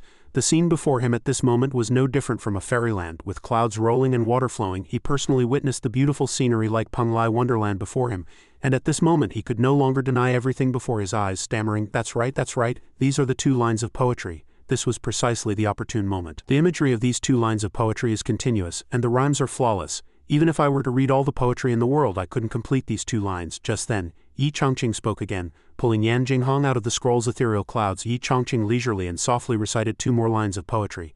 Roofs laden with abundant dates, ponds afloat with vibrant chin flowers. The jujube trees on the roof are laden with heavy fruits, and chin grass and fresh flowers grow in the pond. After reciting, Yi Chongqing turned back and smiled, asking Yan Jinghong, Crown Prince, how do you think these 2 lines fit? Yan Jinghong pondered for a moment, silently reciting Yi Chongqing's poem with his eyes closed, savoring the imagery of roofs laden with abundant dates, ponds afloat with vibrant chin flowers. He couldn't help but exclaim in admiration, his voice filled with uncontrollable awe. Magnificent, what truly magnificent parallelism. Yi Chongqing quickly went to the table, rolled up his sleeves, picked up his brush and turned back with a smile, saying, Since that's the case, I'll inscribe the poem now. Yan Bingshin swiftly walked forward, picked up an inkstick and ground it in the inkstone, smiling, Mr. Yi, I'll grind the ink. Yi Chongqing dipped his brush in the ink and thanked her with a smile. Thank you for your trouble, Miss Yan. Yan Jinghong stood behind watching this scene, frowning and muttered something inappropriate. This Yi Chongqing is clearly a charlatan, yet how can he possess such splendid literary talent? After thinking this, he turned and quickly left, still thinking as he walked out, I should go back and discuss this with Grand Tutor Zhang. Yi Chongqing was happily about to inscribe the poem, but looking back he found Yan Jinghong had already left. He looked puzzledly in the direction Yan Jinghong had gone, calling out, Hey Crown Prince. Then he turned back, dryly smiling as he asked Yan Bingshin, Why did your brother suddenly come and then suddenly leave? Yan Bingshin stammered for a moment, then replied, I don't know either. Yan Jinghong's carriage had already driven away from Yi Chongqing's separate residence and was on its way back. Sitting in the carriage, he was filled with countless questions and couldn't help but sigh, thinking, Although I'm reluctant to admit it, I have to say that the poem that fellow just composed was indeed a masterpiece, with exquisite couplets making even this crown prince feel inferior. Judging by the power emanating from the paintings in his room and that poem, he is indeed no ordinary person. He buried his head in his hands again, sighing, and rejected his previous thoughts, then thought, Impossible, looking at his shabby appearance, he's clearly a charlatan, how could he possess such talent? Thinking this, he lifted the carriage curtain, looked at the coachman and said, Don't go back to the palace yet. Go to Dongshan. The man heard this and responded, Yes. The coachman quickly cracked his whip on the horse's back, shouting, Hya. The 2 horses neighed, and then the carriage accelerated, galloping forward. Night fell, and the moon gradually hung high in the sky. Footsteps ascended Dongshan Temple, 1 step at a time. Yan Jinghong walked up the mountain, pondering. The The temple and golden statue my imperial father built for that fellow are all here. Perhaps I can discover something. As he walked, a shimmering golden statue came into view. Yan Jinghong looked at the statue different from Yin Chongqing's and felt somewhat certain, thinking, indeed there is a Tao charm here exactly like the one in his painting. Yan Jinghong gradually closed his eyes, recalling every line of poetry Yin Chongqing had recited. Breaking off the city south's bustling market, far from the dusty south's clamor, secluded and tranquil like a wild home, quiet like a wilderness home, the statue of Yin Chongqing now emitted an even more brilliant light, illuminating all directions. Subsequently, a faint spiritual energy gradually appeared around Yan Jinghong. Roofs laden with abundant dates, ponds afloat with vibrant chin flowers. Yan Jinghong suddenly opened his eyes, looked around and gazed incredulously at his hands, thinking, is this my spiritual root about to be activated? From this moment on he began to doubt his life, unable to believe his own thoughts.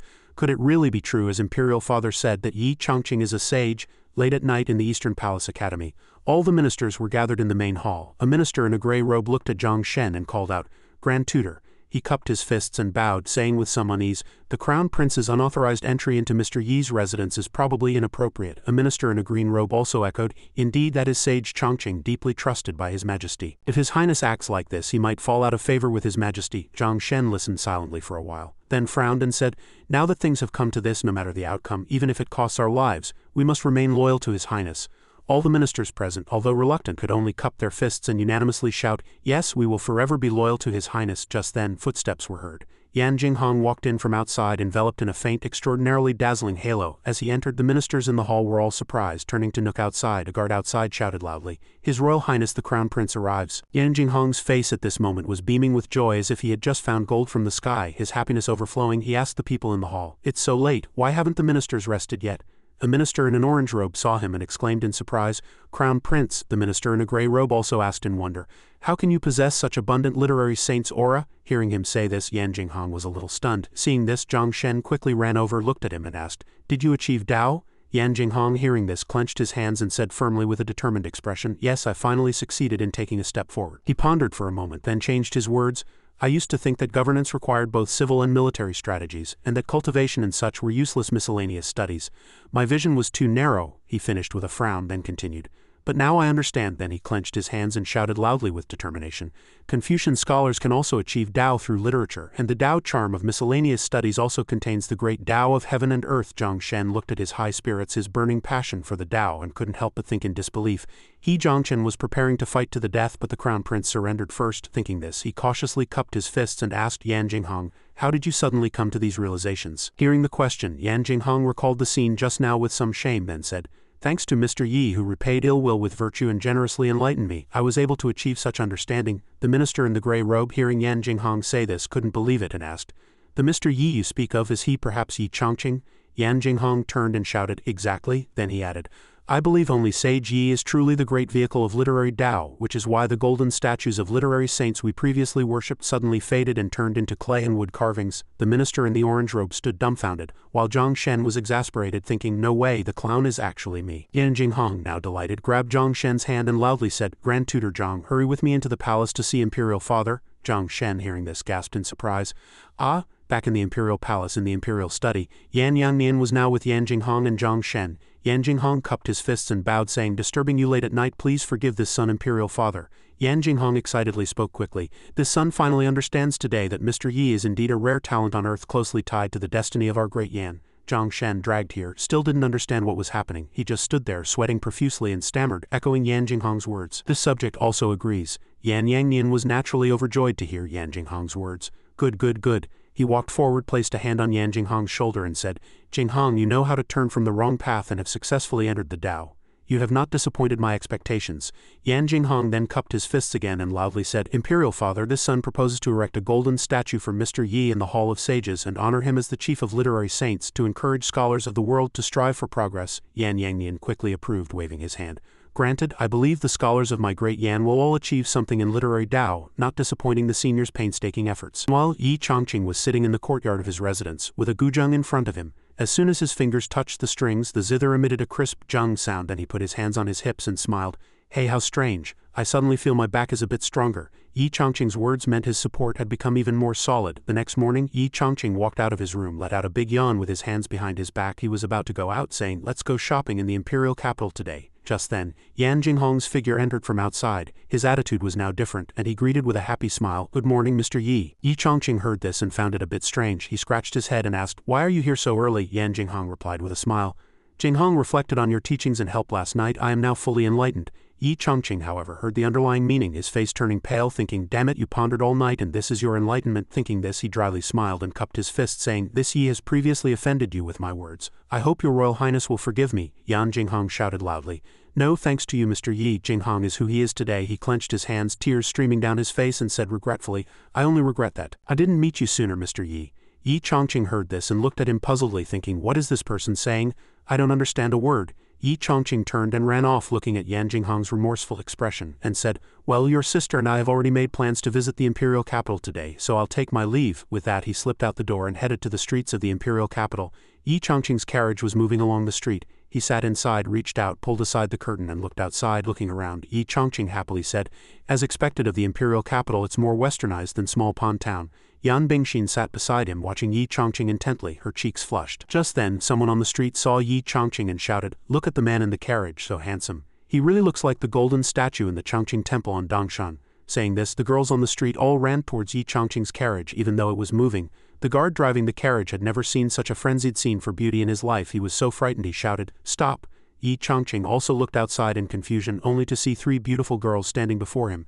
They gently asked Yi Chongqing, "Does young master have a marriage contract? It doesn't matter if you do, I can be your concubine. My household can take in a live-in son-in-law." Yi Chongqing wondered what kind of luck he had today to encounter such a thing. His face started to turn pale. He retreated a bit and said, "Ladies, although I am somewhat handsome, matters between men and women still require mutual affection." Yi Chongqing then said, "If you are truly interested in me, we can start as friends." Yi Chongqing then chuckled softly, thinking, "Are the girls in the Imperial capital also enthusiastic? It seems I'm blessed." He didn't notice Yan Bingshin behind him, looking outside with murderous eyes. She walked to Yi Chongqing's side with a dark expression, gently pushed aside the curtain. She then looked at them with angry and cold eyes, asking, "What did you just say?" The three girls outside were now startled to realize who was before them, then fearfully asked, "Are you Princess Ninth Highness?" She showed a twisted smile, looked at them and threatened, "Now that you know who I am, why don't you scram quickly, or I'll have Imperial father confiscate all your family's property." Hearing this, the three quickly ran away. Some cried, some begged for mercy, some shrieked, "Yes, this humble one will leave immediately." Yan Bingshin returned to the carriage, her cheeks puffed out in anger, thinking, "HMPH, these common beauties dare to pester Mr. Yi." Yi Chongqing, however, was confused, not knowing what had just happened, saying, "Hey, why did they leave so quickly? Leave your contact information." Yan Bingshin was still sulking, thinking, "HMPH, these mere common beauties, how dare they pester Mr. Yi?"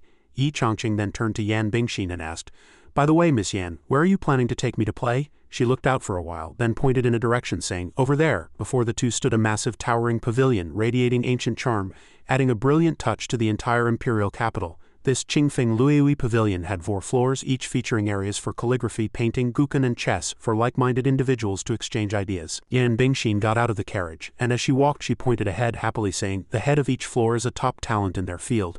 Yi Chongqing also got out of the carriage, followed behind her, and looked up, responding, "I see." Yi Chongqing chuckled to himself, rubbing his hands in anticipation, thinking, "It seems I can have a good discussion." Yan Bingshin then looked into the distance from where the two stood to the entrance of Qingfeng Luiyi Pavilion and said, "There are so many people today." Just then a beautiful girl walked out. She was Lu Ruyi, the head of Qingfeng Luiyi Pavilion. She walked over, saw Yan Bingshin and said, "It turns out to be your 9th Highness. My apologies for not greeting you sooner." Yan Bingshin saw Lu Ruyi and happily walked forward, taking her hand and saying, "Sister Lu, Qingfeng Luiyi Pavilion does not discriminate by status, only by skill. Sister does not need to be so polite."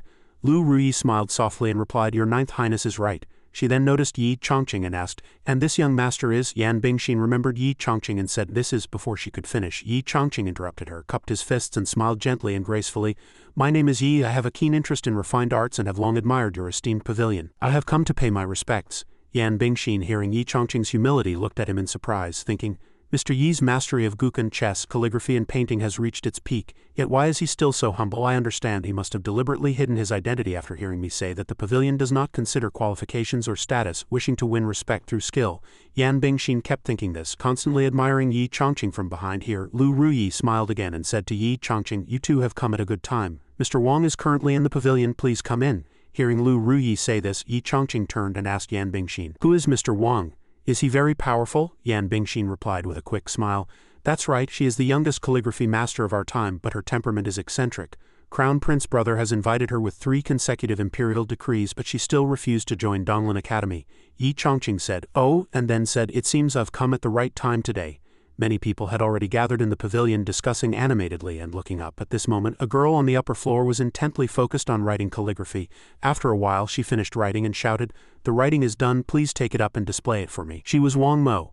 The person she called Shu Cheng also quickly stepped forward and took the painting from her hand. Shu Cheng displayed the painting and shouted loudly to the crowd below, "Mr. Wang has composed an untitled poem. The poem reads, ever victorious like Chongqing, this gentleman's divine charm conceals elegance. This divine charm conceals elegance describes a person who is calm and extraordinary, and ever victorious like Chongqing is by no means inferior to Chongqing." Soon that calligraphy stirred up a craze, drawing much discussion from the crowd. A person in a gray robe quickly raised his hand and shouted, "Good writing, truly good writing, I offer 100 taels." At that moment another person squeezed forward, pushing the other person aside, and snorted disdainfully, "Who are you insulting? You think 5,000 taels is enough to buy Mr. Wang's calligraphy?" Subsequently, 2 more people quickly called out bids.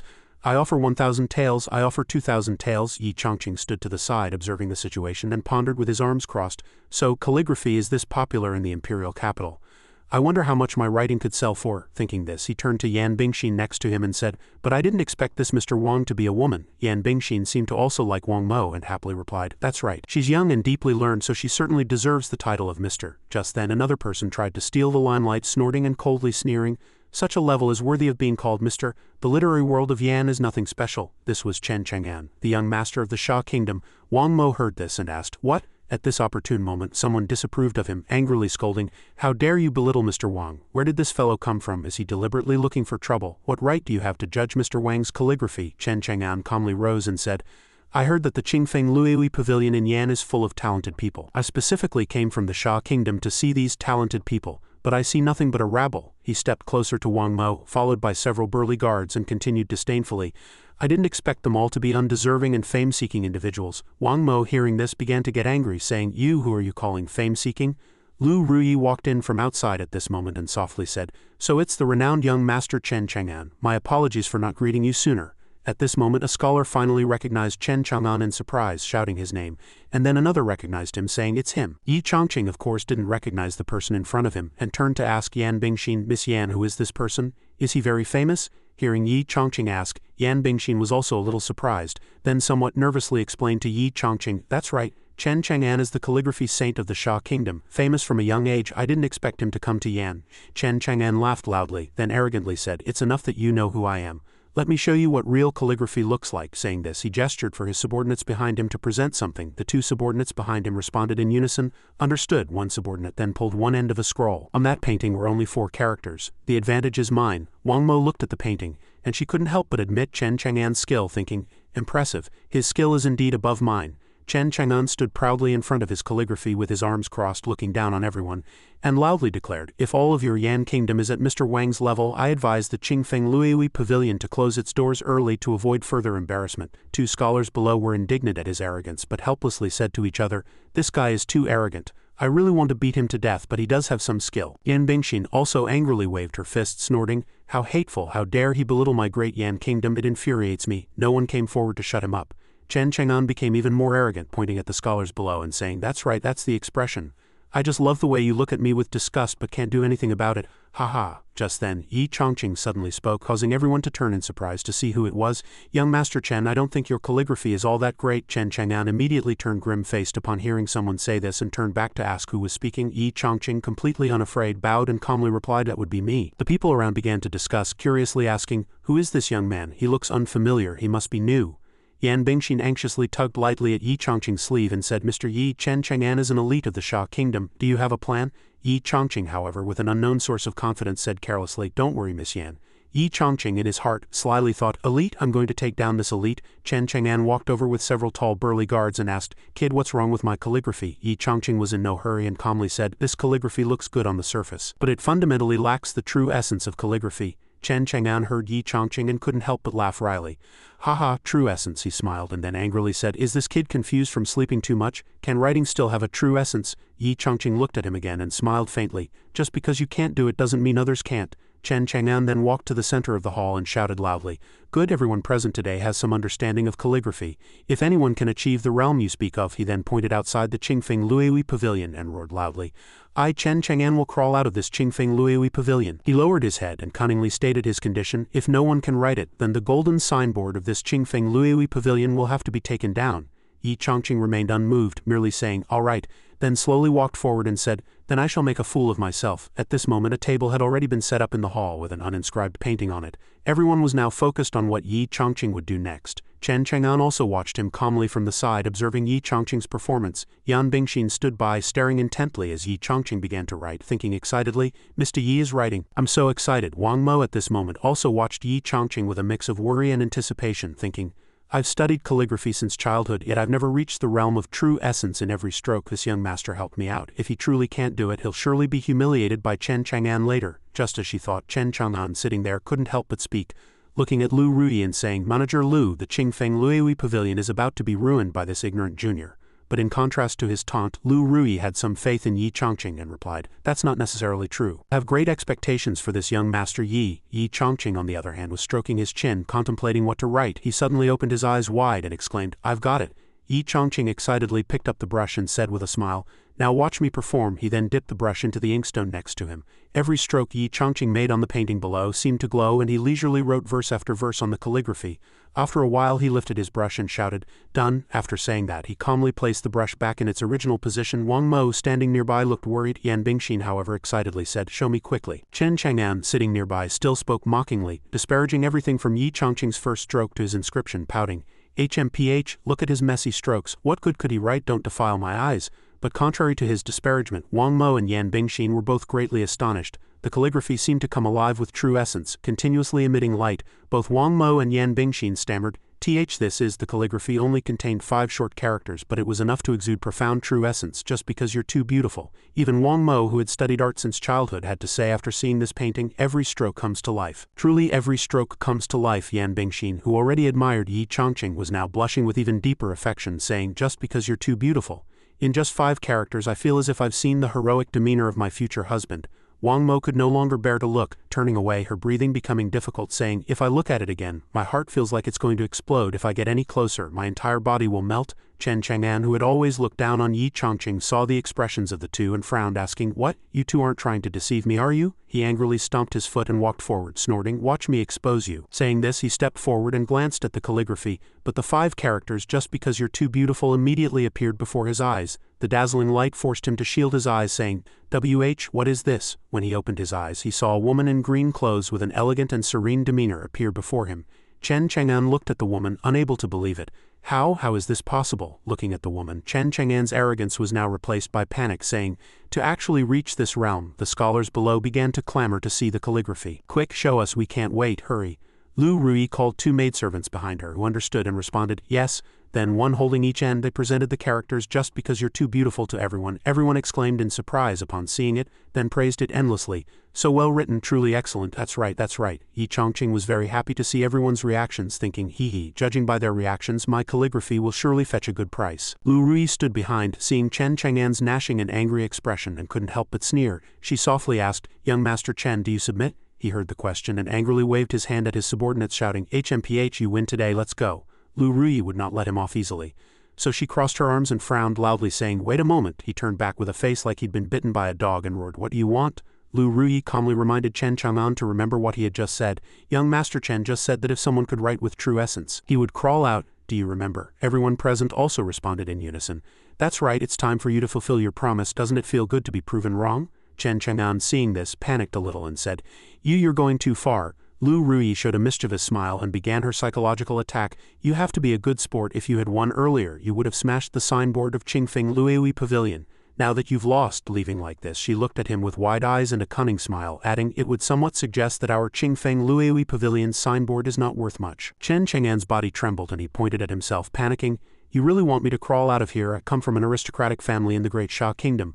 Lu Ruyi then said, "Qingfeng Luiwi Pavilion has always valued skill above credentials, status, or social standing. Since you came here, you naturally acknowledge this rule." She pointed to the door and said, "Please." Everyone else also cheered. Young Master Chen start crawling, crawl, crawl, crawl. Chen Chang'an lowered his head and trembled, saying, "Damn it." One of his subordinates behind him also asked in panic, "Young Master, what should we do?" Chen Chang'an knelt down and quickly crawled out. He angrily shouted, "You all just wait for me." Yan Bingshin praised Lu Ruyi, giving her 2 thumbs up and happily said, "Sister Lu, you did a great job."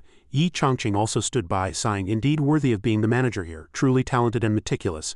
After dealing with Chen Chang'an, Lu Ruyi and Wang Mo stepped forward again, bowed to Yi Chongqing and said, "Ruyi thanks Mr. Yi for his righteous intervention just now." Yi Chongqing replied, "It's nothing. Calligraphy is meant for self-cultivation. I just couldn't stand that young Master Chen using it as a tool to pressure Mr. Wang." Hearing this, Wang Mo blushed again and said awkwardly, "In front of you. How dare this humble one call herself Mr.?" Wang Mo then shyly blushed and said, "From now on please give me more guidance, Mr. Yi."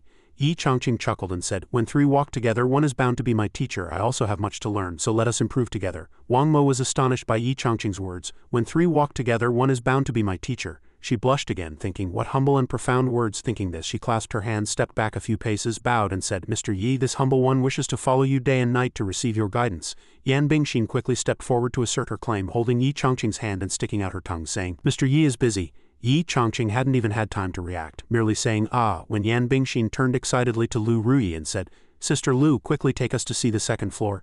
Lu Ruyi also happily agreed. "All right, please follow me, both of you." Lu Ruyi walked ahead, leading the way and introducing, "Both of you, this is the painting floor." Yi Chongqing couldn't help but exclaim in surprise.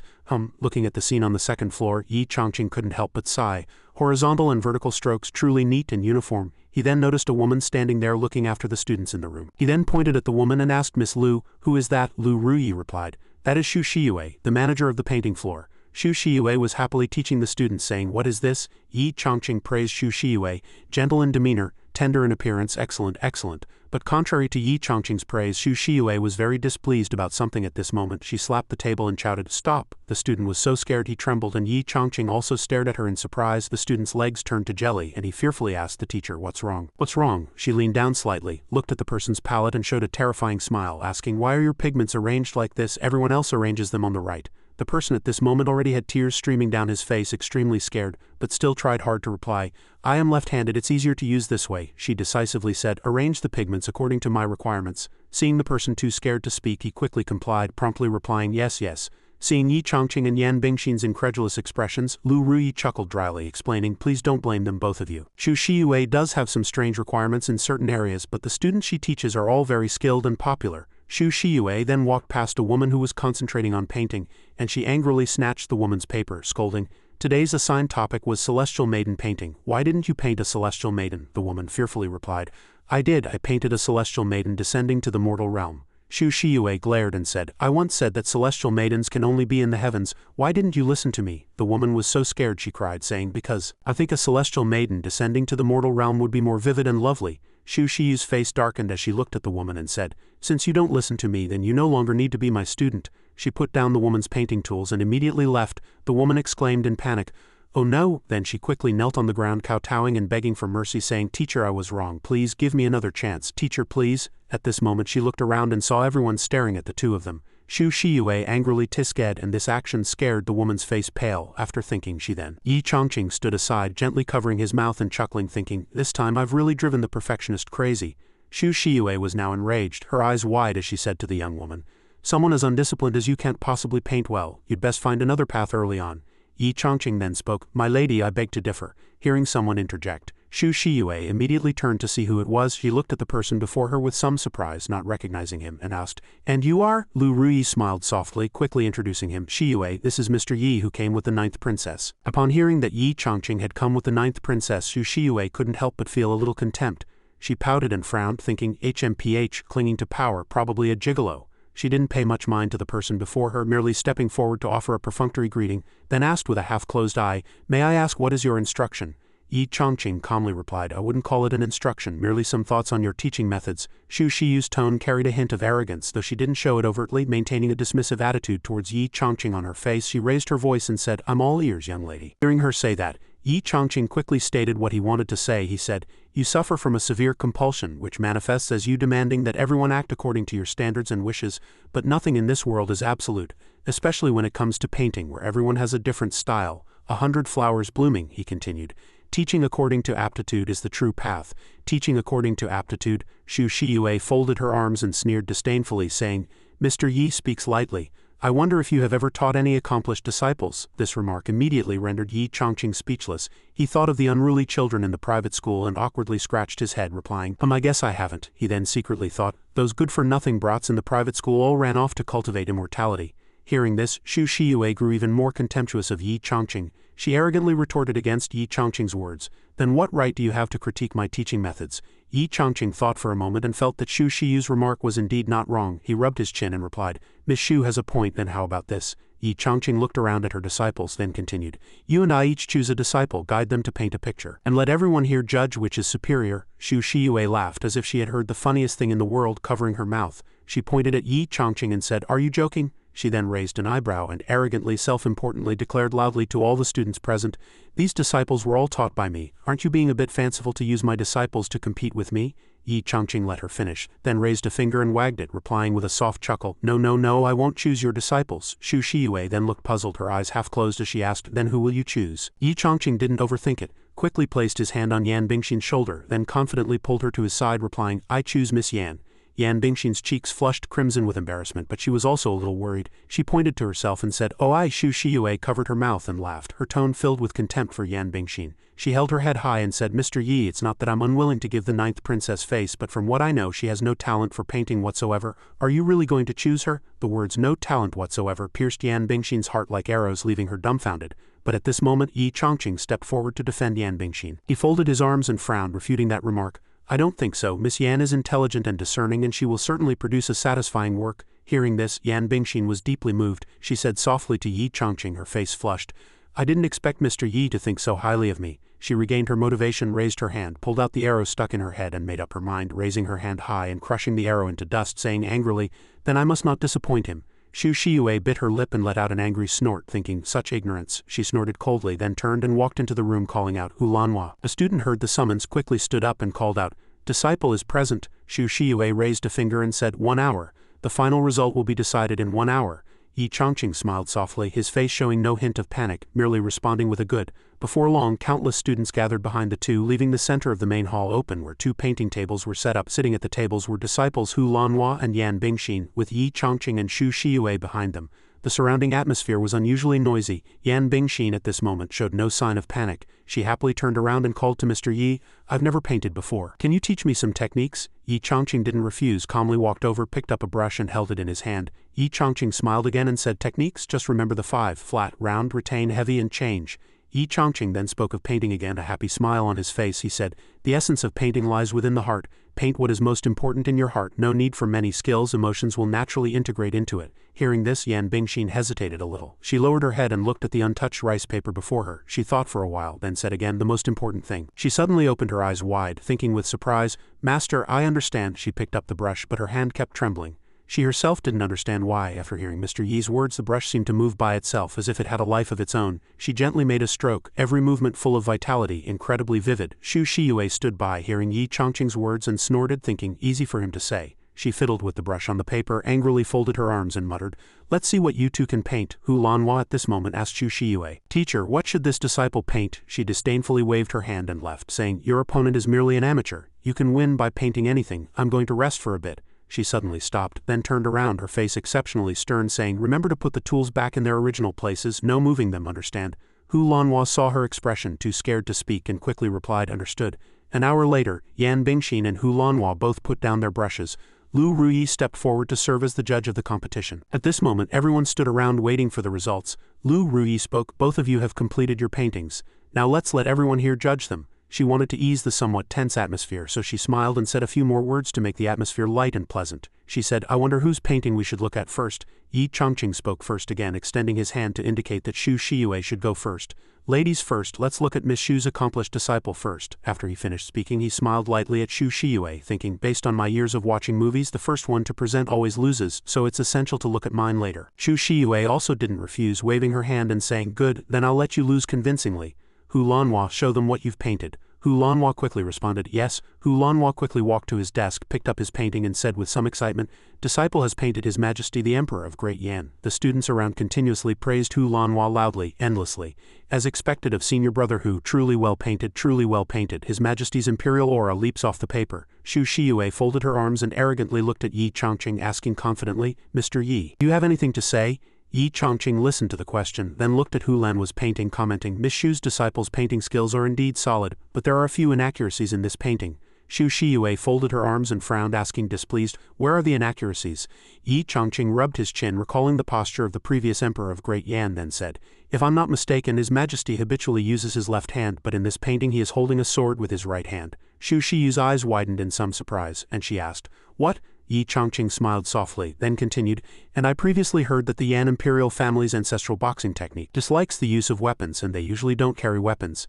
Yi Chongqing turned to Yan Bingshin and asked, Miss Yan, am I right? Yan Bingshin clenched her hands and said loudly, that's right, Imperial father always says that the empire was built with fists. Hearing Yan Bingshin's confirmation, Yi Chongqing continued, his words hitting Hu Lanhua's core, even a rustic country bumpkin like me knows these minor details about His Majesty, and you, who have lived in the imperial capital for so long, naturally know them better than I do. Why did you still make a mistake in your painting? Hu Lanhua lowered his head, not answering, but his face was filled with sadness and a hint of fear. After a moment of silence he lowered his head, not daring to look up, but still said, because teacher, you used to require us to paint figures holding weapons with their right hand, he said. People of power appear more majestic when holding weapons. Hearing Hu Lanhua's words, Shu Shiyue was indeed speechless, unable to refute. Because these rules were set by her, no matter what, she was in the wrong. Hu Lanhua then scratched his head and continued, those who didn't follow this requirement were all expelled from the school. Yi Chongqing looked at him like this and sighed helplessly, then spoke, Miss Shu, do you see, because of your perfectionism, you made your disciple lose the most basic ability to observe and judge. How can such a person become an excellent painter? Shu Shiyue's face was ashen, but she couldn't utter a single word of rebuttal. She stammered, Yi Chongqing turned to call Yan Bingshin, Miss Yan, please show everyone your painting. Yan Bingshin happily responded with a good. After speaking, she walked to her desk, picked up her painting and said, this painting is of Mr. Yi. She held the painting high, but everyone's attention was drawn to the shocked expressions of Shu Shiyue and Hu Lanhua. Yi Chongqing seemed a little embarrassed, waved his hand and said, really, I asked you to paint what's important in your heart. Why did you paint me? You're making me shy. Shu Shiyue and Hu Lanhua at this moment couldn't help but shout, their faces pale. What is this painting? Only then did Yi Chongqing notice, and he turned to ask, what's wrong? When he looked again, Yi Chongqing could only utter one word, holy cow. The painting depicted Yi Chongqing, Yan Bingshin and Yan Jinghang, but the most distinctive feature of this painting was the abnormally developed musculature of the figures. To be more precise, it was hideously ugly. Yan Jinghang at a distance was also innocently caught in the crossfire, asking, why am I in this too? Yan Bingshin didn't realize she had painted something hideously ugly. She confidently presented the painting, saying cheerfully, how is it, Mr. Yi? I think I painted quite well using the method you taught me. Yi Chongqing was truly speechless, but still forced himself to suppress the nausea and praised her. This kind of art is a bit of an improvement for humanity. He secretly thought, this time I've completely given up on this competition. I'm definitely going to lose. But at this moment a student discovered something and shouted, wait, he said, the figures in the painting are distorted and their postures are strange, but why? Can I feel the essence of painting contained within? Shu Shiyue heard one of her students say this and also began to notice the painting. She carefully looked at the painting and also understood something, thinking, that's right, she said. Leaving aside the people on both sides for now, the person in the middle, like this Yi fellow, although his figure is distorted and disgusting, why does he continuously exude destiny? Yi Chongqing was speechless, asking, who's distorted? Shu Shiyue looked at Yan Bingshin next to her, who was holding the painting and smiling excitedly. Shu Shiyue then thought, could it be? The ninth princess is actually a master painter? As she thought this, she clasped her head, her face turning green, refuting her own thoughts. No, that's not right. This painting, whether in line work or coloring, is of the lowest, most rotten quality. And it's not like a master pretending to be inferior, it's genuinely bad. So there's only one possibility, she said. Mr. Yi's skill truly far surpasses mine. In just 1 hour he could make the ninth princess, who has no talent for painting, create a painting imbued with destiny. She looked behind her at Hu Lanhua and thought, could it really be that I've held back my disciples and ruined their futures? Yi Chongqing then spoke again. Miss Shu, my original intention was not to decide a winner or loser, but to make you understand the principle that it is lamentable when all horses are muted, but talent descends regardless of convention. A stagnant society is a sad thing. One should not stick to rigid rules, but should widely embrace talent. Shu Shiyu's face couldn't help but flush red. She stared intently at Yi Chongqing, then repeatedly chewed on his every word, softly saying, talent descends regardless of convention. Her tears at this moment couldn't help but fall automatically. She tightly pressed her lips together, trying hard not to cry in front of Yi Chongqing, but her emotions flowed like a breaking dam, causing her body to tremble uncontrollably. She wiped away her tears with both hands. Yi Chongqing looked at her and couldn't help but let out a panicked ha, asking, "Miss Shu, what's wrong?" With tears in her eyes, she sobbed like a child, replying, "Mr. Yi, you are right, I understand." Yi Chongqing awkwardly replied, that's good, that's good." After he finished speaking, he secretly thought, "I haven't even said anything, why is she crying?" At this moment, Yi Chongqing seemed to remember something. His eyes rolled back, his face covered in sweat, his mouth wide open in disbelief. He stood there dumbfounded, stammering, this. Yi Chongqing didn't say more, quickly grabbed Yan Bingshin's hand and ran as if chased by a ghost, shouting loudly, "If Miss Shu has no other matters, I shall take my leave first." Shu Shiyue was still moved by her newfound understanding of many principles and let out a puzzled ha, not understanding Yi Chongqing's action. And Yan Bingshin, being dragged away by Yi Chongqing holding her hand, was incomparably happy. Love seemed to fill the air. Yi Chongqing ran to Lu Ruyi and quickly said, "Manager Lu, let's hurry to the next floor." Lu Ruyi was a little surprised but also quickly replied, "I'm all right." And Yan Bingshin behind them was still extremely excited because Yi Chongqing was holding her hand. She thought, "I'm holding hands with Mr. Yi." Lu Ruyi extended her hand to indicate, "Please follow me, both of you." As she walked ahead, leading the way, she gently smiled at Yi Chongqing and said, "Mr. Yi is extraordinarily talented. I wonder where this esteemed master comes from." Yi Chongqing also smiled softly and replied, "You flatter me, Miss Lu. I am merely an ordinary person who loves calligraphy and painting." Ordinary? Yi Chongqing's words indeed shocked Lu Ruyi immensely. Her legs went weak and her face turned pale as she secretly thought, "And with just a few casual words make both heads of my clear wind moon pavilion completely convinced. You call that an ordinary person?" She clenched her fists, seething with anger at the man before her. Yi Chongqing continued to speak, but Lu Ruyi looked at him, a hint of amusement in her eyes. "Indeed, I was merely having a friendly exchange with the two pavilion heads, speaking from my personal aesthetic perspective." Hearing this, Lu Ruyi could only give a dry laugh, speechless, unsure how to respond to the situation. Lu Ruyi reached out and lifted a nearby turquoise glass-beaded curtain, then stepped inside, turning back to call, "This way, please." He gestured, inviting the two in, and continued, "This is the third floor, the chess floor. The students inside are currently engrossed in playing Go. There are 2 students at each table, and if you look at that young woman, she has a serious expression and is holding a book. She is Mo Chi, the head of this chess floor." Lu Ruyi then added, "And the head of this floor, Mo Chi, is known as the chess obsessive and is the top chess player in the Great Yan Kingdom. Mr. Yi might have heard of her." Yi Chongqing, hearing this, chuckled lightly and replied, "Forgive me, Miss Lu, I only arrived in the Imperial capital a few days ago. I haven't yet heard of head Mo Chi's distinguished name." Lu Ruyi then explained to Yi Chongqing that Mo Chi had dedicated her life to studying Go, and was the only disciple in the Great Yan Kingdom who had received guidance from the chess sage, Nangang Xuanji. Yi Chongqing let out a surprised "Oh," then responded with great interest to Lu Ruyi, "I once played chess with a master who also claimed to have dedicated his life to studying chess." As he spoke, he secretly thought, but his chess skills weren't very good. He ran off after only a few games. Lu Ruyi then gestured for them to walk forward, adding, "This is the Go floor." Yan Bingshin looked around and exclaimed in admiration. The ceiling was like an illusory night sky, truly befitting the chess obsessive. Even the decor resembles a chessboard. Yan Bingshin then noticed Mo Chi sitting in the center of the main hall and asked, "Is that head Mo Chi? What are those things on the shelf behind her?" Lu Ruyi smiled and replied, "Those are our Clear Wind Moon Pavilion's treasures. 13 ancient incomplete chess manuals passed down from antiquity are kept on the 3rd floor. To this day, no one has been able to solve any of them." Yi Chongqing heard this, let out an "oh," and stroked his chin, thinking that impressive. As he spoke, Yi Chongqing pointed dramatically and declared loudly, "I want them all." Hearing this, Mo Chi turned her head in surprise, letting out a soft ha, wondering who it was, then looked at Yi Chongqing with a scrutinizing gaze, thinking, "Who is this person?" With that, she stood up and walked to Yi Chongqing and the others. Then she bowed and said, "Greetings, head Lu. May I ask what brings you here today?" Lu Ruyi was about to introduce Yi Chongqing to Mo Chi and had just said "we" when Yi Chongqing interrupted her. He clasped his hands and said to Mo Chi, "Young lady, may I see those ancient incomplete chess manuals?" Mo Chi, hearing this, couldn't help but frown, crossing her arms and looking at Yi Chongqing, saying, "Young master, the ancient incomplete chess manuals are treasures of our 3rd floor. How can you simply ask to see them? Not to mention your unclear identity. Even if you are from some powerful aristocratic family, you must first pass a test." Yi Chongqing broke out in a sweat, thinking, "They're just a few chess manuals. Why is it so complicated?" Mo Chi then continued sternly, "The 13 ancient incomplete chess manuals each contain extremely dangerous spiritual fortune which ordinary chess players cannot withstand if one's cultivation is insufficient, and they forcefully try to comprehend them," she finished, then walked over to Yi Chongqing somewhat angrily and said loudly, "At best it will damage your meridians, at worst you will suffer chi deviation. My master Nangang Xuanji left a test back then, and only those who pass it are qualified to see the incomplete chess manuals." She pointed at the dazed Yi Chongqing and continued, "This is also to protect people like you who don't know your place." Seeing the atmosphere become somewhat tense, Lu Ruyi spoke up, "Mo Chi, don't be rude." She then pointed at Yi Chongqing, frowning, and said, "This Mr. Yi is exceptionally skilled in Guqin, chess, calligraphy, and painting. He has already proven his abilities on the 1st and 2nd floors." Mo Chi still maintained a dismissive attitude, letting out a cold snort and saying, "So what? Being good at literary arts doesn't mean being good at chess."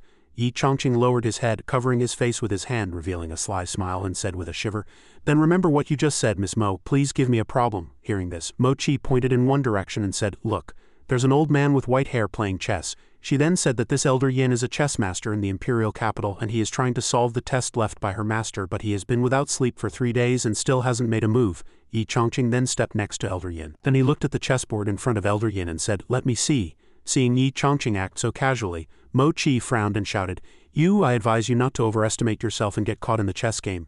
Yan Bingshin stood by calmly and confidently saying, "It's alright, head Mo, Mr. Yi's chess skills are better than you imagine." Elder Yin's body began to tremble at this moment and he kept muttering, "If one is outnumbered, do not flee. If the battle collapses, do not leave. How can I break this situation?"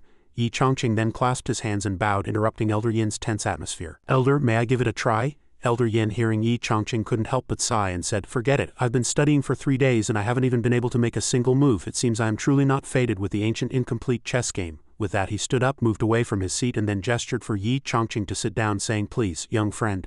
Yi Chongqing also calmly replied, "Thank you." Then without wasting time he walked to Elder Yin's seat and sat down. He reached into the chess jar on the table, took out a white piece, then placed it down, saying, "Game start." As soon as it was placed, the chessboard was surrounded by a rich spiritual energy. At this moment Nangong Xuanji's phantom appeared opposite. Then he looked at the chessboard in front of him and placed a black piece. Seeing this scene, Elder Yin cried out in panic, "Oh no!" The black piece attacked the center and the situation was critical. Yi Chongqing remained composed and said, "It's nothing. Although this game has the appearance of a threefold ko, as long as we jump out of the current predicament and find a new path, we can turn defeat into victory." With that he made another white move. The chessboard now seemed to be completely broken. Elder Yin, sweating, stared intently at the chessboard and said, "So that's how it is." The old man sitting opposite made another move. Yi Chongqing remained unmoved and made another move, saying, "Hesitating and not daring to break through will only lead to being trapped in the game." Watching the old man make another move, Yi Chongqing said again, "And you will never be qualified to see the ancient incomplete chess game." Yi Chongqing then reached into the chess jar, took out another white piece, then waved his hand and loudly proclaimed, "White 58, then he placed it in the center of the chessboard. As soon as the white piece landed, Yi Chongqing again loudly proclaimed, "Flying seal to settle the universe." And the space seemed to freeze. Nangong Xuanji also stopped playing, then dissipated before Yi Chongqing's eyes, as if indicating that he had successfully passed this game. Elder Yin, seeing this scene, couldn't help but exclaim, "Wonderful, truly wonderful." Mo Chi only now looked at Yi Chongqing with admiration, saying in surprise, "He actually broke my master's test. Gukun chess, calligraphy, painting, nothing he isn't skilled in." Yan Bingshin's attitude, however, was the opposite of Mo Chi's. She seemed to have been accustomed to it, merely covering her mouth and chuckling, as expected of Mr. Yi. Mo Chi still hadn't recovered from her shock, looking at Yi Chongqing and secretly thinking, "I never expected anyone to break the test in such a short time." Here the students walked back and forth again, looking at the chessboard, and exclaimed, "Wonderful, truly wonderful." Yi Chongqing humbly bowed and replied, "You flatter me." After a while Yi Chongqing walked up to Mo Chi again and said with a smile, "Head Mo Chi, may I now have the honor of seeing these ancient incomplete chess manuals?"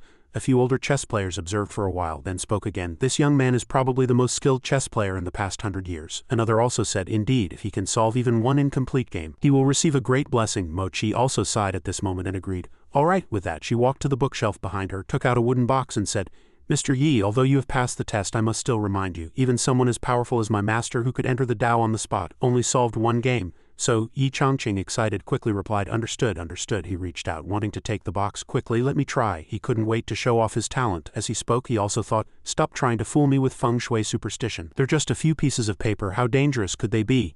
Mo Chi didn't say much more, bit her finger until it bled, then dripped the blood into the box. Elder Yin, seeing this secret technique, was horrified and said, "To actually use such an ancient blood sacrifice taboo to protect it, it seems these incomplete chess manuals are indeed not simple." Mo Chi slowly opened the box, which was surrounded by an extremely eerie spiritual energy. A chessboard inside was opened. When the chess manual scroll fell out of the box, everyone couldn't bear its pressure. "I already feel a huge oppressive force. It's as if I've been glimpsed by the heavenly mysteries of chess like an ant. Don't even talk about it. The pressure is so great I can't even lift my head." Mo Chi picked up the chess manual and said sternly, "It seems everyone feels that these incomplete chess manuals are extremely dangerous and eerie. I hope that chess players who haven't reached the required level do not attempt to solve them on their own. If any accident occurs as a result, we will not be held responsible." After saying what she wanted to say, she handed the chess manual to Yi Chongqing, saying, "Mr. Yi, please." Yan Bingshin enthusiastically cheered from behind, "Go Mr. Yi." After a while, Yi Chongqing sat back in his original position. Holding the chess manual in one hand and fiddling with the chess pieces below with the other, he said, "Black goes first. White jumps out at 6, black closely pursues at 7, white gets the initiative at 8. While fiddling with the pieces, he chuckled and thought, "It's quite similar to the games I played in amateur tournaments before my transmigration." Is this all? Mochi stood by observing and seeing this said, he actually started directly, without making any defensive preparations. Yan Bingshin stood by and whispered to Mochi, you'll get used to it, ordinary people rarely talk tough. After a while, Yin Chongqing looked a bit hesitant, muttering to himself, what should I do? Seeing this scene, the people around discussed among themselves, it seems this young man is also caught in a bitter struggle. He has some skill, but not much. A white-haired old man also said, it seems these ancient incomplete chess games are not so easy to solve. Mochi, seeing this, also shook her head in disappointment, thinking, it's been so many years, I thought I had finally found a master. The pavilion master ordered me to find a prodigy, but it seems it's not this Mr. Yi. Meanwhile, Yin Chongqing was still searching for a way to break the situation, thinking, I've thought of 11 solutions, but it takes more than 5 moves to win, which feels a bit embarrassing. Forget it, I'll use the third method. With that, Yin Chongqing picked up a chess piece and placed it on the chessboard in front of him. A chess player looked up and shouted, look! Not just one person. Other chess players looked up in panic and said, what's that? There's a vivid illusion of a chess game floating in the air. Lu Ruyi, seeing this scene, shouted loudly to the crowd,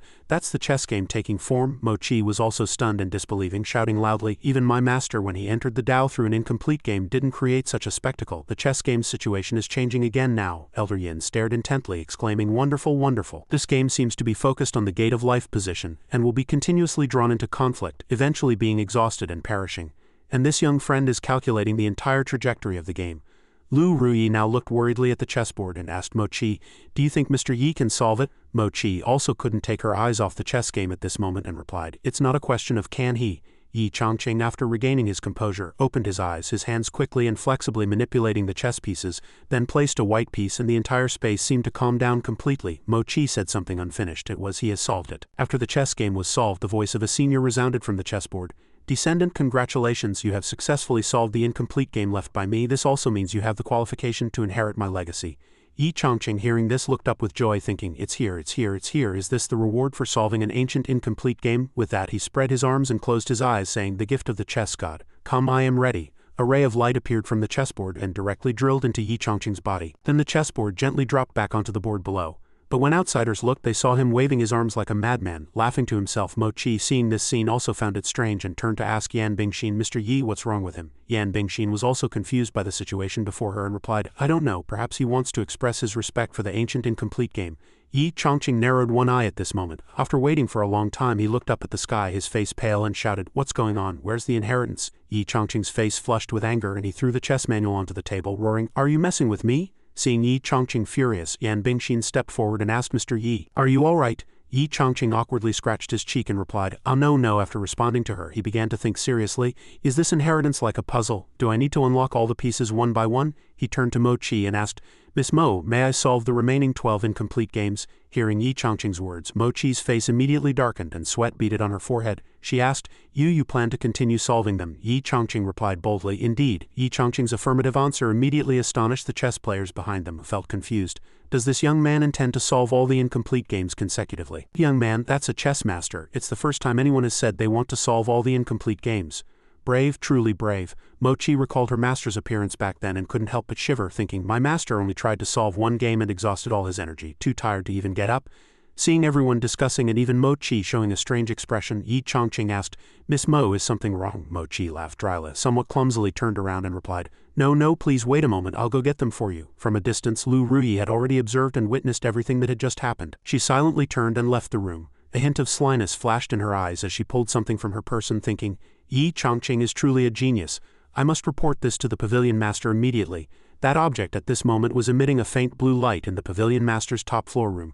The light flew into the room, coming to rest beside a woman who sat peacefully on the window frame holding a pipe. The object in her hand was identical to the one in Lu Ruyi's hand. Lu Ruyi's soft voice echoed from inside the room.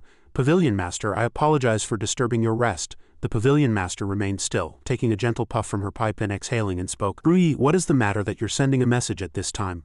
Lu Ruyi glanced lightly inside the room and replied with a smile, reporting to the pavilion master, a young gentleman just now solved one of the incomplete chess games guarded by Mochi in less than an hour and now wishes to attempt to solve the remaining 12 games. Hearing Lu Ruyi's words, the pavilion master's brow furrowed slightly, letting out oh, you said he wants to solve all the ancient incomplete games consecutively.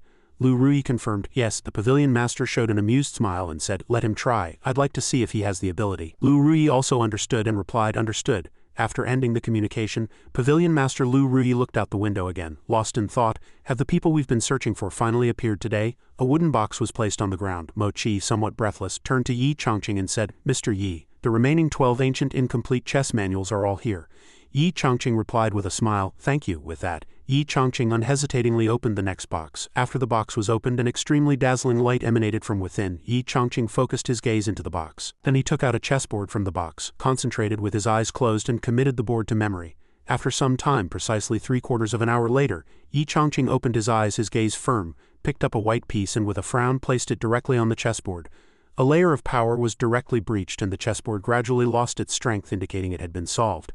Mo Qi observed from the beginning to the end, unable to believe her eyes. The second game had actually been solved, and in even less time than the first. The few chess players behind them were also dumbfounded, all cursing in unison, damn, that's too awesome. Yi Chongqing also found it strange looking at the chessboard and thinking, this game seems a bit easier than the last one. A voice rang out from the solved chessboard again. Descendant, congratulations, you have successfully solved the incomplete game left by me. This also means you have the qualification to inherit my legacy.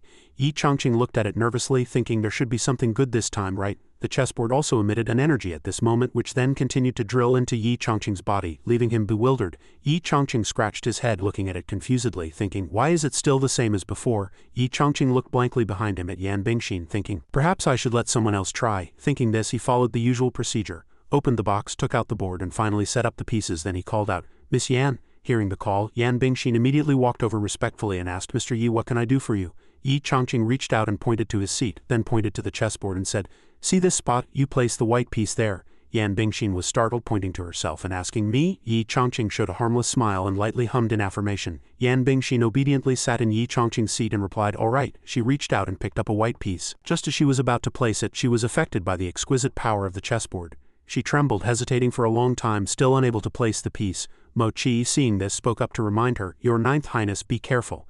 But Yan Bingshin finally used all her strength to place the piece. A ray of light illuminated the surroundings. Whenever a chessboard was solved, that familiar voice would ring out again. Descendant, congratulations, you have successfully solved the incomplete game left by me. This also means you have the qualification to inherit my legacy. I have left a wisp of my divine soul in each incomplete game. Today I impart to you the boundless star's art. After the chessboard spoke, it floated in the air. A ray of light surrounded Yan Bingshin, making her stammer in surprise. This is. She suddenly understood Yi Chongqing's profound meaning, thinking, Mr. Yi made me play chess. He wanted to bestow this rare fortune upon me. The senior's voice rang out again. This cultivation method, when cultivated to great perfection, can move mountains and fill seas and make the wind blow the grass down, but one must have soul transformation stage cultivation to practice it. I will first impart the mental method to you. You must commit it to memory. The chessboard at this moment emitted an even more intense light. Yan Bingshin looked up and some subtle changes also occurred around her body. But at this moment the most shocked was none other than Yi Chongqing, who stood by her side. After the light disappeared, Yan Bingshin immediately knelt, clasped her hands and respectfully said, Bingshin thanks Mr. Yi for bestowing such a great fortuitous opportunity. Yi Chongqing heard this, so shocked his face turned pale, letting out an ah as if he couldn't believe it. Mo Qi looked at the fortuitous opportunity on Yan Bingshin's body and couldn't help but break out in a cold sweat, thinking, such a heaven-defying fortuitous opportunity in creation, yet he just casually gave it to someone else. The few chess players outside also looked at Yan Bingshin with envy and said, generous, truly generous. I'm so envious too. Yi Chongqing looked at Yan Bingshin with a wronged expression, thinking to himself, everyone else gets an inheritance, why can't I? Is it because I don't have a spiritual root? Thinking this, a surge of suppressed anger rose in his heart, making him grit his teeth, his hands trembling as they clenched. He thought again, all right, is this how we're playing? I'll destroy all of you today. Yi Chongqing's face showed a demonic expression, determined to drag out all the seniors in the chessboards. He opened another chessboard and shouted, open for me. They're all open. All the chessboards were opened. Yi Chongqing, panting, looked at the chessboards with hatred in his eyes, then continuously solved one incomplete game after another. Break, keep breaking, break them all for me. The same voice rang out again from the solved chessboards, Descendant, congratulations.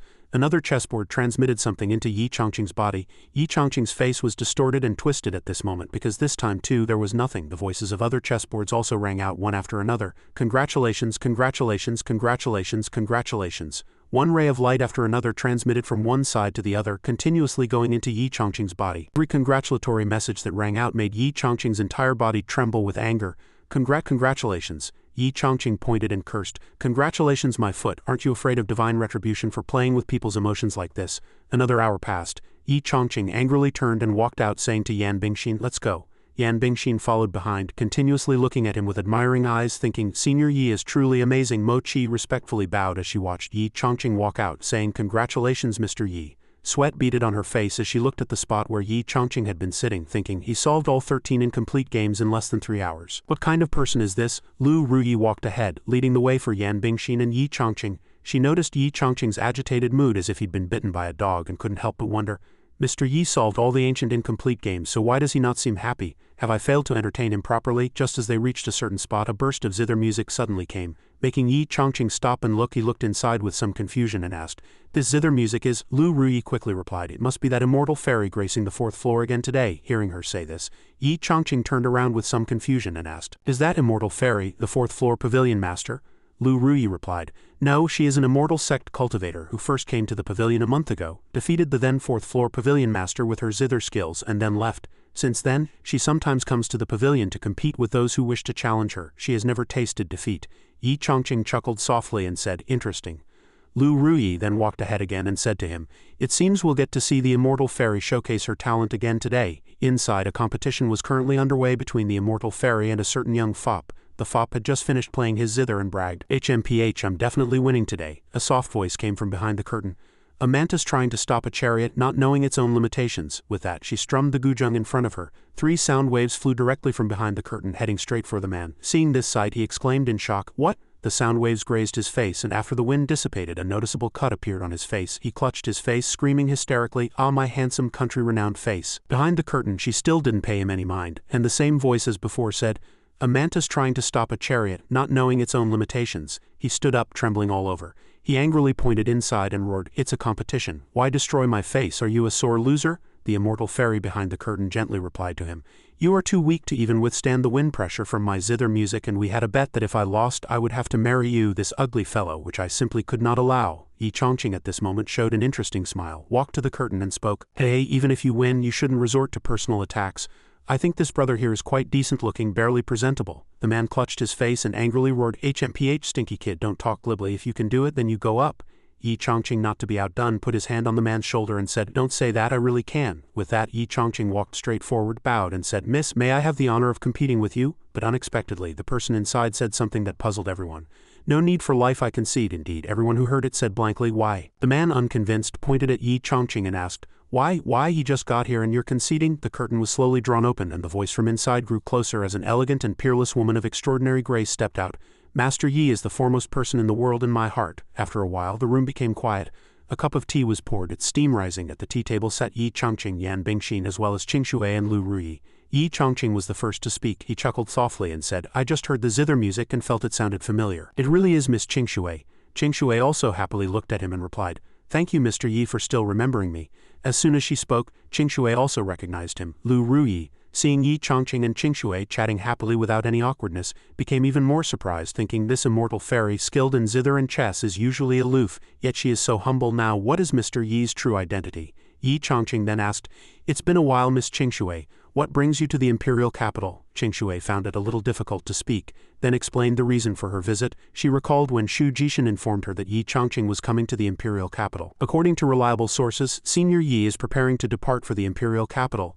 It's finally our turn to make a good impression on Senior Yi. He looked at Qingshui and continued, Qingshui, you go to the Qingfeng Luiyui Pavilion in the Great Yan Imperial capital first and wait there. When Senior arrives, make sure to give him a good experience. A sly look appeared on his face as he approached Qingshui and added, But we must act naturally so Senior doesn't feel disturbed. Qingshui showed a sly smile and replied, Understood. Back in reality, she simply chuckled softly, then naturally replied to Yin Chongfun, Just a whim. I wanted to visit the Imperial capital. The two chatted warmly, unaware of Yan Bingshin behind them, who was extremely displeased at this moment, thinking, How is Miss Qingshui so familiar with Mr. Yi?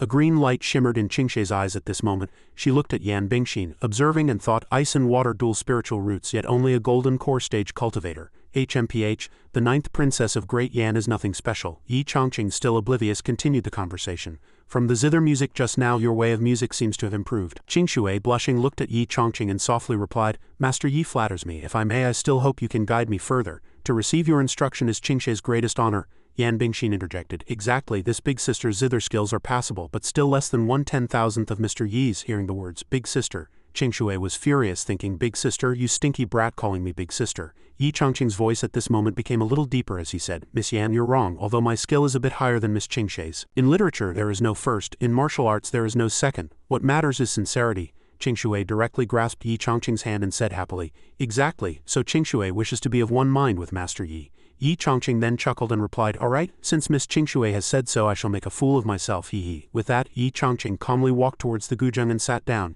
Yan Bingshin and Shui stood on either side, but neither could tolerate the other, viewing this as an intense battle. Shui looked at Yan Bingshin arrogantly, thinking, "You're doomed, little sister." Yan Bingshin was not to be outdone, her tone tart as she said, "Big sister, don't jump to conclusions too quickly."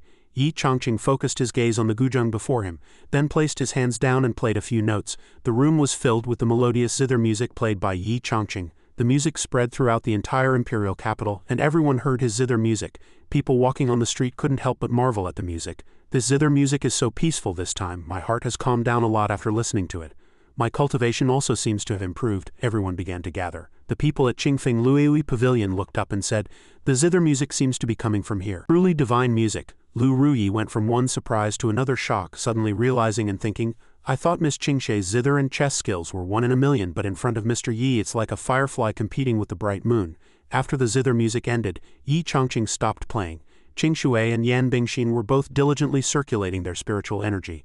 After a while, Yan Bingshin looked at the spiritual energy in her hands and thought, "Mr. Yi's song taught me how to arrange the spiritual energy within my body, and even Shui has comprehended a fortuitous opportunity. After listening to this song, not only has my realm improved, and my state of mind seems to have become even more open." Yi Chongqing's stomach suddenly rumbled. Shui looked at him and asked, "Master Yi, are you hungry?" Yi Chongqing was so embarrassed he wanted to find a hole to crawl into, but still replied with a dry laugh, "Hee hee, going from the first to the fourth floor indeed consumed a lot of energy." Yan Bingshin smiled, thinking, "This is my chance to shine." With that thought, she ran over and linked arms with Yi Chongqing, saying, "Mr. Yi, I know the best restaurant in the imperial capital, let's go together." Yi Chongqing happily agreed. Yi Chongqing then turned to Shui and asked, "Miss Shui, if you don't mind, why don't you join us?" Shui, upon hearing this, immediately beamed with joy and ran over to reply, "Since Master Yi invites, Shui naturally has no reason not to go." Yan Bingshin glared at Shui and said, "HMPH, he just wants to have a private meal with Mr. Yi. Why are you joining in?" Shui held her head high, crossed her arms and said, "Then go tell Master Yi that. See if he'll call you petty." Yi Chongqing walked out first and called inside, "What are you two doing? Let's go." After spending some time there, Yi Chongqing also left. Lu Ruyi, Mo Qi and Shu Shiyue came out together to see Yi Chongqing off. "Safe travels, Mr. Yi." Lu Ruyi watched Yi Chongqing's carriage leave and said, "Everyone heard that music just now, didn't you?" Shu Shiyue smiled happily and said, "Mr. Yi's understanding and realm in not only guqin and chess but also painting are extraordinary." Mo Qi also smiled with her arms crossed, saying, "His Go skills are also beyond ordinary people. Wang Mo and Sanchen's calligraphy skills are also peerless." Lu Ruyi nodded after hearing this, as if having made a decision, and said, "It seems we are in agreement." Upon hearing this, the others also agreed and nodded. The four of them took out their communication jade pendants together, gathered them and created a huge impact. The light gradually rose, and everyone shouted in unison, "We respectfully invite the pavilion master to grace us with her presence." The light flew in all directions. Mo Qi quickly knelt down. The four of them simultaneously called out loudly to the woman who appeared in the halo of light, "Your subordinates pay respects to the pavilion master." Murong Lizu, with a composed demeanor, said, "It seems you have already vetted him for me. That man belongs only to me. Where is he?" She was Murong Lizu, the pavilion master of Qingfeng Luiui Pavilion. Meanwhile, at the drunken immortal restaurant, Mr. Yi, Yan Bingshin and Shui had already arrived. Yan Bingshin said, "Mr. Yi, this is the best restaurant in the imperial capital." Yi Chongqing also looked up at the sign of the drunken immortal restaurant and said, "Drunken immortal restaurant is a good name. It seems the owner here is very learned." The three walked into the restaurant, and the drunken immortal restaurant's manager came out enthusiastically to greet them. "Welcome," Yan Bingshin said. "Manager, we want the best private room." The manager quickly agreed, extending his hand to invite the three upstairs. "All right, please come upstairs, all three of you." Yi Chongqing also went up as instructed. The manager then extended his hand to invite them into a room, saying, "Please come this way, everyone. This is our drunken immortal restaurant's first-class private room. Not only is the decor exquisite, but all the furnishings are also masterpieces." Yi Chongqing looked around and said it was indeed good. He turned to Miss Yan and said, "Ever since I arrived in the imperial capital, you've taken great care of me. Allow me to treat you to this meal as a token of my gratitude." Yan Bingshin was startled upon hearing this and quickly said, "Mr. Yi is a distinguished guest of Great Yan. How can we let you spend money?" She then secretly thought, "If Imperial Father knew I let Mr. Yi pay, he would surely scold me." But contrary to her, Shui did not refuse but respectfully replied, "Then thank you, Master Yi." Shui accepted gracefully, and Yan Bingshin, standing behind, thought she had misheard. Yi Chongqing also said heartily, "That's more like it, Miss Qingshui is sensible." Yi Chongqing turned and walked into the room saying, "Manager, bring the menu." The manager happily agreed. "All right." Yan Bingshin sat down thinking tearfully. Mr. Yi actually praised her. Watching Yi Chongqing walk in, Qingshui chuckled lightly, pondering, "A man actively paying is to show his strength. At this moment you must never refuse, otherwise it's making him lose face." "Little girl, you still have a lot to learn." The manager brought out the menu and said with a smile, "Esteemed guests, please order." Yi Chongqing took the menu, eagerly preparing to open it and order. "Let me see what delicious food there is." As soon as he opened the menu, a ray of light shot directly into Yi Chongqing's eyes, making him bite his tongue in pain. He looked at the prices and was scared out of his wits, thinking, "Damn, no wonder it's the most high-end restaurant in the Imperial capital. These prices are too terrifying. I should have known better than to show off." Yi Chongqing picked up his money pouch, weighed it and thought, "I wonder if all the savings I brought from home are enough for this meal." Yan Bingshin looked at the menu for a while and then said, "I'll have a Buddha jumps over the wall, a 5-delicacy soup, a 7 treasures gourd, and a pot of 82 drunken immortal brew." The manager happily agreed.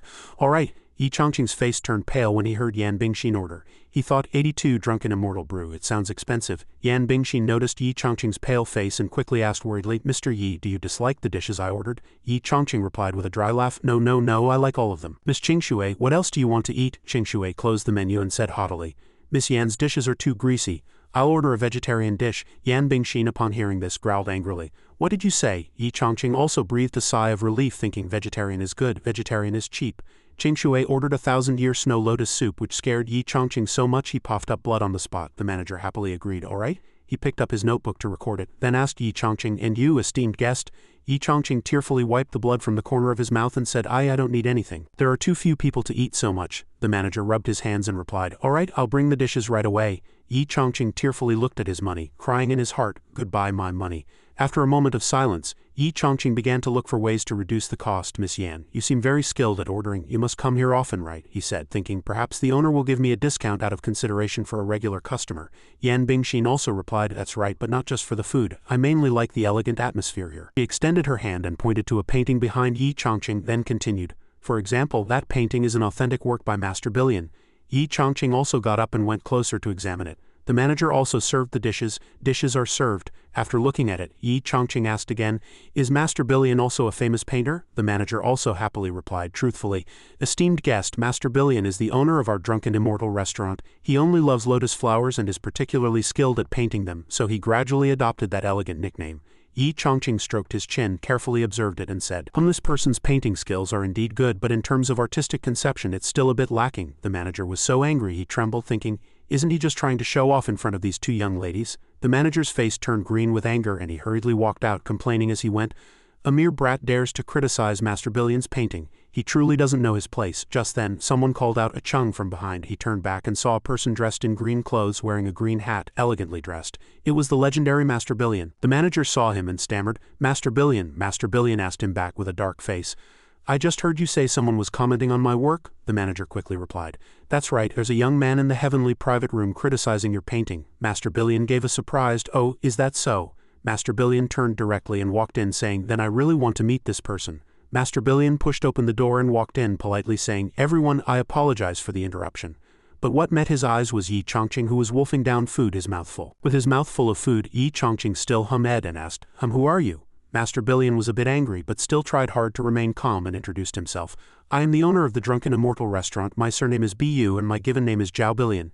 Yi Chongqing pointed with his chopsticks and said, "So you're Master Bu Zhao Billion?" Bu Zhao Billion asked, "I heard this young master just now had some comments about my painting." Yi Chongqing, still eating, replied casually, "No comments, I just felt it lacked a bit of artistic conception." Bu Zhao Billion bowed slightly, calmly hoping for Yi Chongqing's guidance. "Then I hope young master can offer some pointers if you would." Qingshui looked at him with displeasure and said, "This person, you're truly rude. We're eating. How can we have time to advise you?"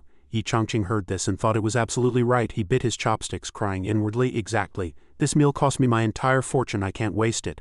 Bu Zhao Billion also replied softly but not without arrogance, "I was indeed presumptuous, but I have never in my life heard anyone criticize my lotus paintings. If today young master can truly convince me," he generously said, "this meal will be on the house." These words hit Yi Chongqing's sweet spot, and he immediately stopped picking up food. He turned around and asked again to confirm, "What did you say?"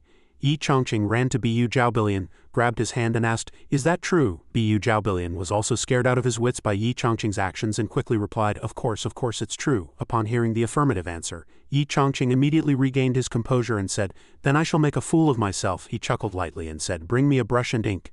Bu Zhaobilian also quickly ordered his subordinates to prepare the brush and ink. The manager quickly agreed, "As you command." After the manager left, Bu Zhaobilian looked at Yi Chongqing again, thinking, "I really want to see what this kid can paint." Brush, ink, paper and inkstone were all placed in the center of the room. Yi Chongqing wasted no time, stepped forward and picked up the brush. Yan Bingshin, Qingshui and Bu Zhaobilian all watched intently. Just as Yi Chongqing was about to start, he stroked his chin and muttered to himself, "What should I paint?" While contemplating, Yi Chongqing noticed the lotus pattern on Bu Zhaobilian's clothes. Yi Chongqing chuckled lightly and said, "Got it." With that he dipped his brush in the ink, then began to paint on the white paper before him, his mind at ease, his brush flowing with his heart. When the painting was finished, a rich artistic conception permeated the air. Yi Chongqing put down his brush and said, "Finished." The three of them gathered to examine the painting. Bu Zhaobilian asked in surprise, "This is." The brushwork in the painting clearly read, "Yi Chongqing." Inside were beautiful lotus flowers and fish swimming vividly. "I am like a fish in your lotus pond, only for the moonlight under your hand." The three of them seemed to be in that mysterious painting. Qingshui looked around and asked, "Are we in the world within the painting?" Yan Bingshin was also surprised. Everything looked so real. Yan Bingshin took a step forward and felt the dampness under her feet, which surprised her even more. She thought, "My clothes are wet. This water is actually real." Bu Zhaobilian also murmured as if in a fairyland, "Too beautiful. Truly too beautiful." Looking at the blooming lotus flowers and smelling the fragrant scent, Bu Zhaobilian couldn't help but sigh, picking up a lotus flower and saying, "I can almost smell the fragrance of this flower." Yi Chongqing saw them immersed for too long, so he, and the four immediately woke up from the painting's dream. The exquisite lotus flower Bu Zhaobilian held in his hand was actually the manager's face. The manager was beaten by Bu Zhaobilian's slap and sat in the corner crying pitifully. Yi Chongqing then asked Master Billion, "How is my painting?" Bu Zhaobilian was no longer his previous self. He quickly grasped Yi Chongqing's hand and praised endlessly. "A divine work, truly a divine work." Bu Zhaobilian's eyes twinkled as he looked at Yi Chongqing, filled with admiration. "You are the true master. Compared to you, my paintings are not worth mentioning. I don't want to be called Billion anymore, not ever again." Yi Chongqing also happily spoke about the painting. "The lotus emerges from the mud unstained, cleansed but not seductive, to be admired from afar but not trifled with. If you can understand this, it is a gift from heaven." Bu Zhaobilian, upon hearing Yi Chongqing's philosophical words, suddenly had an epiphany. Emerging from the mud unstained, to be admired from afar but not trifled with. Bu Zhaobilian quickly clasped his hands, then knelt down, his attitude extremely respectful. "Young master's words have enlightened me. I have lived in vain these past decades." He kowtowed to Yi Chongqing. "Please accept my bow." Yi Chongqing looked at the scene, stunned, his face turning pale. He thought, "What's happening? Why is he kneeling directly?" He quickly and awkwardly helped Bu Zhaobilian up, saying, No, I just wanted to ask about this meal." Bu Zhaobilian waved his hand and loudly ordered the manager, "Remember, from now on all expenses for this young master at Drunken Immortal Restaurant are waived." The manager, sweating profusely with embarrassment, quickly agreed. "Yes?" Yi Chongqing happily asked in return. "Completely free?" Bu Zhaobilian rubbed his hands, smiling, and replied, "I just hope young master can leave this painting for me." Yi Chongqing naturally did not refuse. He rolled up the painting, then handed it to Bu Zhaobilian, replying, "No problem." In the afternoon, Yi Chongqing, Yan Bingshin and Miss Qingshui also left the Drunken Immortal Restaurant. Bu Zhaobilian enthusiastically came out to see Yi Chongqing off. "Safe travels, young master. Please come again soon." Yi Chongqing walked a few steps, then scratched his head and muttered to himself, "Is it a bit much to exchange a painting for perpetually free meals?" Yan Bingshin and Qingshui replied indignantly, "Let's go, it's indeed a bit much." Yi Chongqing thought the two girls were talking about him, and he froze for a moment. He awkwardly quickly defended himself. He said it himself, "I didn't force him," but he didn't expect Miss Yan's anger to be directed at Bu Zhaobilian. "In my opinion, Mr. Yi's painting is enough to buy his entire Drunken Immortal Restaurant." Yi Chongqing was speechless upon hearing this. Qingshui uncharacteristically agreed with Yan Bingshin, expressing her approval. "Exactly, that guy definitely got a huge bargain." Yi Chongqing looked back at the Drunken Immortal Restaurant behind him and thought, no matter how good the painting is, exchanging it for an entire building is too exaggerated. He then looked at the backs of the two girls in front of him and thought, are they perhaps playing a trick on me? Bu Zhaobilian in the Drunken Immortal Restaurant was currently holding Yi Chongqing's painting, happily dancing. Holding the painting in his hands, he said, "Huge gains, I really made a fortune today." He then noticed someone outside watching him, so he paused and looked over. That person was none other than the pavilion master of Qingfeng Luiyi Pavilion, who chuckled softly and asked, "Master is so happy, has something joyful happened?" Upon seeing her, Bu Zhaobilian was about to utter the name Murong, but quickly changed it to, "Pavilion Master Murong, why are you here?" She didn't answer, but flew into the room, sitting naturally on a chair as if in her own home. She directly asked Bu Zhaobilian, getting straight to the point, "I ask you, was Mr. Yi just dining here?" Hearing her question, Bu Zhaobilian, also somewhat puzzled, guessed the person she was referring to. Mr. Yi, are you referring to the young gentleman with 2 ladies? The pavilion master Morong replied seriously. That's right, Bu Zhaobilian beamed with joy, holding up the painting in his hand and saying, you've come at an inconvenient time. That young gentleman just left and even gave me a painting. He opened the painting for Pavilion Master Morong to see. Upon seeing the contents of the painting, Pavilion Master Morong was immediately stunned for a few seconds. The painting exuded a rich Dao charm and light, illuminating the entire room. Pavilion Master Morong couldn't look directly at this light, so she covered her eyes with her hand, half closing them, and said with interest, good, truly good. A mere painting can make me feel the essence of the great Dao. Indeed, he is worthy of me. She suddenly noticed a detail in the painting and stared at it. She noticed the 3 characters Yin Chongfun written in the corner of the painting. She read them out in some surprise. Yin Chongfun, is this his name? Pavilion Master Morong repeated these words thoughtfully in her mouth. Yin Chongfun, Chongqing, Yin Chongfun. It took her a moment to realize that this name was actually the same as the statue in the temple, which made her break out in a cold sweat. She said, isn't he that Saint Chongqing? Hearing her words, Bu Zhaobilian also suddenly realized, covered his eyes and cried out, I heard that the Chongqing Temple in Dongshan has repeatedly shown anomalies these past few days. Could it be that this mister is continuously resonating with the divine statue? The pavilion master Morong grew more excited the more she listened, saying, this man can only be my Morong Lijus. At night in the silent night sky, a pair of feet gently landed on the roof of a pavilion, then nimbly leapt over tall buildings. That person was none other than Pavilion Master Morong. She hurriedly flew past building after building. She landed nimbly in a certain spot, then suddenly discovered something else and turned around in a panic. A hand suddenly stretched out, striking the spot where Pavilion Master Morong was, and the force of this blow actually lifted the roof tiles. The two faced each other, and that person was Gaozu. He stood there majestically, looking at Pavilion Master Morong and asking, late at night in the great Yan Imperial Palace, Miss Morong, long time no see, are you well? Pavilion Master Morong's face showed no joy at all, but was instead filled with anger. She didn't answer, but flew directly to the ground, her feet making a slight tremor as they landed. She looked directly at Gaozu with her cold gaze. She spoke to him. Now you really look like an old ancestor. After many years, my father once said that you would likely never reach the soul transformation stage in this life. Gaozu stood there with a grim face, listening to her speak. I didn't expect you to actually break through. After she finished, Gaozu finally spoke. That's right, heaven bless my great Yan. This old man was aided by an expert, not only successfully ascending to the peak of soul transformation but also achieving greater breakthroughs in cultivation and swordsmanship. Pavilion Master Morong asked somewhat disbelievingly, what expert aid? Don't play games with me. She frowned and pressed Gaozu. What is the true identity and background of that Mr. Yi? Hearing her words, Gaozu let out an unexpected ah and asked suspiciously, how do you know Senior Yi? She brought her pipe to her mouth, took a puff and then said, how could I not know him given his excellent performance on the 4th floor of Qingfeng Luiyui Pavilion? Over the years I've searched all over Central Continent, hoping to meet a man worthy of me, but all I found was great disappointment.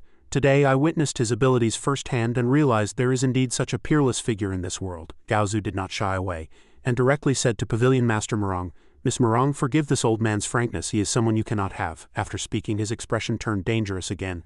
This old man advises you to give up this idea as soon as possible, lest you implicate your Morong family behind you. Pavilion Master Morong's face sank and she said, cannot have. She erupted with fire Phoenix true chi, her formidable pressure not to be underestimated. She looked at Gaozu with a cold face and said, I'd like to see who dares to stop me. Gaozu was pushed back by that force and he covered his face with his hand, looking at the phoenix with fear and said, Phoenix true fire? He looked up at Pavilion Master Morong and asked in shock, have you already integrated the phoenix true body? She didn't answer his question but looked at him and said, do you still think I can't have him? Cold sweat dripped down Gaozu's face and he whispered to her, Miss Morong, you come from the Morong family, one of the 4 ancient clans, and with the aid of the phoenix true body you are absolutely one of the top talents in Central Continent within 100 years. Pavilion Master Morong raised her voice as if about to turn hostile. Stop with the flattery. If you're smart, quickly tell me Mr. Yi's identity and background. Gaozu sighed, shaking his head and replying, although you have cultivated to this realm in front of Senior Yi, your chances of survival are still very small, and even then he is beyond our reach. Meanwhile, Yin Chongfun was sitting in the courtyard, hugging himself and shivering, muttering, it's a bit cool tonight.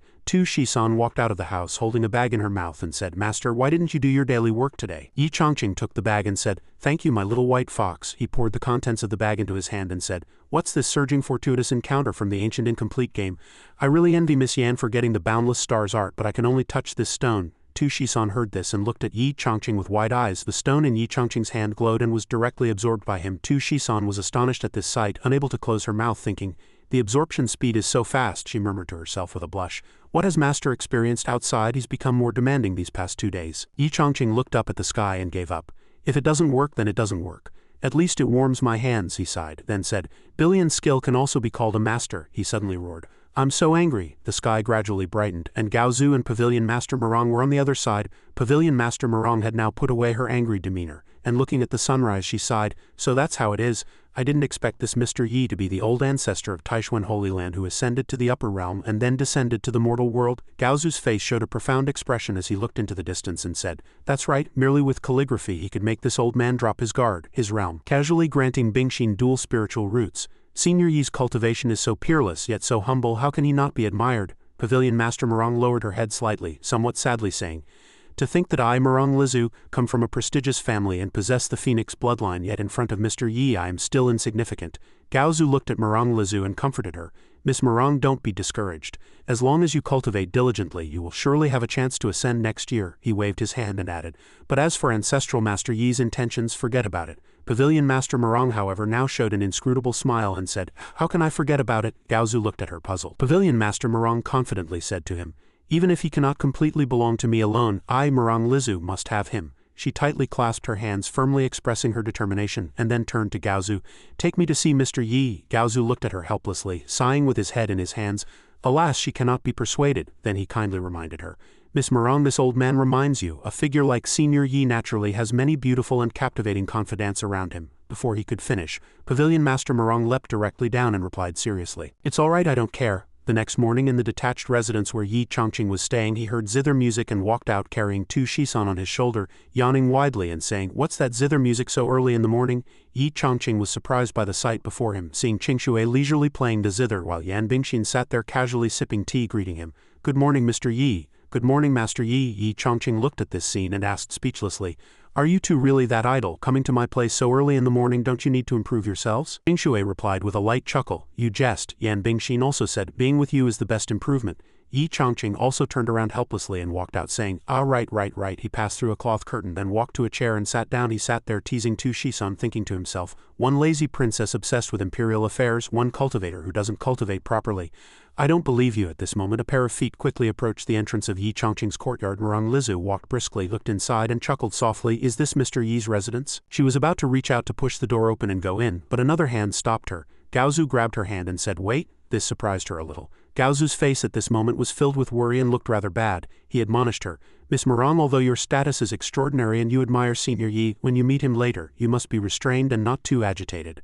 Murong Lizu, having listened to his nagging, her face turned dark with anger and she asked, Yan Tianshan, are you trying to tell me what to do? She struck him with a palm filled with angry fire chi, then waved her hand and walked inside, leaving Gaozu with a grim face panting and saying, HMPH, Phoenix true body, her temper is indeed fiery. Murong Lizu directly pushed the door open and walked in. She stepped inside and said, let me see the true face of my future man. Bingshin was sweeping the courtyard at this moment, and seeing Gaozu and Murong Lizu enter, Bingshin asked, old ancestor, you're here. Gaozu asked again, is Senior Yi here? Bingshin replied, he is. Mr. Yi is in the back courtyard. He said he's creating something. Murong Lizu eagerly said, quickly take me to see him. Bingshin looked at her and asked suspiciously, you are? Gaozu coughed lightly, then introduced her, Bingshin, this is Miss Murong, take her in. Bingshin replied, oh this way please. Bingshin turned and led the way but couldn't help thinking, as soon as Tantai Qingshui leaves the old ancestor brings another person, is she also here to admire Mr. Yi? Despite these thoughts, Bingshin still led Gaozu and Murong Lizu to Yin Chongqing's residence. She stood at the entrance of Yin Chongqing's detached residence and said, this is it. The 3 of them walked in together. Seeing Yin Chongqing's back, Murong Lizu couldn't help but anxiously think, finally I see you. But before she could call out Yi, Gaozu stopped her. Gaozu placed his hand on her shoulder and said, quick, wait. Gaozu cautiously leaned close to Murong Lizu's ear and told her, when Senior Yi is concentrating, never disturb him. Murong Lizu asked in confusion with a dark face, why? Gaozu's face was serious and he said loudly, because this is a great opportunity. Yin Chongqing was seen concentrating on carving a small pagoda, and a scorching aura of Tao principles surrounded Yin Chongqing's body. Moreover, this aura grew stronger and stronger, showing no signs of weakening. Murong Lizu was astonished to see Yin Chongqing in this state. Such powerful true intent of Tao principles. After a while, Yin Chongqing finished carving the pagoda. He held it up high and said somewhat happily, let me show you true art. Then he picked up the knife and carved a few more strokes. With just this one stroke, Yin Chongqing's entire wooden courtyard lit up and the whole place seemed to burst forth with all its true intent. And that aura of Tao principles settled down after a while. Although it wasn't Gaozu's first time seeing it, he was surprised every time. What kind of scene is behind Mr. Yi? The scene behind Yin Chongqing at this moment was a desolate and lifeless forest, yet it was vividly realistic. Murong Lizu looked around and then said, this scene is desolate and profoundly sad, yet incredibly real. She looked at Yin Chongqing's back and couldn't help but ponder, could this be a scene Mr. Yi experienced in the upper realm? Some noisy sounds reached Gaozu's ears. He closed his eyes and sensed it, then said, I seem to hear a flute sound from a distance. Yin Chongqing was still carving with his knife. Then happily said, haha, I have a good feel today. He giggled and added, practice makes perfect. But just as he touched the tip of the knife, something made him and he froze. Several powerful yet gentle Tao essences continuously emanated from within. He looked at it with an and then said blankly, no way, what's going on? Gaozu stammered as he asked Mr. Yi. This is Yan. Bingshin also exclaimed in surprise, even more magnificent and splendid than the phenomenon when he carved just now. It was like this outside, but in Yin Chongqing's heart it was as if someone was holding his hand, forcing him to carve, and he cried out, what's going on? Why can't I stop? I haven't even chewed my candy yet. He raised his hand high and said loudly, am I going to take advantage of this to enter the Tao through wood today? He closed his eyes tightly, focusing entirely. He felt something unusual in his body, so he said, it seems there's also a mysterious current flowing within my body. Yan Bingshin seemed to see something and quickly shouted, look, the scene has changed. Another figure has appeared, the shadow of a Tao immortal, as if protecting Yin Chongqing, allowing him to carve the final strokes, a 1,000-foot pagoda on Flying Peak. Hearing the roosters crow announcing the sunrise. Not fearing floating clouds obscuring my view, Yin Chongqing slowly recited the last few lines of poetry, only because I am in this mountain. The figure of that Tao immortal stood majestically, as if it were Yin Chongqing's highest realm. Yan Bingshin covered her eyes with her hand, shielding them from the light. Yan Bingshin then breathed a sigh of relief, saying, this divine sound seems to have cleansed my mind and soul, and another burst of light erupted, making Gaozu and the other two cover their eyes. Yin Chongqing held the pagoda high, and the spiritual energy still continuously emanated from within the pagoda. An extremely peculiar light emanated from within. Gaozu said in disbelief, this is something Mr. Yi carved. Murong Lizu stared dumbfounded, muttering, this pagoda, this pagoda. Seeing Murong Liju's expression, Gaozu hurriedly asked, Miss Murong, what is this pagoda? I've lived for several millennia and have never seen a magical artifact that can shatter the surrounding space. Murong Lizu, dripping with cold sweat, trembled as she said, if I'm not mistaken, this is the yellow-black pagoda, left by the Creator God and the two saints of heaven and earth in the ancient era before the Great Flood. Gaozu, hearing this, had some doubts about the existence of the Creator God. Only some ancient texts recorded it. As far as I know, most cultivators today don't even know the legend of the Creator God. Murong Lizu replied with a serious face, the ancient Murong clan worships ancient deities, which is why I know a little. The Creator God left behind the yellow-black pagoda and the merit auspicious clouds back then. Now Mr. Yi has summoned them once more. Could it be? Murong Lizu also understood what Gaozu had said before. In short, this Mr. Yi is certainly not someone we can casually speculate about. 15 minutes later, the Tao charm and true essence within the pagoda gradually dissipated. Yin Chongqing turned around and scratched his head, somewhat embarrassed, saying, inspiration struck during creation just now, I got too engrossed, apologies. Yin Chongqing saw another stranger behind Gaozu and asked, Elder Yan, you've arrived, and who is this next to you? Murong Lizu unconsciously blushed and chuckled, thinking, he's looking at me. Gaozu quickly reached out to introduce her. This is Miss Murong. Miss Murong is precisely. Before he could finish the introduction, Murong Lizu stepped forward and introduced herself. I am Murong Lizu. Yin Chongqing's face flushed slightly, thinking, mature women are indeed good. Murong Lizu bowed respectfully to him, saying, greetings, Mr. Gaozu, seeing this scene, turned pale and softly called out, Miss Murong, but he didn't dare say much more, thinking, in the great Yan ancient kingdom, Miss Murong has always acted without restraint.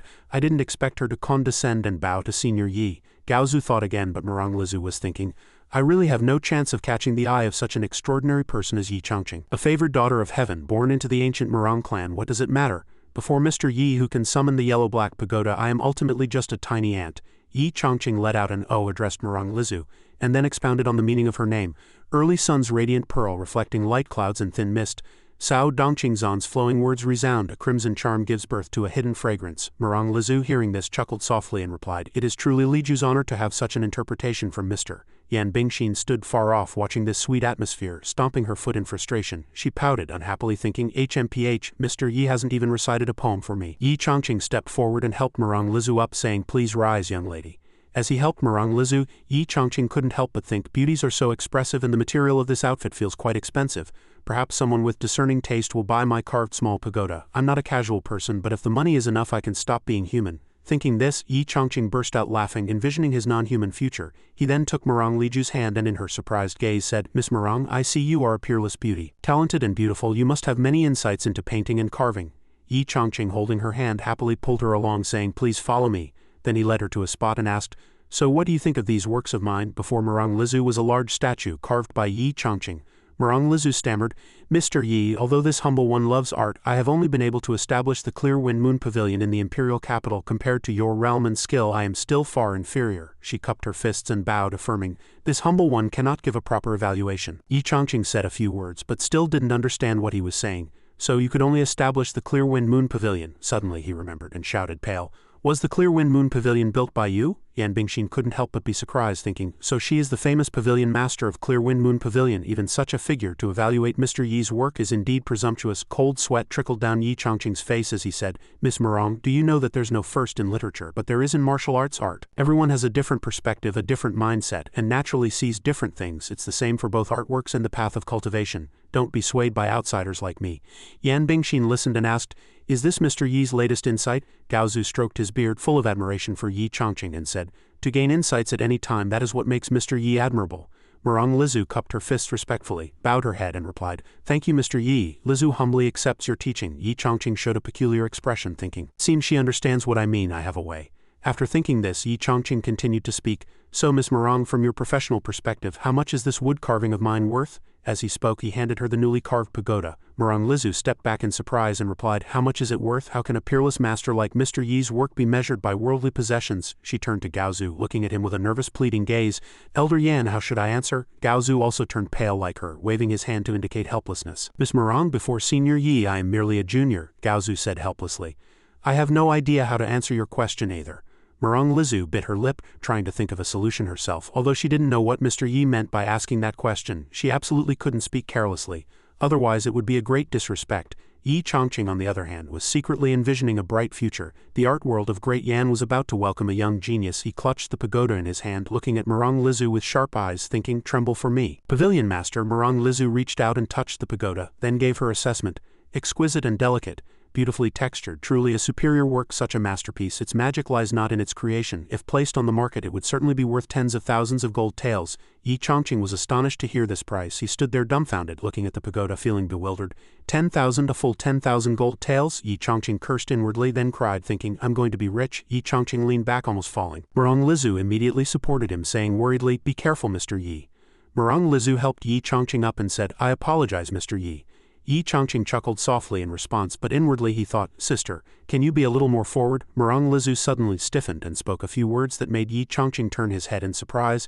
It is truly a shame for Mr. that Lizu would estimate its worth in mere money. Yi Chongqing's mouth hung open, not understanding what had happened. Then he let out a ha. Murong Lizu again pointed at the pagoda and said, Mr. Yi, in this humble one's opinion, the pagoda you carved cannot be measured by money at all. Yi Chongqing helplessly broke out in a sweat, thinking, what exactly do you mean? Are you buying it or not? Murong Lizu said with an adoring tone, because it is so perfect it can be said to be priceless.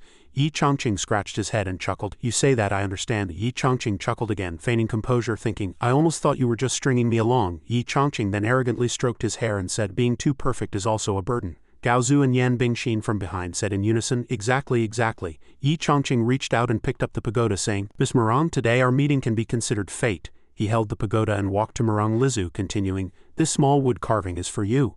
Yi Chongqing secretly calculated an account for himself, thinking this counts as establishing good relations with the capitalists in the art world. He picked his nose, secretly thinking, it seems I'll have to lower my standards starting tomorrow, otherwise people really won't dare to buy it. Murong Lizu trembled all over. She happily held the pagoda and said, Mr. Yi's gift, this humble one has nothing to repay it with.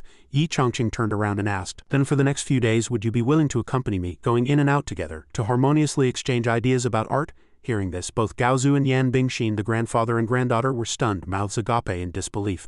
Murong Lizu, on the other hand, let out a ha and blushed. Thus, in the following days at night in Yi Chongqing's wooden courtyard, Yan Bingshin, radiating murderous intent, walked step by step, eagerly saying, I want to see how they've been exchanging ideas these past 2 days. The voices of 2 people came from inside. How do you like my brushwork? Murong Liju's delicate voice also sounded, Mr. Yi, you're so naughty, don't paint there. Yan Bingshin, hearing this, gritted her teeth in anger, cursing shameless. Another voice came from inside. The candle went out, then how can we appreciate the painting? Don't worry, I've already used luminous paint. Yan Bingshin shrieked even more. Ah, this hateful woman! The next day, in Yi Chongqing's room, Murong Lizu now stood up. She slowly put on her clothes, her face flushed with a spring-like glow, and said, Mr. Yi, this humble one will take her leave. With that, she walked out and closed the door. As soon as she stepped out, Yi Chongqing couldn't help but tremble, saying, I can't paint anymore. His face was pale, his eyes bloodshot, and he said, I truly can't paint anymore. I just wanted to exchange techniques with her, so she could help me appraise my paintings. Who knew Miss Murong would be so enthusiastic and immediately delve into deeper exchange? Yi Chongqing sat there, pounding the table loudly, saying, there are too many tricks in the city. Now the party involved is regretful, very regretful. Many days had passed since arriving in the Imperial capital. Although food and lodging were free, My entrepreneurial journey was still halfway complete. He waved his hand, unfolding his painting, then said dejectedly, "The painting hasn't sold yet and I've been swindled, but recently my paintings and calligraphy seem to have improved." The temple where Yin Chongqing's statue was located had undergone another change. Seeing this, the crowd discussed amongst themselves, "Look, the auspicious signs are even more numerous now." Yin Chongqing's statue continuously emitted light, causing everyone to kneel and worship, saying again, "Is this a sign of wealth? Wealth, may Saint Chongqing bless us." Here, Yin Chongqing rolled up his painting, then looked at the stacks of paintings and said, "I need to find a way to earn some more money, at least enough for the return trip to Small Pond Town." Just then, Yan Jinghong's voice came from outside, calling out, "Mr. Yi." Yin Chongqing, hearing the call, turned around and said, "Your Royal Highness, it's been a while." Yan Jinghong also happily replied, "Indeed, today I've brought Grand Tutor Zhang of Donglin Academy to see you." Yin Chongqing asked in confusion, "Grand Tutor?" Yan Jinghong replied, "That's right, Grand Tutor is the true master of my Donglin Academy, a true master of the world. From my Imperial father to all the scholars in the land, everyone deeply respects Grand Tutor Zhang." Yin Chongqing listened, let out an "oh," and asked, "Then I wonder what Grand Tutor Zhang wishes to see me for?" Yan Jinghong replied again, "Of course he heard that Mr. Yi is an outstanding gentleman and thus has a heart for talent." Yin Chongqing bowed respectfully and said, "Thank you for Grand Tutor Zhang's appreciation. I am deeply grateful." As he spoke, he chuckled, thinking, "My relationship with the Crown Prince is already good, and today I've met this Grand Tutor, so our relationship will be even more solid. Perhaps I can get a position at Donglin Academy. Being a university lecturer is also a good job." Zhang Shen also walked in from outside at this moment. He cupped his fists and bowed, saying, "Student Zhang Shen, greetings to Mr. Yi." Yin Chongqing warmly replied, "Grand Tutor Zhang, there's no need for such formality, please rise quickly." Zhang Shen still cupped his fists and said, "With your realm, you might not care for worldly etiquette, but this comes from the sincerity of this student." Seeing him so exaggerated, Yin Chongqing, embarrassed, said, All right. Zhang Shen stared at Yin Chongqing for a while, then couldn't help but praise. "His appearance is like jade, his temperament elegant and refined. I didn't expect this Saint Chongqing to be so young and handsome." As he spoke, he repeatedly shook his head, thinking, "No, a saint walking among the living cannot be judged by appearance alone. It's time to get to the point and ask for guidance." Zhang Shen cleared his throat, then got to the point. "As it is said, ritual is the foundation of political education, and law is the tool of political education. Just as the sky turns from dark to light, and autumn also needs to go through a formation process. Mr. Yi, what do you think?" Yin Chongqing's mouth hung open. He exclaimed that he understood nothing, thinking, "What does that mean? I only understood the first 3 words of that sentence." Zhang Shen's face broke out in cold sweat, and he swallowed hard. He worriedly thought, "I hope my naive and ignorant opinion won't be despised by Mr. Yin Chongqing, on the other hand, was also in a bind, his face darkening as he thought how to answer. Urgent, waiting online. Yan Jinghong also broke out in a sweat, looking at the heavy atmosphere, thinking, "The atmosphere is so solemn. Are these masters debating?" Yin Chongqing grew increasingly nervous, his face darkening as he struggled to think of the most appropriate answer. "Although I can't answer directly, I guess most officials wouldn't be able to refuse this statement." Thinking this, he reached out and placed his hand on Zhang Shen's shoulder, praising him. "Well said, Grand Tutor Zhang," he added with a beaming smile. "You will be honored in the Imperial Ancestral Temple after your death." Zhang Shen was startled, staring at Yin Chongqing with wide eyes. Yan Jinghong at this moment nervously thought, Ancestral Temple? Is Mr. Yi implying that I should grant Grand Tutor Zhang his due status? Grand Tutor Zhang indeed has outstanding achievements, but entering the Ancestral Temple is a major affair.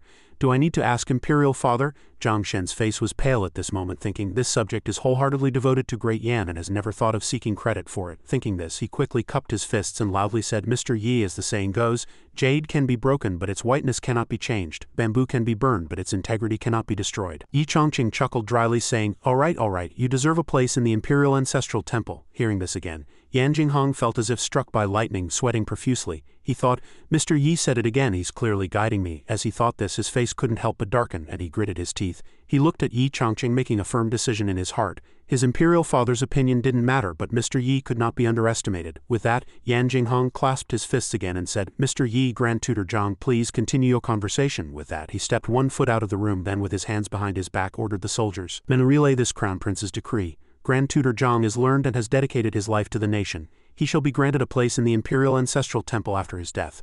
After a while in Yin Chongqing's room, several cups of hot tea had been poured. Yin Chongqing and Zhang Shen sat down, chatting courteously. Zhang Shen clasped his fists again and said, Mr. Yi, there is still one matter this student is unclear about. I hope you can enlighten me. Yin Chongqing readily replied, by all means, speak. Zhang Shen solemnly said, Mr. The vast central continent is currently divided by the 4 states of Great Yan, Great Sha, Great Chen and Great Chu. The long-cherished wish of successive emperors of the 4 states has been to unify central continent. However, unifying the 4 states would undoubtedly come at an immense cost. Lives would be trampled, blood would flow like rivers, cultivators might still barely survive, but the common people would suffer the most. With that, Zhang Shen clasped his fists again and asked, So this student wishes to ask, is the unification of Central Continent truly a noble aspiration, or merely the personal ambition of successive emperors?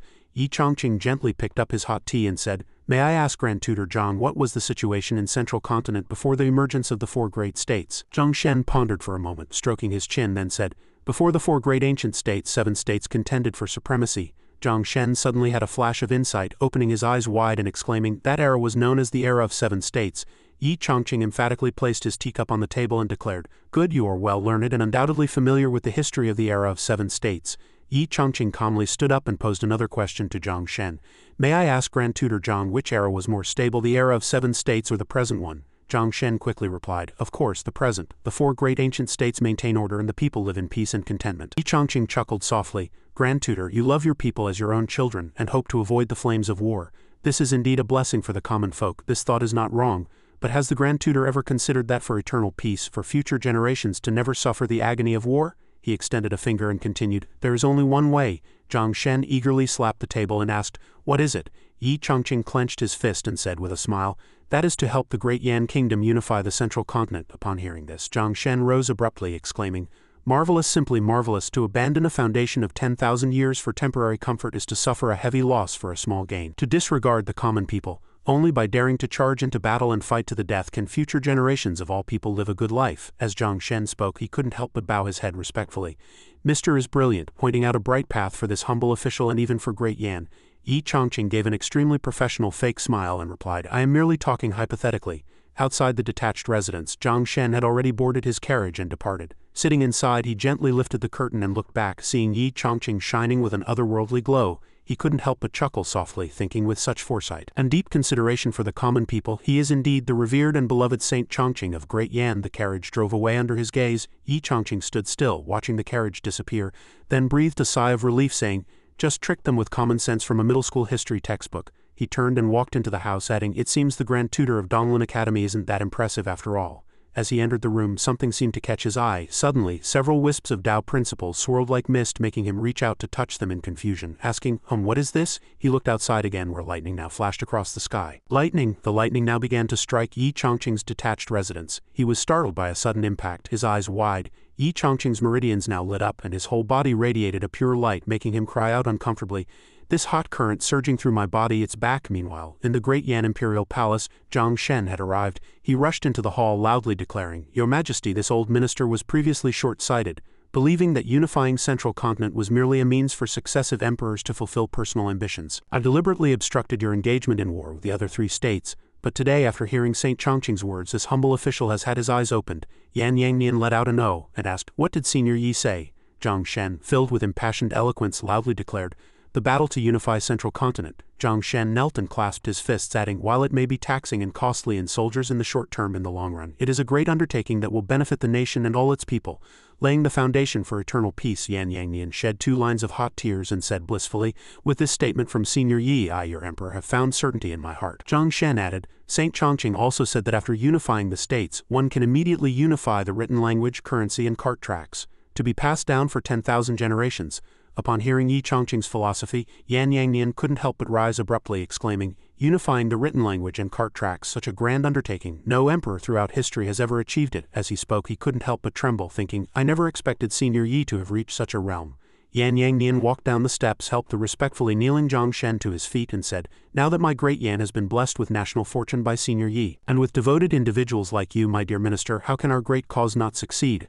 A soldier ran in from outside, urgently reporting to your Majesty, Saint Chongqing's golden effigy is showing unprecedented anomalies. In the sky above Dongshan, where Yi Chongqing's statue was located, colorful auspicious clouds now appeared.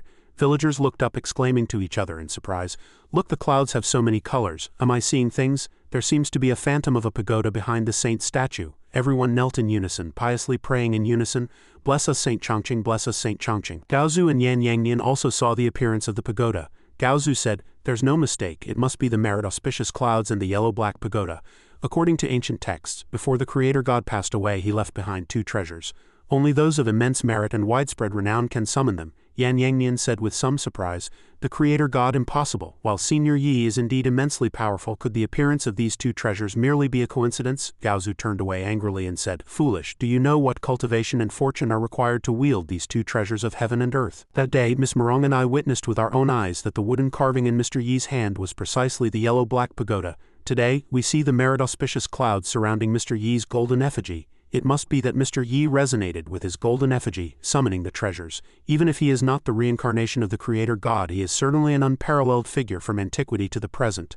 A few days later, in front of Yi Chongqing's detached residence, another resplendent golden carriage was parked. Yan Jinghong looked at the carriage, couldn't help but break out in a cold sweat and said, Ninth sister, this time you're going out on business, aren't you being a bit too ostentatious? We're going to pick up Mr. Yi to teach at the academy. Yan Bingshin hugged her cheeks and called out, Big brother, which left Yan Jinghong a little bewildered. You don't understand, I'm afraid I haven't reached Mr. Yi's realm yet, so I can only do my best to give Mr. Yi the finest things. Yan Jinghong stammered. Although that's true, isn't a golden carriage a bit too heavy? The resplendent golden carriage, simply by being parked there, had already caused cracks in the ground. Yan Bingshin's face darkened, and she thought with a sly smile, but this is how I can win against certain people. Inside the room, Yi Chongqing also walked out. Yan Bingshin eagerly anticipated. The siblings quickly clasped their fists and said, Greetings, Mr. Yi. Yi Chongqing also extended his hand in response. Good morning, Your Royal Highness, Miss Bingshin. The golden carriage slowly began to move forward. Yi Chongqing looked at the streets outside the window and couldn't help but exclaim, as expected of the imperial capital, there are so many young people on the streets. Yan Jinghong also looked outside and said, Oh, Grand Tutor Zhang has announced that you will be giving a lecture at the academy.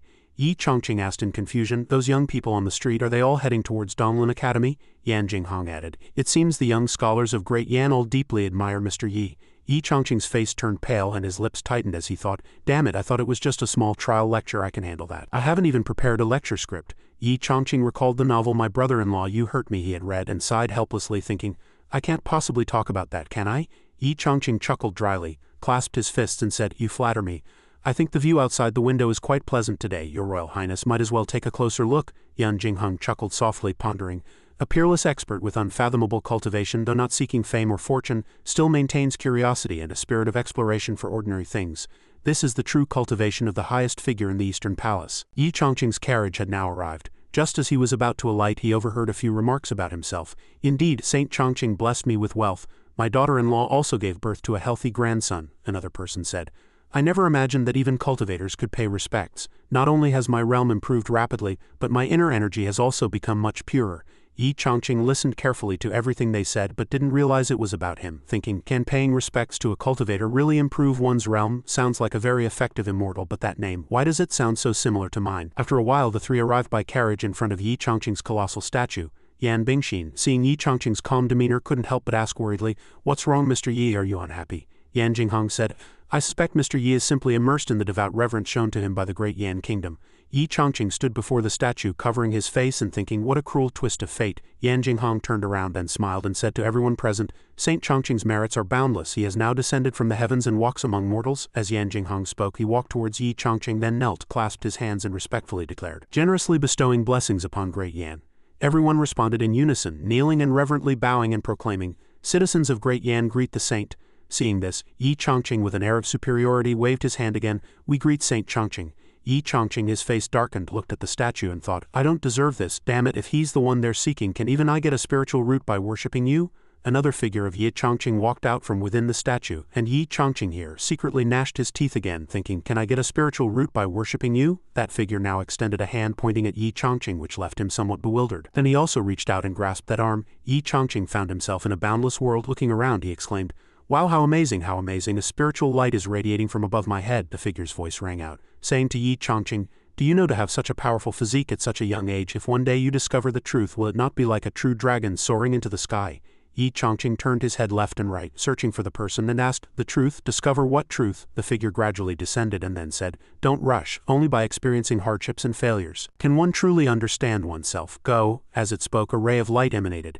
Yi Chongqing also floated in midair. Several wisps of Tao principles now circulated around him. In the sky, several wisps of power of laws began to gather, then violently entered Yi Chongqing's body. Subsequently, an immortal gradually appeared. Seeing this scene, everyone was stunned, exclaiming, it's an immortal summoned by Saint Chongqing has descended. The power of laws rotated continuously around Yi Chongqing, appearing incredibly profound. Everyone knelt again, shouting in unison, we thank Saint Chongqing for his grace. Yi Chongqing woke up after a while. His face darkened, muttering to himself, What immortal descending, it's clearly just some useless special effects. He stood there, looking at those who were devoutly kneeling and thought, it's so easy to deceive people. Could it be that all this time they've mistakenly believed I am Saint Chongqing, which is why they've been so respectful to me?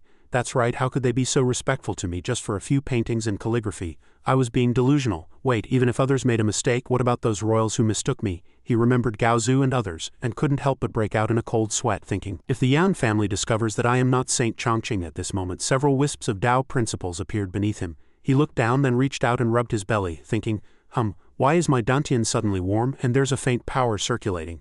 Yin Chongfun suddenly thought, could this be a spiritual root? He looked at the statue again and thought, did you truly bestow it upon me, brother? As he thought this, his eyes lit up and he said, I thought I'd live a mediocre life in this cultivation world. I never expected an immortal to actually take care of me, he thought again. I understand. Is it because you are trapped in this stone statue and you want me to, as Saint Chongqing, spread your benevolence throughout the world and save all beings? He clenched his hands again and said with a confident smile, since you've helped me so righteously, I can't lose either. It's just cosplay, right? I'll go all out. As he spoke, he rubbed his chin and thought, but how can I play the role of a profound, wise yet unassuming saint who can kill an elephant with one punch? He suddenly opened his eyes wide and thought again, I've got it. I've read in fantasy novels that true cultivation masters, for various reasons, deliberately suppress their cultivation, preventing others from sensing their aura, he said with a smile. So from today onwards, my new identity is the mortal version of Saint Chongqing, forcibly suppressing my cultivation. As he spoke, he stepped forward, standing before the kneeling Yan Jinghong. He grandly declared, everyone rise. Hearing this, everyone stood up in unison. Yan Bingshin leaned close to Yan Jinghong and whispered, Big brother, I've never seen Mr. Yi look so serious. Yan Jinghong explained to her, in front of so many devotees, Mr. Yi displaying his dignified side is a perfectly reasonable action. Murong Lizu and Lu Ruyi in the distance looked at Yin Chongfun. She said with a touch of regret on her face, Mr. Yi, I only regret that I met you too early. Lu Ruyi asked, puzzled, why do you say that, pavilion master? Murong Lizu closed her eyes lightly and said, although I am the only woman in the Murong family with the phoenix bloodline, I am still not worthy of the current Mr. Yi. If you gave me another 5,000 years, no, 4,000 years of cultivation, perhaps I would be qualified to stand alongside him. Inside the Donglin Academy, Gaozu and Yan Yangnian were already present. Yin Chongqing was late, and Gaozu said somewhat anxiously, why hasn't Senior Yi arrived yet? Yan Yangnian also replied, sweating, Jinghong and Bingshin went to pick him up early. Perhaps something on the way delayed them. A student ran in to report. Reporting to old ancestor, Saint Chongqing has manifested his power again at the Dongshan Saint statue, Yan Yangnian asked in surprise. What? Gaozu closed his eyes lightly and immediately activated his divine sense to perceive something. He opened his eyes, stroked his beard and said with a light chuckle, excellent, a wave of fortune far exceeding before has come from Dongshan. It seems Senior Yi is very pleased that we sculpted a golden statue for him and built a temple. A notification came from outside. Saint Chongqing has arrived. Hearing this, everyone turned their heads. Yin Chongqing walked in from outside, his entire body emanating a brilliant and scorching aura of Tao principles like flames. He stood there majestically, making the air silent. He walked in with Yan Bingshin and Yan Jinghong, drawing comments from the crowd. Handsome in appearance, extraordinary in temperament, he is a supreme being. He walks among mortals and I have finally seen my idol. Seeing this, Yin Chongqing chuckled to himself as he walked, thinking, it seems my act is quite convincing. He walked to the main seat. Gaozu and Yan Yangnian cupped their fists and said, greetings, Senior Yi. The students below unanimously cupped their fists and shouted with great momentum, greetings, Saint Chongqing. Yin Chongqing, with an expression of enjoyment, exaggeratedly said, is this what it feels like to lose oneself in every respectful address? He coughed a few times, regained his serious expression, and then said, everyone, there's no need for formalities. Gaozu said, Senior Yi, all the ministers are gathered here today, only to listen to your teachings. Yin Chongqing crossed his hands, then clenched his fists and said seriously, very well, then let us begin. Everyone below sat waiting for him. Yin Chongqing up above secretly thought, so many people are here to listen to my lecture, what should I talk about? His whole body started trembling again, and he thought to himself, losing face is a small matter, but what if I ruin the reputation of Saint Chongqing? He again thought in a panic, he won't take back the spiritual root I painstakingly acquired, will he? He sighed dejectedly.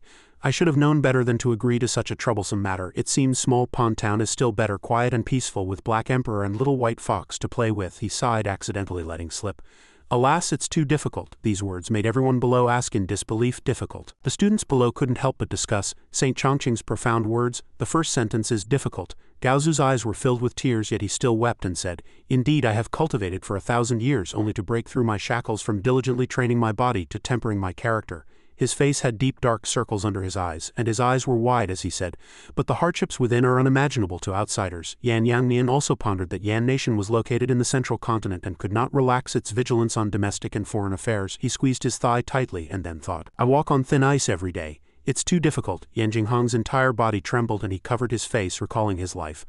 I am the Crown Prince, educated from childhood to become a wise future ruler, but I have never truly been myself. Zhang Shen also couldn't help but recall himself. Although I hold a prominent position in court, serving a monarch is like accompanying a tiger. He remembered Yan Yangnian once angrily scolding, "What exactly are those princes doing? Investigate them thoroughly for me." He trembled, thinking, not a single day passes without anxiety. The three of them shared a common thought: everything was too arduous. The entire class seemed to have grasped the true meaning and simultaneously stood up to thank him. "Thank you, Saint Chongqing, for your guidance." Hearing them say this, Yin Chongfun couldn't help but feel a little confused, thinking, what did I say? Never mind, they're probably having another episode." He coughed a few times. Then Yin Chongfun stood up again and said forcefully, "When heaven is about to confer a great responsibility upon a person, it will first torment their mind and exhaust their body. Heaven endowed me with talents which will surely be put to use. 1,000 pieces of gold scattered can be gathered again," the students below said in surprise. "This is a divine oracle, this is a divine oracle." At this moment several rays of light shone above. Yan Jinghong, looking up, stammered, That could it be the merit auspicious clouds descending?" Yan Yangnian also exclaimed. The previous merit auspicious clouds were colorful. The more he spoke, the more flustered his face became. But now they've turned golden yellow. Several strands of the power of laws converged into one, then descended. Yin Chongqing, seeing this, also looked up in bewilderment. He sat there puzzled and asked, "Where did the searchlight come from?" Several strands of the power of laws surrounded Yin Chongqing, making him ask, confused, "What's going on?" He reached out and gently stroked his warming body. At this moment it was as if a seed was about to sprout within him, sweating all over. He reached out to take off his clothes, saying, "Why is my body suddenly so hot? I'm almost burning up." Yan Jinghong suddenly pointed at Yin Chongqing and said, "Everyone look behind Mr. Yi." Yan Yangnian also said, "That's a divine apparition." Yin Chongqing's Dharmakaya appeared behind him. Gaozu exclaimed in surprise, "No, that's the saint's Dharma body." Yin Chongqing's entire body emitted dazzling light, illuminating the entire academy. Gaozu quickly covered his eyes and said, "So blinding." Yan Yangnian, sweating profusely, uttered, "Sacred light shines universally. Sacred light shines universally." The students below, unable to withstand the light, all reached out to shield their eyes. The light grew stronger and stronger, making everyone in the room unable to open their eyes. Yan Yangnian stole a glance and then shouted again, "Old ancestor, look below." At this moment, all the students were uniformly meditating and entering the Tao, which even Gaozu found unbelievable. They actually all entered the Tao. Zhang Shen slowly opened his eyes at this moment, and a faint spiritual energy circulated around him, making him disbelieving. "We have studied the scriptures of sages for many years, yet never comprehended their true meaning." Zhang Shen immediately knelt down, expressing his respect and gratitude. "Thank you, Saint Chongqing, for casting your spell today." Yin Chongqing, however, was not happy. He lowered his head and thought, "Why can you enter the Tao just by listening to my nonsense?" He then continued dejectedly, "I am proficient in guqin, chess, calligraphy, and painting, yet I can only perform some 5-cent special effects. Who stole my path to immortality?" he cried out in grievance. And a surge of Tao energy immediately condensed above, where something vaguely appeared to be that pagoda, making him utter a confused "ha" and say, "What?" The pagoda gradually flew down, and Yin Chongqing said again, "Why does it look so familiar? Is it the small pagoda I carved? How did it appear here?" A student below saw it and said, "This pagoda's phantom is unlike the saint's Dharmakaya. It seems to be a physical entity. Could it be the legendary meritorious treasure, the Xuanwang pagoda?" Yin Chongqing held the pagoda in his hand and thought, "Is that all? A meritorious treasure? This thing is indeed heavier than my wood carving. Is it real?" The pagoda in Yin Chongqing's hand glowed, illuminating the entire room. Yin Chongqing looked at it, his face turning green as he ah-ed. Gaozu understood, and said in a panic, "Acknowledging its master. The Xuanwang pagoda is acknowledging a powerful one as its master." Yin Chongqing, his face darkened, closed his eyes, and then looked at the pagoda, thinking, "This thing seems to be slowly merging into my body, but it's also beyond my control." The pagoda flew out of Yin Chongqing's hand. Yin Chongqing's eyes were now white, and he stood there majestically, proclaiming loudly, "I am the Xuanwang Linglong pagoda, a supreme sacred object of heaven and earth. Why do you not quickly bow to my master?" The students, along with Gaozu and his descendants, all bowed in unison, congratulating Saint Chongqing on acquiring the supreme sacred treasure. 10 days later, in a room, Tu Shisan was sitting intently in front of a painting. On one side, Qingshui played the zither gracefully, and on the other, Yan Bingshin paced anxiously back and forth in the room. She stopped worriedly and asked, "Mr. Yi has been in seclusion for over 10 days, is he all right?" Qingshui calmly said, "Mr. Yi instructed us not to disturb him unless it was urgent. He's probably practicing controlling the Xuanwang Linglong pagoda in the wooden courtyard." At this moment in Yin Chongqing's wooden courtyard, he was concentrating on meditating, circulating strands of the power of laws. He formed hand seals, then made the pagoda float and said with deep eyes, "Yin soldiers, charge forward." He then pointed to the pagoda again, but after waiting for a while nothing happened, and it lost all its light and fell from above. He looked down at it and said, "Why is there no reaction at all?" He rubbed his forehead, groaning with a headache. I have a spiritual root and the Xuanwang Pagoda has entered my body, so why can't I cultivate qi and build my foundation? After a while, he dejectedly muttered to himself. Miss Qingshe's earth-devouring cultivation method clearly worked before. He suddenly remembered and said, I see, I've just started and I'm at the first level. This pagoda thing is a high-level treasure. It must be at the qi layer, so it's normal that it ignores me. It's not that I can't cultivate advanced techniques. He took out a cultivation manual and added, it's even more cost-effective than the earth-devouring technique. He then took out a black stone and said, there are only a few black stones left from the last time Black Emperor brought them back. I need to find a way to get more. He placed these two items in front of him. This thing is really suitable for a cultivation novice like me. Even sensitive people can use it. He began to concentrate, closing his eyes and forming hand seals, chanting the incantation. Big Dipper gathers qi, yin and yang circulate, harmony in all directions, 4 qi facing the sun, heaven and earth intersect, all things transform, with beginning and end, operating for 100 li. After a while the steam dissipated, and the black stone floated in Yin Chongqing's hand. He looked at it, chuckling softly.